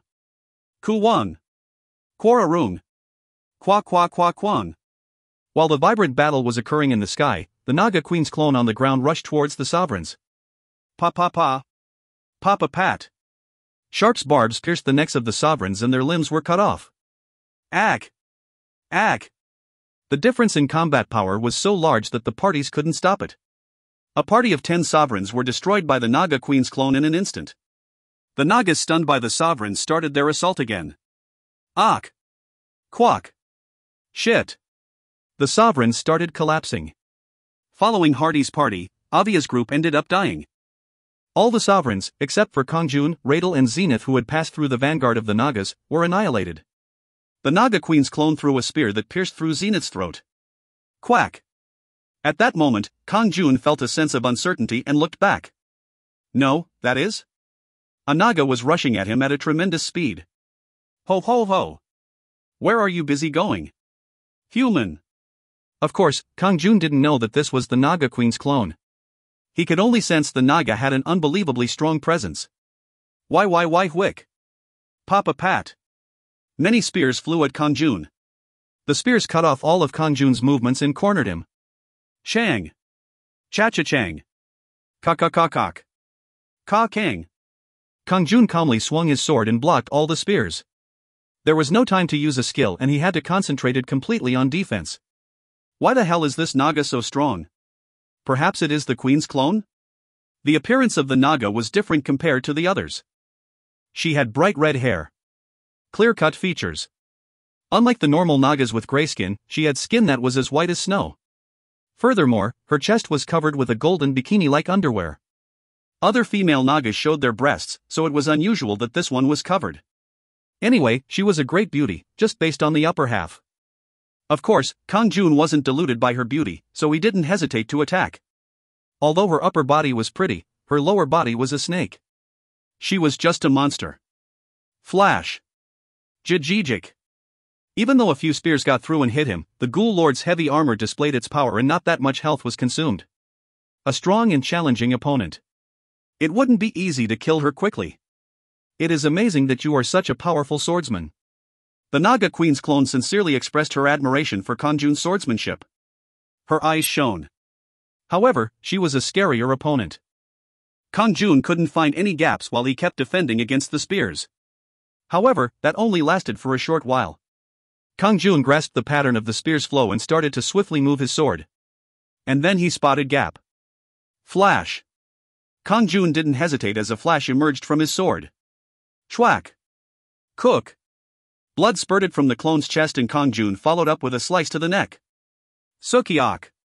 The Naga Queen's clone that lost her head stood still. Experience has been gained. 3,820 nodes have been gained. 52 small moonstones have been acquired. 27 large moonstones have been acquired. The Naga Queen's silver box has been acquired. His level didn't rise despite killing the clone of a lord. There wasn't even a mission. Still, at least he had a solid profit of nodes and moonstones. Furthermore, there was a silver box. What was in it? Anyway, he decided to check it after it was safer. Right now, it was imperative to break the Jewel of Darkness. Kang-jun plunged into the fortress immediately. The enemy. Stop him. There were Nagas wandering around inside the fortress. Most of them were big Nagas with 2 or 3 upper bodies joined to one lower body. They could be called giant Nagas, but to Kang-jun, they were no different from normal Nagas. Heavenly Unyielding Slash. Flash. Pa'at. After gathering 20 monsters in one area, he used the wide area skill to wipe them out. The man following Kang-jun was upset. It was none other than Radel. He was lucky enough to survive. It was because the Naga Queen's clone aimed for Kang-jun straight after Zenith. Radel was thankful for such luck but was shocked after seeing Kang-jun take care of the clone. I really want to be that person. Hoo-hoo, but I still have a chance. He hadn't given up. Rather, this was currently his best chance. Radel and Kang-jun were the only ones left. On the other hand, Kang-jun knew from the beginning that Radel was following him and his reason for following Kang-jun was obvious. It won't turn out as he wants. The shiny Jewel of Darkness wasn't far away. There was no powerful presence that could threaten Kang-jun since he had already destroyed the clone. However, if he fought the dozens of Nagas guarding it, then Radel might destroy the Jewel of Darkness first. Kang-jun moved between them. He had at least 10 Nagas following him. At this point, Kang-jun could use his wide area skill. Instead, he used Aura of the Wind to run in a certain direction. It was the area where Radel was. Hoo-hawk. W what? Radel flinched, but the Nagas had already reached him. Kang-jun laughed. It is hard on my own, so take care of them. Kang-jun killed a Naga and escaped from the encirclement. The Nagas then rushed toward Radel. Ugh, damn it. Cowardly bastard. Radel cursed Kang-jun. However, right now, he had to fight against the Nagas in order to live. He was a total sovereign, so despite being surrounded by 10, he didn't panic and endured. In the meantime, Kang-jun was approaching the Jewel of Darkness. Aok. At that moment, he heard a scream from the sky. Kang-jun looked up with surprise as a woman with blue wings crashed down. It was Commander Grania. Her body turned into smoke just before hitting the ground and disappeared. Damn! Grania had died. The problem was that Hexia was completely bloody. It seemed like she would soon receive Grania's fate. I need to take care of the Jewel of Darkness instantly. Pak! Kang-jun smashed the Jewel of Darkness with his sword. Then the Naga Queen's body trembled. You! Damn it! Hohut, you are now finished. There was a smile of victory on Hexia's face. She struck with her whip. However, the Naga Queen just snorted. Bah! Who is finished? Her spear gleamed and penetrated Hexa's chest. Die! At the same time, Hexia's whip wound around the Naga Queen's waist. Ak! Cook! Hexia and the Naga Queen attacked each other in a matter of seconds after Kang-jun shattered the Jewel of Darkness. Pasa Susu. Hexia's body disappeared into smoke. What was this? The Naga Queen didn't die. Her bloody figure fell to the ground and she immediately jumped up. Bah! Quiet. She entered the fortress without hesitation and pierced Radel with her spear. Kwatong. After skewering Radel, she threw his body away and rushed to Kang-jun. Now, you are the only one left. Die. The Naga Queen's eyes glared at him coldly and she wielded her spear furiously. Flash. A red flash like lightning flew toward him from a distance and Kang-jun quickly rolled his body. Kwang. The ground where he had been standing split apart. Shit. What do they want me to do if I died? Kang-jun was in a troubling situation. Grania and Hexia had died and yet, the Naga Queen hadn't died yet. Of course, Kang-jun would be resurrected after dying. However, he found it difficult to give up. The Jewel of Darkness had also been smashed. Shit. Kang-jun raised the Vampire Lord's sword. I will try it once. If you find any errors, ads pop up, ads redirect, broken links, non-standard content, etc., please let us know. Report chapter so we can fix it as soon as possible. Chapter 76. Chapter 76, Naga Queen, 3. Nagas flocked from everywhere. Unlike the ghouls and vampires that vanished when the Jewel of Darkness broke, they didn't die. However, they were just alive and not a threat. Their attack power was almost lost. If Kang-jun wanted to, it would be a one-sided slaughter. However, they were only ordinary troops while the Naga Queen was still alive. You will die before the wrath of the Nagas. Supak. Flashes of sharp spears aimed toward him. Kwang. The earth, rocks and pillars supporting the fortress were broken. Just looking at the upper body, the Naga Queen was slender. She was only 4 meters tall, so she wasn't gigantic like the Ghoul Lord. Due to the fact that her lower body was a long snake, she ended up being a similar height to Kang-jun. Her whole body was bloody. A portion of her waist seemed to be cut off due to Hexia's whip. Nevertheless, the strength in her eyes hadn't died at all. It was like she was going to wield the spear until her last breath.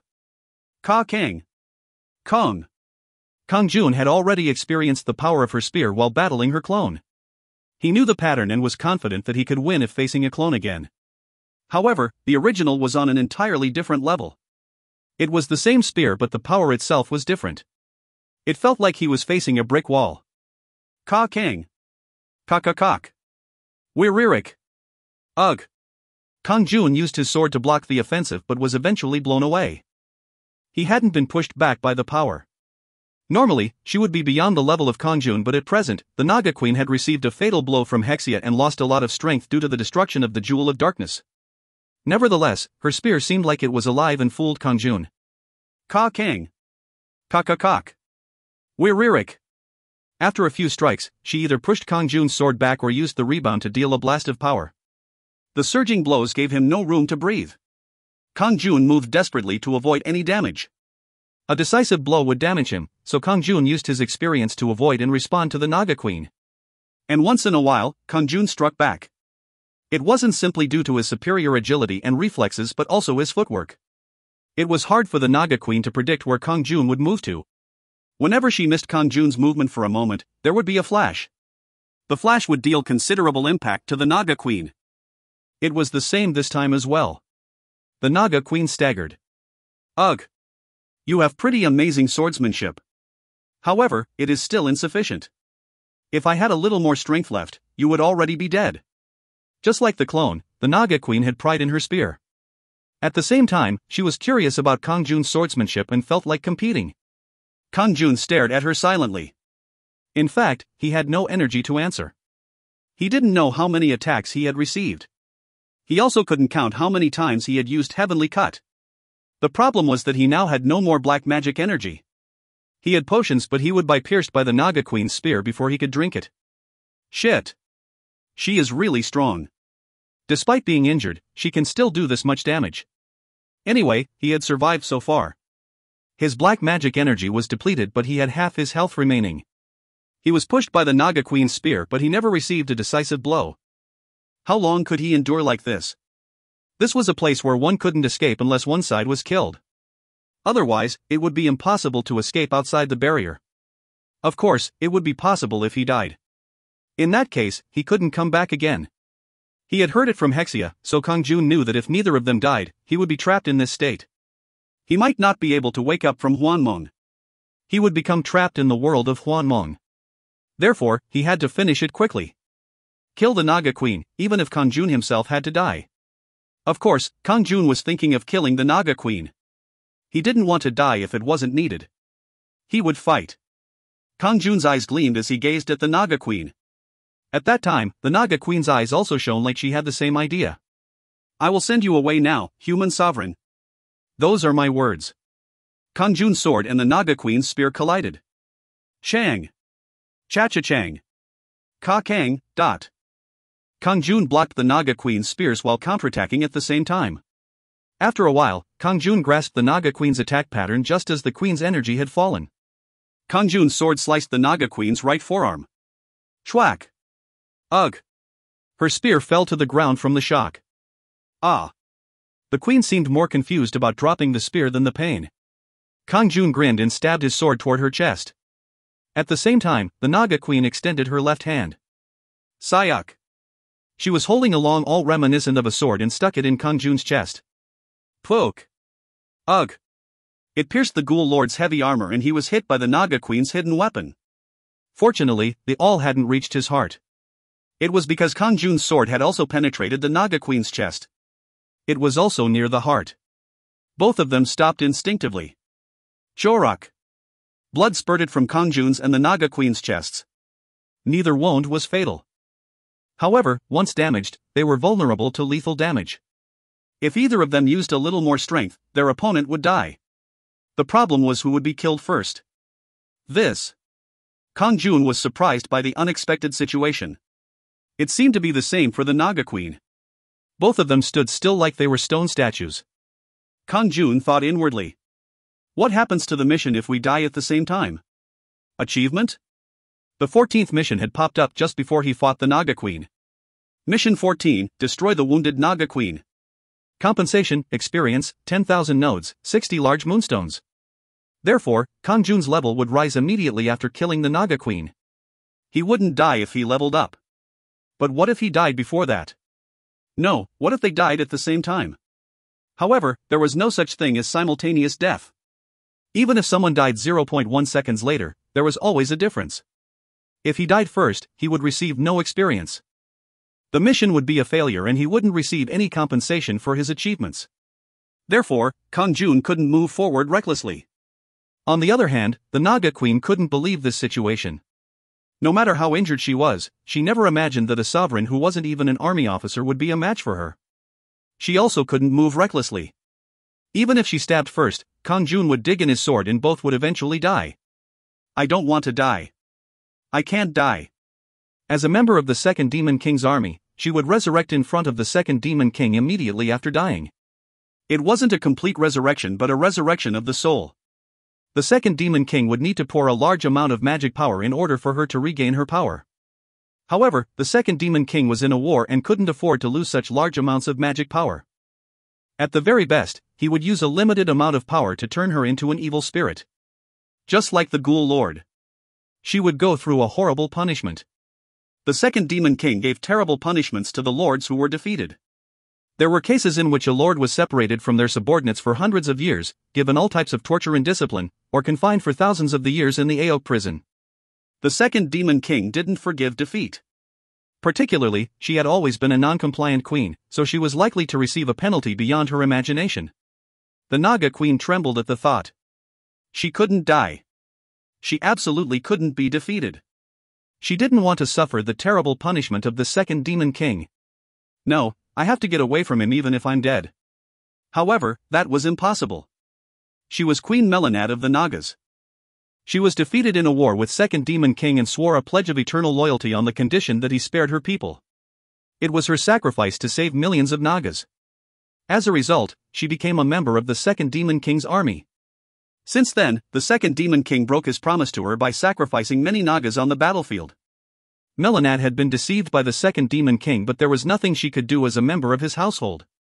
Her pledge. Due to the eternal bond, she couldn't escape from the Second Demon King unless he freed her. Even dying wouldn't allow her to escape the curse. If the Second Demon King won this war, he might reward her by freeing her.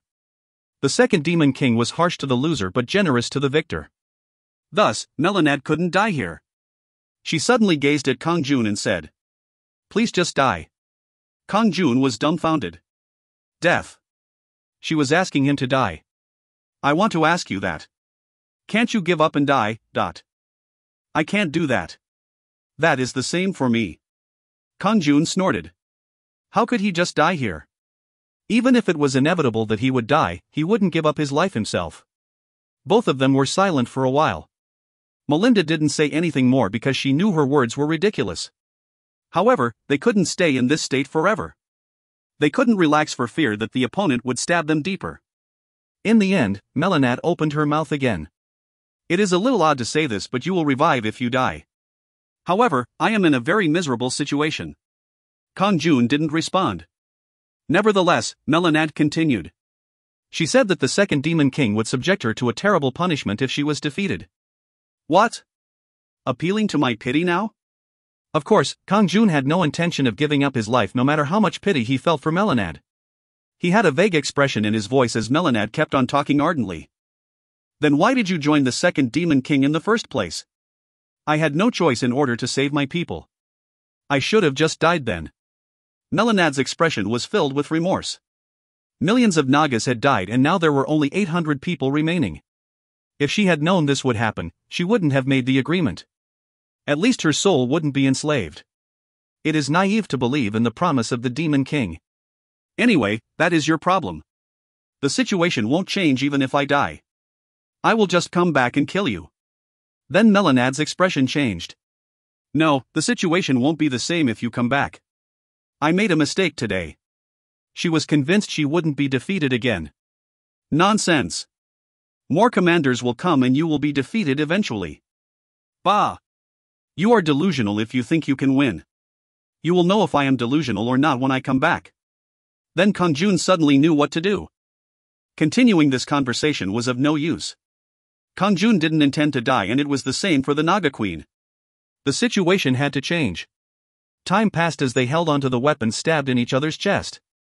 He didn't know how much time passed. Kang-jun suddenly made a strange expression and unexpectedly, he opened his mouth. I will release you under one condition. Melanad's eyes widened. Kang-jun stared at her and asked. Do you want to become my subordinate? If you find any errors, ads pop up, ads redirect, broken links, non-standard content, etc., please let us know. Report chapter so we can fix it as soon as possible. Chapter 77. Chapter 77, Naga Queen, 4. If anyone was watching the current situation, they would think Kang-jun was crazy. Of course, it wasn't because Kang-jun asked the Naga Queen to become his subordinate. A sovereign could ask anyone to become their subordinate, even if they were rejected. Furthermore, if a sovereign's charisma was high enough, even the most outspoken person might be willing to accept the offer. However, what if the other person was already part of someone's household? Whether the Lord was a sovereign or demon king, it was considered impossible. The extremely powerful second demon king Calaticus would never allow the Naga Queen to leave. It was literally nonsense. People would have no choice but to call Kang-jun crazy.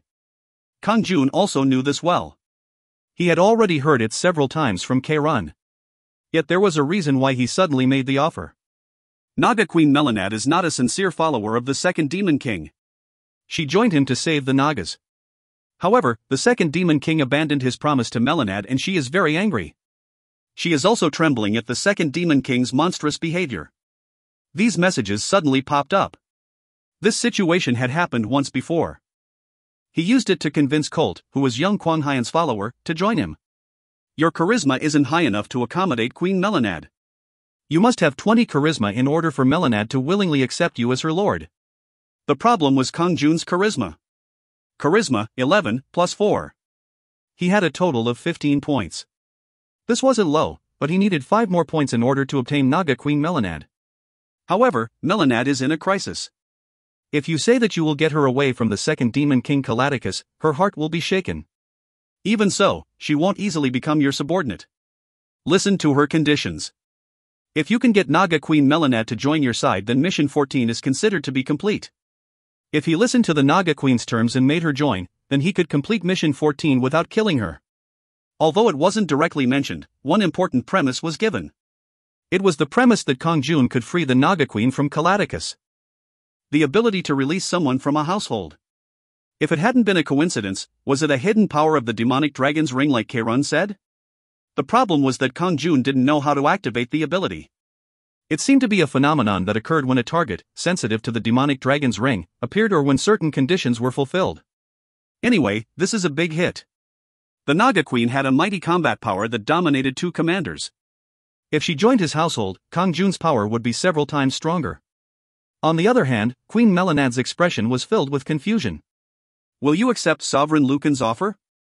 If you accept, then you will be Sovereign Lucan's subordinate, not the second Demon King Caladicus. A new message appeared. Accepting the offer will allow me to change lords? The human Sovereign Lucan instead of the second Demon King Caladicus? Melanad was confused. Being able to escape from the second Demon King was like a miracle. She had never imagined it in her wildest dreams. However, she had to be under the power of another person. Moreover, Lucan was a human sovereign. It was better than being under the Demon King, but it still wasn't enough to meet her expectations. Kang-jun then said, "Rest assured that I won't punish your people for being defeated in a battle." Melanad looked silently at Kang-jun, who simply smiled. Additionally, I will accept all the Nagas. Don't you want to use me and my subordinates in battle? Even if I become your subordinate, they will just end up being killed like now. I don't intend to force anything. Melanad snorted. Do you expect me to believe that? I've already been fooled once. Melanad thought that sovereigns wouldn't need household members if it wasn't for the purpose of war. Kang-jun shook his head. Of course, I need your help. If you become my subordinate, you'll get a lot of power. However, I won't force you to do anything unless you want to. Kang-jun stared intensely into Melanad's eyes. If you want to rest, you can. There is something you should help me with if you are willing. Tell me if you have any other conditions. Conditions? Yes. I will listen to your conditions and try to accommodate you as much as possible. Then Melanad paused for a moment and opened her mouth. I need a space when I can live with my men. A place where no one can interfere. A space? What type of space? Give me one of the buildings you own in Hwanmong. A building? I'm not asking for ownership. I just want a place where I can stay with my people. A satisfied smile appeared on Kang-jun's face. He thought she would demand something more, but it was an unexpectedly simple condition. He just had to give a building to the Naga Queen. He had been thinking of buying one more building. It wasn't unreasonable since he had more than 5 billion won in cash. He had already assigned it to secretary and the real estate agent Kim Suk-cheol. The Yugang building and Dothing building contained bases, a rest area, workshops, barracks, and a research institute, so he couldn't give the buildings to Melanad. A newly purchased building would be a suitable place to live for the Nagas. Okay. I will do so. Kang-jun nodded easily. Melanad made a startled expression. She didn't think that Kang-jun would accept so easily. My conditions aren't over yet. I no longer want to be a tool of war. So, I will refuse any orders. I have already decided to do that. Any other conditions? Melanad's expression brightened noticeably. There are no other conditions. The words emerged from her mouth. Instead, if your base is attacked, I will defend it with my 800 Naga warriors. They would participate in defending the base on a voluntary basis. Kang-jun still felt hopeful. A Naga queen with 800 warriors. As long as they protected Kang-jun's buildings, his bases wouldn't collapse. No matter how much money Hardys and his cronies collected, it was impossible for them to defeat the Naga Queen's army. At the very least, they wouldn't have anyone that could match the Naga Queen. So, we can remove our weapons. Yes. Melanad nodded. Both of them simultaneously pulled their weapons out of each other's chests. Melanad immediately dropped her weapon to the ground and kissed Kang-jun's right hand. Sovereign Lucan, you are now my lord. I, along with 827 Naga warriors, will serve you. Naga Queen Melanad has joined your household. Melanad will become your faithful subordinate in Hwanmong. Mission 14 has been completed. As a reward, enough experience will be given to increase your level. 10,000 nodes have been given as compensation. 60 large moonstones have been given as compensation. Level up. He reached LV 35. However, that wasn't the end. One of the commanders of the second Demon King, Naga Queen Melanad, and 827 of her Naga warriors have become your power. You will be given 1,000 Red Moon achievement points for the special achievement. His achievements rose by a huge 1,000 points. It was great. His points were higher than the whole enemy alliance group combined.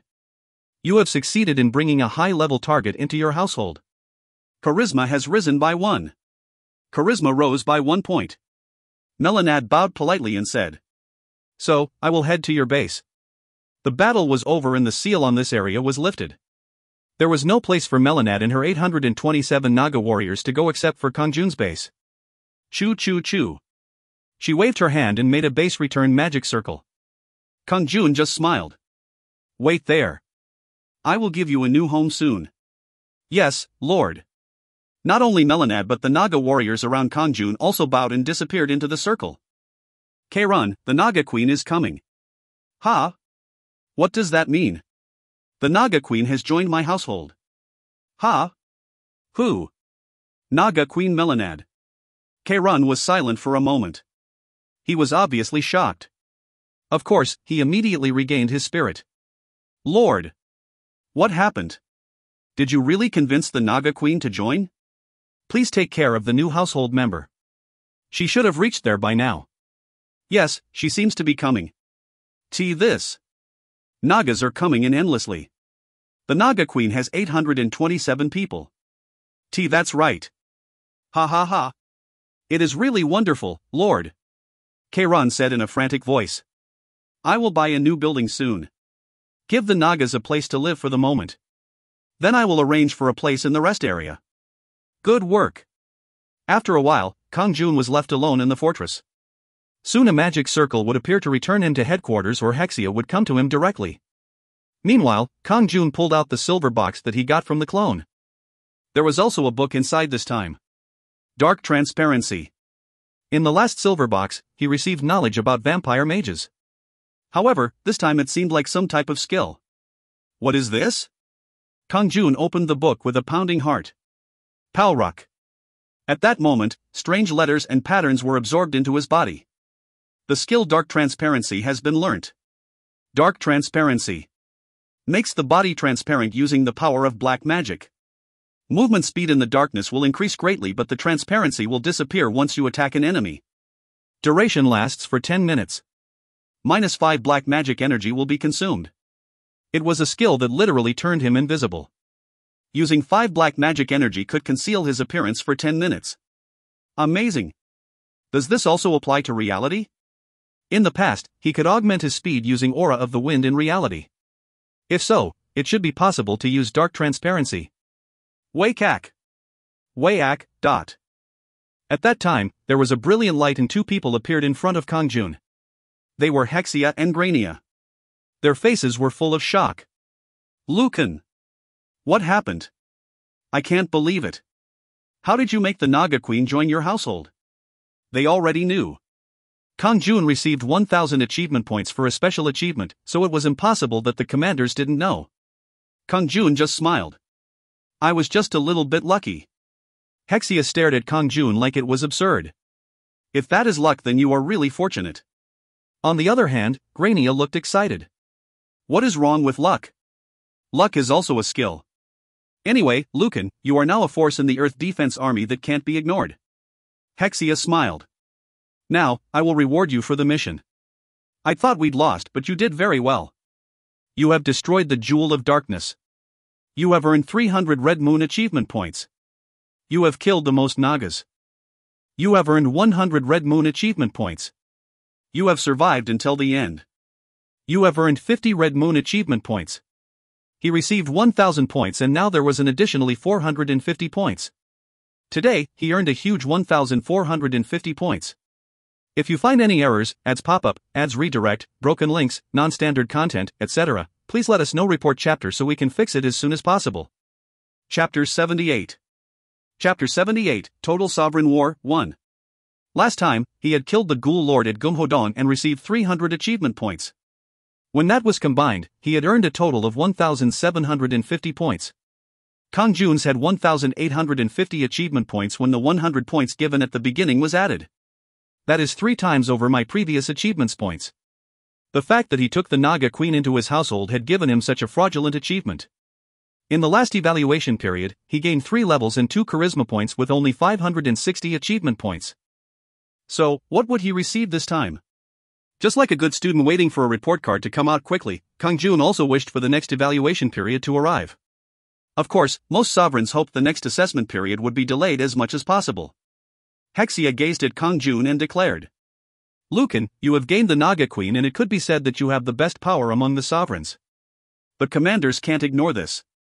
After the red moon is gone, I can't attack you anymore. Damn. You can still try it. Hexia then shook her head with a smile. No, it's not like that. When we first met, I remember you said that you would see me after the red moon. You decreed I would pay for my actions against your clone. In fact, Hexia had really told him that. Kang-jun felt it was unpleasant. She tried to deny it. So, I was preparing to see you after the red moon was gone. Hexia looked embarrassed. She laughed awkwardly and said, Ho ho. I guess I did. Forget it. Why would you remember something like that? I can never forget that. Then are you going to attack me? Let's see. Well, I don't know yet. Now that the red moon is rising, I will concentrate on fighting the second Demon King. He didn't necessarily mean his words. Hexia stared at Kang-jun with wary eyes. Then Grania said urgently from beside him. Lucan, what about me? I have done nothing wrong. Isn't that right? War is like a jungle. It is natural for a strong person to eat the weak. What? What does that mean? I don't mean anything. Then you won't? I can't say for sure. I don't know what the world will be like. After the red moon was over, Grania might end up losing to him. Therefore, she also watched Kang-jun with wary eyes.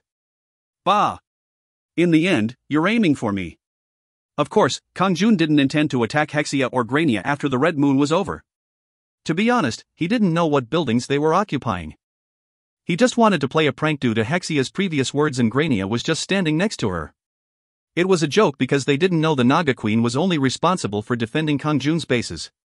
As he had already seen, even Hexia and Grania combined couldn't defeat the Naga Queen. In other words, if Kang-jun attacked with the Naga Queen, Hexia and Grania would suffer. Was there anything else? Hexia seemed to take Kang-jun's joke very seriously. After seeing her stiffened expression, Kang-jun said hastily. It was a joke. I want to go to the end with Commander Nim, so don't worry. Bah! A joke? You don't know that it is joke. They stared at Kang-jun with challenging eyes.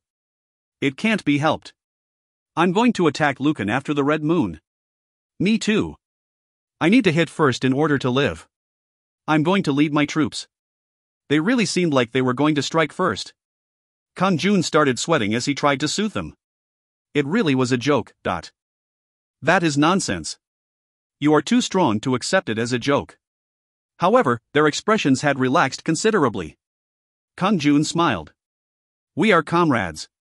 Comrades have a closer relationship than friends. I won't betray you. I want to go together with you until the end. Go together until the end? Of course.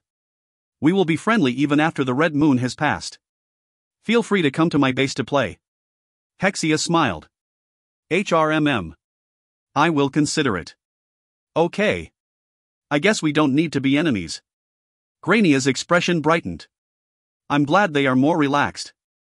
In fact, his words were true to a certain extent. He truly would wait and see if he would attack them or not. In the future, he would try to obtain them when he had enough charisma. Originally, he hadn't planned such a thing. He hadn't imagined it would be possible. However, he was capable of it now that the Naga Queen had been brought into his household. I have a chance to obtain Hexia and Grania if I have enough charisma. If he got the Naga Queen, Hexia and Grania, then Kang-jun would become more powerful. The defense would be left to the Naga Queen, while Kang-jun would sweep the area with Hexia. So, it was necessary to make the relationship with them as good as possible. It seemed difficult, but he seemed to be getting closer as he saw their warm gazes. They felt better after Kang-jun emphasized that they were comrades. Then Hexia suddenly said, I almost forgot to tell you. Be firmly prepared the next time you enter. I guess there will be a great battle again. It is something more important than that. Our army is fortunate to have a competent sovereign like you. However, the actual situation of the defense forces in Earth Hwanmong isn't that good. In recent years, the situation has become quite disastrous. A disastrous situation? Grania replied with a mournful expression. 13 of the army commanders have been killed. Kang-jun was puzzled. That was impossible. Isn't it possible for the dead to be resurrected while the red moon is up? There is a zone where resurrection is impossible and the fiercest battle is occurring there. Where is that place? The bloody battlefield. It is the end if you die there. It was obvious just by the name, the bloody battlefield. There are no sovereigns there. It is the place where the strongest powers under the second Demon King are gathered. If the sovereigns appeared there, they would be destroyed. Resurrection was impossible. Then 13 commanders are dead. Hexia nodded. It was outside of the power of the sovereigns, so I hadn't mentioned it, but now things have changed. She continued speaking. If we are pushed back on the bloody battlefield, it will be over. Sooner or later, some of the army commanders, including myself, will have to go and support the bloody battlefield. Then there will be many armies without commanders. Therefore, the commanders met and have decided to hold a competition to select the strongest total sovereigns to appoint them as new commanders. A competition between the total sovereigns. If so, it meant that Kang-jun also had a chance to become commander. Hexia said with intense eyes. Next time you come here, there will be a competition among the total sovereigns. The ones ranked from 1st to 10th will become commanders. Then what is good about becoming a commander? With his abilities, he would be able to compete with the other total sovereigns. However, he was unwilling to become a commander if he needed to lead the other sovereigns. Hexia grinned. If you become a commander, you can obtain wings. Wings? Hexia pointed to the mysterious wings behind her. These aren't simple wings. It is a token of a commander and symbol of our strength. Of course, you can hide the wings and only unfold them when necessary. Hexia shrugged and her wings disappeared. Each wing has a special ability that can increase your attack power by at least 2 times. Of course, it can be used permanently, at least until the moment when the wearer dies. I see. Kang-jun's eyes shone. If so, he absolutely needed to get into the top 10 to receive the wings. Grania continued. Although it is unlikely for the total sovereign in my army, I am hoping that Lucan does well. You should preferably reach 1st place. Is there a better reward if I'm 1st? There is a difference between 1st and 2nd place. It hasn't been decided yet, but it will be substantial. The most important thing is the wing option. Wing option?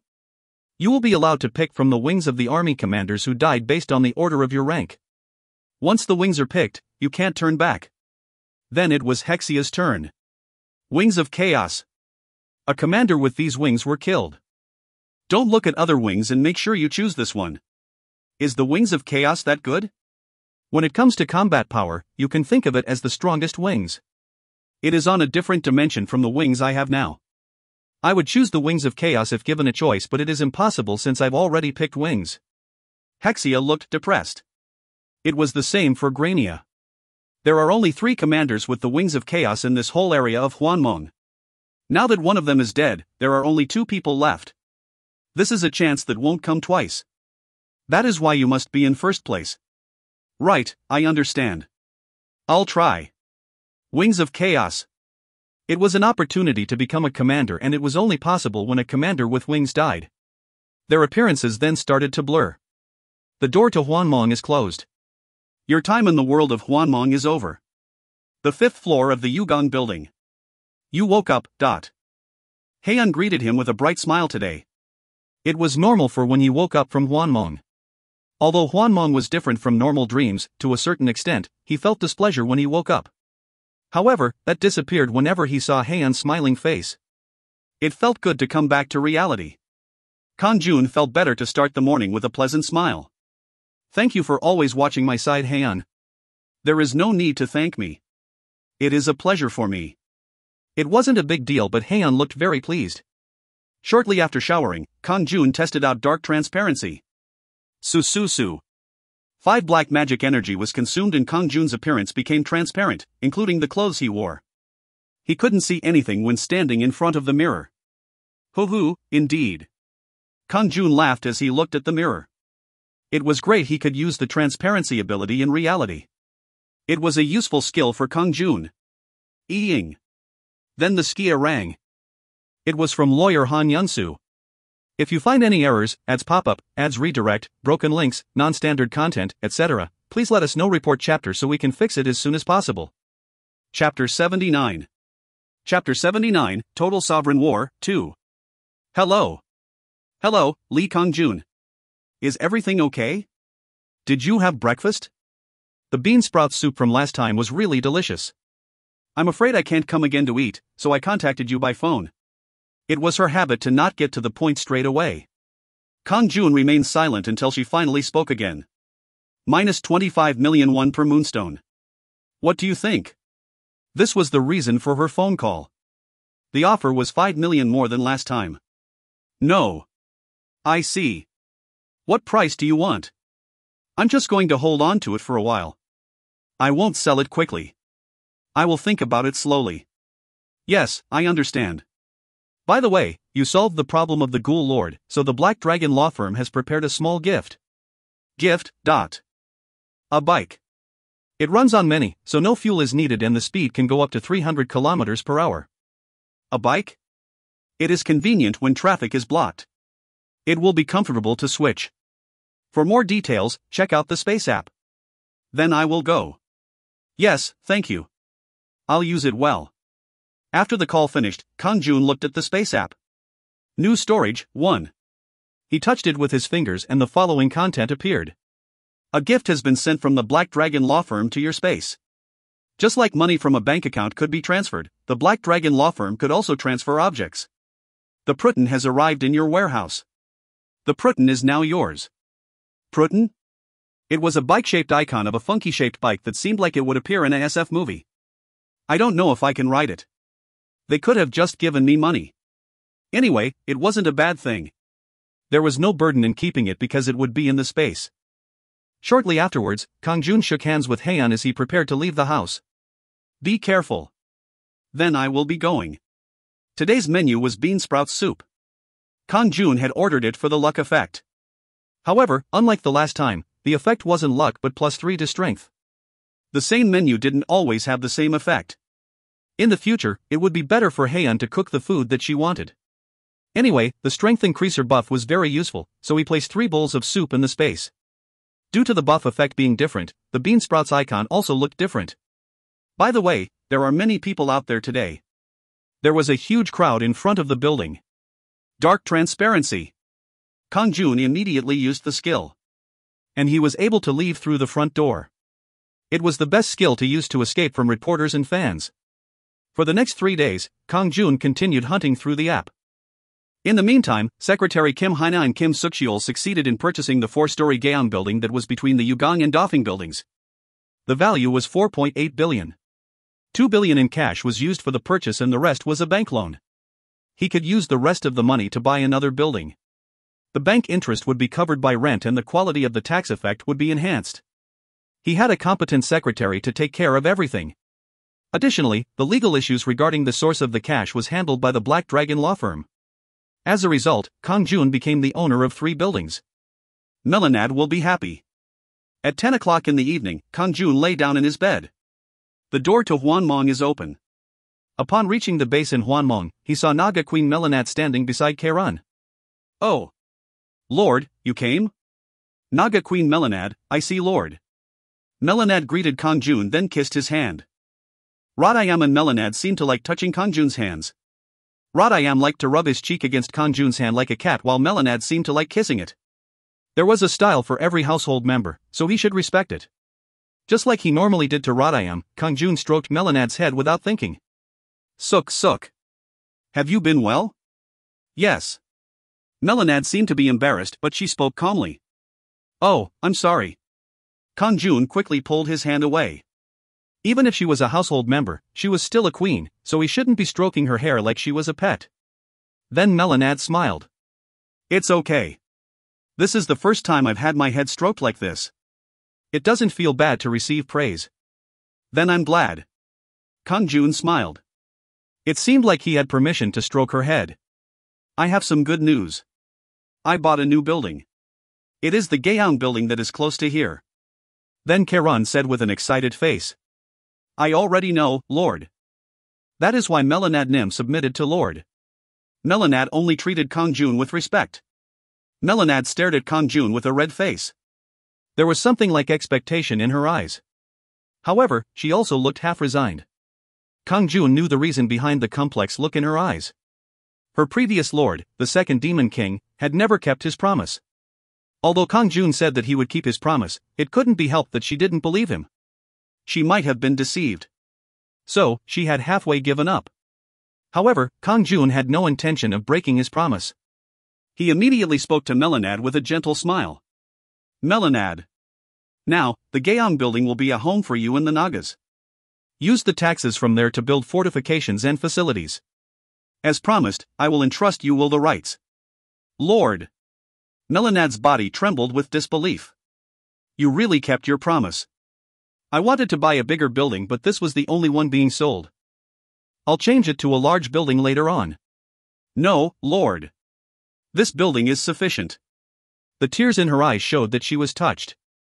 Anyway, if they raised the facilities, the space would be greatly expanded. It wouldn't be difficult to make space for 800 Nagas if there were enough nodes. Furthermore, there were enough taxes coming from owned territories to solve this. I won't forget Lord's grace. Melanad once again kissed Kang-jun's hand. Kang-jun stroked her hair and smiled. You have entrusted the rights of the Gyeong building to your household member, Naga Queen Melanad.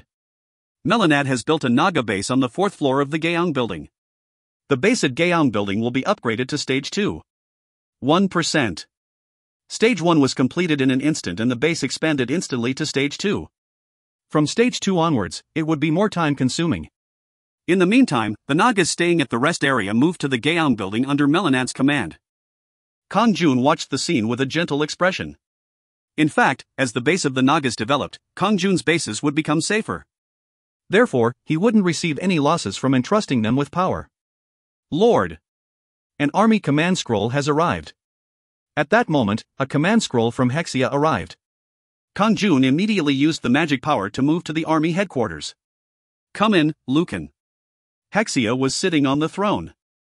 The other sovereigns, except for Kang-jun, had already arrived.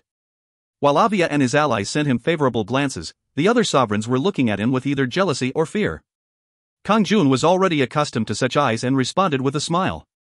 Hexia turned to them and said, As I said before, a competition between the total sovereigns will be held. The top 10 will be able to become commanders and receive wings. If you want to become the total sovereign, challenge Lucan. 2 hands shot up. I will try it. I will challenge. They were none other than Zenith and Hades.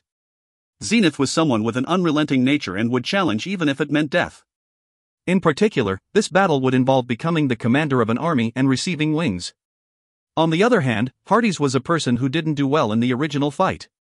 Nevertheless, he raised his hand due to his greed for the wings. It is over if he gets wings. Lucan already had the strongest combat power, so who knew what would happen if he received wings? That was why it was necessary. He didn't know if he could win, but he had to try. Hexia nodded. Okay, then we will move to the training room. Of course, she hadn't thought that a challenger would come out. However, it couldn't be helped. It was a rule that if anyone challenged the total sovereign, it had to be accepted. How annoying. Both of you fight me together. Kang-jun declared while holding the Vampire Lord's sword. Then Zenith and Hades glanced towards Hexia for permission. Hexia nodded. Go ahead. If you both win, then you can compete again with each other. At that moment, Zenith and Hades' expression brightened. No matter how strong Kang-jun was, they thought there would be a chance of winning if it was 2 against 1. Zenith and Hades rushed straight toward Kang-jun. Swing swing. First, Zenith's axe flew with a sharp sound. It was an offensive that was much faster and sharper than before. He had become quite strong in the meantime. It was the same for Hades. He moved behind Kang-jun like a shadow, then aimed a dagger at Kang-jun's back. At that moment, Kang-jun spun around. An axe was aiming at him from the front and a dagger from behind. His sword moved around him. See keek. Of course, it was a display that didn't require any skills. Nevertheless, Hades and Zenith's bodies were sliced. Kiuk. Quack. The sovereigns were astonished when they collapsed. It was a one-sided match. However, the sovereigns in Kang-jun's alliance, including Avia, cheered. Lucan. Thank you for your efforts. You have to go to the total sovereign competition and win. Kang-jun smiled and waved at them. The bodies of Zenith and Hades turned to smoke and they appeared again in front of the resurrection gem. Hades thought that he had no luck and hung his head, but Zenith was unable to acknowledge it. Kuo. Damn it. This doesn't make sense. Why am I in an army with him? Zenith felt wronged. He appreciated that Kang-jun was strong. However, he was convinced that he would have been the total sovereign if he was in another army. Even though he might not reach first place, he could rank within the top 10. He asked Hexia. "Move me to another army." Hexia snorted and replied. "It is unfortunate for you to be assigned to the same army as Lucan, but that is also your luck. Blame your own bad luck." Then she turned towards Kang-jun. "Sovereign Lucan. Now, you will move to the Defense Army's headquarters where you will face the other total sovereigns. I wish you all the best." There was a magic circle. Kang-jun nodded and stepped into it. "Then I will be going." Kang-jun's body was surrounded by a light. If you find any errors, ads pop up, ads redirect, broken links, non-standard content, etc., please let us know. Report chapter so we can fix it as soon as possible. Chapter 80. Chapter 80, Total Sovereign War, 3. Wayak. Kang-jun was covered in a dazzling light and appeared in a room. It was an enclosed space. There was a magic circle flashing on the floor. The red light from the resurrection gem was also there in a corner of the room. It looked like the training room in the army headquarters. Sovereign Lucan from the 439th Army. Welcome to the Total Sovereign War. A voice was heard coming from somewhere. You will now compete with the other total sovereigns in the Total Sovereign War. We will select 10 commander candidates. After that, Kang-jun was surrounded by a light again. Once the light disappeared, he was standing on circle in a vacant lot. At Kang-jun's feet, the letters spelling out Sovereign Lucan were glittering. Blazing lava surrounded the vacant lot, but fortunately, he couldn't feel the heat. This is a duel. You must duel a total of 50 times. The duel opponents will be randomly selected among the total sovereigns, and you can't face the same opponent twice. Once the duel is over, 10 commander candidates will be selected based on the highest victory points. You can win the duel by killing your opponent or pushing them out of the arena. 2 victory points will be obtained when a duel is won. 1 victory point will be deducted when a duel is lost. In the case of a draw, there will be no addition or subtraction of points. Unexpectedly, it wasn't a tournament style. The opponent would be determined at random and points would be based on winning or losing. Although it was cumbersome, it was a more rational way to determine the true candidates. The disadvantage of a tournament style was that the loser would be excluded, no matter what. For example, the number 1 and number 2 talents might end up facing each other, causing one of them to drop out. Therefore, a person who was less skilled than the one who dropped out might become one of the 10 commander candidates. That was less likely if the victory points method was used. It would be natural for the strong players to maintain a high score if they randomly dueled 50 times. I thought it was a tournament, but this is quite a hassle. Well, it didn't matter what approach was used. He just needed to win the fights. A duel against Akel, the 276th Army's total sovereign, will begin in 10 seconds. 10, 9, 8. Is it starting straight away? Kang-jun grabbed the vampire lord's sword and stared straight ahead. 3, 2, 1, 0. Start the duel. The time limit is 3 minutes. The sovereign name flashed at the circle on the other side. Sovereign Akel. A man with red hair appeared on top of it. He had determined eyes and a sharp nose. He was holding a big battle axe that made him seem 2 meters tall. Kang-jun estimated him to be a Nordic person, and he was reminded of an ancient Viking warrior. This was the first foreign sovereign he had seen. Then that means we can see each other's appearances here. Previously, he had only been able to recognize the sovereigns by the names glittering on their chest. However, that wasn't the case now. He could even see a dot on Akel's left cheek. Ha ha ha. Sovereign Lucan? It is your misfortune to be my first opponent. The language was automatically translated, so it wasn't strange that Kang-jun heard Akel's words as Korean. Akel smiled arrogantly with an expression that showed he was confident about winning. There is no time. Then, I will attack. Akel rushed in as his battle axe flashed. Swing. The red light from the battle axe caused a ghostly red flame. Swing. Swing. Swing swing. There was a barrage of strikes from the battle axe. He didn't swing it wildly. Stronger than Zenith. He was the strongest among the sovereigns he had seen. Someone like this was his first opponent. The world was wide and there were many sovereigns.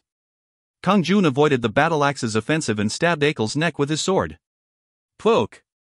Akel's eyes widened. You unbelievable.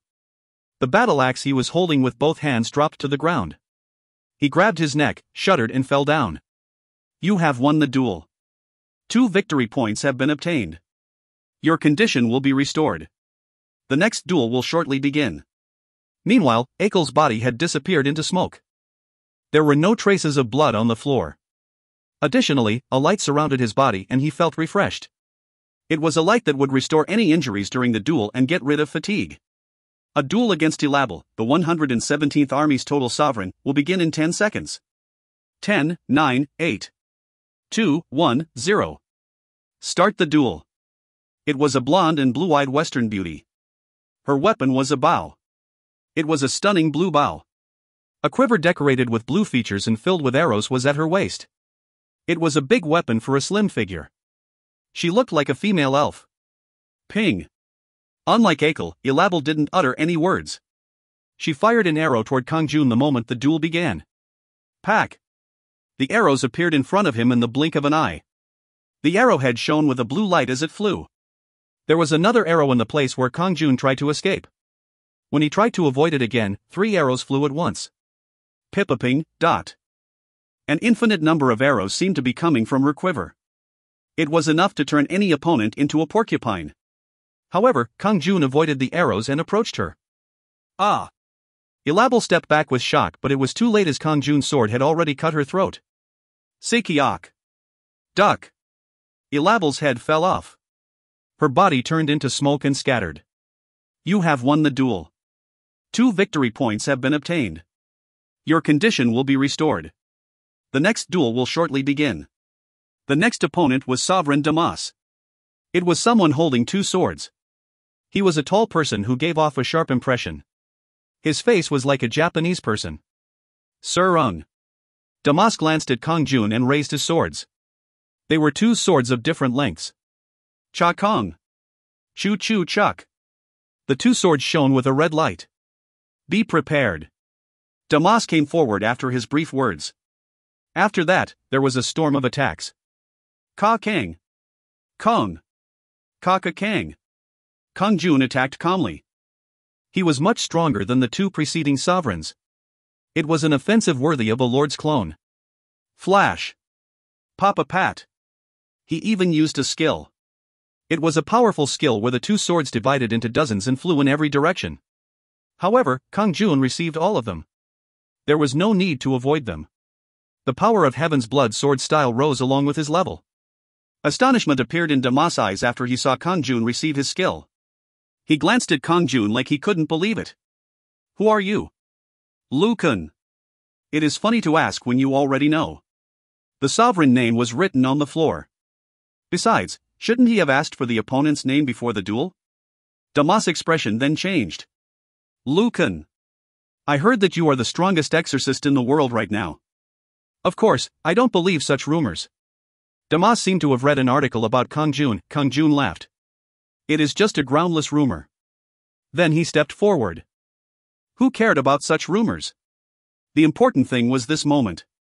Damas solidified his expression and stepped back. Time remaining until the duel ends. 30, 29, 28. If the time ended, then it would be a draw. That can't happen. Kang-jun decided to use a skill. Heavenly Cut. As the flash headed towards him, Damas hurriedly crossed his 2 swords to block it. Kakakakak. Sekiak. However, the power of the flash wasn't something he could prevent. The crossed swords were pushed down and he was sliced from head to crotch. Quack. Damas stared at Kang-jun with disbelief before disappearing. You have won the duel. 2 victory points have been obtained. Your condition will be restored. The next duel will shortly begin. Since then, Kang-jun was on a winning streak. He won 38 times. He had 76 victory points and only 12 duels remained. Among the sovereigns, Damas, who he had met in the 3rd round, was the strongest. The ones after that didn't have any strength. A duel against Agnes, the 66th Army's total sovereign, will begin in 10 seconds. His 39th opponent was Agnes. She was a female magician wearing white robes. Kang-jun used a sword while Agnes cast magic. Waruru. Wararak. She used an absurd spell from the beginning. She called a wall of flames named Firewall and pushed it towards him. Waruru. The wall of blazing flames approached. In order to not get burned by the flames, he would need to flee. However, that would mean leaving the duel area and that he would be automatically defeated. Ho ho ho. If you knew I was a magician, you shouldn't have given me a chance to use my skill. Agnes was convinced of her victory and laughed. It seemed like she had won a lot through this method. It was certainly powerful. It would be quite effective. However, that was useless against someone with a very strong magic defense. Kang-jun penetrated through the wall of flames and wielded his sword. Sekiak. Agnes' body was cut diagonally. You have won the duel. 2 victory points have been obtained. After Agnes, many talents continued to emerge in front of Kang-jun. It probably wasn't a coincidence. Those who were proficient were being assigned to a strong opponent. Maybe this meant that the commanders were watching the duel. Kang-jun's winning streak continued. 49 wins. He had 98 victory points. Now, there was only one person left. A duel against Andres, the 13th Army's total sovereign, will begin in 10 seconds. Blue armor. A brilliantly shining sword. A shield with a blue dragon pattern. The equipment wasn't far behind Kang-jun's. He is strong. Kang-jun was always relaxed, but now, his expression was stiff. Until now, he had been able to win even if he had fought roughly. However, he felt like Andres was on a different dimension from them. It was the first time he was dealing with a sovereign with power. Suck. Lu-kun. I've heard rumors, but the same thing won't happen to me. The eyes gleaming through the helmet were intense. Kang-jun ran forward and used a skill without hesitation. Heavenly Cut. Flash. There was no need to talk if he met a strong opponent. It was best to get a victory through sheer force from the beginning. Kang. Surprisingly, Andres received Kang-jun's skill with his shield. Ugh. Andres moaned as he was pushed back, but he was the first sovereign to block Kang-jun's heavenly cut. If you find any errors, ads pop-up, ads redirect, broken links, non-standard content, etc., please let us know. Report chapter so we can fix it as soon as possible. Chapter 81. Chapter 81, Total Sovereign War, 4. That shield? It isn't ordinary. It didn't receive any scratches despite being hit by heavenly cut. Rather, Kang-jun's 2 arms were tingling. Fortunately, the Vampire Lord's sword was fine. A legend-grade weapon was different. However, that meant the shield Andres was holding was also likely to be legend-grade. If not, it wouldn't have been possible to block the heavenly cut that emerged from the Vampire Lord's sword. Kang. Kang. Kang. Kang-jun immediately attacked with his sword, but Andres blocked it with a shield. Amazing.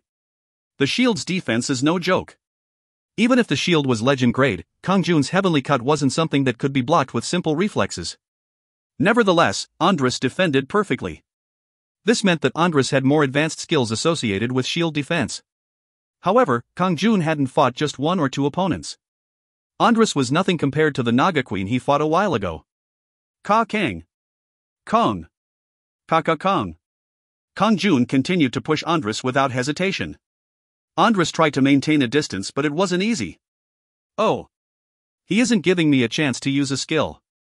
Andres had 2 powerful skills that used the shield to neutralize the opponent's sword. As soon as he tried to use the skills, he would be busy trying to block Kang-jun's sword. During Kang-jun's battles with the lords and their clones, he had learned not to give them time. Time remaining until the duel ends.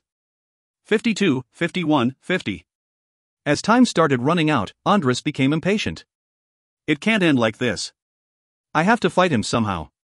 Kang-jun had already detected Andres' mindset. So, he tried to look relaxed as if he wanted a draw. Andres' face distorted. 12, 11, 10. Once 10 seconds were left, Andres' eyes flashed. It was bound to be a draw. That could never happen. In the end, he stepped back and tried to use a shield skill. Flash. However, Kang-jun's sword was 1 step ahead of him. Moving through the gap in the shield, it struck. A flash crossed Andres' blue armor and blood spurted out. Ugh. As blood emerged, Andres' upper and lower body fell to the ground. It was the end. You have won the duel. 2 victory points have been obtained. You currently have 100 victory points. That was the end of 50 duels. Kang-jun stood in the middle with a winning streak of 50 wins. Andres wasn't an easy opponent. If he hadn't taken advantage of Andres' psychological state at the end, then it might have ended up in a draw. However, he won anyway. If this had been a real battle between sovereigns, instead of a duel, Kang-jun would have taken everything that belonged to Andres. On the other hand, Andres would be screaming in the loser's hell. The thought of it didn't calm Kang-jun down. He won this time, but what about the next time? Of course, he would win. If he became stronger, then he would win unconditionally. Kang-jun formed fists as he made a resolution. Sovereign Lucan from the 439th Army. You have 100 victory points. You are the first-ranked commander candidate among the total sovereigns. The light of the magic circle wrapped around him. A gigantic room. There was a big magic circle shining in the center. Kang-jun appeared on top of it. However, this time, he wasn't alone. There were 9 other people standing on the circle. 5 of them were familiar to Kang-jun: Andres, Damas, Agnes, Praxin, and Alamo. They were opponents Kang-jun had met in the duels. The other 4 he hadn't seen before. He had never met them in the 50 duels. However, it was possible to see their victory points and rank under their sovereign name. Kang-jun was first, Andres was second, and Damas was third. At that time, a group appeared in front of the magic circle.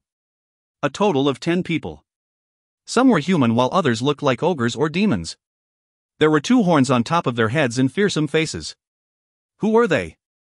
The atmosphere around them was beyond imagination. They introduced themselves one by one. I am the first commander of the Earth Defense Army, Hwanmong. I am the second commander, Madden. I am the third commander, Ligus. The 10 commanders introduced themselves. It ranged from the 1st to 12th Army, with there being no commander for the 7th and 11th Army. Kang-jun suddenly recalled Hexia's words.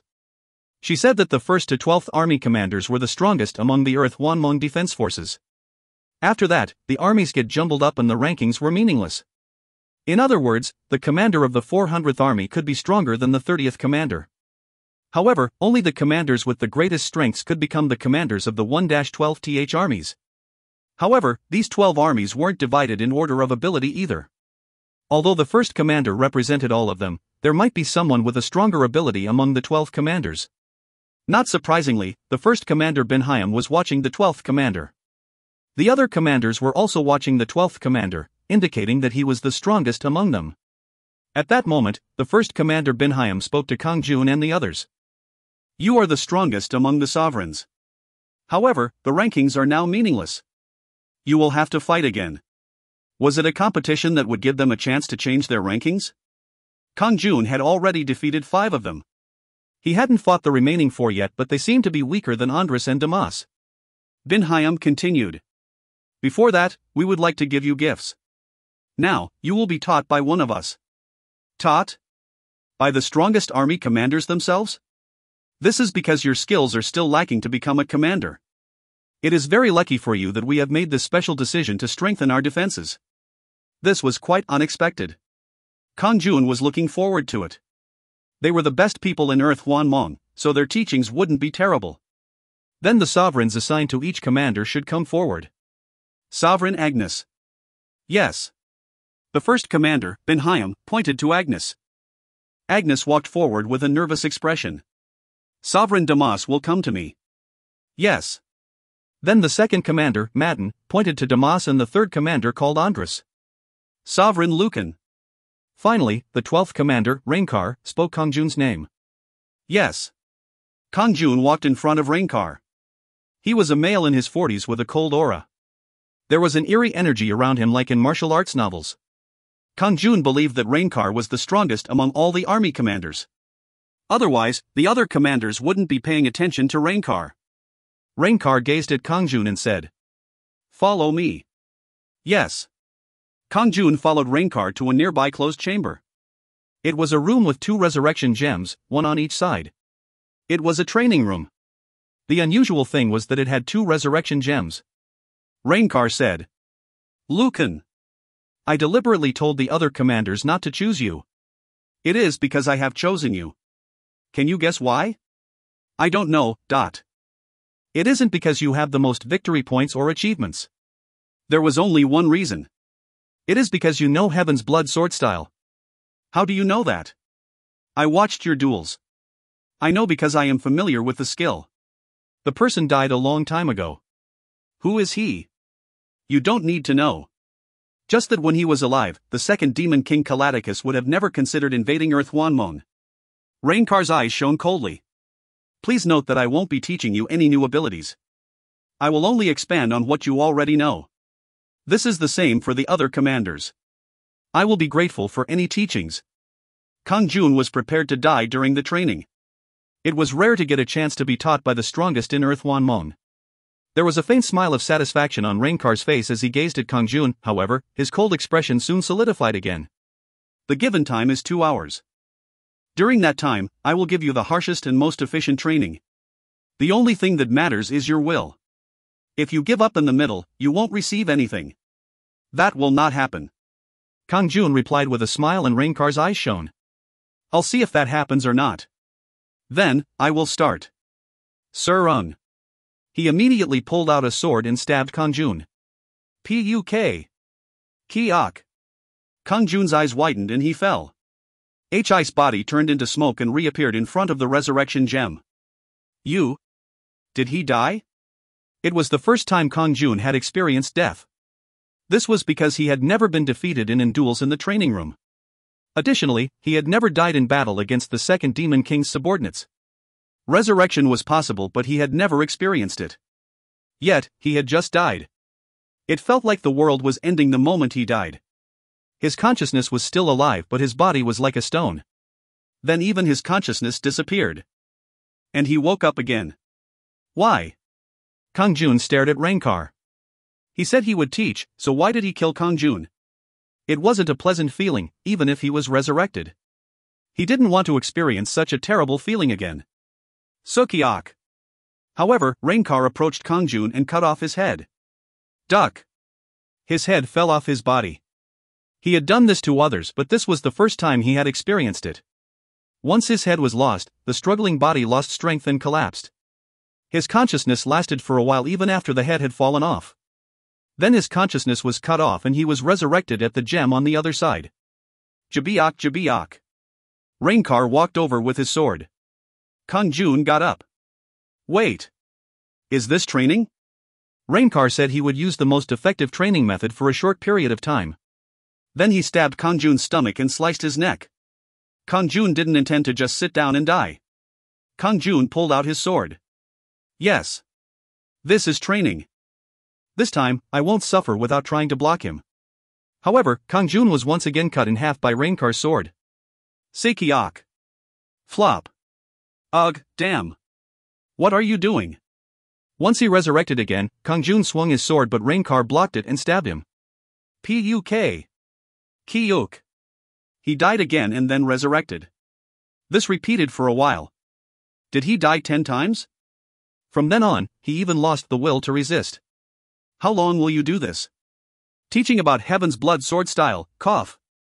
Rainkar came up to Kang-jun without saying anything and killed him. He seemed like a crazy murderer. Sekiok. Chwak. Puhak. Kang-jun's rage surged. He died silently. He used all his power and still died. However, no matter how he thought about it, he still couldn't determine a reason. What type of training is this? He wondered if Rainkar was enjoying murdering him instead of teaching. Unsurprisingly, Rainkar's eyes weren't filled with madness. Don't ask me but realize it yourself. Realize it myself? Think of this as the battlefield of blood. Don't rely on resurrection. Think of it as the end once you die. His sword flew once again. The sword approached Kang-jun's left eye. Kong. Kang-jun unconsciously blocked the sword. The action was detected using Heaven's Blood sword style. Puhak. Kiuk. Rainkar's next strike stabbed his neck. Kang-jun was amazed. I did it. It was the first time. He desperately wanted to stop it and his sword unconsciously moved. It was the action of Heaven's Blood sword style. Kang-jun revived and Rainkar's sword flew toward his head. Kong. This time, Kang-jun blocked the sword aiming at his right eye and the next stab soon arrived. Kang-jun shook his head and avoided it. Ka-kang. Sekiok. He died in the end, but he managed to endure 3 strikes. Resurrection again. As time went by, the number of times Kang-jun could endure Rainkar's attacks increased. Then after a long time. Ka-kang. Ka-ka-kang. Kang. Before he knew it, Kang-jun had become capable of surviving for more than 10 minutes. Rainkar smiled faintly and stepped back. It seems that you have roughly grasped it. Now, it is time to go. Kang-jun was then moved back to the place with the big magic circle. The other sovereigns were gathered, including Andres and Damas. Everybody seemed to be overflowing with energy like they had learned something great. The first commander, Bin Hyam, said. So, we will now choose the strongest among you. If you find any errors, ads pop-up, ads redirect, broken links, non-standard content, etc., please let us know. Report chapter so we can fix it as soon as possible.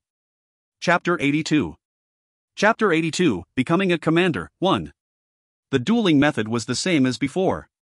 All 10 people would duel once with each other.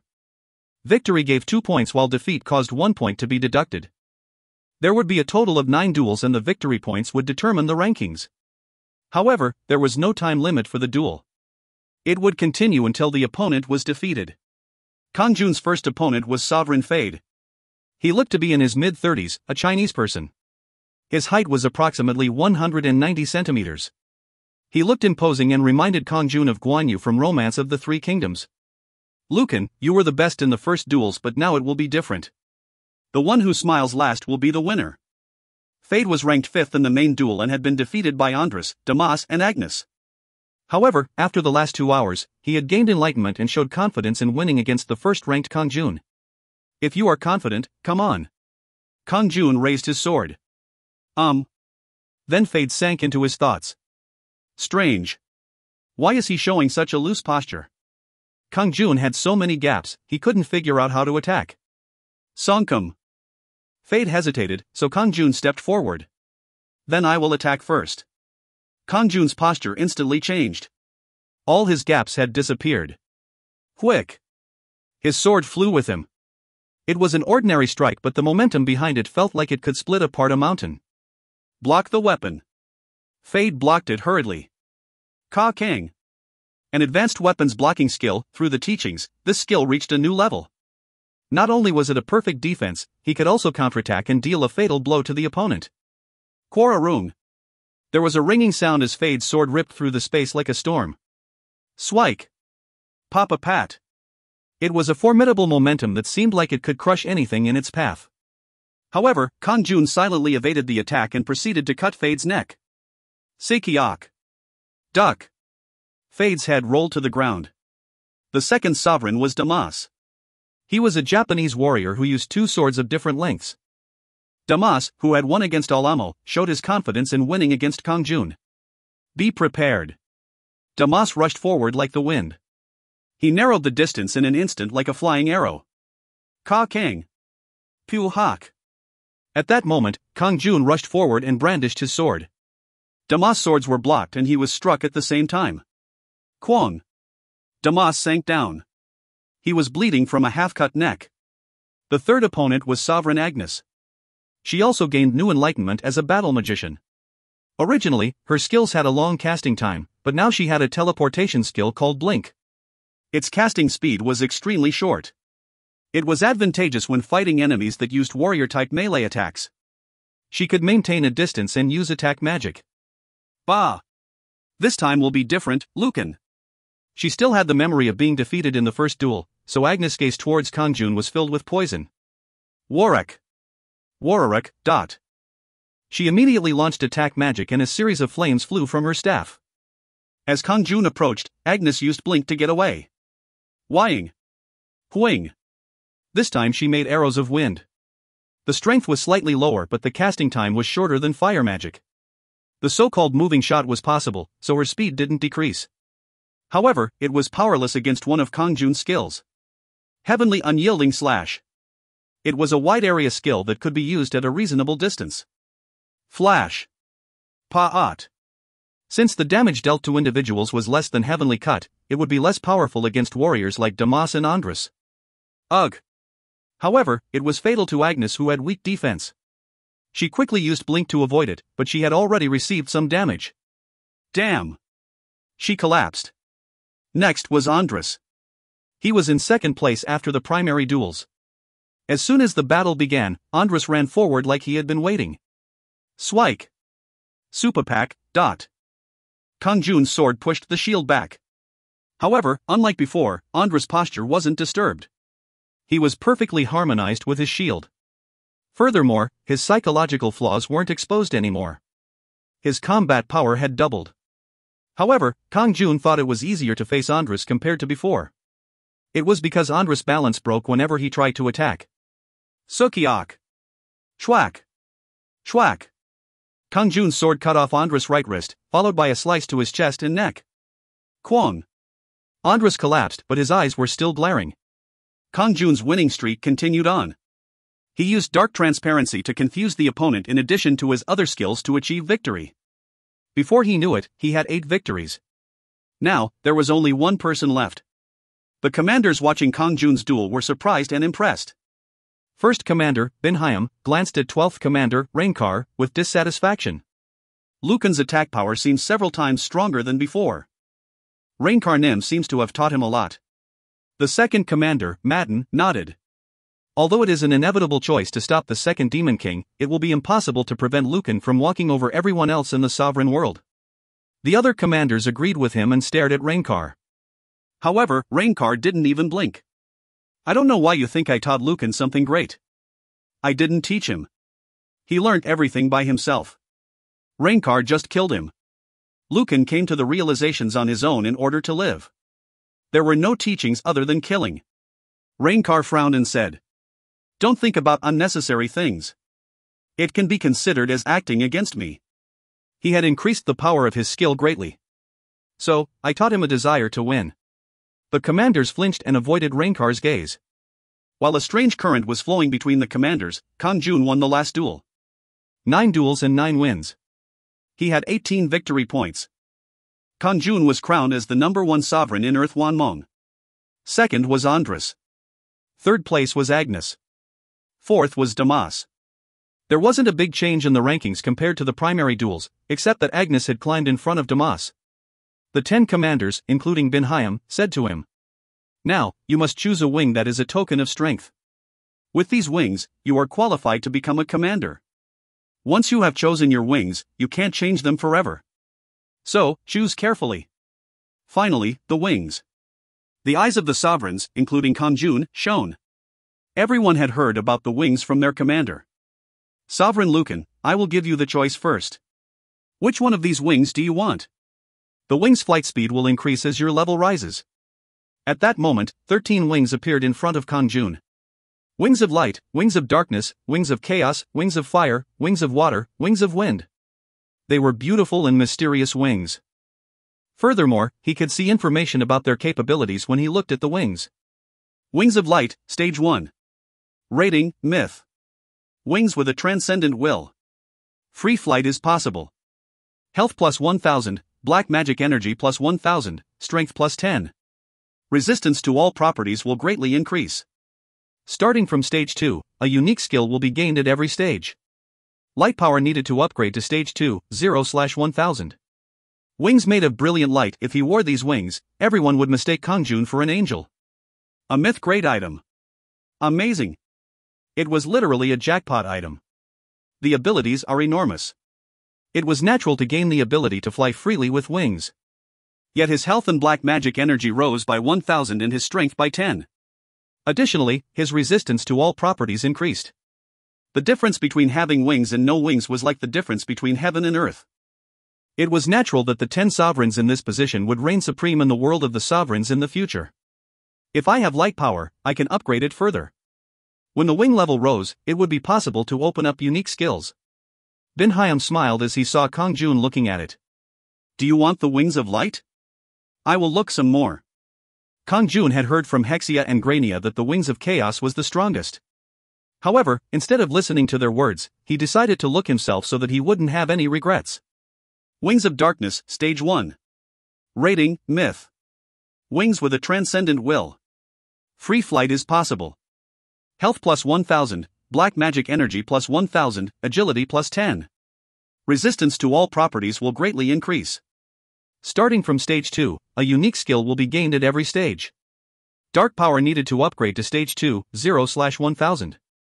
When he looked at the wings of darkness, there was no difference with the wings of light except for the fact that agility was increased by 10 instead of strength. The wings of abundance, wings of water, and wings of fire were similar. They just differed by increasing intelligence, strength, or agility. Kang-jun shook his head and Bin-hyam said, "The wings will start showing unique abilities at stage 2 onwards." "Well, it will be obvious once stage 4 or 5 is reached. At first it is similar, so it doesn't matter what you pick." "I see." Kang-jun nodded and looked at the wings of chaos. The color and shape were constantly changing, so he couldn't tell what it looked like originally. Wings of Chaos, Stage 1. Rating, Myth. Wings with a chaotic will. Free flight is possible. Health plus 1000, black magic energy plus 1000. As the stage rises, attack power will increase significantly. Resistance to all properties will greatly increase. Starting from stage 2, a unique skill will be gained at every stage. Chaos power needed to upgrade to stage 2, 0/1000. However, it was strange. What? There are no increase in stats. There was only an increase in health and black magic energy, not stats. Why was only the wings of chaos different? That wasn't all. There was also a difference in the description of the wings. The other wings contained transcendent will, but this one contained chaotic will. What was transcendent and what was chaos?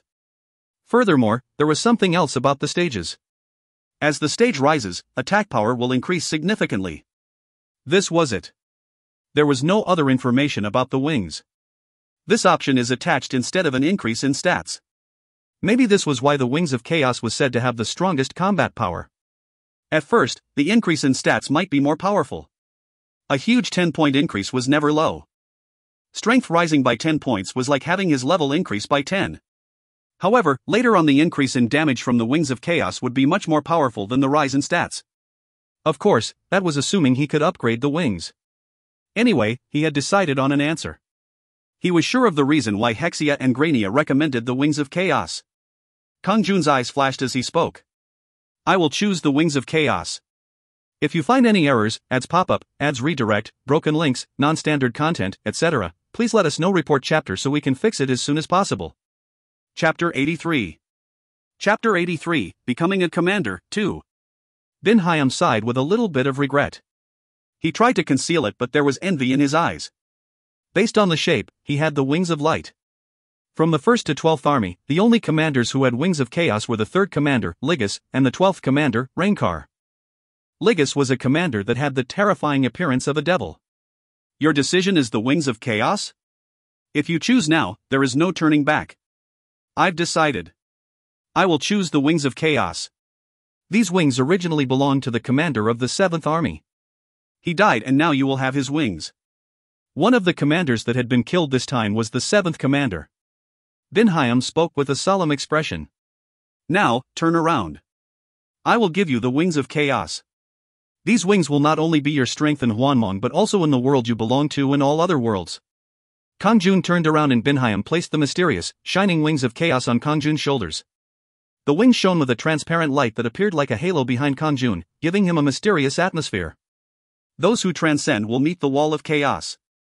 If you grow beyond the wall of chaos. If you want to know the will of chaos waiting in the wings, upgrade it."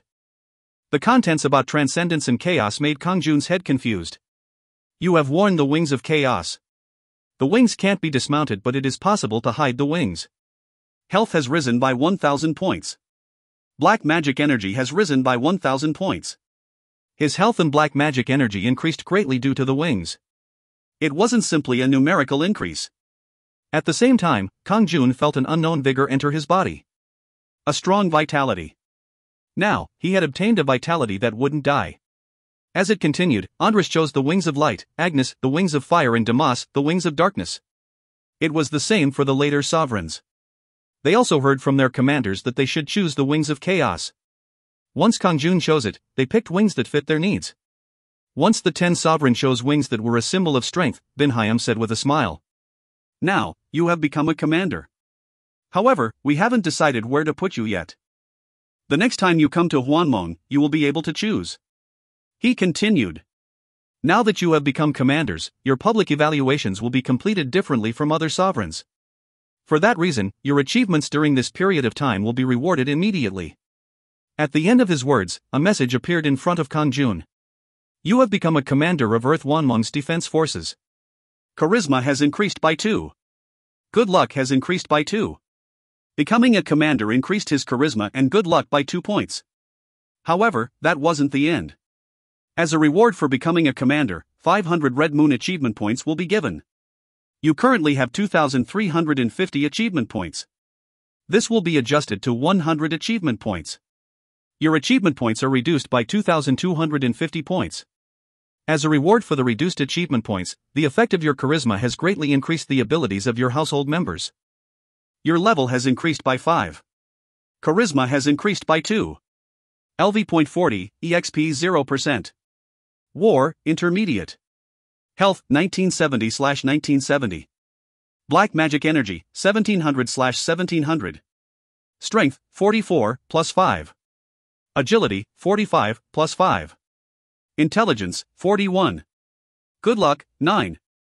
Charisma, 16, plus 4. Kang-jun rose to level 40 all at once.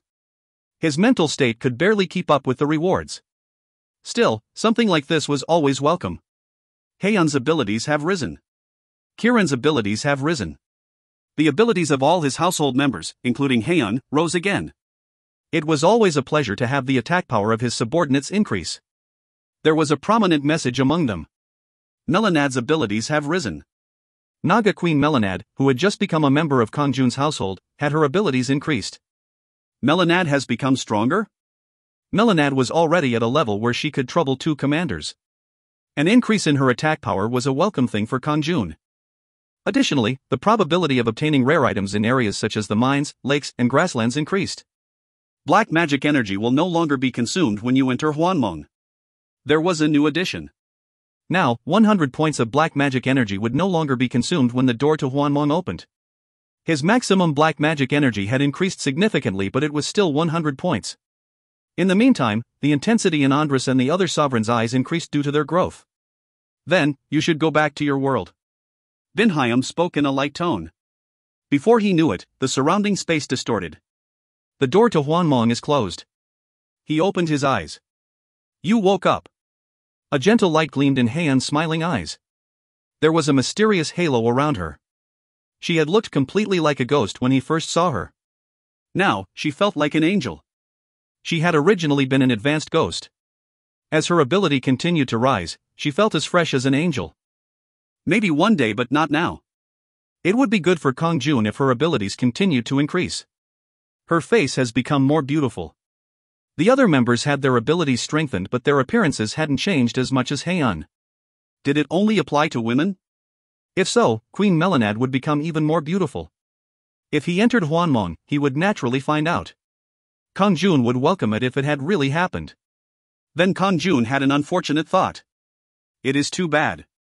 If Hexia and Grania were already in my household, my abilities would increase. It was really important for their abilities to rise. He had 20 charisma, so he decided to try it the next time he met them. There was no guarantee that they would accept, but he had to try it. At that time, Hyeon let out a sound of surprise when she looked at Kang-jun. Ah. Kang-jun asked. Why is your expression like that? You have changed a lot during the night. Something huge can be felt from you, . I have become a commander, or maybe it is due to the wings. Wings? Kang-jun shrugged and unfolded his wings. Wayak. Then a mysterious, glittering pair of wings spread out behind Kang-jun. Wah! How wonderful! Hyeon shouted. Kang-jun admired his reflection in the mirror. It is real even in reality. Bin Hyam had said it. He said that the wings would be present in Hwanmong and all other worlds. So, he had been hoping the wings could be unfolded in reality. It was also possible to fly. He floated slightly in the air. It wasn't uncomfortable but felt natural. That's right. Now was the time to fly. Kang-jun was able to fight on the ground and in the sky. He had seen Hexia and other Lord-level monsters doing so. The problem was that it would cause a frenzy in reality. He wouldn't be able to fly without having people concentrate their gazes on him. That's right. Can't I become transparent? Kang-jun instantly used dark transparency. Su. His appearance then turned transparent. However, there was no surprise in Hyeon's eyes. Kang-jun smiled. I'll go out and fly for a while. I need to look at the performance of the wings. Then I'll go with you. Heian also turned into a transparent state. You can fly? Yes, although it isn't fast. She was a ghost, so limited flight was possible. Kang-jun opened a window and flew out. Wike! He was above the clouds in an instant. Fast! Kang-jun was amazed by the power of the wings. He was moving like a bird. Neither mana nor black magic was consumed. He didn't even feel any resistance as he flew freely. Let's go together. Heian whined from below. After a while, she finally arrived at the place where Kang-jun was. That's too much. Why did you go so fast by yourself? Kang-jun smiled. It was my first time flying, so I couldn't control the speed. Now, I'll go slowly. Yes. After flying over Seoul for a while, Kang-jun returned to the Yugang building. Hoo-hoo, I don't need to waste time driving around in the future. Due to the transparent state, he wasn't visible to anyone and it would shorten his movement time. As a result, Kang-jun was able to solve almost 100 cases of evil spirit possession. However, the experience from the evil spirits wasn't that high. Still, he hunted them diligently as they still dropped Japtum and moonstones. Then it was time to enter Hwanmong again. The door to Hwanmong is open. He arrived at the base of Yugang building where Kairon, Melanad, Rodayam, Jermas and Kajel were waiting. Is everyone well? Kang-jun smiled as he spread out the wings of chaos and everyone replied with a resounding yes. Congratulations on becoming a commander, Lord. Now that you have obtained the wings of chaos, Lord is surely the strongest of all the sovereign in this world. I sincerely mean it, Lord. I am proud that you are my master. Congratulations. Everyone had already known Kang-jun had become a commander. Kang-jun smiled. Thank you. Looking at the changes in his subordinates, he was able to fully appreciate their rise in abilities. As expected, Melanad's appearance had become more dazzling. Additionally, the look in her eyes she had toward Kang-jun had changed. It was full of respect. Perhaps it was due to his charisma. Kang-jun's 20 points of charisma was enough to make Melanad's chest beat. Then Kairon said, Lord, do you know how to upgrade your wings? I was wondering about that. It says that chaos power is required? However, it didn't fill up no matter how many evil spirits I killed. Kairon immediately replied. Chaos power can be increased if there is essence of chaos. However, it is extremely difficult to obtain essence of chaos. The essence of chaos is the rarest among all essences. Then it won't be easy to upgrade my wings. Kairon just smiled. That's not it.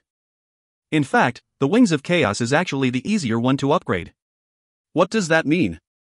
Unlike other wings, the wings of chaos can absorb the essence of all attributes. Therefore, you can raise chaos power by absorbing the essence of wind, essence of earth and essence of darkness. Of course, the amount is small compared to the essence of chaos. Oh. Really? He then decided to try it straight away as there were miscellaneous items already piled up in the base warehouse.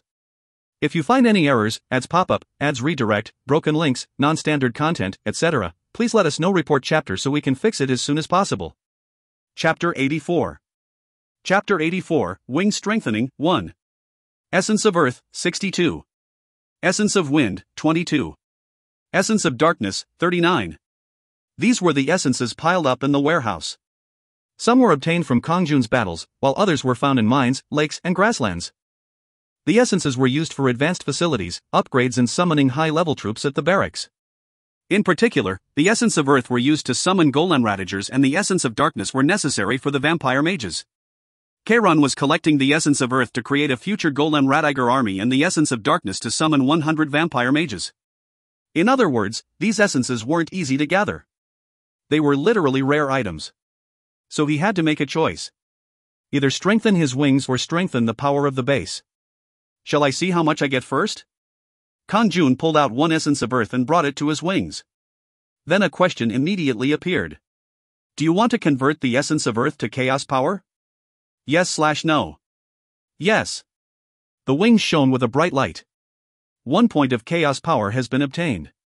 Chaos power needed to upgrade to stage 2, 1/1000. What? Only 1 point? Kang-jun was dumbfounded. This meant that 1000 essences were required to upgrade it to stage 2. He thought that the essence of wind or darkness might give more chaos power. 1 point of chaos power has been obtained. 1 point of chaos power has been obtained. Chaos power needed to upgrade to stage 2, 3/1000. Each one only gives 1 point. 1000 points is required to reach stage 2, so this isn't the answer. Then Kang-jun spoke with a confused expression. I've never seen the wings of chaos, just heard it through rumors. But one essence only gives 1 point. I don't think it will be easy to strengthen your wing unless you meet a dimensional merchant.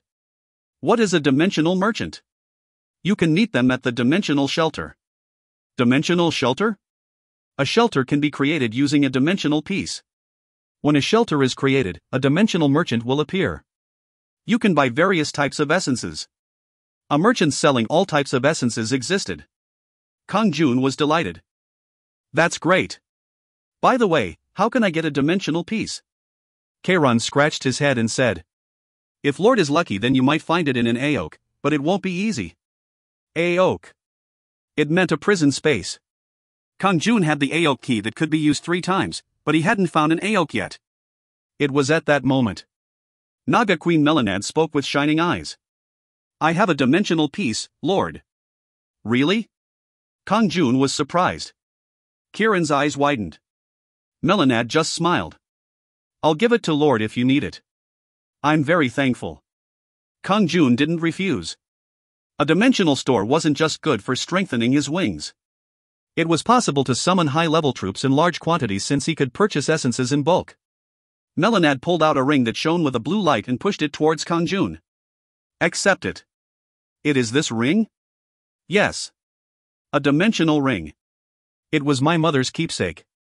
I've only received bad luck from this, so I hope you get good luck.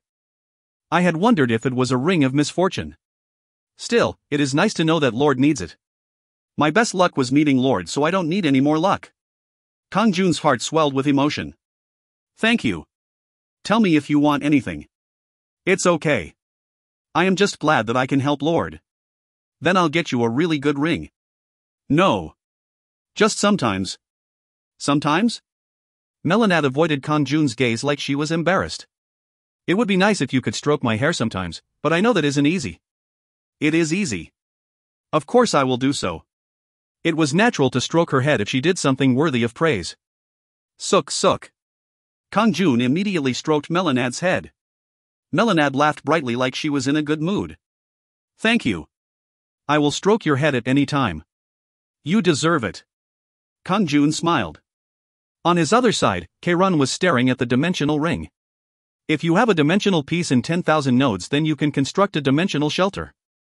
The jewel in this ring is clearly a dimensional piece. Make it right now. Yes, Lord. A shelter is being constructed on the roof of the Yugan building. 1%. 2%, 3%, 100%. A stage 1 shelter has been completed on the roof of the Yugan building. Surprisingly, it was completed in seconds. Kang-jun went up to the rooftop with Kang-jun and Melanad. Meanwhile, the rooftop door had changed to a portal.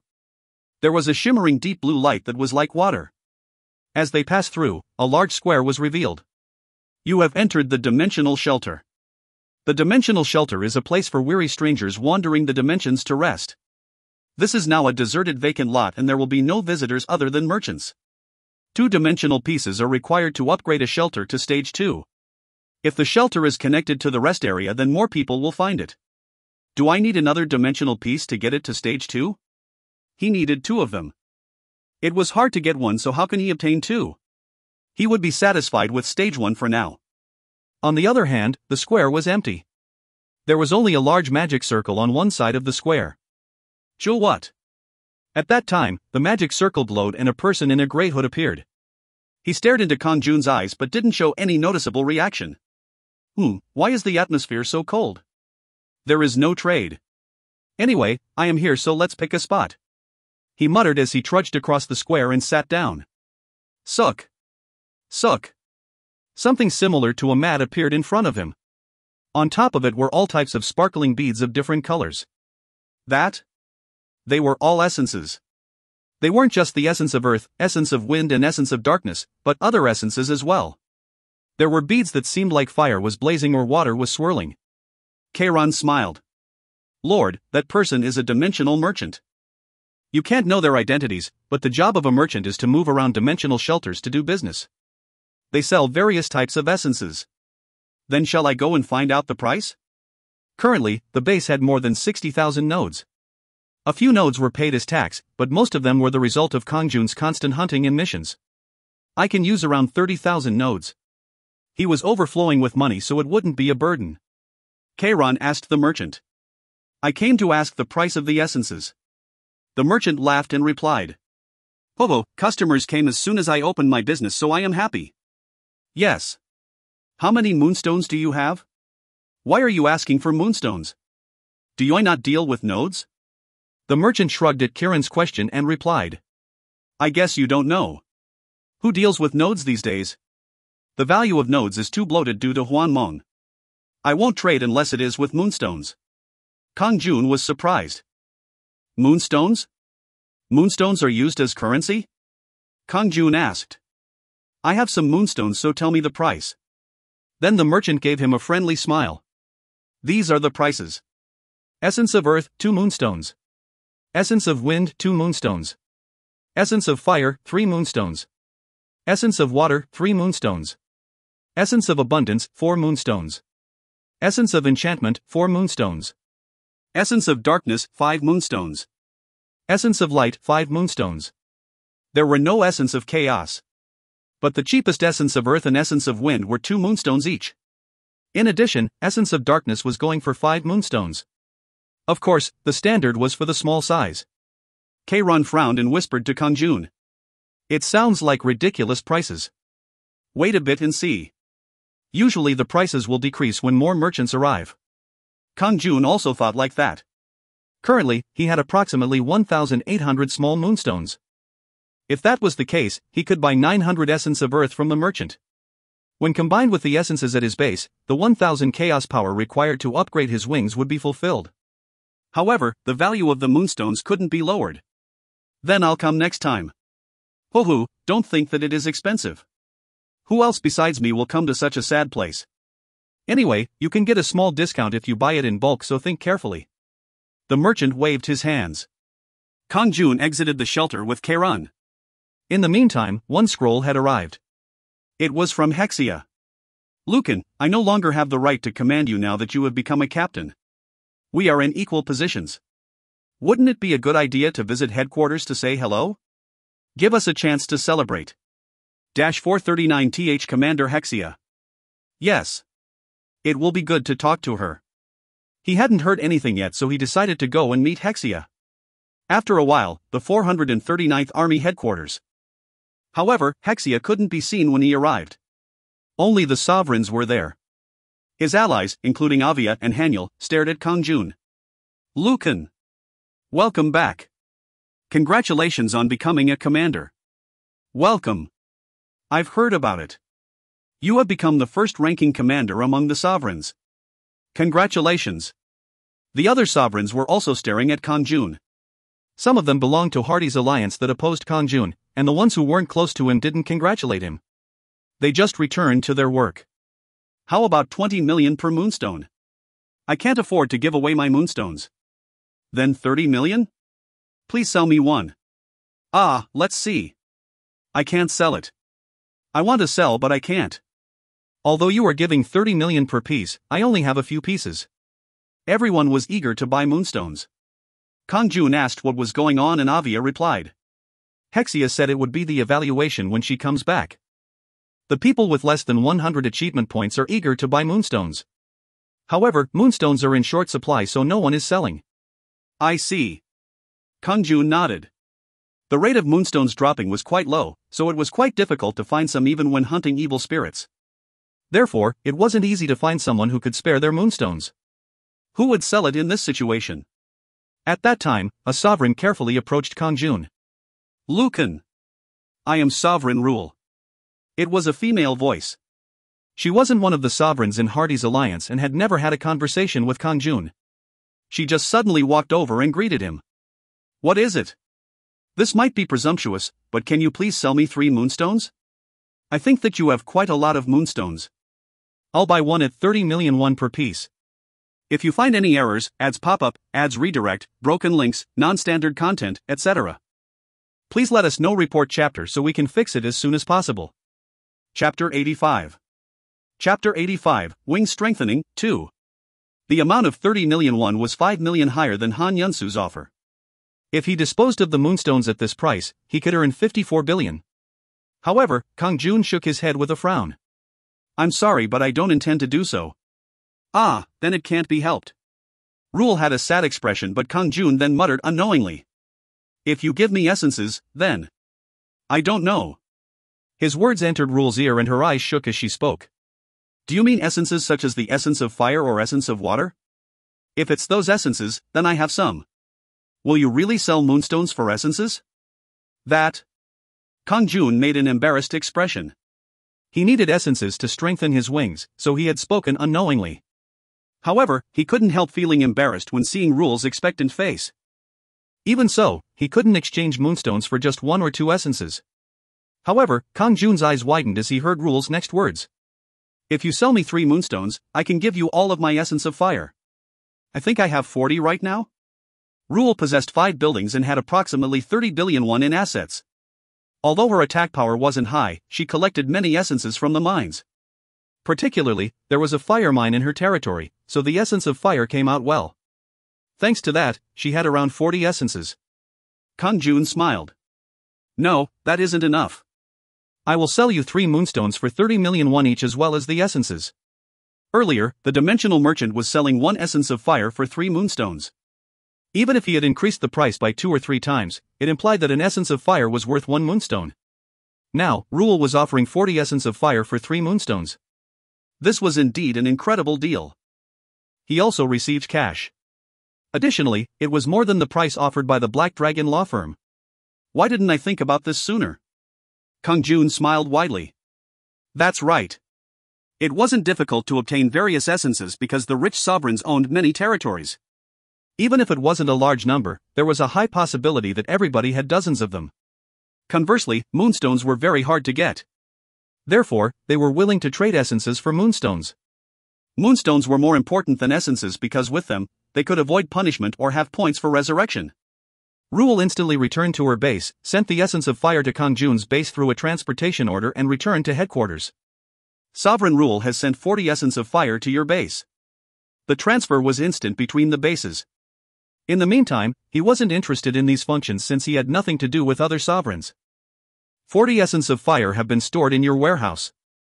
After confirming the message, Kang-jun immediately took 3 moonstones from his inventory and handed it to Rule. She jumped with joy. Thank you, Lucan. Once I return to reality, I will send 90 million won to your account. Let me know your account number. Send it through the Black Dragon law firm. It is better for them to handle it. Yes, that would be good. Rule left with an excited expression. Then the other sovereigns, who had been watching from afar, ran toward Kang-jun. Will you really give moonstones for essences? Kang-jun nodded. Of course. He shouted loudly so that all the sovereigns could hear. If you send me various essences, I will sell you moonstones for 30 million won. I don't care who the person is, so please don't hesitate. The essence type doesn't matter. I will trade 3 moonstones for every 40 essences. In fact, it was a tremendous transaction even if he didn't accept cash. 1 moonstone could be traded for 13 essences. However, Kang-jun also received cash. The exchange value was determined by Kang-jun, but the other sovereigns consented. Kang-jun had put a lot of effort into obtaining the moonstones, so he had to receive an appropriate price. He had become a commander and received wings, so the essences from other sovereigns were essential right now. Although essences were used to summon troops, it was possible to collect more in the future as most of the sovereigns had several mines. Additionally, 30 million won wasn't a burden for those who were born with golden spoons. This deal was good for everyone. Kang-jun added something. In reference to the deal, I won't enter into hostile relationships with sovereigns who keep their end of the bargain. The sovereigns were lining up to do business with Kang-jun, and once Kang-jun said that he wouldn't enter a hostile relationship after making the deal, they became more frantic. Me. Haha, I have many essences. I want to make a deal. In fact, most of them were wary about having a hostile relationship with Kang-jun. It was the same for Hardys. Even if he was hostile, he wasn't even a match. The first-ranked sovereign in Earth, Hwanmong. Now that he had become a commander, it was impossible to survive if they turned Kang-jun into their enemy. So, Kang-jun's words made him feel relieved. However, he couldn't bear to make himself stand in the line. It was the same for Zenith. Parties in Zenith couldn't go forward due to pride. Furthermore, unlike the other sovereigns, they didn't need moonstones.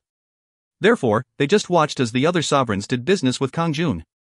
I have 38 essence of earth, 12 essence of wind and 10 essence of fire.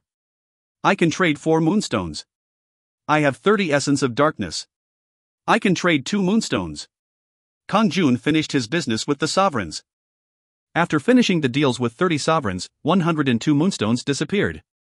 He now had 1,300 essences piled up in his warehouse. In reality, 3.06 billion won in cash would enter his account. At that moment, Hexia entered headquarters and saw Kang-jun. Lucan is here. Congratulations on becoming a commander. Did you get the Wings of Chaos? Thank you. Your advanced notice was a great help. Kang-jun smiled at her. Grania, the commander of the 438th Army, was also behind Hexia. Ho ho! Lucan! I really congratulate you.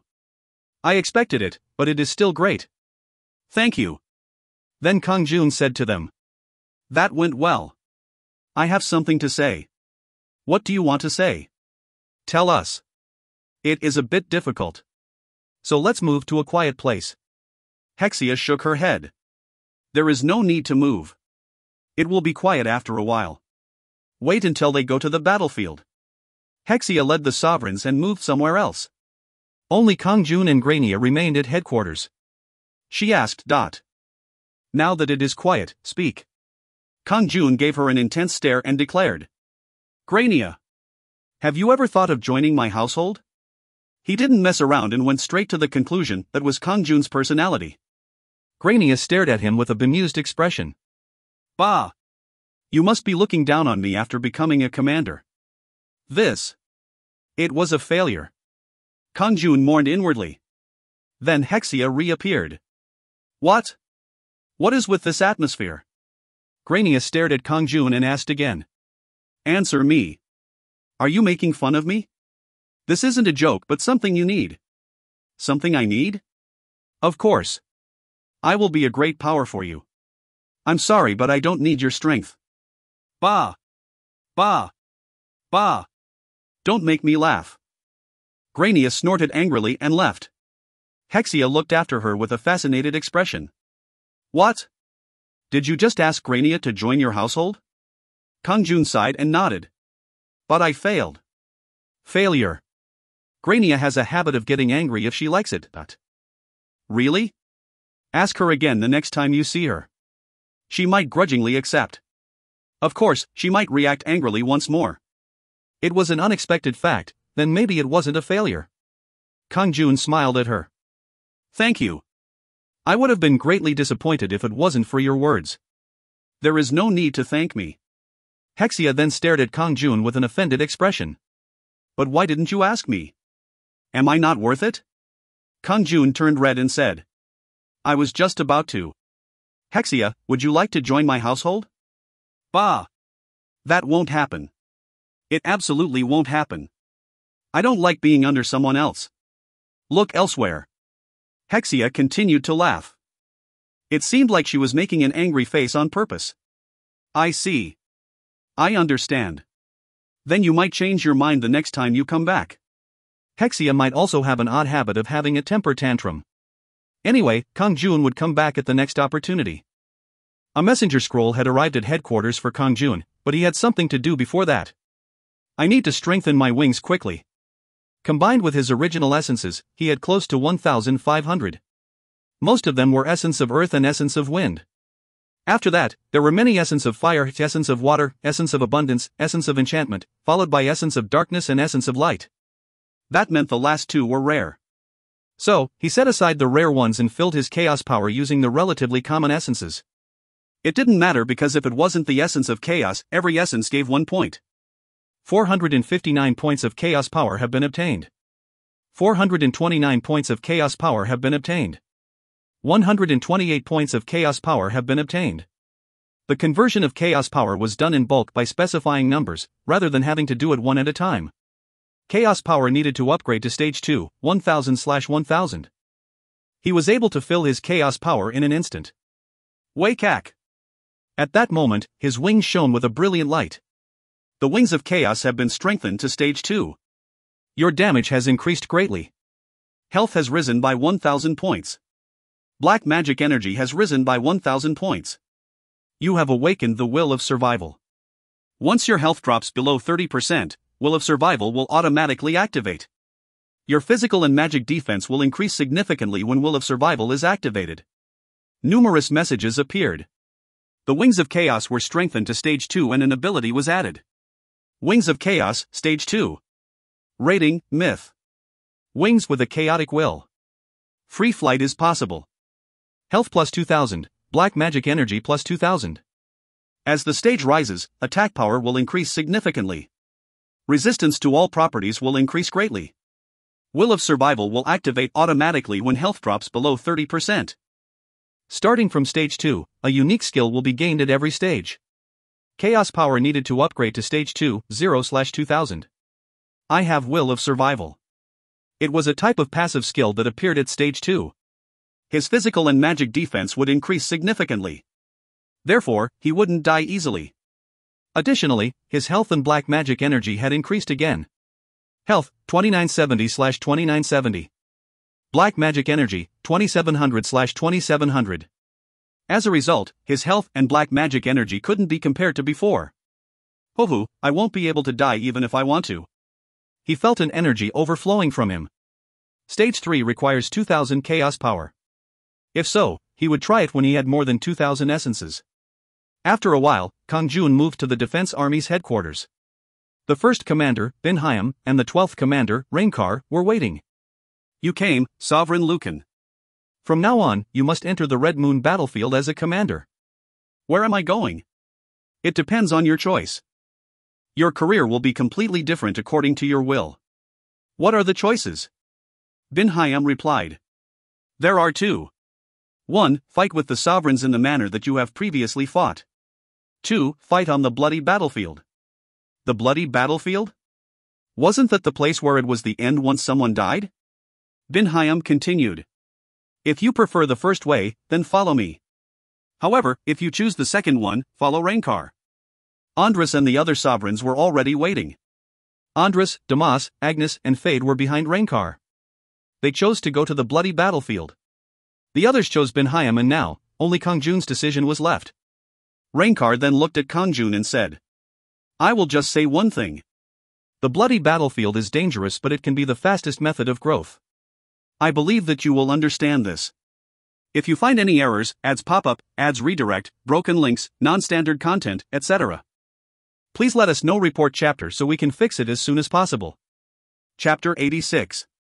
Chapter 86, The Bloody Battlefield, 1. Once they died, that was the end. Yet, for sovereigns still chose to go to the bloody battlefield. It was amazing. If they decided to follow Bin Hyam, they would have to deal with the subordinates of the second Demon King. They could also revive again through the Resurrection Gem. However, the bloody battlefield didn't have a Resurrection Gem. Just like in reality, death was the end. Nevertheless, why did they want to risk their lives? He was different from sovereigns who had gold spoons. Kang-jun had come up desperately from the bottom, so risking his life had become a habit. Maybe they started from the bottom like me? That might be the case. If they had many things in reality, it wouldn't be easy to choose the bloody battlefield, no matter how fast they would grow. What will you do? Rainkar asked again. Kang-jun nodded immediately. I will choose the bloody battlefield. If all the other sovereigns had followed Bin Hyam, Kang-jun might have hesitated a little bit. He could become strong enough through Bin Hyam's way, so there was no need to choose a dangerous route. However, what if Kang-jun didn't choose the bloody battlefield and Andras survived until the end? Kang-jun might have to give up his number 1 spot. It wasn't just a matter of ranking but survival as well. The existence of a stronger sovereign would bring a serious crisis to Kang-jun after the Red Moon was over. Thus, Kang-jun chose to live. He couldn't be pushed in the competition among sovereigns. Follow me. We are going to the bloody battlefield. Rainkar moved to a magic circle. What? Light from the magic circle covered his body and he disappeared. Andras flinched at the sight. Teleportation to the bloody battlefield. They were just going without any explanation? What? Then Kang-jun stepped onto the magic circle and disappeared. Andras became determined after seeing Kang-jun step in with no hesitation. Doesn't he have any fear? In fact, Andras wouldn't normally have chosen the bloody battlefield. He wanted to become stronger in a place where resurrection was possible if he died. However, he couldn't do that when there was someone above him. Lucan. I can never be safe as long as he is above me. In order to jump over, I have to go to the bloody battlefield. This was the reason. If it hadn't been for Lucan, he wouldn't have chosen the bloody battlefield. It was the same for Damas, Agnes, and Fade. They are also afraid of death. However, they were more afraid of having someone above them. It was because they would eventually be hunted by him. They chose the bloody battlefield to become stronger, even if it meant risking death. They would survive and become the best. That was their wish. Chuat. Chuwat. Andras disappeared into the circle after Kang-jun and Damas, Agnes, and Fade followed silently. After a few moments, they arrived on the bloody battlefield. Unlike the name that implied a field of blood, the bloody battlefield was a place where mysterious weather was unfolding. The sky was covered with purple clouds and mysterious plants formed forests everywhere. On the ground where Kang-jun was standing, a huge magic circle was spread out over a radius of 100 meters with a red gem in the middle. There were hundreds of thousands of different types of species. There were some creatures performing their duties in the magic circle and they bowed politely when they saw Rainkar. However, they didn't pay any attention to Kang-jun. Rainkar said, "The bloody battlefield is in a niche dimension. It is also a gate that can allow someone to enter Earth from another dimension. Therefore, if this place is left open, Hwanmong will be destroyed, but if the gate opened, that meant all the commanders had died and Hwanmong would fall apart. It would be disastrous for Earth. This place is protecting the real Earth where you live. So, while you are here, don't try to interfere with each other and become colleagues. You will be too busy dealing with the enemies to keep each other in check." "I understand." Kang-jun nodded. "Kwatang." It was at that time that someone suddenly ran into the circle in a bloody state. Ku-hi-hak. Heek. Heek. It was a face he had seen somewhere before. A commander who looked like a demon. It was the third commander Ligus. Yet he entered in such a horrible state. Damn it. I was stuck with the second demon king. I nearly died. Ligus shook his head. Listening to his words, it seemed like he had a fight with the second demon king, Calaticus. Choo. Meanwhile, a light from the red gem in the middle of the circle flowed over Ligus' body. His injuries started to heal quickly. After a while, he was restored to his original appearance. Then he saw Rainkar and approached. "You came?" Rainkar nodded. "What has happened today?" "I had almost killed Keldiak when the second demon king appeared." "The second demon king is in a furious state due to the death of Medes." There were 4 great people who could be called the strongest subordinates of the second demon king. One of them was Medes. However, Medes died a while ago. He was killed by the 7th commander of Earth Hwanmong, Tzieris. Tzieris, however, also died from a fatal injury on his way back. It was from another one of the second demon king's 4 great subordinates, Kadiana. Rainkar sighed.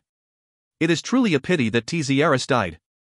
At that time, if some of the other 12 commanders had helped, he would still be here now. I also think that. I couldn't afford to fight both Keldiak and the second demon king, but the others stalled despite being able to help. Keldiak was also one of the second demon king's 4 great subordinates. Ligus sighed with exasperation while Rainkar nodded. They are watching us. They are hoping we will disappear while fighting against the second demon king. They were the beings with the strongest combat power in Earth Hwanmong. The 3rd commander, Ligus, the 7th commander, Tzieris, and the 12th commander, Rainkar. All of them were commanders with wings of chaos and were, therefore, the targets of other commanders. In the end, the 7th commander, Tzieris, died and Lucan received the wings of chaos. So, Ligus, you should be aware. Kukuku, don't worry. I have survived worse places than this. Ligus laughed before turning his gaze toward Kang-jun. He is? I respectfully greet the 3rd commander, Ligus. Kang-jun politely said. Ligus then folded his arms and asked. How unexpected. You chose the bloody battlefield. Lucan, why did you come to the bloody battlefield? In order to be strong. Kukuk. This isn't the place to become strong. Before getting stronger, it is better to learn how to survive. Ligus said before disappearing somewhere. Then Rainkar said to Kang-jun and the others.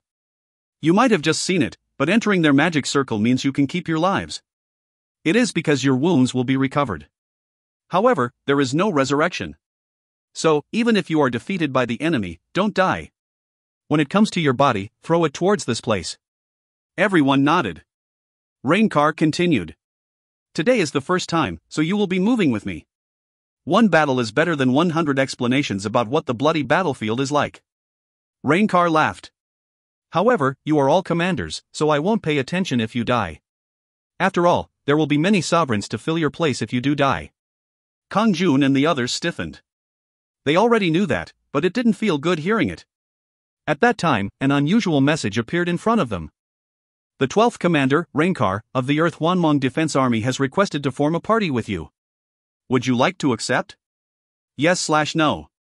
What was this? Party. A party similar to those in games? It wasn't just Kang-jun, but Andras and the other sovereigns also looked awkwardly at the message. Rainkar frowned and said, "There is no need to think strangely. I just did it this way to avoid annoying explanations. Don't hesitate and accept quickly." Yes. You have joined Commander Rainkar's party. Commander Lucan has joined the party. The messages stating that Andras and everyone else had joined the party emerged. Commander Rainkar has changed the distribution of items to sequential acquisition. However, items legend grade and above will be determined by a dice. Legend grade and above items will be distributed with a dice roll, while items below that will be done with sequential acquisition. You should know what this means. Is there anyone who doesn't know? No. I know. Sequential acquisition meant that every time an item came out, the party members would receive it in turn. In other words, Rainkar would receive it first, then Lucan, then Andras and so on. However, in the case of legend grade items, the player who rolled the highest number would receive it. Kang-jun was familiar with this. Anyone who joined a party in a game would know it. However, why is he doing this? Does he mean to hunt in a party with us? He only found out about item allocation after coming to the bloody battlefield. Today is the first day, so you can receive items without any contribution. Of course, this good fortune won't come twice. After this, no one will show kindness to you. Thank you very much. Thank you, Commander. He would allow everyone to take the items. Rainkar said in a blunt tone. From now on, maintain your mental state and follow me. You would do well to remember the terrain. It is impossible to have a portal here, so it is very important to memorize the terrain. Rainkar warned before departing. Also, don't forget to fly low. You will suffer terribly if you rise above the clouds on your wings. He seemed to be saying that they would die if they flew above the clouds. Kang-jun and the others nodded with a nervous expression. Rainkar flew up and started moving.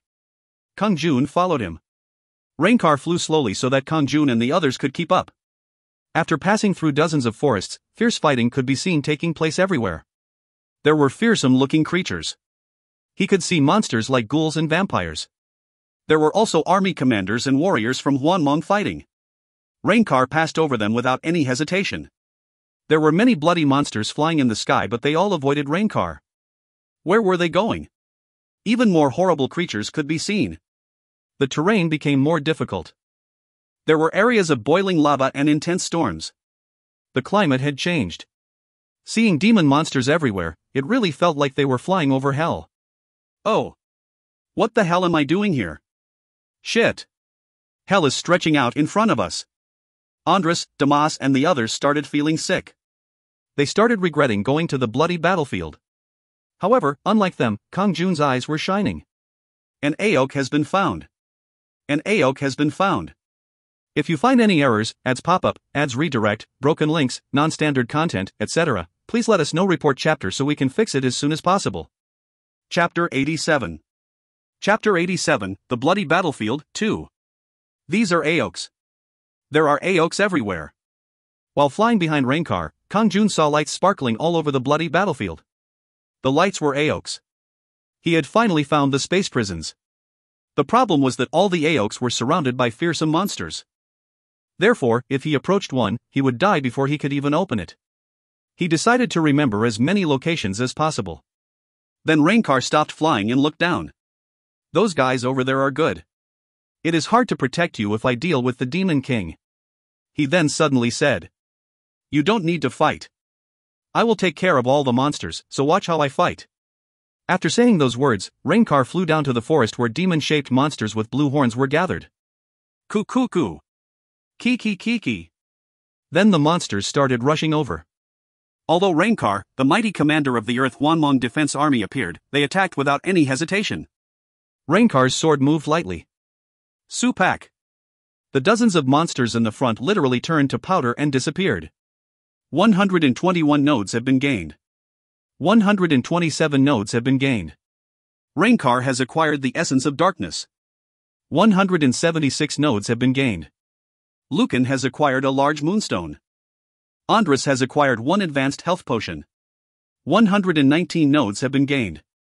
Money poured in endlessly while the items were distributed to party members in sequential order. This is great.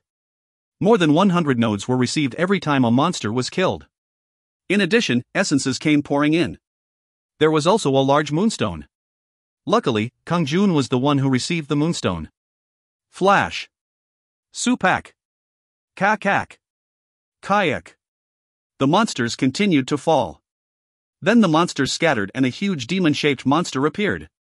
It was a demon-shaped monster with blue horn. The monster was Lapis, one of the second Demon King's commanders. Coo. Rainkar came here.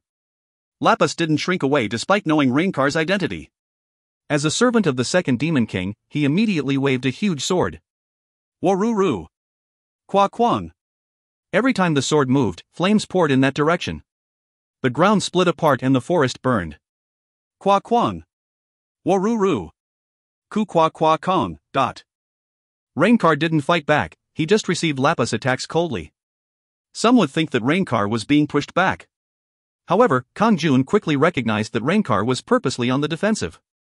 Why did he continue to defend despite being able to win? He is trying to teach us. Rainkar was teaching Kang-jun and the others how to be careful and to defend during fighting. However, as always, he didn't give a detailed explanation. They had to realize it for themselves. Therefore, Kang-jun focused on watching Rainkar's battle. He didn't miss even one small movement. On the other hand, Andres and the others were anxious as they saw small and large monsters heading towards them. The monsters were low-leveled for Rainkar. However, they were unbelievably strong for Andres and the others. The sovereigns immediately prepared to fight. Despite that, Kang-jun only focused his attention in the battle between Rainkar and Lapis. In fact, this was a type of courage. Rainkar had told them not to worry. Just like Rainkar said, he occasionally swept away all the monsters while fighting Lapis. However, Andres and the others were still uneasy and kept watching their surroundings. Monsters approached within 10 meters, so it was natural to be uneasy. Flash. Rainkar then swung his sword again and the monsters turned into dust. At the same time, Lapis staggered and blood poured from his chest. Coo. How vexing. Rainkar just stared nonchalantly as Lapis turned into smoke. 6,201 nodes have been gained. Rainkar has acquired Storm Sword, Hero. Lucan has acquired a large moonstone. Andres has acquired Storm Shield, Hero. Damas has acquired one Essence of Darkness. Angus has acquired Storm Bracelet, Hero. The items dropped by Lapis. Hero grade items came pouring in. They were 1 grade higher than rare rank and 1 grade below legend rank. If this was a game, hero grade items would be rolled with a dice. However, Rainkar decided to roll only for legend grade items. Thus, the items came in sequential order. Unfortunately, Kang-jun only received a large moonstone. Despite not being legend grade, he still felt regret at not receiving any hero grade items. It was at that moment. Lapis's golden treasure box has been acquired. Lapis's golden treasure box has been acquired. 2 shining boxes appeared in the place where Lapis disappeared. Oh. Golden boxes. There was no way Kang-jun couldn't recognize the boxes. He had opened a golden treasure box in the past and received the legend-ranked Heart and Ghoul Lord's heavy armor. Legend grade items will unconditionally come out from those boxes. Even Rainkar smiled at the sight of the golden boxes. It is nice that he gave me 2 golden boxes. Then Rainkar said towards Kang-jun and the others. It is natural for me to have it, but as I said earlier, I will give you the chance to win these items. Of course, you will have to get the highest number when throwing the dice. Everyone swallowed their saliva. If they threw the dice well, then they could receive huge items. Then I will open them one by one. Rainkar opened 1 golden box. Rainkar has opened Lapis Golden Treasure Box. Lapis Heart, Legend, has come out. H Heart. Kang-jun's eyes widened. Unlike Kang-jun, Andres and the others didn't know what the heart was. They just wanted it because it was legend grade. Additionally, Rainkar was also interested in the heart.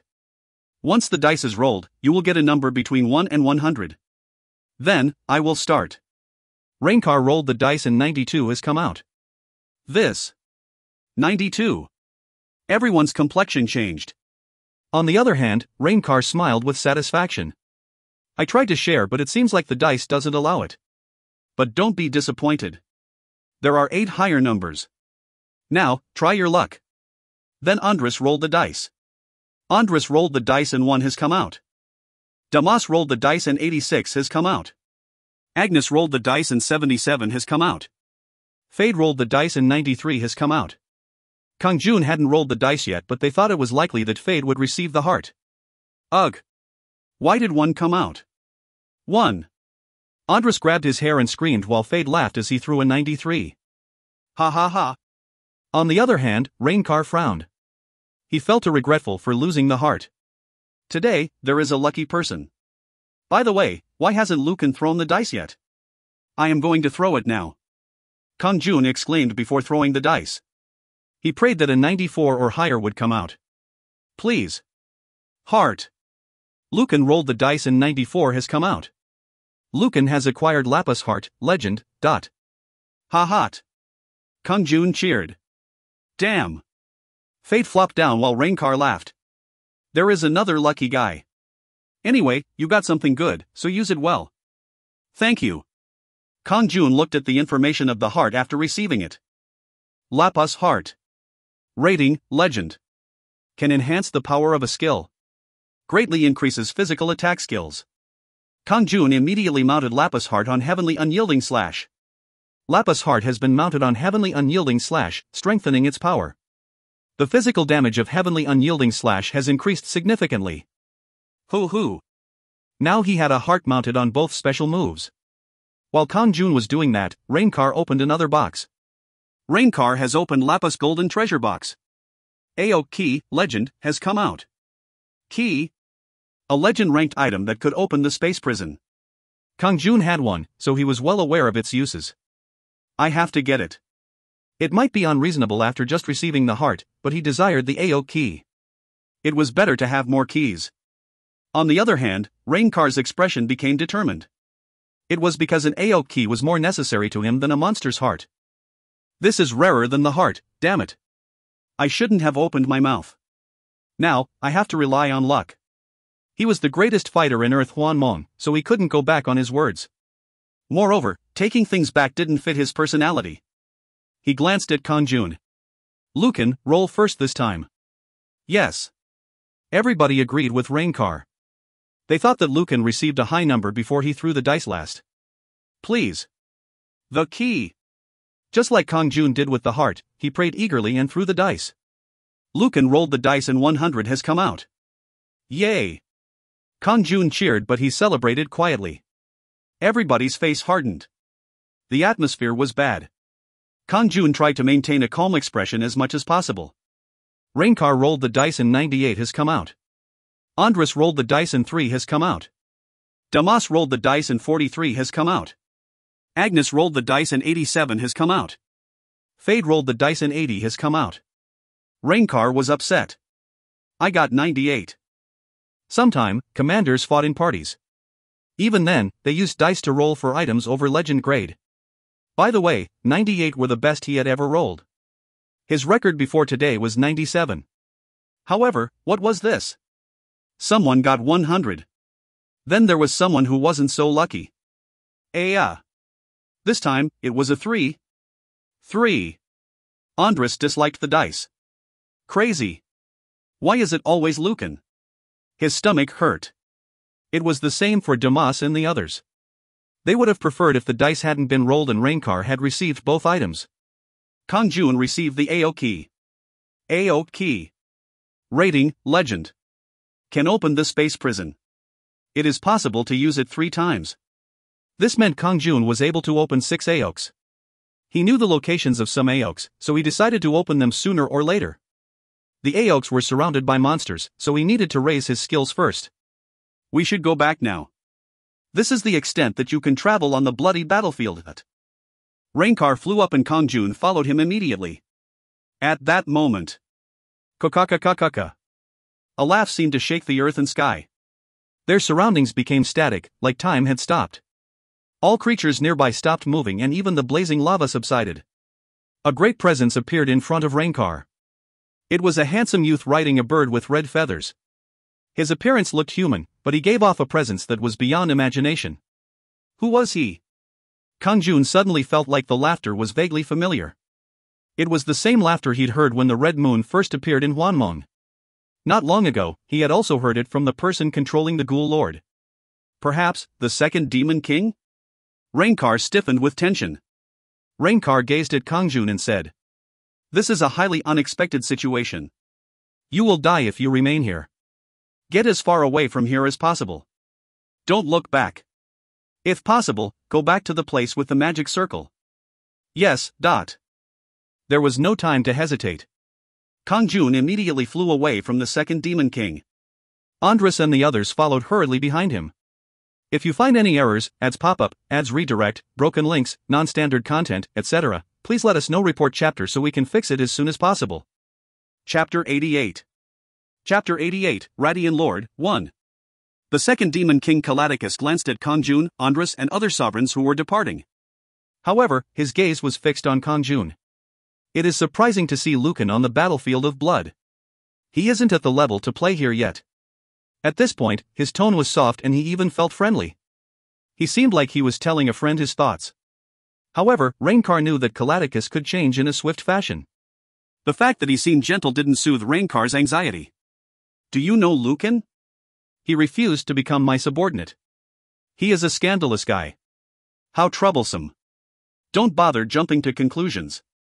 I never give up on my prey." There was an unknown smile on Kalaticus' mouth. Rainkar stared at him blankly. "If you want to fight, bring it on." Kalaticus then frowned. "Rainkar, I don't understand you at all. Why are you content to stay in this remote place? Why don't you go out into the wider world?" "If someone like you stays curled up in a place like this, it would be really tiring." Kalaticus looted and invaded other dimensions. So, he was called a dimension predator. The Demon Kings were representatives of that and proud of it. Cook. Remote area. Earth Hwanmong is a remote area? Do you think this is a great place? This isn't a remote area. Big things can happen in Hwanmong. Then I'll ask you this, Kalaticus. Why are you going after a remote area? There is no reason. I just happened to stumble across this place. Hovu, do I need another reason? It is only meaningful if I stay for a while to slaughter. If so, you must have a lot of free time. Why don't you stop now? Anyway, you absolutely can never have Earth Hwanmong as long as I am here. Rainkar glared while Kalaticus just laughed. Rainkar, you are greatly mistaken about something. You are annoying, but I let you live. I can kill you at any time, but the recovery process would be tiring. A cynical smile formed on Rainkar's face. It sounds like a bluff that I've heard dozens of times already. Stop talking nonsense and do your best today. With these words, energy exploded from Rainkar's body. Flash. Pujajijik. The space around him was dominated by a deep blue light. It was blocked by the intangible energy created by Kalaticus. Kwang. There was a huge roar when the two forces collided. The energy around Kalaticus turned red. He opened his mouth and declared, Kyakiakayakiak. Rainkar. Eat this. It will be your real end today. I will certainly kill you. The end. I really desired the sea. If this greasy fellow doesn't stop talking, my limbs will shrivel. The nearby areas were destroyed once he collided with the second Demon King. He only had a conversation with the second Demon King to buy as much time as possible for Kang-jun and the other sovereigns to get away. There was no other reason to speak to the second Demon King. It was the second Demon King's everyday routine to destroy a Hwanmong world because he was bored. Therefore, he could leave Hwanmong before his purpose was accomplished. The second Demon King could just run away if there was an overwhelming presence. If he was alive, there wouldn't be a tiring day like this. Rainkar recalled the proud existence he once called his friend. His absence was sad in the chaos that came to the Hwanmong worlds. Then Kang-jun suddenly popped into his head. That reminds me, Lucan's temperament resembles him. It isn't a coincidence that Heaven's blood sword style was passed on to him. So, he kept an eye on Kang-jun. I don't know if he was enlightened by my teachings, but it will be easier if he gets stronger quickly. Meanwhile, Kalatakis attacks became more violent. Quararung. Qua qua qua quang. Once the battle between the strongest of Earth Hwanmong and the second Demon King began, even the subordinates of the second Demon King flew away to distant places. Wararu. Qua qua qua quang. As there were huge roars behind them, Kang-jun and the others flew with all their might. Korururung. Korurung. They had flown quite far away, but it still seemed like there was fighting right behind them. Although he was told not to look back, Kang-jun occasionally turned his head to watch the battle between Rainkar and the second Demon King. There only seemed to be a red and blue light fighting each other. The space around them twisted and everything shook. It was like gods were fighting. It is really great, but Kang-jun was amazed that Rainkar had the skills not to be pushed back by the second Demon King. Can I become that strong? Rather than only becoming the strongest among the sovereigns, he wanted to have the strength to face the second Demon King. After watching the battle between gods, Kang-jun rose in spirits instead of falling into despair. He just wanted to become stronger. In contrast, Andras and the others panicked. They didn't look back to watch Rainkar. They just flew wildly towards the place where the defense army's magic circle was. I am crazy. I shouldn't have come to the bloody battlefield. I don't want to come to this hell again. As soon as they saw the second Demon King, they felt like a frog encountering a serpent. They were just lucky that they had wings. It would be terrible if they had to run through this fearsome place. However, at the moment, something flew up from the forest and blocked their path. Monkey-shaped monsters with the head of a rat and flapping wings. They had black fur and were approximately 2 meters tall. Radian? It was impossible for Kang-jun not to know their identity. They were like the giant Ratian warriors summoned to Kang-jun's base as troops. However, the giant Ratians now had wings. Their fur was dark black. Among the Ratians, there was the leader, which was approximately 4 meters tall, twice the size of other Ratians. Mission 15, destroy the Radian Lord. Compensation, experience, 15,000 node, 100 large moonstones. A mission appeared. Of course, the content was to destroy the Radian Lord. Kick. Soldiers from the Earth Hwanmong Defense Army? I'll spare you if you all surrender. He said he would spare them if they surrendered, but he was already swallowing like he wanted to eat them. Kang-jun gritted his teeth. Could he win against a Lord-level monster? Of course, he was a bit weaker than Lapis, who was killed by Rainkar, but a Lord-level opponent was still tough. More than anything else, it would be the end if they were defeated. This was the bloody battlefield. There was no resurrection. Even so, there was no way to avoid it. As soon as Rainkar and the second Demon King approached their area, they would be immediately turned to dust. There is no way other than to fight. Kang-jun pulled out the Vampire Lord's sword and rushed toward the Radian Lord. I'll take that guy, so all of you should kill the mobs. The massive rations started flying toward Kang-jun before he finished talking. It was a situation where he would be surrounded before reaching the Radian Lord. Flash. Pa'at. All of a sudden, a flash spread like a wave around Kang-jun. Kak. Cook. The flying rations gathering around Kang-jun were killed or scattered instantly. Experience has been gained. 87 nodes have been gained. You have earned 1 Red Moon achievement point. 1 small moonstone has been acquired. 1 Essence of Darkness has been acquired. These were the items that came out when the monsters were defeated. 1 achievement point? They give 1 achievement point? Moonstones and the Essence of Darkness. Those messages had appeared dozens of times. The party had been disbanded, so Kang-jun received all the items. Amazing. It was dangerous, but after seeing the dropped items, Kang-jun could see why the bloody battlefield was a charming area. Heavenly Unyielding Slash.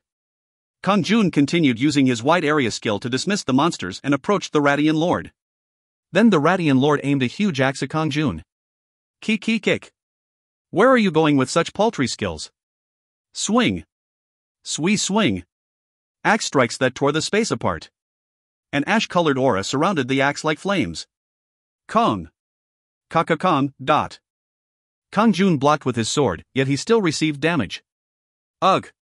Physical and magic damage was received at the same time, so his health was reduced by a lot.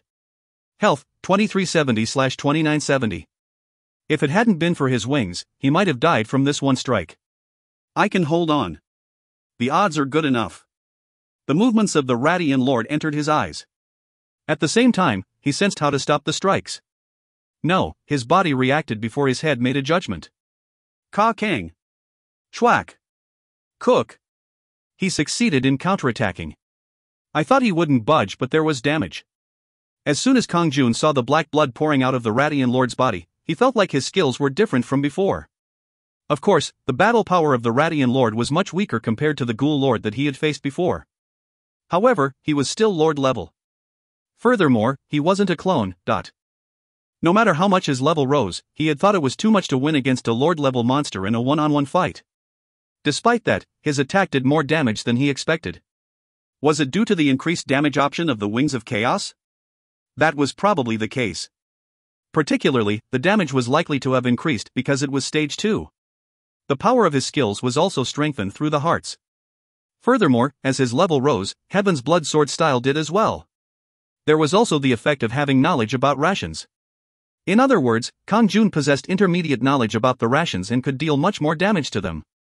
The drop rate of items was also increased.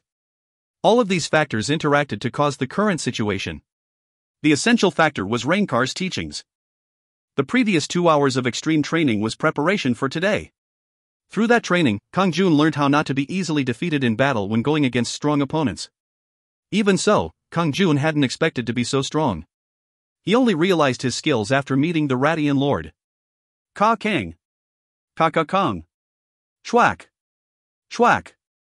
After receiving a series of strikes from the Radiant Lord, he succeeded in counterattacking again. Health, 2970/2970. At that moment, the Vampire Lord's sword absorbed health and it was refilled once again. If you find any errors, ads pop-up, ads redirect, broken links, non-standard content, etc., please let us know. Report chapter so we can fix it as soon as possible. Chapter 89. Chapter 89, Radiant Lord, 2. Andras was surprised to see that Kang-jun was facing the Radiant Lord alone. Lucan. When did he get stronger again? I can't believe it. He already has a Lord-level combat power. They thought they understood Kang-jun, but that wasn't the case. He had a different combat power compared to a few days ago. However, it was great to see now. If it wasn't for Kang-jun, they would have been killed by the Radiant Lord. That's right. Now wasn't the time to be jealous of how strong Lucan was. This was the bloody battlefield. It was a dangerous place where they could die. They would think about their jealousy after leaving the battlefield. We must gather our strength. Andras struck the surrounding monsters in order to make it easier for Kang-jun to deal with the Radiant Lord. Damas, Agnes, and Fate agreed. Thanks to this, Kang-jun could fight the Radiant Lord more reliably. Heavenly Cut. Flash. Sukiok. Kang-jun swiftly aimed Heavenly Cut at a gap in the Radiant Lord's movements and cut off his left hand. Ku.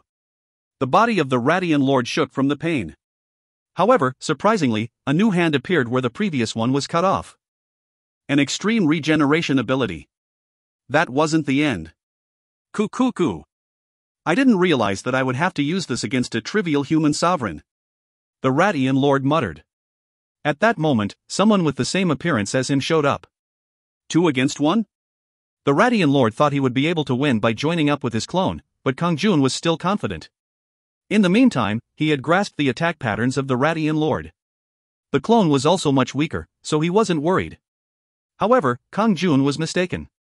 Go and destroy him. At the command of the Radiant Lord, the clone flew towards Kang-jun. It was a strange attack without any defense. What? Kang-jun immediately swung the Vampire Lord's sword. Sukiok. At that moment, the clone literally exploded. Kwang. This. Kang-jun tried to avoid it, but the explosion caused a powerful shockwave that struck him. Quack. Kang-jun was blown away and crashed into the ground. Kwang. Andras and the others were startled to see it. Until now, Kang-jun had been obviously pushing the Radiant Lord back. Therefore, they couldn't imagine the situation changing like this. An explosion. It was a terrible attack caused by the clone exploding. That explosive force was terrifying. Andres and the others also received some damage despite holding back the mobs from a distance. Kang-jun wouldn't have been safe despite the good armor he was wearing. So, it wasn't surprising that Kang-jun crashed into the ground. His condition was horrible. Blood gushed from his body, turning the nearby land red. Andres and the others looked down at him with mixed expressions. Lucan's efforts were in vain. He must be dead. Originally, they would have been delighted by this situation. However, their hearts were heavy. If Lucan, the #1 sovereign in Earth Hwanmong, had died, they definitely would not be safe. It was their turn next. Kick. Do you see it? Insignificant human sovereigns. The Radian Lord flew towards Andres and the others. At that moment, Kang-jun, who had been lying stiffly on the ground, opened his eyes. He staggered upwards. Ugh! Despite his terrible state, he was still alive. Health, 821/2970. Additionally, he still had 821 health left. He had been in a state of shock from the unexpected explosion, but now, he had woken up. Kang-jun poured a health potion into his mouth and laughed bitterly. Will of Survival saved me. It was the new ability that appeared when Wings of Chaos reached stage 2. Your health has dropped below 30%. Will of Survival has activated. Your physical and magic defense will increase significantly when Will of Survival is activated. This was the reason. It was precisely at the moment when his health had dropped to 891 points. The ability was automatically triggered even though Kang-jun himself wasn't conscious. At that point, the impact of the explosion gradually decreased until the damage stopped at 821 points. His defense had soared to offset the damage. An Aok has been found. In this situation, he noticed an Aok that he couldn't detect from the sky. The impact of the explosion caused the dust to rise and reveal the hidden Aok. Of course, the Aok was located in another space, so it wasn't visible. Only a person who had a key would be able to see it. A fiercely shining lock. It had been buried in the ground and only just revealed itself. What is inside the Aok? However, now wasn't the time to wonder about that. He would think about the Aok after killing the Radian Lord.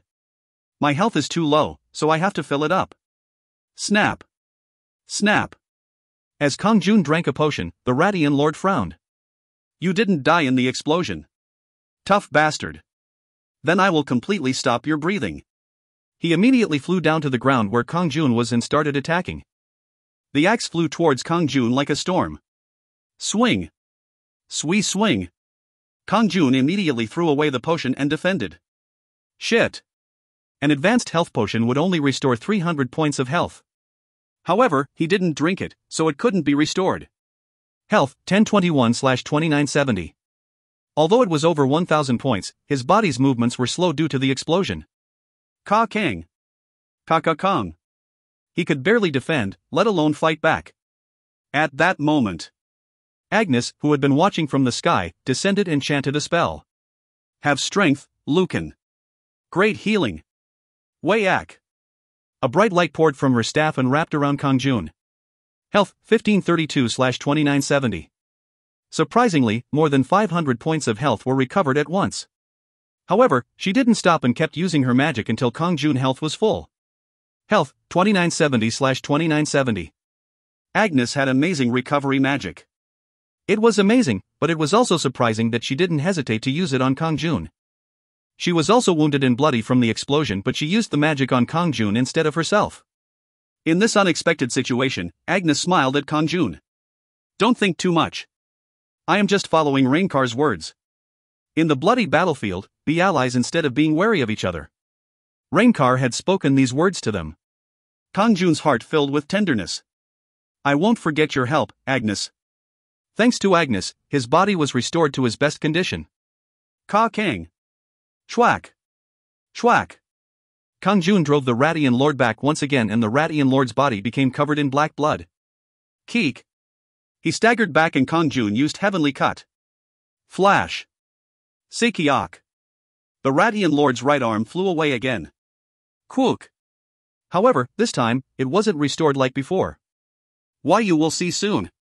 The Radian Lord started to quickly flee. He had come down to the ground, sure of his victory.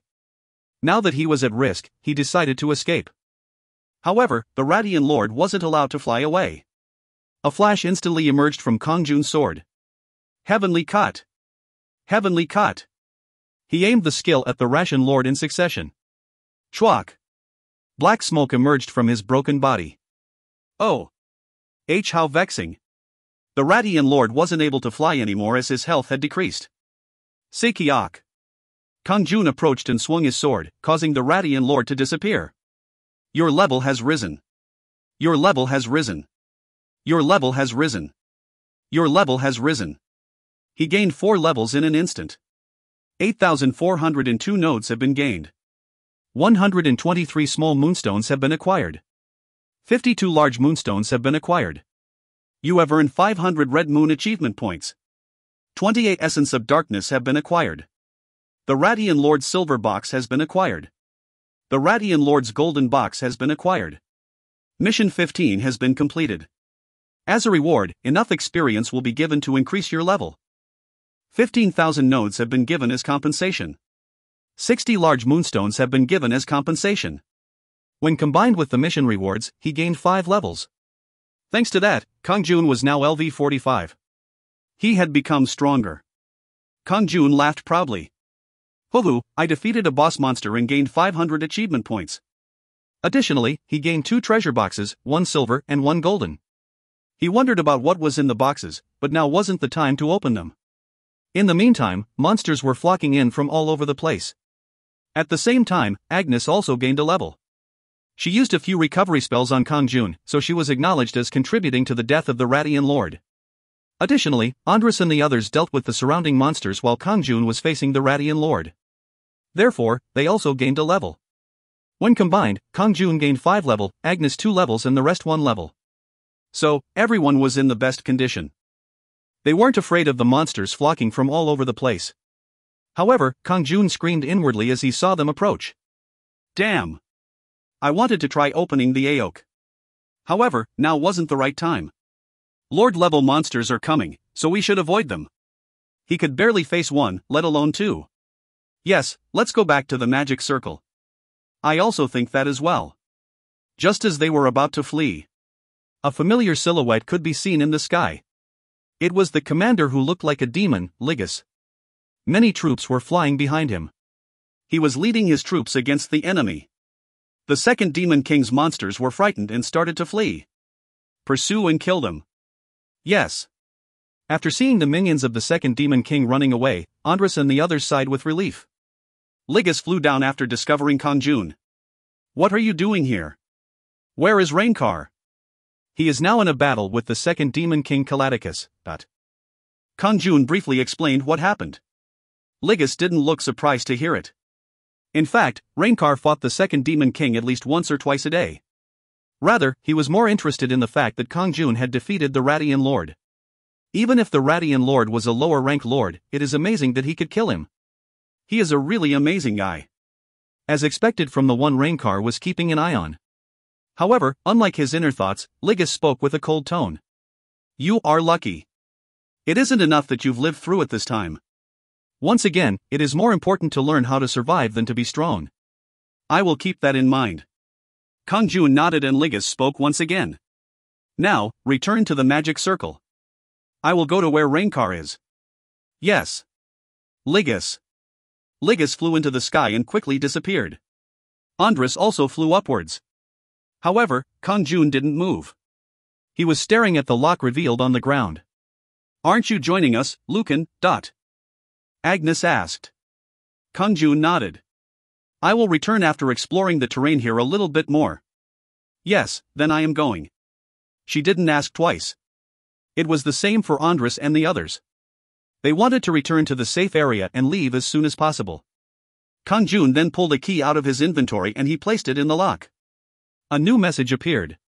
Will you open the Aok? Yes/no. If you find any errors, ads pop-up, ads redirect, broken links, non-standard content, etc., please let us know. Report chapter so we can fix it as soon as possible. Chapter 90. Chapter 90, Opening the Aok Space Prison, 1. In this situation, he would never select no. There was just one thing to watch out for. He couldn't tell what was inside. What if a horrible creature came running out? He may be attacked as soon as he opened the door. However, he couldn't not open the door. Kang-jun nodded cautiously and prepared for battle. Yes. Open it. The Aok key has been used once. The Aok has been opened. Kang-jun was moved to an unknown space. You have become the master of this Aok. You may release any prisoners here or leave them locked up. The prisoner or prisoners in the Aok can't attack the master of the Aok. The Aok's master? He only opened it with a key, yet he had become the master of the space prison. Furthermore, the prisoner or prisoners couldn't attack the master of the Aok, so he was safe. So, this is an Aok? He saw an unfamiliar space the moment the Aok was opened. It was an enclosed stone chamber without any bars. There were only small light fixtures attached to both sides of the wall in order to illuminate the interior. If I was trapped here, I would starve to death. There was no food or water to drink and even air didn't flow in here. A human absolutely couldn't survive in this space. However, there were so many bizarre beings in Hwanmong that there might be some capable of surviving here. Is there really nobody? He looked, but the room was empty. No, there was something. Unlike the other parts of the room, there was one corner which contained a thick darkness. Perhaps? Kang-jun was suspicious of the dark spot. As he approached, it flinched. Surprisingly, it was a shadow. The shadow took the form of a human man and gazed at Kang-jun. It was obvious that he was nervous and anxious. Who is the one that entered this humble and solitary place of despair? It was an evil voice that sounded like it came from hell. Just listening to it gave Kang-jun an eerie feeling. However, Kang-jun stared at the shadow with detachment and said, I am the master of this Aok. I can release you or keep you locked up. The shadow flinched at Kang-jun's words, then bowed. This lowly prisoner looks forward to seeing Aok master. Who are you? I am a demon called Sud. Demon? He had a bizarre form for a demon. A demon. However, why are you trapped in here? A long time ago, the lord I served was defeated by the second demon king Caladicus. The demons, including myself, were imprisoned in the Aok. He was one of the second demon king's captives. My lord was the demon Merrick. At that time, he was slain by the second demon king. But, who are you? I am Sovereign Lucan, a commander of the Earth Hwanmong Defense Army. Sud looked surprised. Then, what is your relationship with the second demon king Caladicus? I don't have any affiliation with him. I suppose it is more of a hostile relationship. Sud nodded with a bemused expression. I have a rough idea. The second demon king invaded Earth Hwanmong and you are facing him as a sovereign. Then by chance, you came across an Aok and came in using an Aok key. Yes, you understand. It was good that Kang-jun didn't need to explain it. Sud grabbed Kang-jun's foot with both hands and begged. Aok master. If you let me out of this desperate place, I will devote myself to you forever. However, Kang-jun looked down at Sud with a frown. I can't just accept. If it was someone great, he would release them with certain conditions. However, the presence that Sud gave off was less than a slime. He had virtually no combat power. It would be useless to take this shadow into his household. However, he still needed to ask. Sud might be like Kajel, who had become stronger after eating the essence of darkness. Right now, your combat power is less than one of my subordinates from Earth. Can you eat something like the essence of darkness to regain your original ability? Sud bowed and replied. I'm sorry, but my combat power can't increase anymore. Kang-jun was dumbfounded. If this was true, Sud had no value as a household member. I don't need incompetent people. If you don't prove your value to me, I will close the door again. Sud's body trembled and he said, I am a demon with a non-combat ability. I don't have any combat power, but I know alchemy. Alchemy? I can't show you because I don't have any ingredients. However, I am sure that I can make what you need. For example, I can make potions. Potions usually came pouring in when he killed monsters. Still, an alchemist could make potions in bulk, so he would be useful. Kang-jun looked at Sud with a slightly more interested expression. So, you can make health potions or black magic energy potions? Yes, that's right. If you have ingredients, I can show you right now. What ingredients are needed? 1 bottle of any potion and an essence. It doesn't matter what type. Kang-jun looked at his inventory. I have a potion and essence. Usually his inventory only contained moonstones and potions, but luckily an essence of darkness had dropped. Kang-jun handed an advanced health potion and 1 essence of darkness to Sud. Sud took them and placed them on the floor. First, he grabbed the essence of darkness and chanted a spell. Su su su. The essence of darkness turned into powder. Sud added the powder to the health potion and chanted a spell again. Wakak. Then the health potion shone brightly. It's done. You can look at it now. Sud extended the potion to Kang-jun. Advanced Regeneration Medicine of Darkness. Restores 500 health points. Agility will increase by 3 for 30 seconds after drinking it. Oh. Kang-jun was amazed. The potion that Sud created had the best recovery effect that he had seen. An advanced recovery potion restored 300 health points. This one restored a huge 500 points. Furthermore, there was an additional effect. Although it was only for 30 seconds, his agility still rose by 3. This is quite usable. Kang-jun made a satisfied expression and Sud looked relieved. I can make many things as long as I have the ingredients. Particularly, if you give me your shadow, then I will always make things that you need by your side. My shadow? Yes, I will become your shadow. While you are fighting our enemies, I can pick up a variety of rare herbs, ores, essences, and other materials. There are many things in niche dimensions. He could collect rare herbs. If so, it was worth accepting him as a subordinate. Okay. Then will you join my household? Kang-jun smiled and reached out his hand. Sud trembled as he grabbed it. Of course, Lord. The demon Sud has joined your household. Sud will become your faithful subordinate in the world of Hwanmong. Sud's bod was sucked into Kang-jun's shadow. The demon Sud has been connected to your shadow. Sud's alchemy space belongs to you. Sud's 100 inventory spaces have been added. 100 inventory spaces? Kang-jun was surprised. Currently, the Ghoul Lord's heavy armor gave him 30 spaces. Now that he had Sud, that increased by 100 spaces. Lord, you can use my inventory freely. Just leave it half empty so I have room to place the ingredients that I pick up. There was a sound from his shadow. It was a type of telepathy. Okay. I'll remember that. Kang-jun stepped out of the Aok with a smile. The Aok disappeared and Kang-jun stood in the forest where he had fought the Radian Lord. Shall I go back now? Kang-jun was about to fly off. Lord, wait a minute. Sud hurriedly exclaimed. Sud has acquired one essence of darkness from the surroundings. Sud had found an essence of darkness in the area. Kang-jun smiled. This was quite useful. Is there anything else? Nothing, Lord. Okay, then I will return. Kang-jun flew upwards and soared towards the Defense Army's safe zone. Once he returned to the magic circle, a woman in a robe approached Kang-jun. Commander Lucan. You have returned safely from the bloody battlefield. Will you return to headquarters now? I will go there. Kang-jun nodded and the woman reached out her hands. Thank you for the trouble. As soon as you return, you will be rewarded for your achievements on the battlefield. Kang-jun was surrounded by a bright light. You have accumulated 642 achievement points on the bloody battlefield. Now, you will be rewarded for your achievements. You have gained 2 levels. Your charisma has risen by 1. Oh. Level up. He was level 47. Furthermore, his charisma had also risen by 1. LV.47, EXP 0%. War, intermediate. Health, 3110/3110. Black magic energy, 2780/2780. Strength, 51, plus 5. Agility, 52, plus 5. Intelligence, 48. Good luck, 9. Charisma, 17, plus 4. Unlike before, there was a periodic evaluation.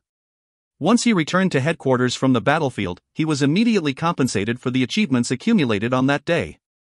It is a jackpot. He could see why Rainkar recommended the bloody battlefield. It was dangerous but the fastest method of growth. Those words were true. Haeun's abilities have risen. Kiran's abilities have risen. Melanad's abilities have risen. Sud's abilities have risen. The capabilities of his household members rose once again. Sud, who he just gained, was also included. Then a message appeared.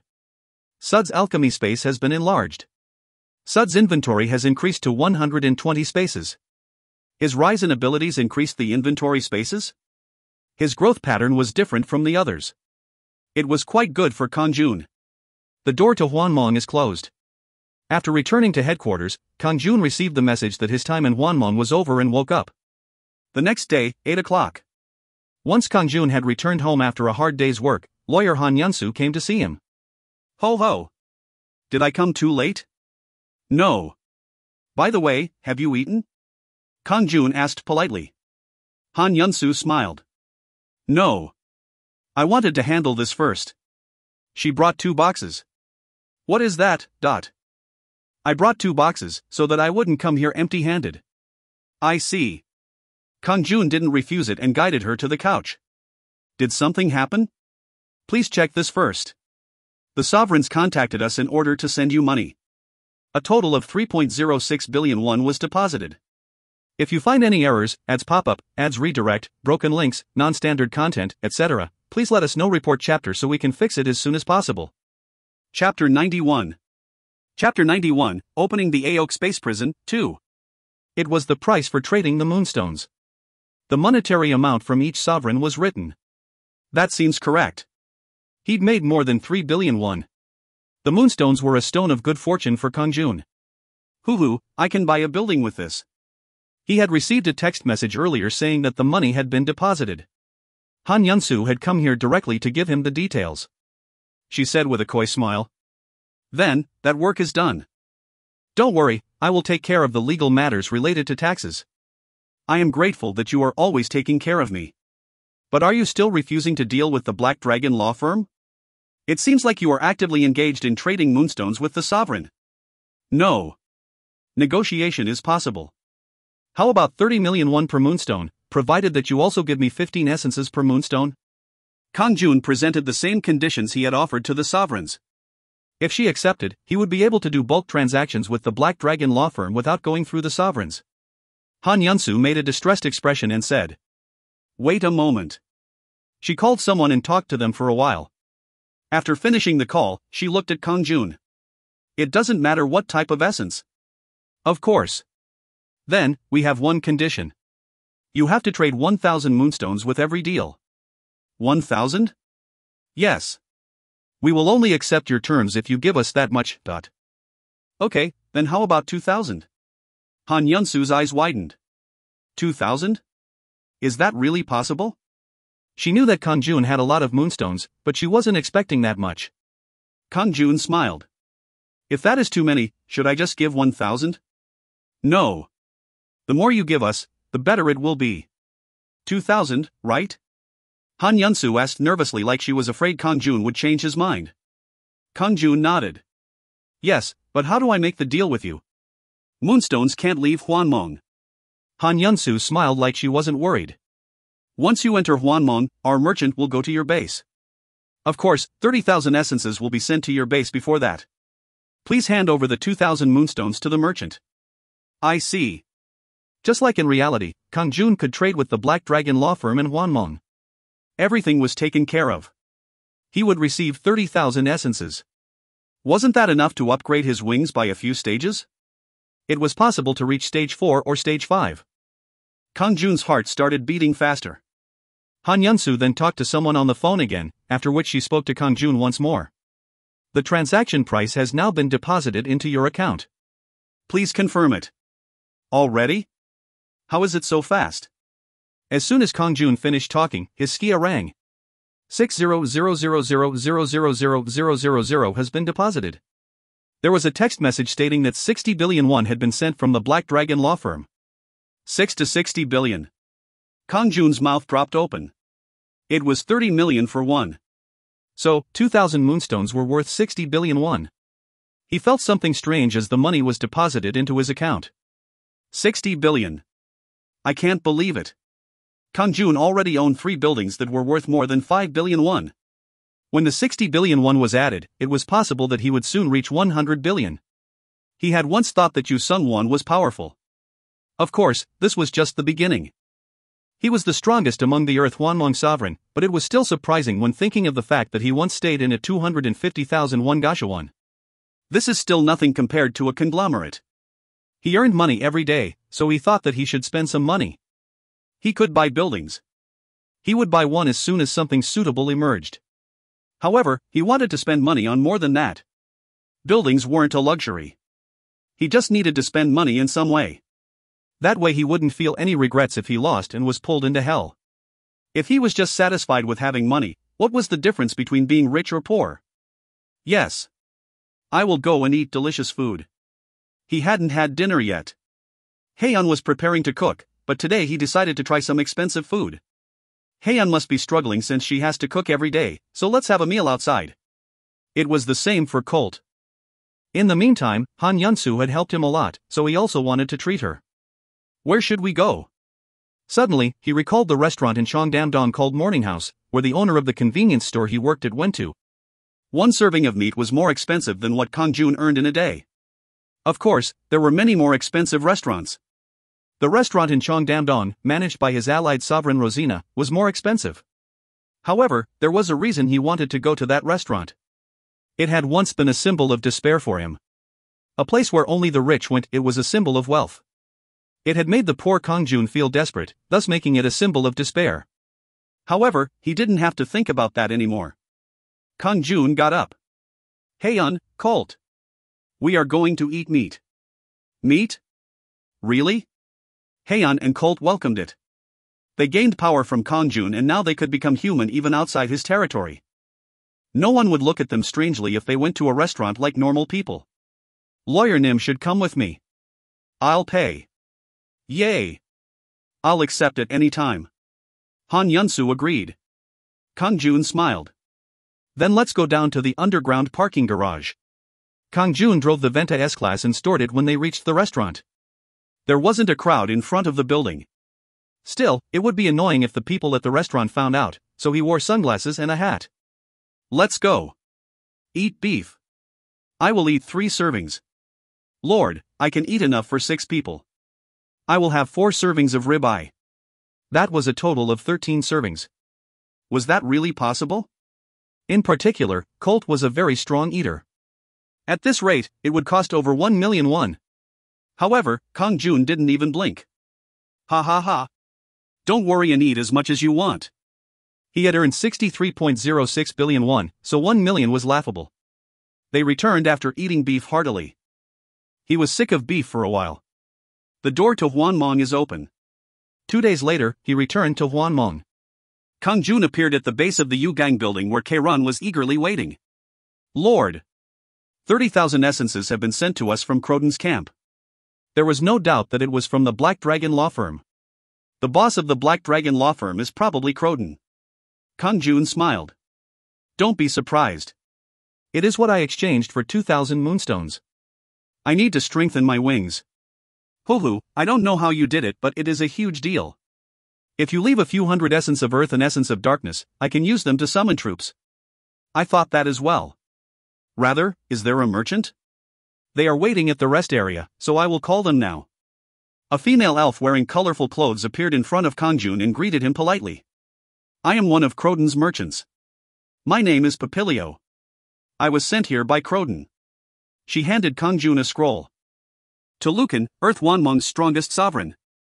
Thank you for believing in us and trading a large amount of moonstones. In order to continue a smooth transaction, please allow Merchant Papilio to stay at your base. If you don't mind, then trade 1,000 moonstones with Papilio whenever you can afford it. I will be counting on you. Dark Dragon Croden. Dark Dragon? A dark dragon called Croden? It seemed like he was the owner of the Black Dragon law firm in reality. That's why it had the name Black Dragon attached to it. They said they are a neutral force, so why is Croden buying moonstones? He didn't know the reason why. However, Kang-jun could receive money and essences from selling moonstones.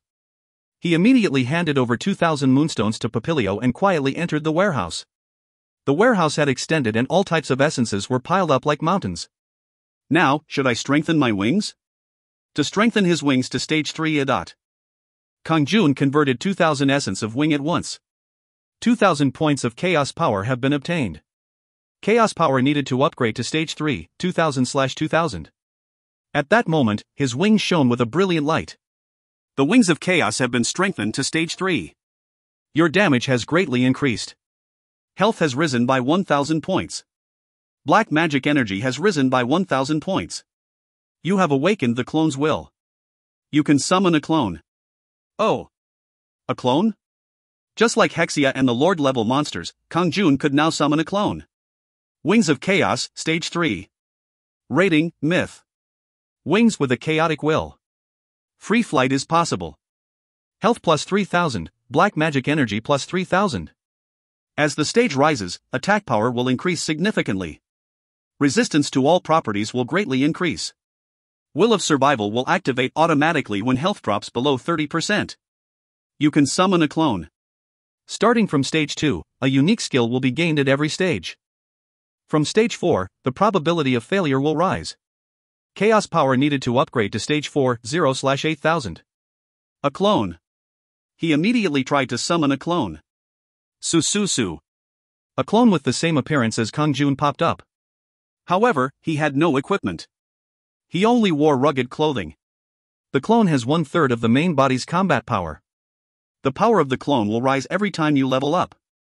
If the clone is equipped with appropriate equipment, the attack power will rise. If the clone is destroyed, it can be regenerated by consuming 1000 chaos power. HRMM. The clone had 1/3 of the main body's attack power. It would be useful when dealing with lower-ranked monsters.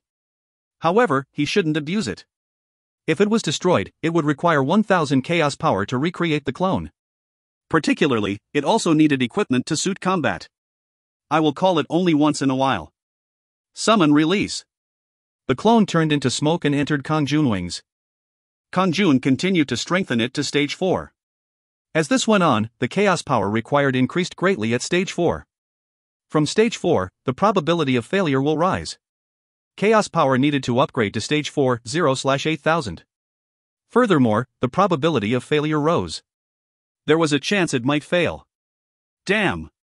If this fails, 8000 essences will fly away. Kang-jun took a deep breath and filled the chaos power. Chaos power needed to upgrade to stage 4, 8000/8000. As soon as 8000 essences were converted to chaos power, a message appeared. Would you like to consume 8000 points of chaos power to strengthen the Wings of Chaos to stage 4? Yes/no. The chaos power consumed won't be restored if it fails. Yes. Please. It wasn't 1 or 2, but 8000 essences. He didn't even want to think about failure. However, you have failed to strengthen the Wings of Chaos to stage 4. Chaos power needed to upgrade to stage 4, 0/8000. Kang-jun was speechless for a moment. He thought it was a mistake, but that wasn't the case. It had failed. 8000 essences had flown away. Damn. Kang-jun grumbled and converted the essences to chaos power again. He still had 20,000 essences remaining, so he tried again. You have failed to strengthen the Wings of Chaos to stage 4.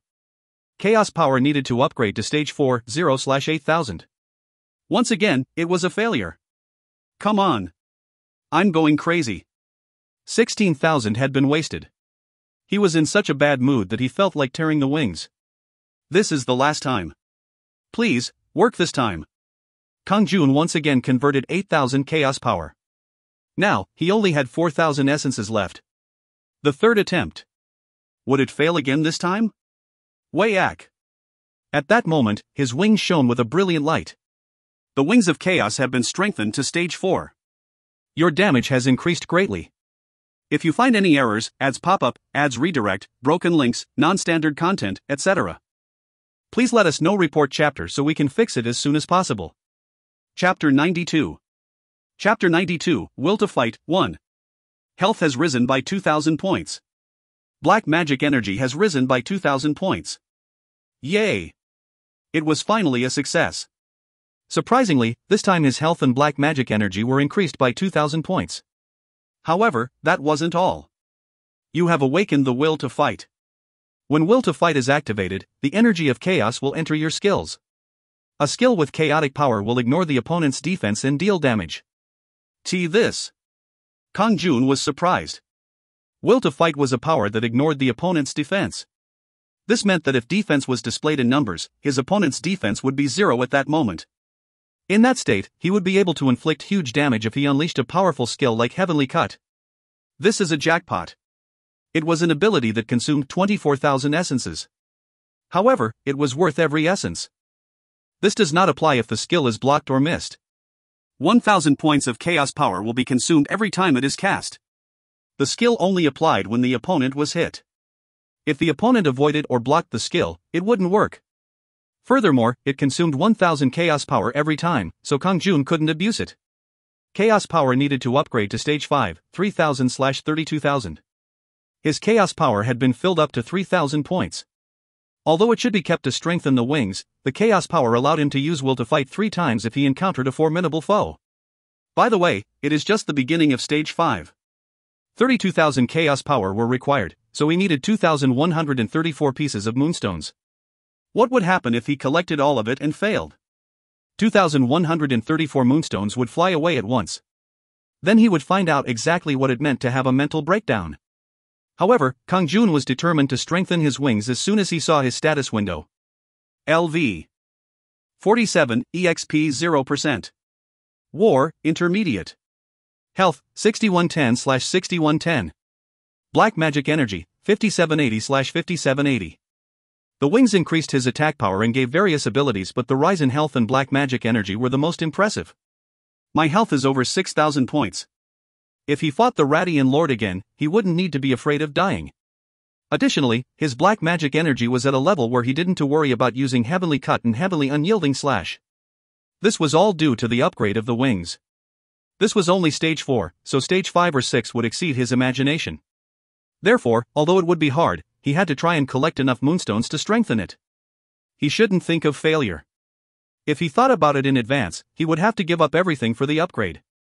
After looking at the status window, he saw 2 boxes in the inventory below it. That reminds me, I still have the boxes. Radian Lord's silver box. Radian Lord's golden treasure box. He didn't have time to open it after the Radian Lord dropped it. What is inside? The happiest moment in Hwanmong was probably when his level rose. Of course, he was happier now that his wings level was rising. Additionally, it was similar to the joy he felt when the abilities of his household members rose. Now was the time to enjoy the rewards. First is the silver box.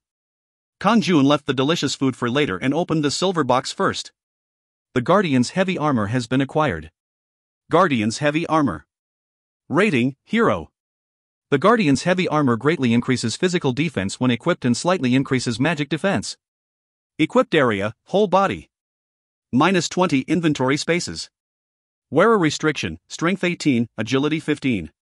Hero grade equipment. Equipment came from the silver box. He wanted knowledge or skills, so he felt regret for some reason. Moreover, it was unnecessary for Kang-jun, who already had the Ghoul Lord's heavy armor. I'll give it to my clone. If it was possible, he wanted to equip legend-ranked equipment on his clone. However, that wasn't easy, so he decided to give the clone hero-ranked armor. He immediately summoned the clone and equipped the Guardian's heavy armor. It was yellow armor. The shine made it look quite flashy.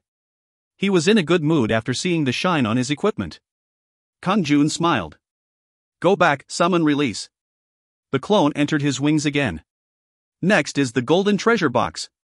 In the meantime, other lords had dropped golden treasure boxes and legend-ranked items came out with almost no exceptions. A heart or AO key. Please have one of these two come out. Kang-jun took a deep breath and opened the box. Shining scroll. However, this time, a scroll emerged unexpectedly. A scroll? He opened it and all types of strange characters were sucked into his head. Advanced Radian knowledge has been acquired. It was knowledge. Your attack power against the rations has increased by 30%. When a Radian is defeated, the probability of acquiring items will increase by 15%. It didn't just apply to the rations but the entire Radian clan. To his surprise, he gained advanced knowledge of one species. It was a scroll from a golden treasure box, so it wasn't an ordinary knowledge scroll. You can summon Radian flying soldiers at the barracks. Radian flying soldier. Resources, 300 nodes, 1 essence of earth, 1 essence of wind. It is possible to summon if you have 4 charisma points. Radian flying soldiers? They were the flying rations that he'd met a few days ago. Although Kang-jun easily took care of them, their combat power was several times stronger than the giant Radian warriors. Above all, they could fly, so it was possible to secure air superiority. That wasn't the end. You can summon Radian rangers at the barracks. You can summon giant Radian greatsword warriors at the barracks. Radian ranger. Resources, 240 nodes, 1 essence of earth, 1 essence of wind. It is possible to summon if you have 4 charisma points. Giant Radian Greatsword Warrior. Resources, 280 nodes, 2 Essence of Earth. It is possible to summon if you have 4 Charisma points. Radian Rangers and Giant Radian Greatsword Warriors. He could guess easily the power they'd have by the amount of resources required to summon them. Lord! Did you obtain advanced Radian knowledge? Kang-jun ran into the warehouse. His expression was excited. This was because the information about the troops that could be summoned was immediately sent to the military advisor. Kang-jun laughed bitterly. I thought a legend-ranked item would come out from the box, but it was only knowledge. Kang-jun grinned. Advanced knowledge about a species is harder to find than legend-ranked items. Summoning advanced troop is possible and the power of your allies will be several times stronger. Kang-jun nodded. I thought about buying a few buildings, so it is great. Sooner or later, we will own a territory that is several times larger than it is now. Hulu, then I will build some barracks. Kang-jun had an earnest expression. And we need some essence of wind. I will save it soon. Currently, Kang-jun only saved 2 types of essences. 1211 Essence of Earth. 509 Essence of Darkness. The Essence of Wind had been converted to Chaos Power. In the future, it would be better to leave a few hundred of each essences in case this happened again. I will use the Essence of Earth to awaken the Giant Radian Warriors as Giant Radian Greatsword Warriors. Is that possible? Of course. Only the additional resources are consumed. There were sufficient nodes and essences, so there was no reason to hesitate. After a while, Kang-jun visited the 439th Army headquarters. He wanted to see Commander Hexia before going to the bloody battlefield. Of course, he didn't come to see her face. Today's purpose was to let her know that Kang-jun was still interested in her. Of course, it was interest as a sovereign. Hexia was in the palace. The periodic evaluation was over, so the expressions of their sovereigns were completely different from last time. Among them, Avia smiled proudly at Kang-jun. Welcome, Commander Lucan. Have you been doing well? You seem to be in a great mood. My level has gone up. Congratulations. Ho ho. Thank you. After Kang-jun left, she had defeated Hades and Zenith and become the total sovereign of the 439th Army. It was due to the gap caused by participating in the reinforcements mission with Kang-jun. Therefore, her eyes were filled with confidence and full of favor toward Kang-jun. Most of the other sovereigns were also favorable toward Kang-jun. Last time, Kang-jun sold them 3 or 4 moonstones and it was a little bit of help in their assessment. However, Hexia was startled when she saw Kang-jun. I can't believe it. How did he become so strong in the meantime? The atmosphere coming from Kang-jun was unbelievable. It was so formidable that it couldn't just be due to a rise in level. There's no doubt about it. He upgraded his wings. Hexia moved the sovereigns to the battlefield and returned to Kang-jun. What brings you here today? If you're here to talk about what I think you're talking about, just go back. Kang-jun smiled. I came to greet you for a moment before going to the bloody battlefield. It isn't just due to the offer. Kang-jun didn't deny that he was interested in Hexia joining his household. At that moment, the small smile on Hexia's face disappeared. You seem to have become quite strong in the meantime. Your aura has changed. There has been some progress, but I am still far from strong. Show me your wings. Wings? Kang-jun spread open the wings of chaos. As his wings spread out, a glowing light emerged from them. However, the light changed to darkness and then an enchanting pink. This kept repeating. The same was true for the shape. Its form wasn't constant and kept changing. Great. What stage is it now? Stage 4. Hexia was astonished. It is already stage 4? No way. What was the probability of failure? I failed twice. Hexia's expression stiffened. Just 2 times? So, it only took 3 times? Only? 16,000 essences flew away. My luck was really bad. However, Hexia's expression distorted even more. She flopped down on the ground with a blank expression and pulled something out of her pocket. Who dash? A cigarette. The shape was similar to a cigar. Kang-jun was shocked by Hexia suddenly pulling out the cigarette. He thought she would congratulate him on strengthening the wings, but she was smoking? Who dash? She had a frown on her face and seemed slightly gloomy. If you find any errors, ads pop up, ads redirect, broken links, non-standard content, etc. Please let us know. Report chapter so we can fix it as soon as possible. Chapter 93. Chapter 93, Will to Fight, 2. Kang-jun asked her. Does the strengthening of my wings hurt you that much? Bah! My stomach hurts. What are you looking at? That's what I wanted to ask you. Hexia blew smoke out and looked at Kang-jun. Yes. Honestly, it hurts. I didn't fail once but twice, so why are you hurting? I failed more than 20 times. It took me precisely 24 times to successfully strengthen it to stage 4. Kang-jun thought he heard wrongly. She took 24 tries to successfully reach stage 4. Then that means you failed 23 times? Of course, I am a rare case. Usually, most people successfully reach stage 4 on the 10th attempt. It is very rare for someone to be as unlucky as me. Yet you said that it only took you 3 times? Hexia made an extremely hateful expression, but Kang-jun just shrugged. Hexia stared at Kang-jun. Change your position and think about it. What if you had barely succeeded in 24 attempts while I only took 3 tries? I would burst. Yes, and I don't have the wings of chaos like you. I have the wings of enchantment. I can only fill the power of the wings with the essence of enchantment. The essence of enchantment is difficult to obtain because the dimensional merchants don't deal with large quantities. Just listening made him feel bleak. Not only did the essence of enchantment not appear often, but he would want to rip off his wings if he failed 23 times. Kang-jun might have really done that if he was in this situation. Hexia seemed to be having a mental breakdown as she held the cigarette. She then spoke with a sulky expression. But stage 5 is worse. So far, I have tried it 36 times and still failed. 36 times. Kang-jun's mouth dropped open. Hexia laughed bitterly. I've virtually given up. I've filled up the power of the wings again, but I haven't attempted to upgrade it. That is why I want a heart. Why do you want a heart? A heart will strengthen the odds of an upgrade succeeding. A lord's heart had such a purpose? Is that really the case? I've been hearing this for a long time, but I didn't actually believe it. However, one of the army commanders I know just recently succeeded in strengthening it to stage 5. I heard he used 1 heart and 1,000 moonstones before strengthening. The heart and moonstones were used as sacrifices. Yes. I've collected the moonstones, so I just need a heart. Hexia seemed to believe it. Kang-jun made a confused sound. Does it really work? In a game, there would be all sorts of buffs and potions that could be used.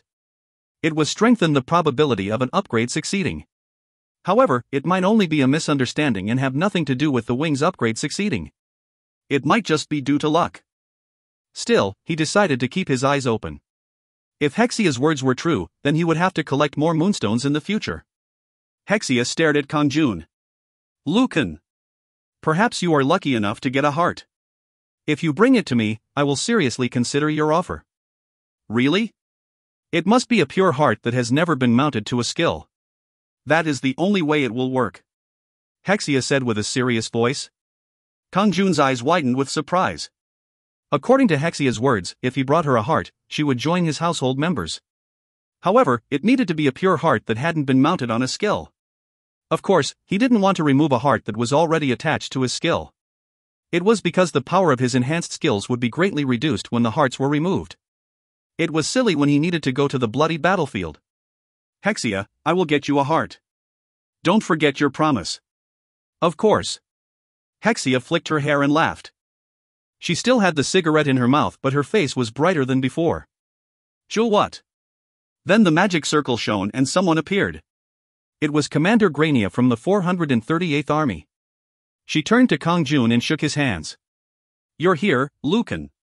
The last time, she had left after Kang-jun offended her. However, now it seemed like her attitude had returned to normal. Kang-jun smiled at her. I thought you didn't want to see my face for a while, but it is good. Did you come to see me? Of course. I am interested in you. Grania scoffed at Kang-jun. Bah! What? Are you talking about that again? You still haven't given up. I won't give up. Okay, then win against me. Ha! Kang-jun stared at Grania with amazement. I don't want a lord weaker than I am. Lucan, if you defeat me, I will consider your offer seriously. If he won the duel, she would become his household member.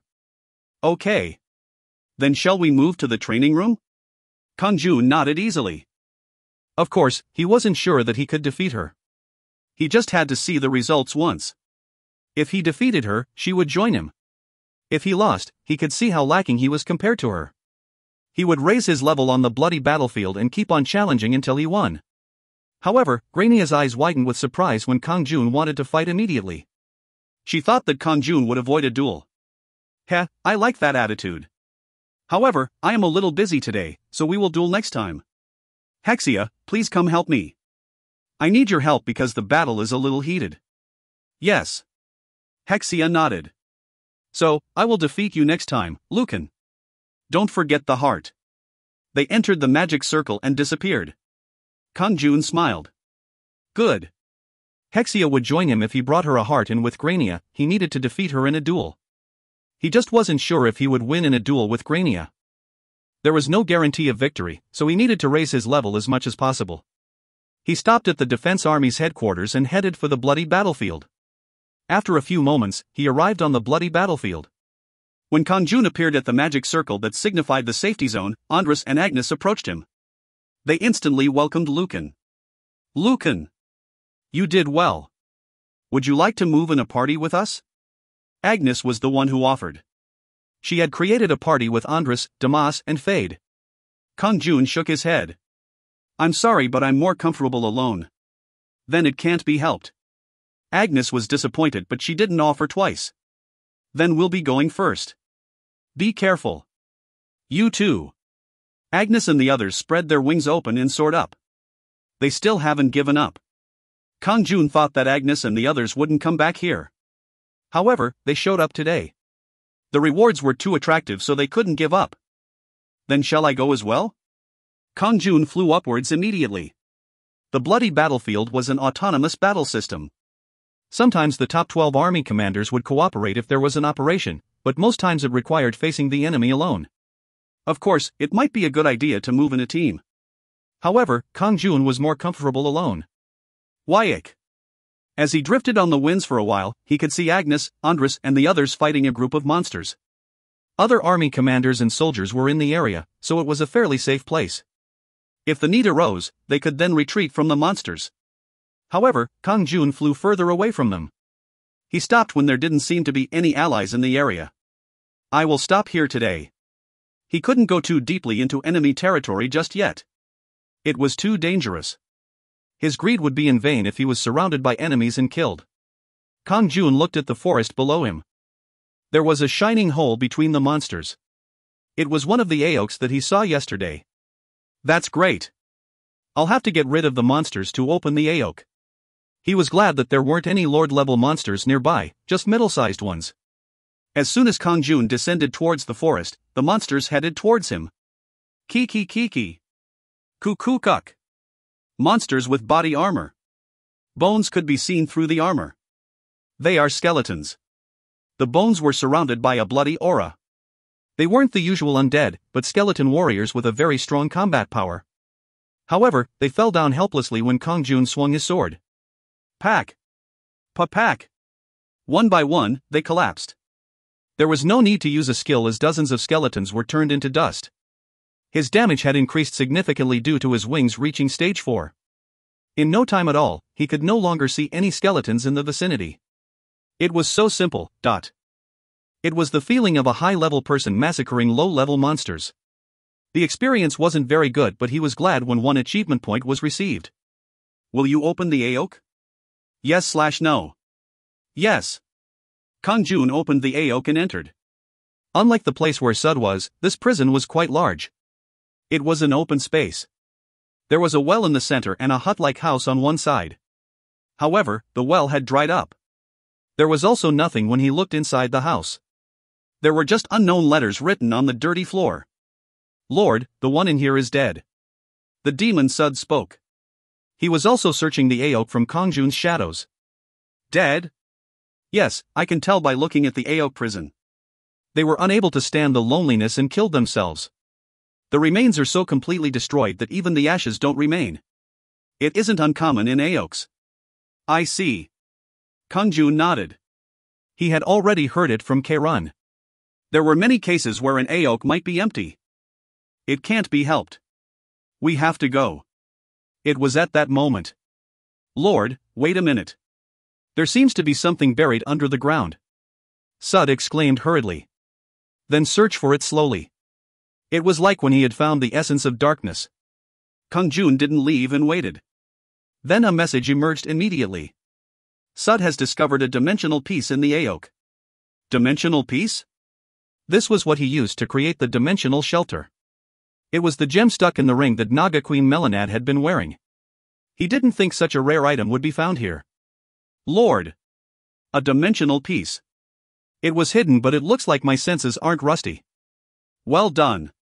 Thanks for the trouble. Kang-jun was in a good mood. Entering this Aok hadn't been a waste. However, there was a 10-meter tall monster waiting for Kang-jun after he exited the Aok. Cuckoo. Those blazing eyes. Bloody bones were visible through the flashing black armor. Skeleton. He was clearly the lord of the skeletons from earlier. Cuckoo. I heard that someone had boldly entered my realm alone. The skeleton lord's hands were holding a giant shield and sword. Swike.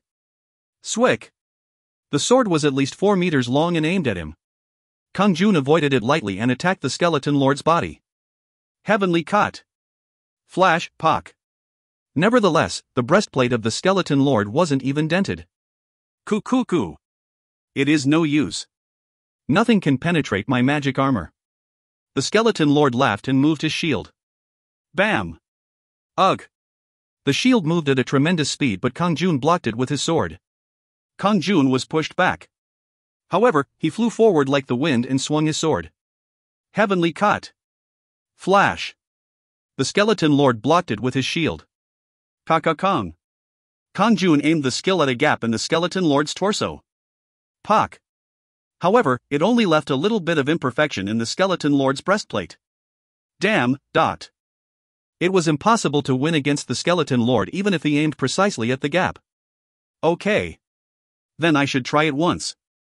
An intense light shone in Kang-jun's eyes. Will to fight. It was the skill that awakened when Wings of Chao reached stage 4, and it had the effect of ignoring the opponent's defense.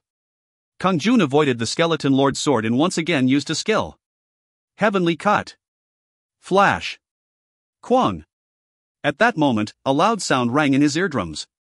The skeleton lord was pushed backwards and fell down.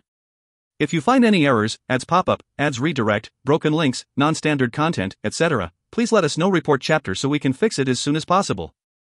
Chapter 94. Chapter 94, Base Defense, 1. Coup. You dare. The skeleton lord jumped up immediately after falling. He still had a threatening attitude. However, he was staggering, so he must have suffered serious damage from the previous heavenly cut. Heavenly cut. Kang-jun immediately followed up with more attacks. In order to conserve his chaos power, he refrained from using will to fight. The power was strong, but he felt bitter because 1,000 essences flew away at once. Still, he was able to drive back the skeleton lord because to it. Pock. The magic defense of the armor was dissipated and the skeleton lord started receiving damage. Jajjijok. The skull of the skeleton lord cracked. Coup. You will see soon. The skeleton lord started to flee. What? Kang-jun was dumbfounded. He had never seen a lord-level monster fleeing before. The skeleton lord was also very fast. There is no way. Meanwhile, Mission 16 floated in front of him. It was ridiculous to fail a mission because the enemy ran away. Kikiki. Cuckoo-cuck. As Kang-jun tried to chase, the skeleton stood in his path and stopped him. When the skeleton lord called, many of his subordinates appeared. The skeleton lord intended to run far away while Kang-jun faced his men. However, a flash of light emerged from Kang-jun's sword and spread in every direction. Flash. Quajik. Quajajijik. It was his wide-area skill, heavenly unyielding slash. The skeleton warriors literally turned to dust. Kang-jun moved through the wreckage of the skeleton warriors and followed the skeleton lord. Stop. Kang-jun's sword struck the head of a skeleton lord. Quajajijik. The skull of the skeleton lord caved in. His body shook and he fell down. Pasasusu. That was the end. His body turned into black smoke and scattered. Your level has risen. 10,102 nodes have been gained. 157 small moonstones have been acquired. 60 large moonstones have been acquired. You have earned 600 Red Moon achievement points. 42 Essence of Darkness have been acquired. The Skeleton Lord's Silver Box has been acquired. The Skeleton Lord's Golden Box has been acquired. Mission 16 has been accomplished. As a reward, enough experience will be given to increase your level. 17,000 nodes have been given as compensation. 120 large moonstones have been given as compensation. The messages popped up continuously. Of course, the most pleasant thing was the level up. Including the mission reward, he gained 3 levels and reached LV point 50. Now, a Lord level monster only increased his level by 2. It was because more experience was required every time Kang-jun's level increased. Fortunately, his level could rise further through missions. That wasn't all. He also earned 600 Red Moon achievement points, so he would be rewarded with 1 more level later. This was the charm of the bloody battlefield. It was at that moment. Kang-jun suddenly felt strange. A strong aura exploded inside his body. What is this great energy? To his surprise, the energy fell silent after a moment. At the same time, a message popped up. Your war ability has increased to advanced level. Reaching advanced warfare has increased charisma by 1. Reaching advanced warfare has increased good luck by 1. After reaching LV 50, his war ability advanced from intermediate to advanced. LV point 50, EXP 0%. War, advanced. Health, 6170/6170. Black magic energy, 5830/5830. Strength, 54, plus 5. Agility, 55, plus 5. Intelligence, 51. Good luck, 10. Charisma, 18, plus 4. Thanks to that, his charisma and good luck stats both rose by 1. However, that wasn't the end. The efficiency of black magic energy has risen. The amount of black magic energy consumed by Heavenly Cut has decreased by 20 points. The amount of black magic energy consumed by Heavenly Unyielding Slash has decreased by 40 points. The efficiency of Chaos Power has risen. The Chaos Power consumed when reviving a clone is reduced to 800 points. The Chaos Power consumed by Will to Fight is reduced to 800 points. Consumption of black magic energy had decreased. That alone was encouraging, but Chaos Power consumption also reduced. Amazing. Kang-jun was especially welcome to the reduction in consumption of Chaos Power. Even so, he still needed 800 Chaos Power if he wanted to use Will to Fight. It was burdensome to use it and should only be a last resort. However, the huge jackpot wasn't over. As his level rose, Heaven's Blood Sword style did as well. This caused him to learn a new skill. The energy of the heavens is nestled in the flow of the sword, so there is no need to fear the flow. The skill Heavenly Flow has been learnt. Heavenly Flow. A strong sword will scatter the magic attack. The higher our intelligence, the greater the power. Can be used with a sword. Consumes 40 black magic energy. Restrictions, intelligence, 51. It was a magic defense skill. It was better to avoid magic attacks, but sometimes that wasn't possible. In the meantime, he had endured using the magic defense of the Ghoul Lord's heavy armor, but he didn't need to do that anymore. It was possible to scatter magic using Heavenly Flow. The first skill that relies on intelligence. If he had high intelligence, not strength and agility, then he could block more magic attacks. He currently had 51 intelligence points. It was fortunate that he could reach the lowest level of Heavenly Flow. The skill is the greatest jackpot today. It is better than seeing my level rise. He always thought that magic attacks were tough. In the future, there was no need to be afraid of magic attacks anymore. Then shall I open the boxes? The Skeleton Lord had dropped 2 boxes. 1 silver and 1 gold box. The happiest moment since destroying the monster had come. It was at that moment. As your war ability reaches advanced level, you are qualified to build a base on the bloody battlefield. 20 charisma. Stage 4 wings. Advanced war capabilities. Only sovereigns who meet all of the requirements above can build a base on the battlefield. What was this? Build a base? When he read the explanation, Kang-jun barely met the requirements. This is a suitable place to build a base. If you build a base that can be used as a strategic base for the defense army, your achievements will greatly increase. Would you like to build a base? Yes/no. One-dimensional piece will be consumed. Fortunately, he had one-dimensional piece.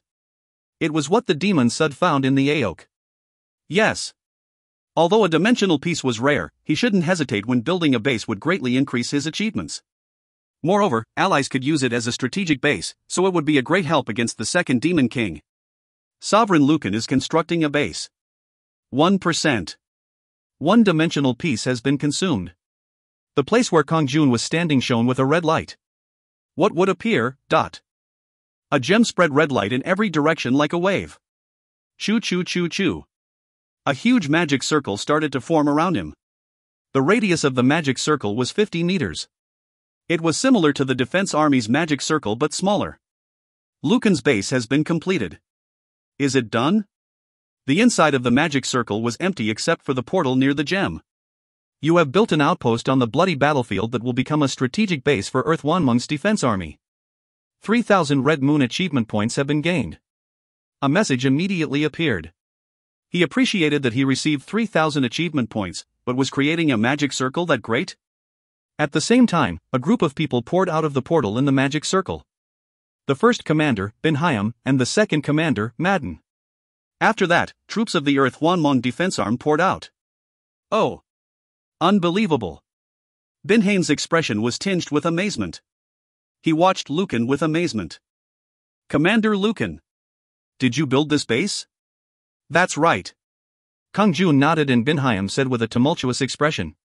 It is true that a sovereign can build a base on the bloody battlefield if their power rises. A special ability given only to sovereigns. It is surprising that you have already reached that level. Is building a base here that great? Hwanmong smiled. Of course, it is great. Spatial movement isn't possible in the bloody battlefield, but it is possible to move to the base here. That alone is enough to make it a strategic hub. Kang-jun's base was the only place on the bloody battlefield that they could move spatially to. As time passes, an environment favorable to our allies will be established around the base. The enemy's combat power will decrease while our allies will increase. Therefore, the enemy can't approach. I see. Kang-jun had a rough understanding of Hwanmong's reaction. It wasn't simply a protective circle. It was an outpost that the Hwanmong defense army would be centered around. Hwanmong looked around and said. Therefore, it is clear that the second Demon King will try and destroy this base. A massive engagement is coming. Then I will add some strength. Lucan. I will be looking forward to your performance. HRMM. I see that the enemy is already coming. It was like he said. A massive number of creatures were flocking towards the base. Furthermore, there were two demon-shaped beings with huge horns in the sky. They are? Kang-jun's heart sank at the sight of them.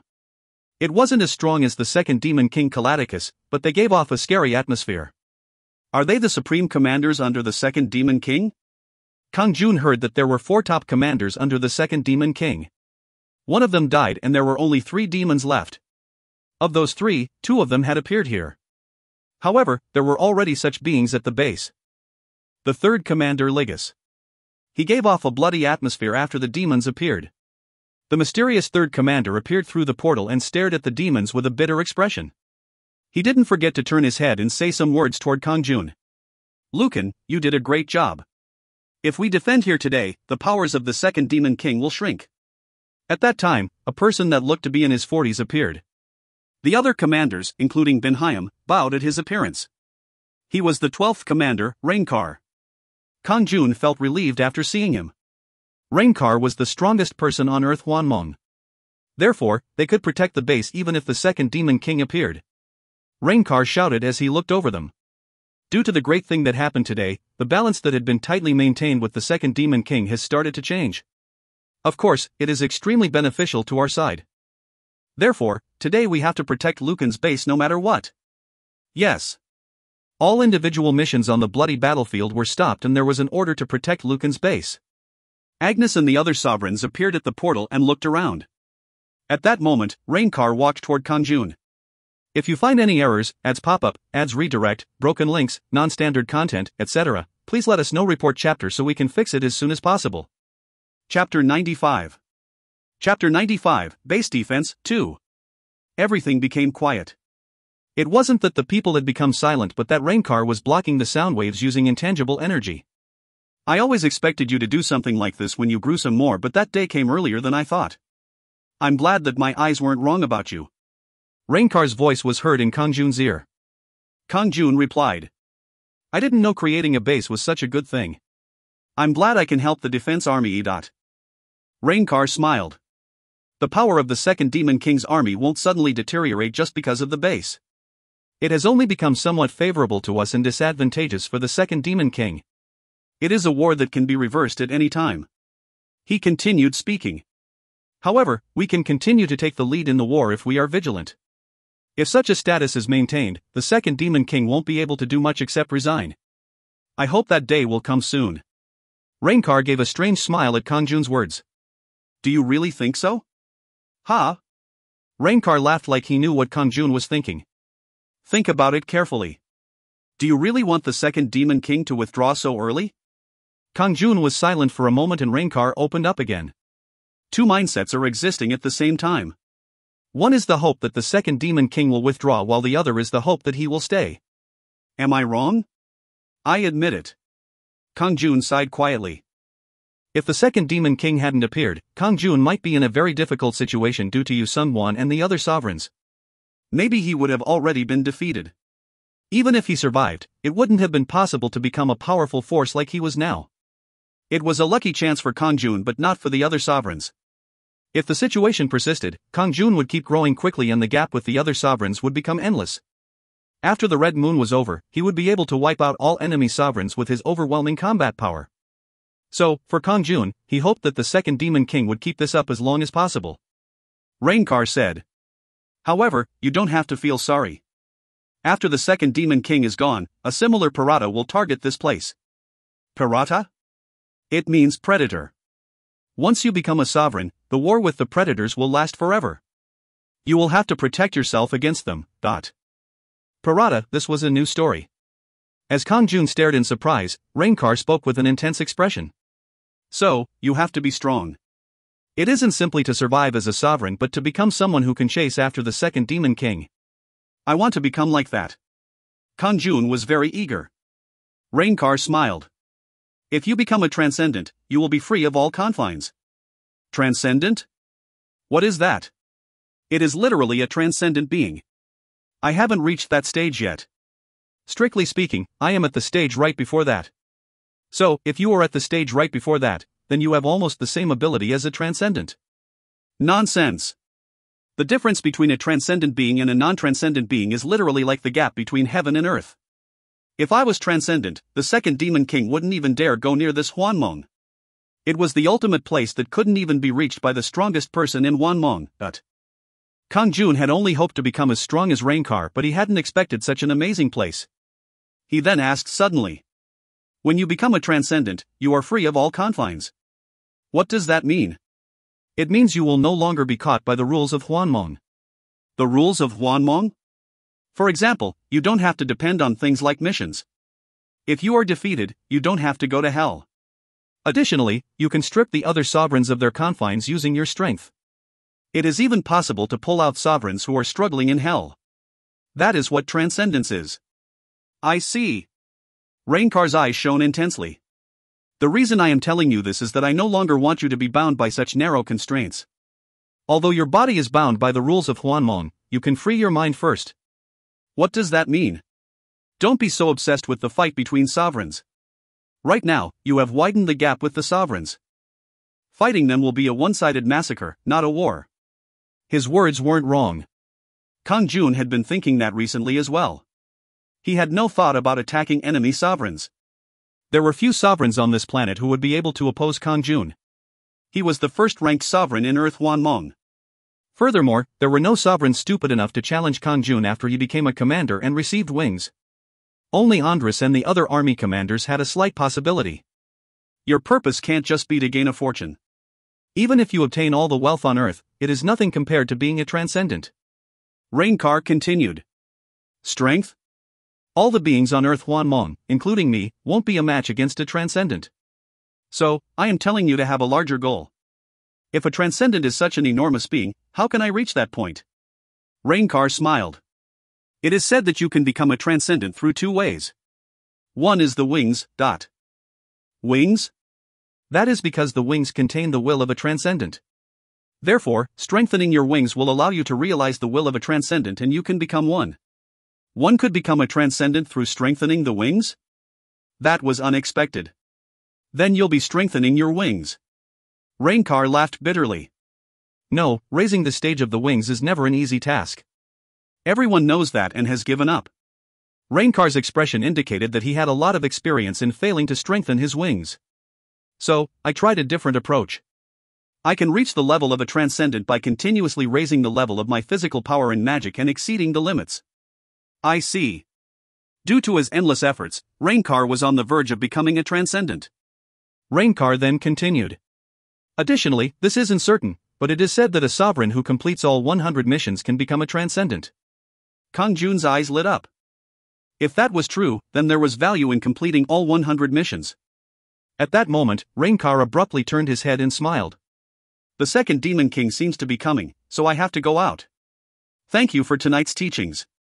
Don't thank me. I just wanted to make it a little easier on my mind. What do you mean? After this war, I will leave Earth Hwanmong. I will go out to the wider world to compete with stronger people. That way, I think I can become a transcendent. Kang-jun was surprised. If Rainkar left, who would defend Earth Hwanmong if someone like the second Demon King appeared again? So, I want you to grow quickly. One day, you will fill my vacant seat. Kang-jun tried to refute this, but Rainkar was already heading away. I won't say goodbye when I leave. If you don't see me one day, remember my words from today. At the end of his words, the intangible energy blocking the sound waves disappeared. Quora Rung. Qua Kwang. Quayak. Ak. In the meantime, there was an uproar. There was a large-scale battle between the defense forces who wanted to protect Lucan's base and the second Demon King's forces who wanted to destroy it. Kokaka. Lucan. This novice sovereign wants to get into an accident. Where are you? I have to kill you. The second Demon King Kalatakis' voice rang through the sky. However, Rainkar was blocking Kalatakis' path. Before that, you should try to kill me first. Kalatakis' eyes were filled with rage. Ugh. Rainkar. You again? You infernal bastard. I'm really sick of you, Kalatakis. Rainkar. I will surely kill you today. Soon, a battle began to take place between Rainkar and Kalatakis in the sky above the base. Qua Kwang. Wororuru. Around the base, the first commander, Binhyam, and the other troops were fighting the enemies. Both sides were similar, but the defenders had the advantage of being able to cure their wounds using the red gem in the middle of the base. Thus, the second Demon King's troops started to be pushed to the limit over time. Kang-jun also fought the enemies without any distractions. He didn't know how many enemies he had cut down. He wielded his sword in a trance. There were many enemies, but it wasn't dangerous since he wasn't fighting alone. Before he knew it, the base defense had come to an end. In the end, the second Demon King and his forces retreated. The defenders pretended to chase for a while before returning to the base. The light coming from the red gem in the center of the base became more intense. Binhyam smiled. Everybody went through a lot of trouble. It seems that Lucan's base has become firmly established. Ha ha ha. The day when the second Demon King will leave will soon come. There was a joyous atmosphere of victory around the defenders. It was at that moment. A blue-haired youth appeared at the portal in the center of the base. It was none other than his military advisor, Kang-jun. Lord. Oh. Kang-jun? What is going on? It was the first time Kang-jun had appeared on the battlefield, so Kang-jun was surprised. Kang-jun grinned. Lord, congratulations on making a base on the bloody battlefield. This base has become a safe zone for the defense army. He continued speaking. However, it is also true that this is Lord's base. So, will you allow me to build a warehouse at this base? A base warehouse? Yes, Lord. If you have a warehouse, you can collect a portion of the node income from all battles in the area around your base as tax. Tax? Is that possible? Kang-jun thought it was outrageous. However, Binhyam heard those words and nodded. His words aren't wrong. Although this base will be used as a base for the defense army, it still belongs to Lucan. If you want to collect taxes, everyone will agree. Oh. Indeed. Kang-jun's heart leapt. Kang-jun grinned and said, considering today's troubles, I am thinking that the tax rate should be 20%. Bin Hyam and the other commanders nodded readily. That is a moderate tax rate. Any more than that will affect the morale of your allies. Kang-jun laughed and nodded. Then it is decided. This allowed Kang-jun to gain 20% of all nodes dropped in the area around Lucan's base. After a while, Kairon and the other commanders disappeared through the portal. Shall I open the boxes? Kang-jun decided to open the 2 boxes in his inventory before returning. If he was lucky, he might get a heart to make Hexia join his household. If you find any errors, ads pop up, ads redirect, broken links, non-standard content, etc., please let us know. Report chapter so we can fix it as soon as possible. Chapter 96. Chapter 96, Boss of the Delta Building, 1. First, he opened the silver box that he had obtained from the Skeleton Lord. Return teleport. It was a magic skill. Oh. Teleportation? He finally got another magic skill after dark transparency. He immediately opened the book and various bizarre letters entered his head. Return teleport has been learnt. Return teleport. You can move to pre-specified return points. -20 black magic energy will be consumed. Return point 0/10. The return point can only be assigned within your territory. You can be accompanied by 2 people and it can't be used in some areas, including the bloody battlefield. Moving to another dimension is impossible. I wonder if this can be used in reality. The most important thing when learning a skill was whether it could be applied in reality. It said that the skill couldn't be used in some areas, including the bloody battlefield. He didn't know if reality fell into that area. I won't know until I use it myself. If this was possible in reality, it would be very convenient if he set Yugang Building as a return point. Of course, he could fly quickly these days. Still, people always desired things that could make their lives a little more comfortable. It would be fantastic if the restrictions on space disappeared.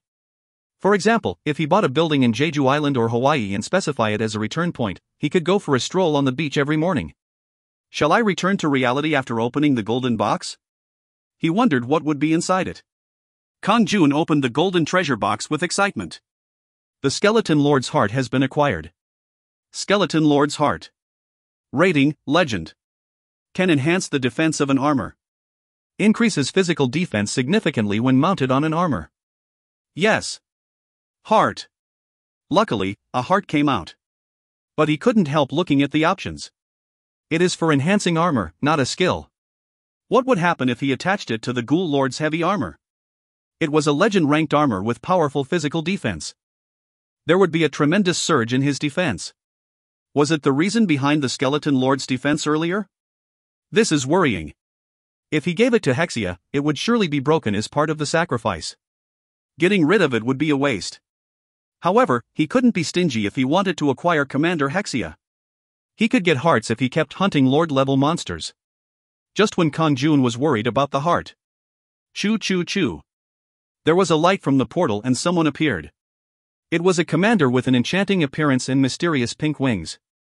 He hadn't expected that Hexia would come through the portal. Lucan. Congratulations. A base was constructed. Ah, that is? She heard about the base and came to the bloody battlefield to congratulate him.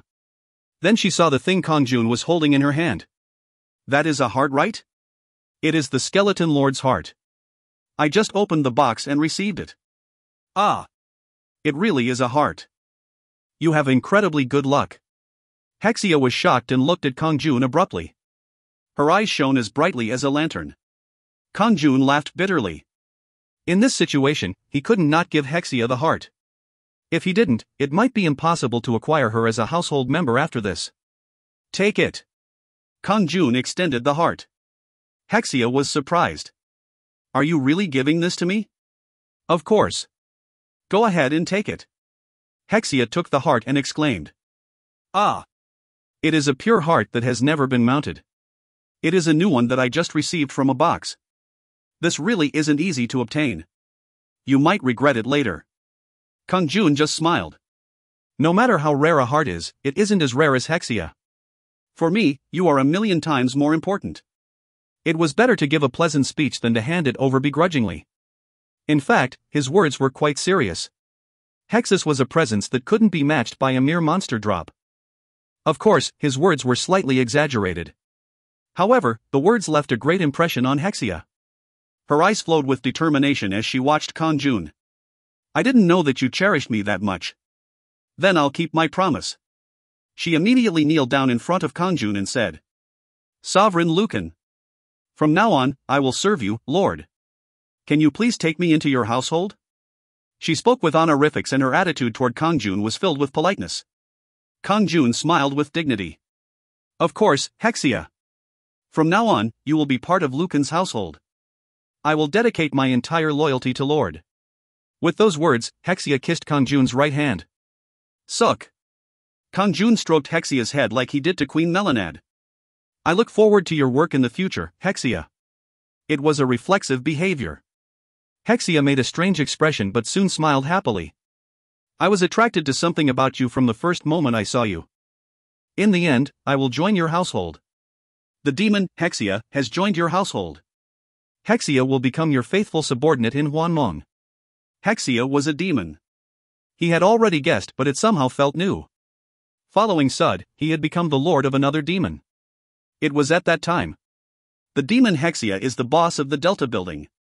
You have acquired the Delta building. Hexia and the Wolf Tribe lycanthropes will automatically join your camp. 5,000 advanced bloody lycanthrope warriors have become your subordinates. 300 advanced bloody lycanthrope shamans have become your subordinates. Hexia's seductive succubus species will automatically join your camp.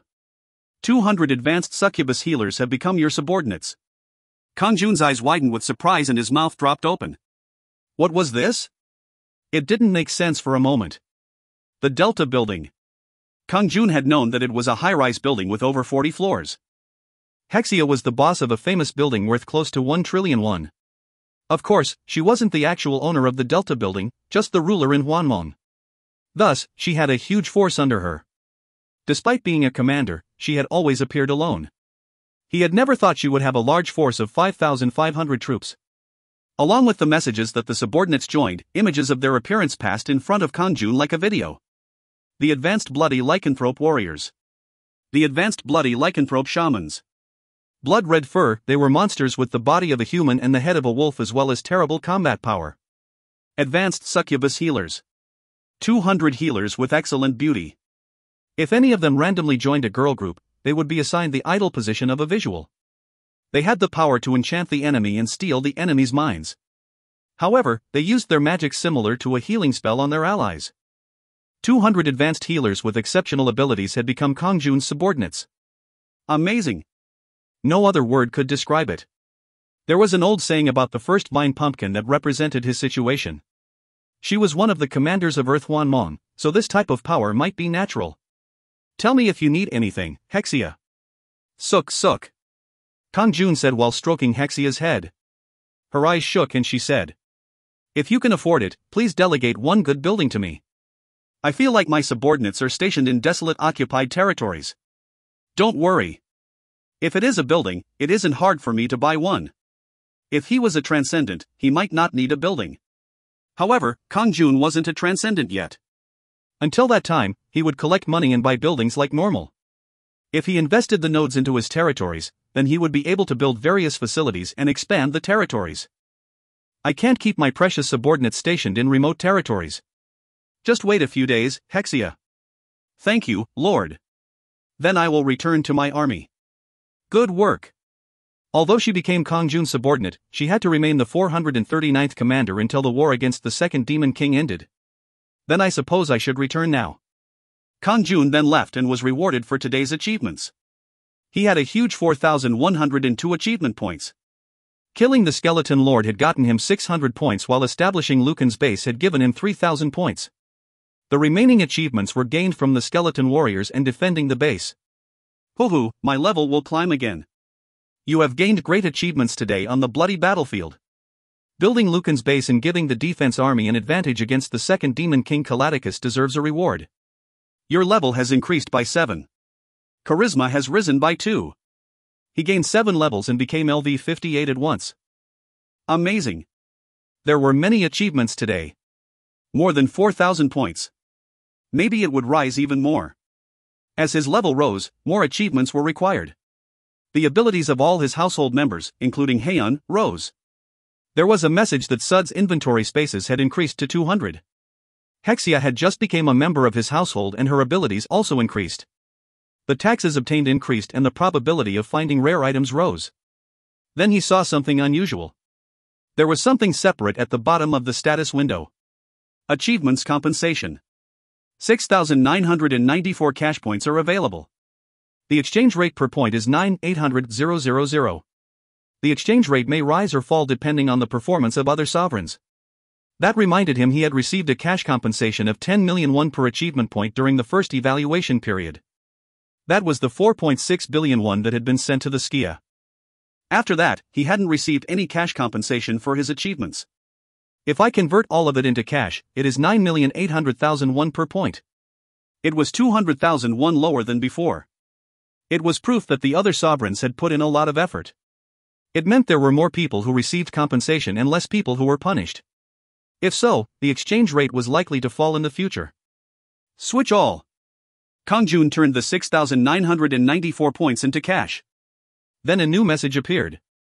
You have switched all your reward points to 68,541,200,000 won. The door to Hwanmong is closed. Your time in the world of Hwanmong is over. If you find any errors, ads pop up, ads redirect, broken links, non-standard content, etc., please let us know. Report chapter so we can fix it as soon as possible. Chapter 97. Chapter 97, Boss of the Delta Building, 2. You woke up.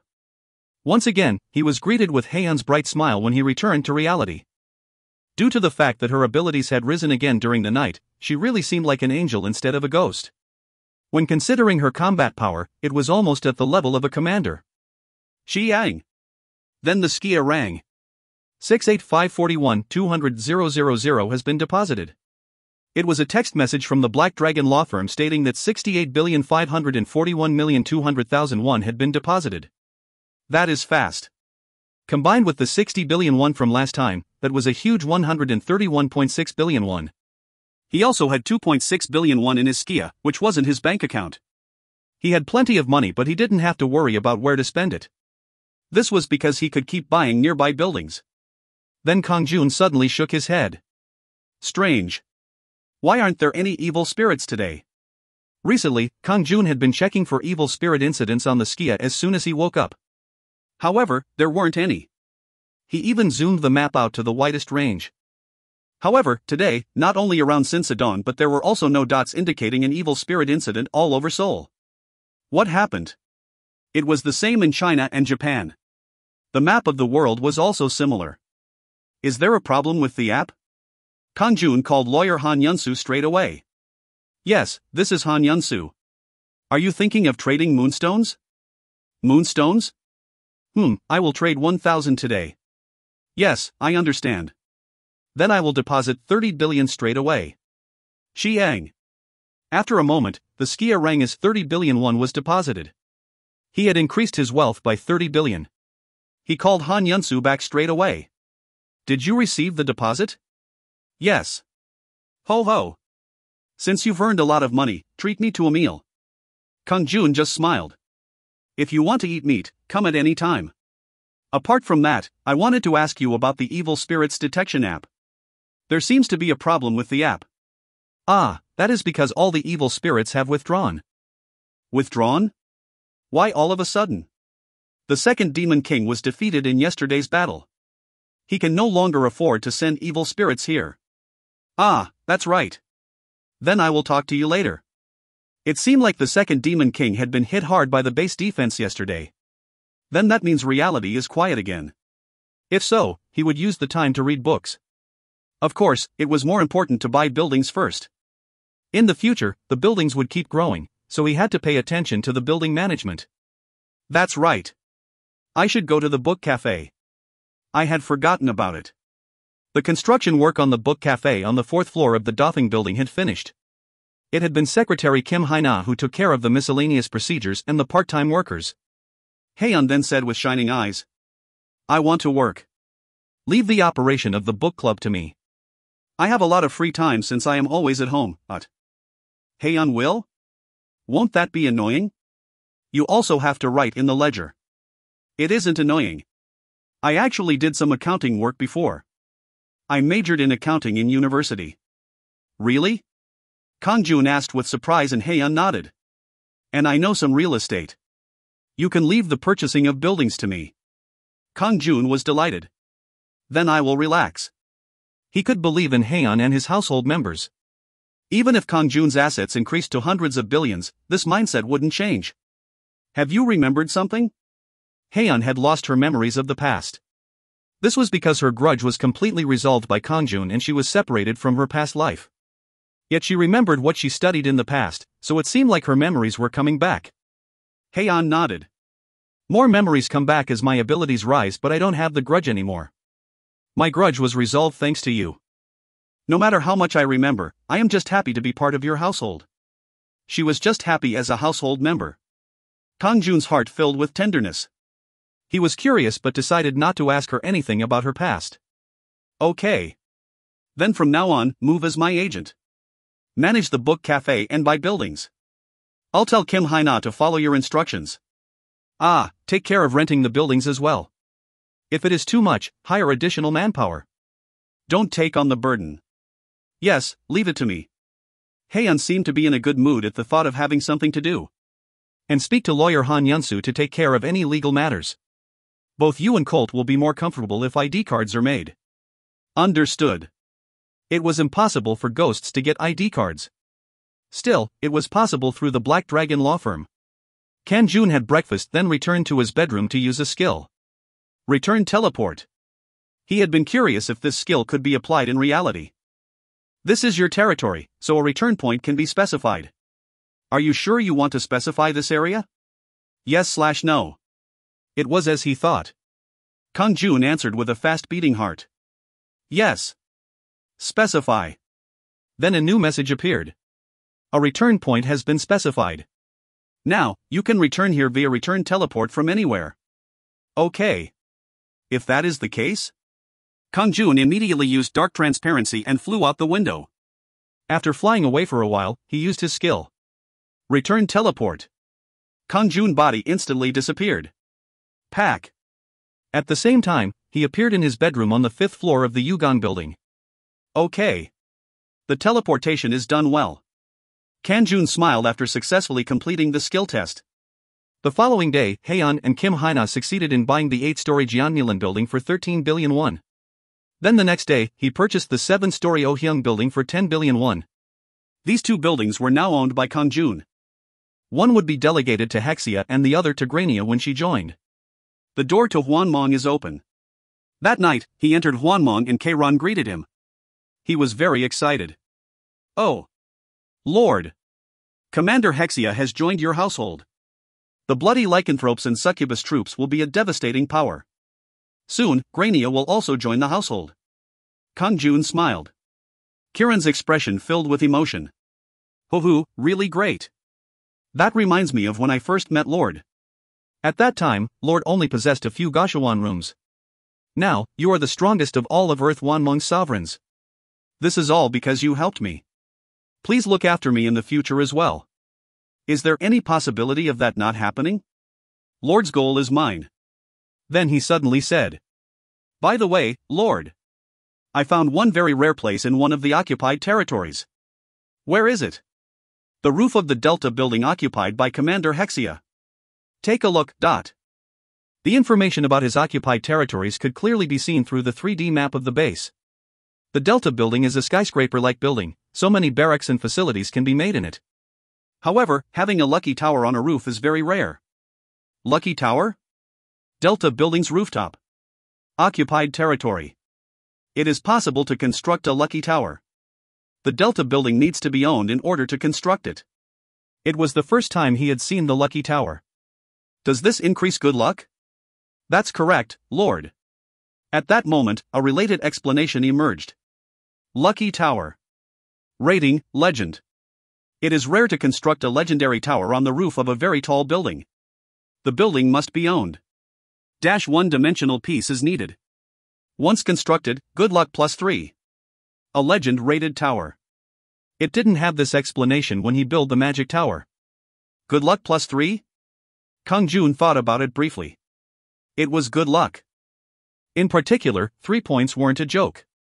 Charisma rose quite often due to achievements, but good luck rarely rose. Haeun's food buff raised it, but there was a time limit. Increasing good luck would not only increase the drop rate but also the probability of his wings being successfully strengthened. It has to be built. As soon as it is possible, Lord. There is no guarantee that a lucky tower can be built on other skyscrapers. I see. Since it was like this, he absolutely couldn't give up. The problem was that the Delta building must be owned by Kang-jun. This meant he needed to buy a building worth 1 trillion won. It isn't impossible to earn 1 trillion won. Well, it wasn't urgent right now.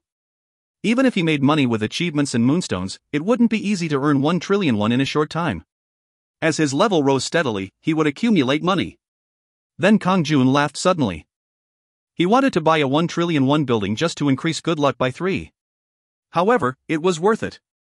Anyway, it wouldn't end with the luck tower. If he bought the Delta building and constructed a base, it would be able to accommodate a great deal of troops. If I buy the Delta building, I should move base headquarters there. At that time, a scroll arrived for Kang-jun. He was needed at the Defense Army's headquarters.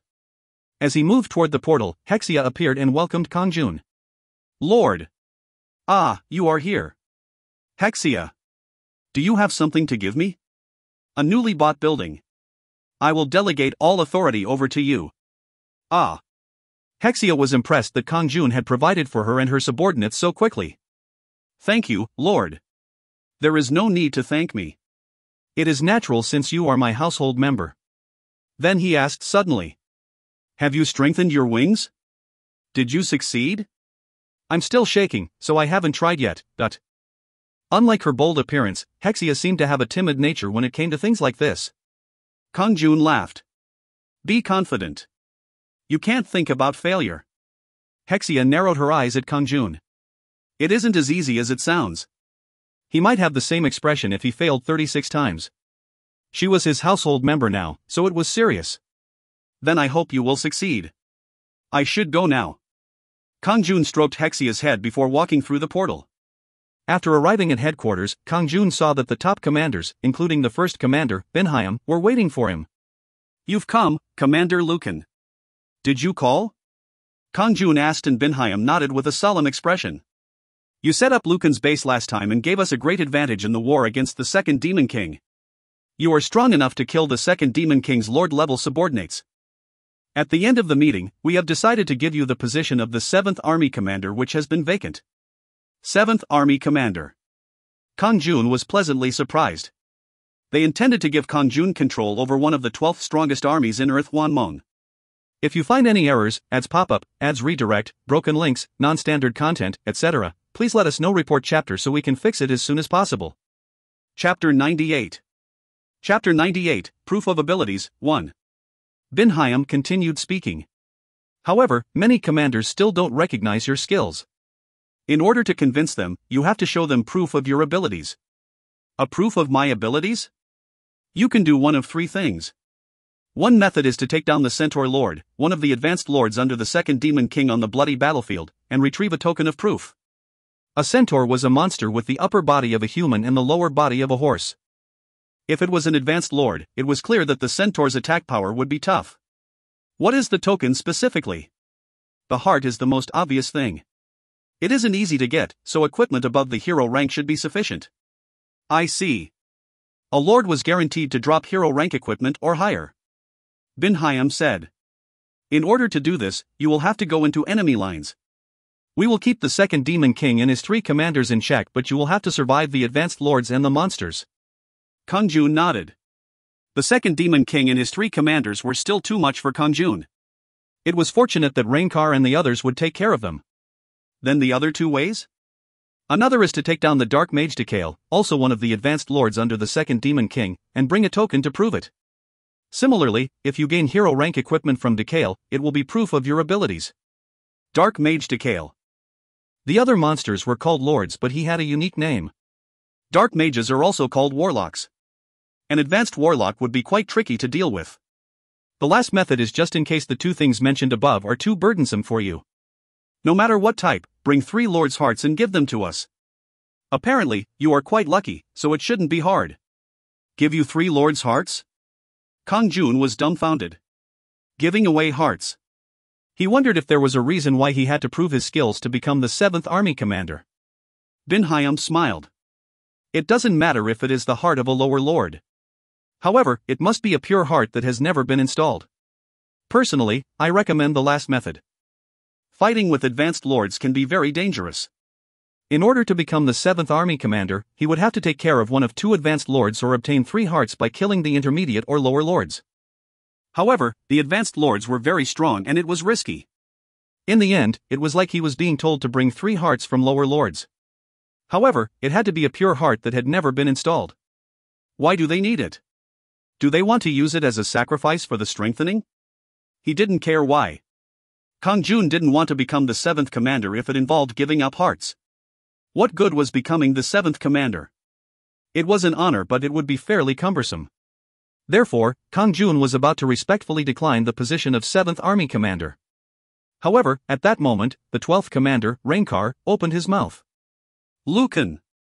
It is up to you to select which of the 3 methods you want to do.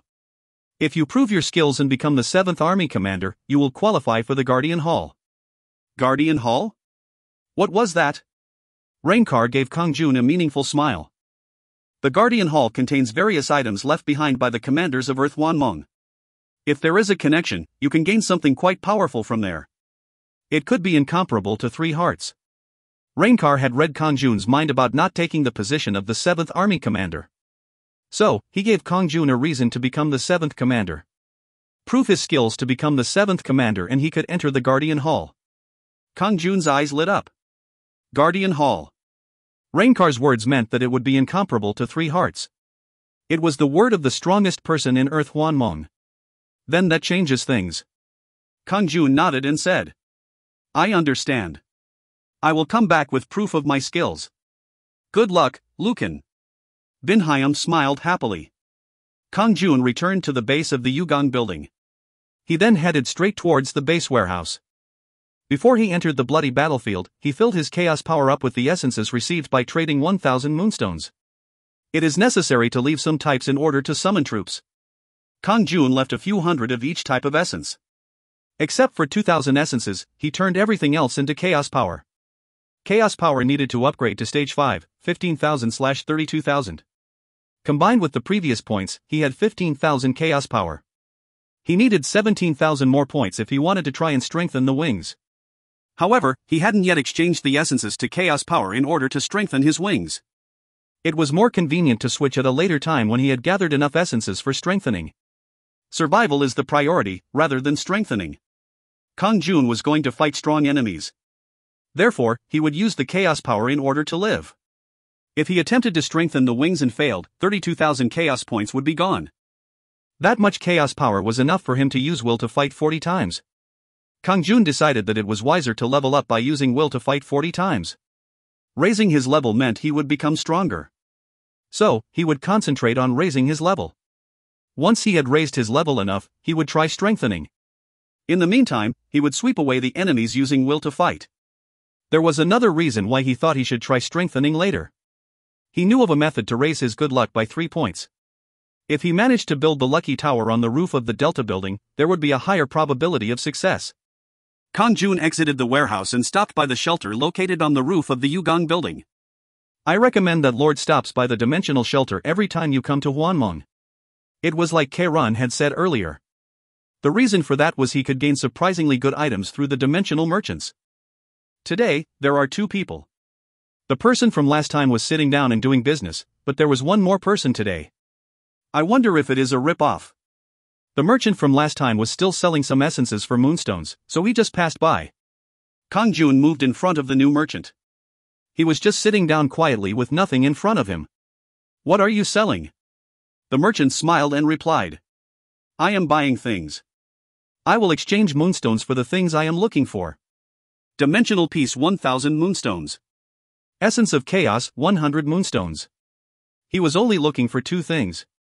If he brought the merchant a dimensional piece, he would get 1,000 moonstones in return. In addition, an Essence of Chaos was worth 100 moonstones. It was because a dimensional piece was very rare.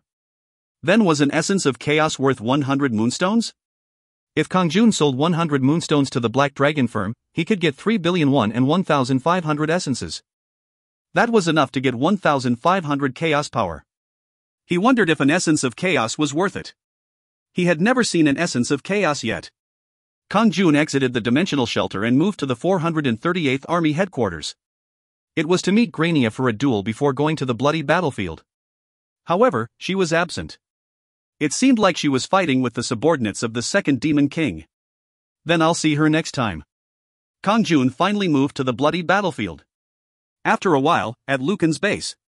Lucan's base was used by Hwanmong's defense army and was located on the forefront of the bloody battlefield. Kang-jun was the owner of this place.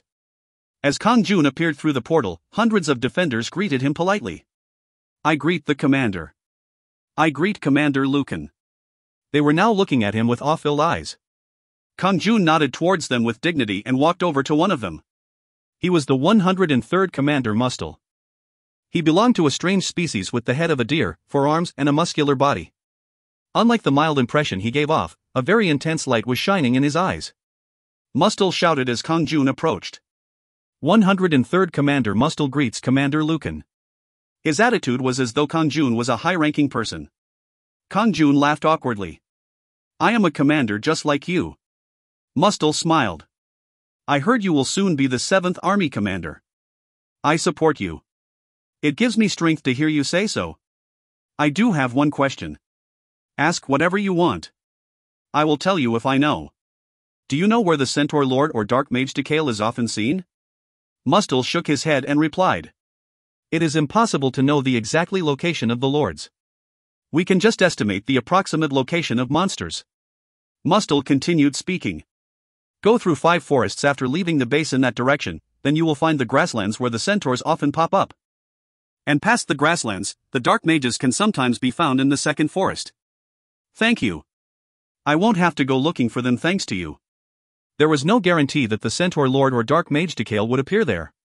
Still, if he continued to observe those places, he would eventually meet the Centaur Lord or Dark Mage. At that time, Mustel said with an anxious expression. The advanced lords are very strong, so be careful. Then I wish you luck. After a while, Kang-jun left Lucan's base and moved in the direction that Mustel had said. There aren't many monsters. Due to their defeat in the base defense fight, the supporters of the second Demon King had almost disappeared from around Lucan's base. After flying for a while, he finally saw the forest. If he moved past 5 forests, the grasslands where centaurs could be seen would appear. However, Kang-jun had no intention of going there to confront the Centaur Lord. There was no rush, so he would take care of the monsters in the area. Oh. Skeletons. Additionally, there was a skeleton a few times larger than normal skeletons. The Skeleton Lord again? He looked closer and saw that the bones were glowing blue. He didn't know if there were different skeleton species, but they were different from the skeletons he saw before. It was the same for the Skeleton Lord. He discovered Kang-jun flying and wielded his staff. Wararuk. Flames started flying toward Kang-jun. He is a magician-type Skeleton Lord. Kang-jun avoided the flames and stood in front of the Skeleton Lord. Waruru. Pa pa pa pa. Then huge fire spears were created from the Skeleton Lord's staff and flown toward Kang-jun. Kang-jun tried to avoid them, but they were like guided missiles, so there was a limit to his evasion. Heavenly Flow. He was forced to use a skill. It was one of the skills of the Heaven's Blood Sword style that dispersed magic attacks. Sususu. It was the first time he had tried it. At that moment, the dozens of flame spears aiming at Kang-jun were extinguished. If you find any errors, ads pop up, ads redirect, broken links, non-standard content, etc., please let us know. Report chapter so we can fix it as soon as possible. Chapter 99. Chapter 99, Proof of Abilities, 2. Although he had aimed the skill at one spear, the flames in a certain area in front of him disappeared. A smile formed on Kang-jun's face. The skill is more powerful than I thought. Heavenly Flow was a type of wide area skill. As Kang-jun scattered the magic attack and rushed over, the Skeleton Lord flinched back in surprise. However, he used another magic spell instantly. Quararung. Pajijik Kwang. Blue light dropped on the spot where Kang-jun was and the land exploded like there was a bomb. However, Kang-jun had already neared the Skeleton Lord. Heavenly Cut. He didn't need to save his skills because he had enough black magic energy. If this skill didn't do any damage, he would attack with will to fight. However, unlike the last Skeleton Lord, this one fell helplessly in front of Kang-jun's skill. Experience has been gained. 9,902 nodes have been gained. 62 small moonstones have been acquired. 21 large moonstones have been acquired. 35 Essence of Darkness have been acquired. You have earned 300 Red Moon achievement points. Dark Bone Sword, Hero, has been acquired. The Skeleton Lord's Golden Treasure Box has been acquired. Now, his level didn't rise even if he killed a lord. However, his experience bar was almost full. LV.58, EXP 79.28%. A low-level lord. Furthermore, the number of moonstones were reduced. The drop rate is getting worse. It was fortunate that a golden treasure box had emerged. A heart came out when he opened it. Skeleton Lord's Heart. Rating, Legend. Can enhance the power of a skill. Greatly increases magic damage. The purpose was to raise the power of his magic attack skills. Currently, Kang-jun's magic skills consisted of Aura of Earth and Aura of Wind. They weren't attack skills, so it would be hard to see an effect. Let's put it in my inventory. If he learnt a magic attack skill, he would use it. Kang-jun looked at the dark bone sword that had been dropped. It was a black sword made of bones and seemed to be quite hard. Dark Bone Sword. Rating, Hero. The special ability of the Skeleton Lord dwells within the sword, giving it a strong durability. The probability of a physical critical hit will increase by 2%. It was a fairly good sword to use. However, Kang-jun already had a legend-ranked sword and hadn't used it. I'll give it to my clone. He immediately summoned the clone and handed him the sword. As a result, the clone also owned equipment. Along with the Dark Bone Sword, the clone was wearing the hero-ranked Guardian's heavy armor. Shall I examine the fighting power of the clone? After the Lord was killed by Kang-jun, the skeleton warriors were scattered all over the place. Still, they didn't leave and were hiding in the forest. Kang-jun ordered his clone to fight and watched. Supapak. Papak. Kayak. Kwiak. Surprisingly, his clone could use Heaven's Blood Sword style skillfully and could also use even skills like Heavenly Cut and Heavenly Unyielding Slash. However, the clone's power was weaker than his. He had approximate 1/3 of Kang-jun's power. However, that alone was enough to sweep up all the skeleton warriors. Experience has been gained. 21 nodes have been gained. 1 small moonstone has been acquired. Experience has been gained. 28 nodes have been gained. 1 Essence of Darkness has been acquired. 1 intermediate health potion has been acquired. He earned some Japdom. There was also experience. As the monsters were destroyed, Kang-jun accumulated experience. However, it was less experience than Kang-jun would get himself. Still, it was experience that he couldn't ignore. Is this okay? Previously, he hadn't summoned his clone because he had thought it was weak. Lucan's clone. Health, 2052/2110. Black Magic Energy, 1720/1930. In particular, its health and black magic energy were good. He could be quite helpful in battle. While Kang-jun was dealing with the Lord, he could have the clones take care of the monsters. Even if the clone got in trouble, he could be recreated using 800 points of chaos power. However, he should save as much chaos power as possible, so he gave the clone recovery potions. The 20 spaces in the Guardian's heavy armor were filled with the advanced regeneration medicine of darkness. It was a recipe made by the alchemist Sud that restored 500 health points. He won't die easily. The regeneration medicine of darkness was made in real time using the health potions and essence of darkness. On the bloody battlefield, the health potions and essence of darkness were the best drops. Furthermore, 1 essence of darkness created enough powder for 10 potions, allowing Sud to maintain a supply of regeneration medicine of darkness in the inventory. 20 regeneration medicine of darkness have disappeared, so I will refill it, Lord. Okay. Then an unknown light gleamed in Kang-jun's shadow. After a while, Sud has manufactured an advanced regeneration medicine of darkness. In this way, regeneration medicine of darkness kept on being made. It was the same for black magic energy recovery potions. Sud used the essence of darkness to make more advanced potions. Thanks to that, Kang-jun didn't need to worry about potions. Then shall I go to the next forest? There were hundreds of dark lizard men that exuded a dark energy. No lords. There were only monsters and no lords. All of them were in groups of 3 or 4 with no monsters wandering around alone. Go and lure them here. I'll do that. After Kang-jun gave a command, the clone immediately went and provoked the lizardmen.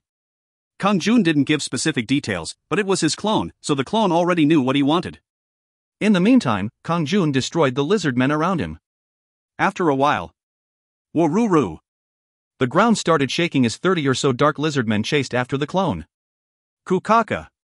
Catch the intruder. Ku-keek. He got away. Kang-jun released the clone and ran over. Heavenly Unyielding Slash. He used a wide area attack skill instantly. Pa'at. Kayak. Quack. The dark lizardmen were destroyed by the power of Heavenly Unyielding Slash that spread like a wave. This is easy. A large amount of experience was immediately received. Anyway, experience was necessary for growth. Once Kang-jun's level rose, his other abilities increased as well. Therefore, it was much more efficient to use the method of his clone gathering the mobs. Kang-jun continued to summon his clone. While Kang-jun destroyed all the monsters nearby, the clone moved in every direction and brought the mobs to where Kang-jun was. It was possible to hunt at a very fast rate and his level rose by 1 level up. Kang-jun reached level 59. The status window of his clone was also altered. As my level goes up, the state of my clone is restored. Lucan's clone.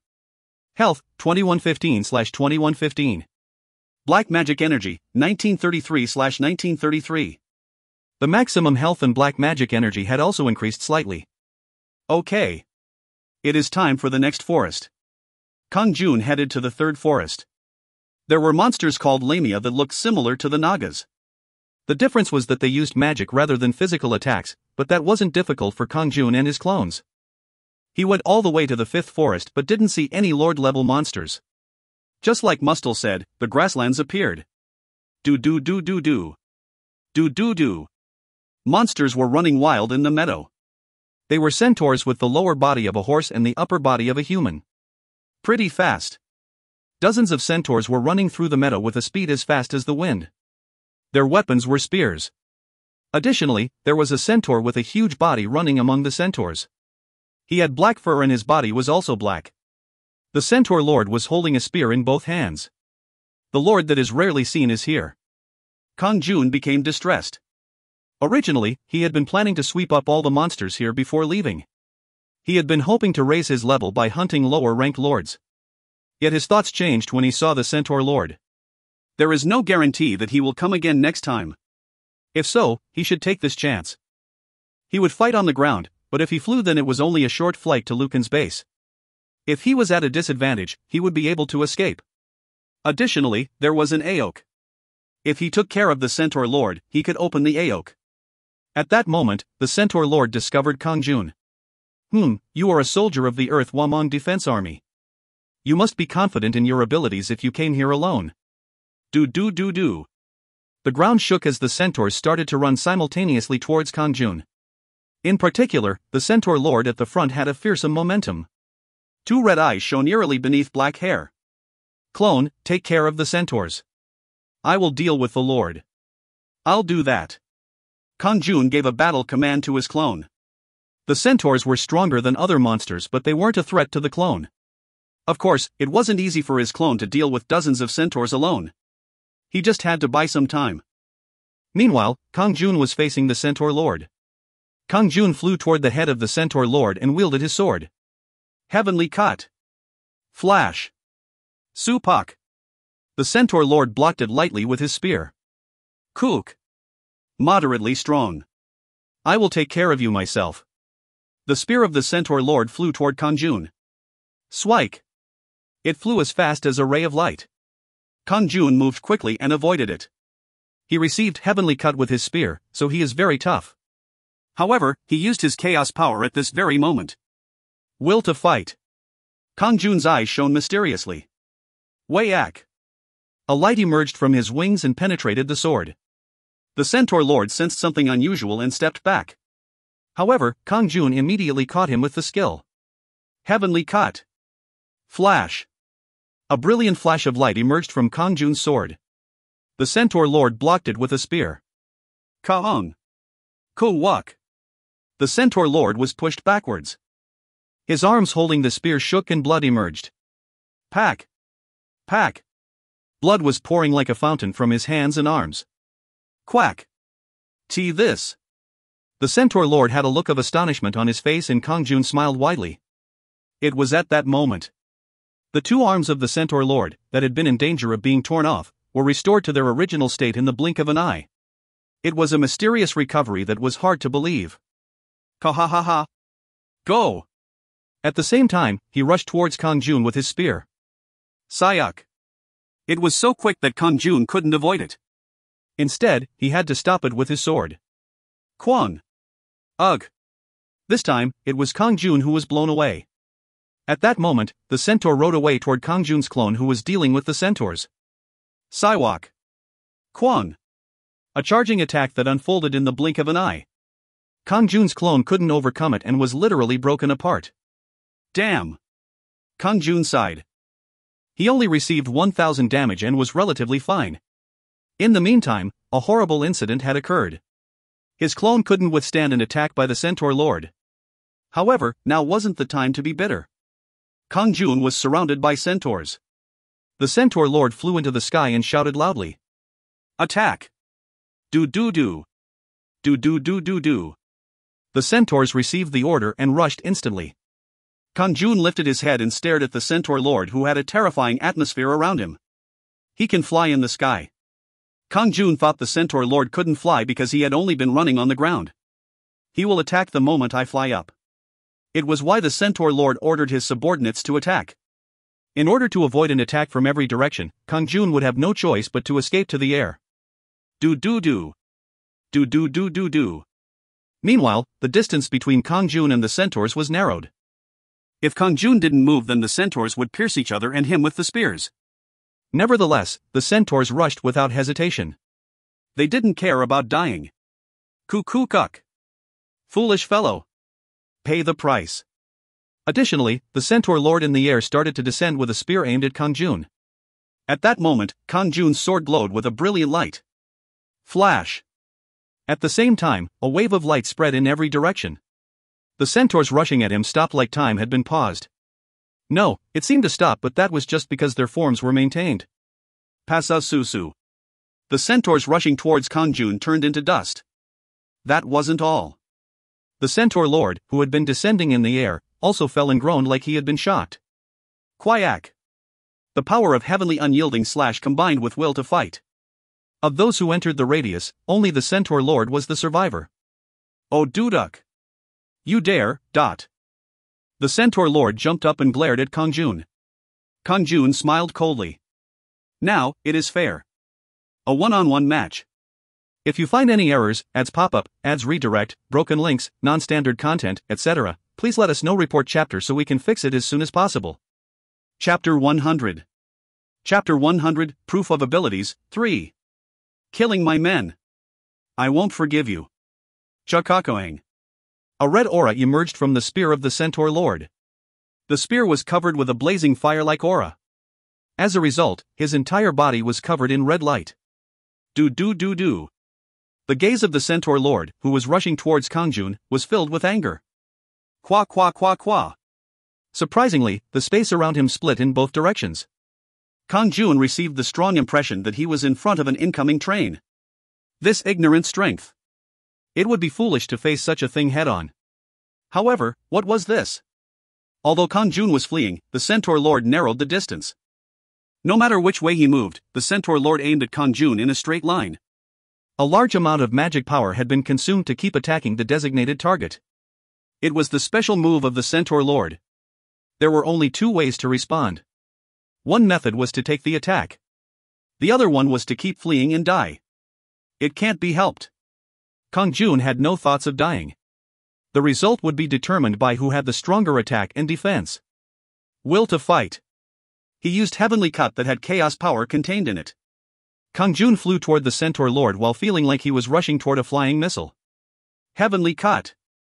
An intense flash emerged from Kang-jun's sword.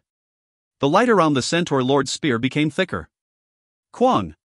The two of them collided. Ugh. Kiak. Both Kang-jun and the Centaur Lord flew backwards. Oh. Shit.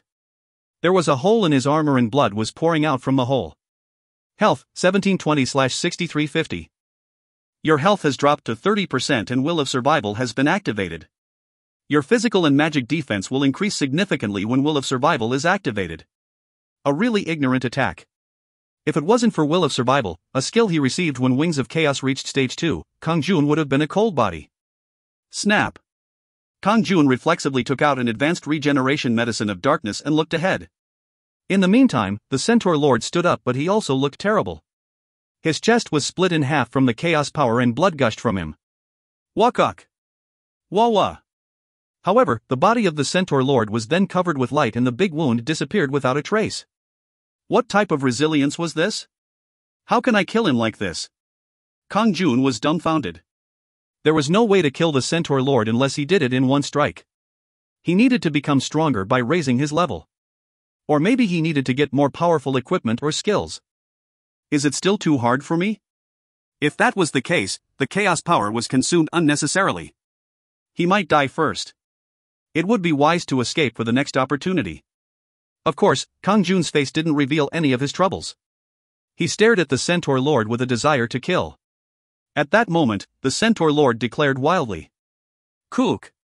Yes, I'll admit that you are strong. Today, I will leave it like this, but next time will be different.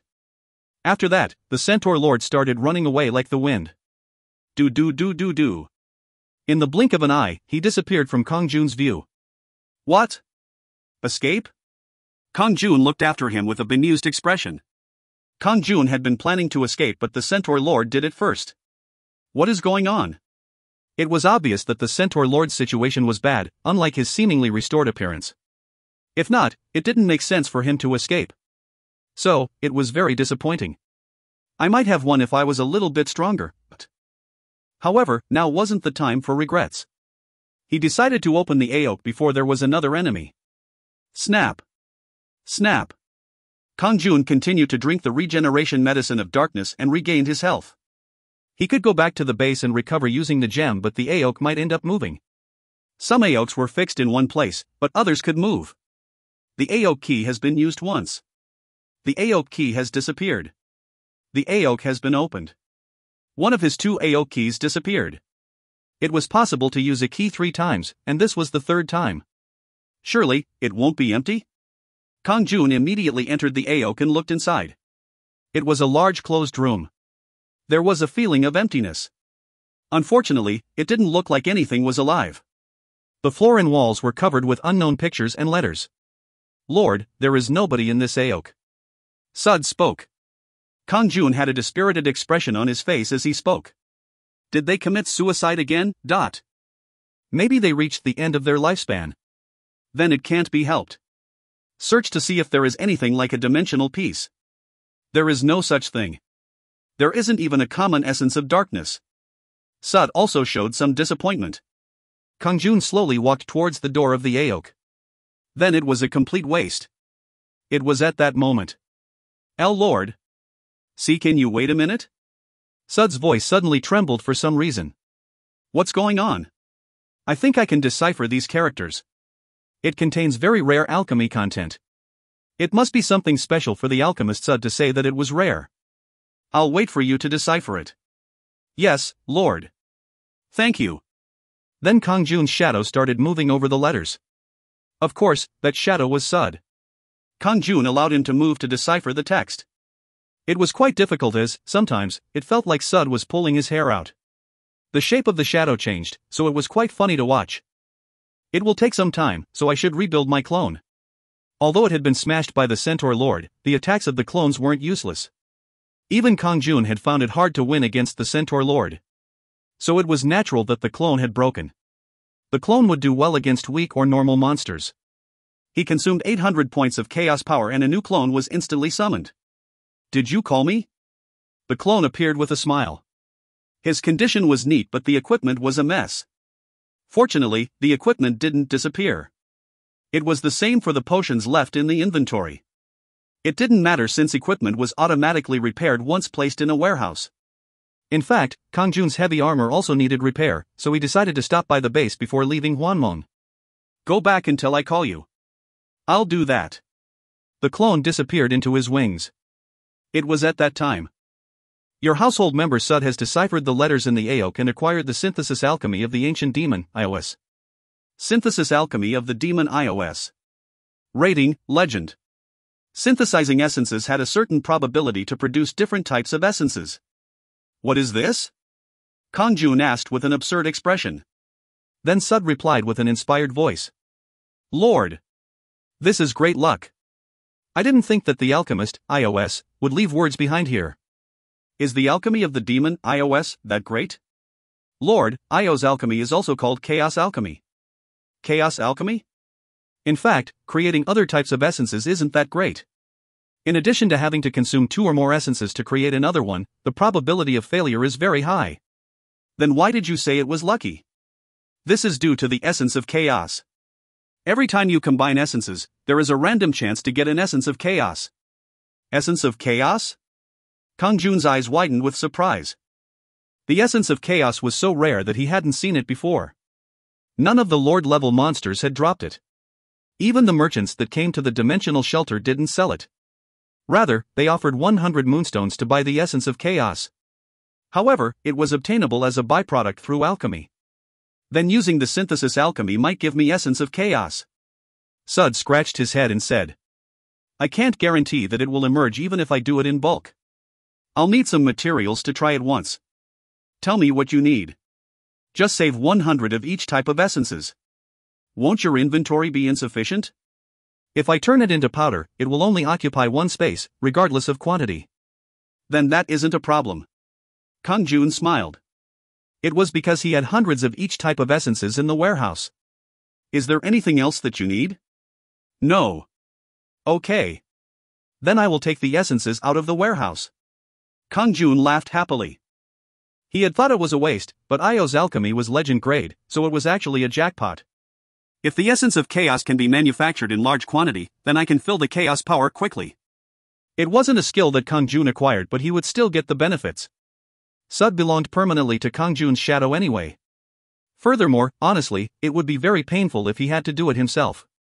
He was busy, so it would be a burden if he had to split the time with alchemy as well. However, Sud was a faithful demon that was crazy about alchemy, so Kang-jun could leave it to him comfortably. Kang-jun just had to give him the command. Kang-jun was delighted as he stepped out of the Aok. As soon as he left the door, the Aok dimension disappeared. I'll have to return the base. However, a black energy suddenly entwined around Kang-jun.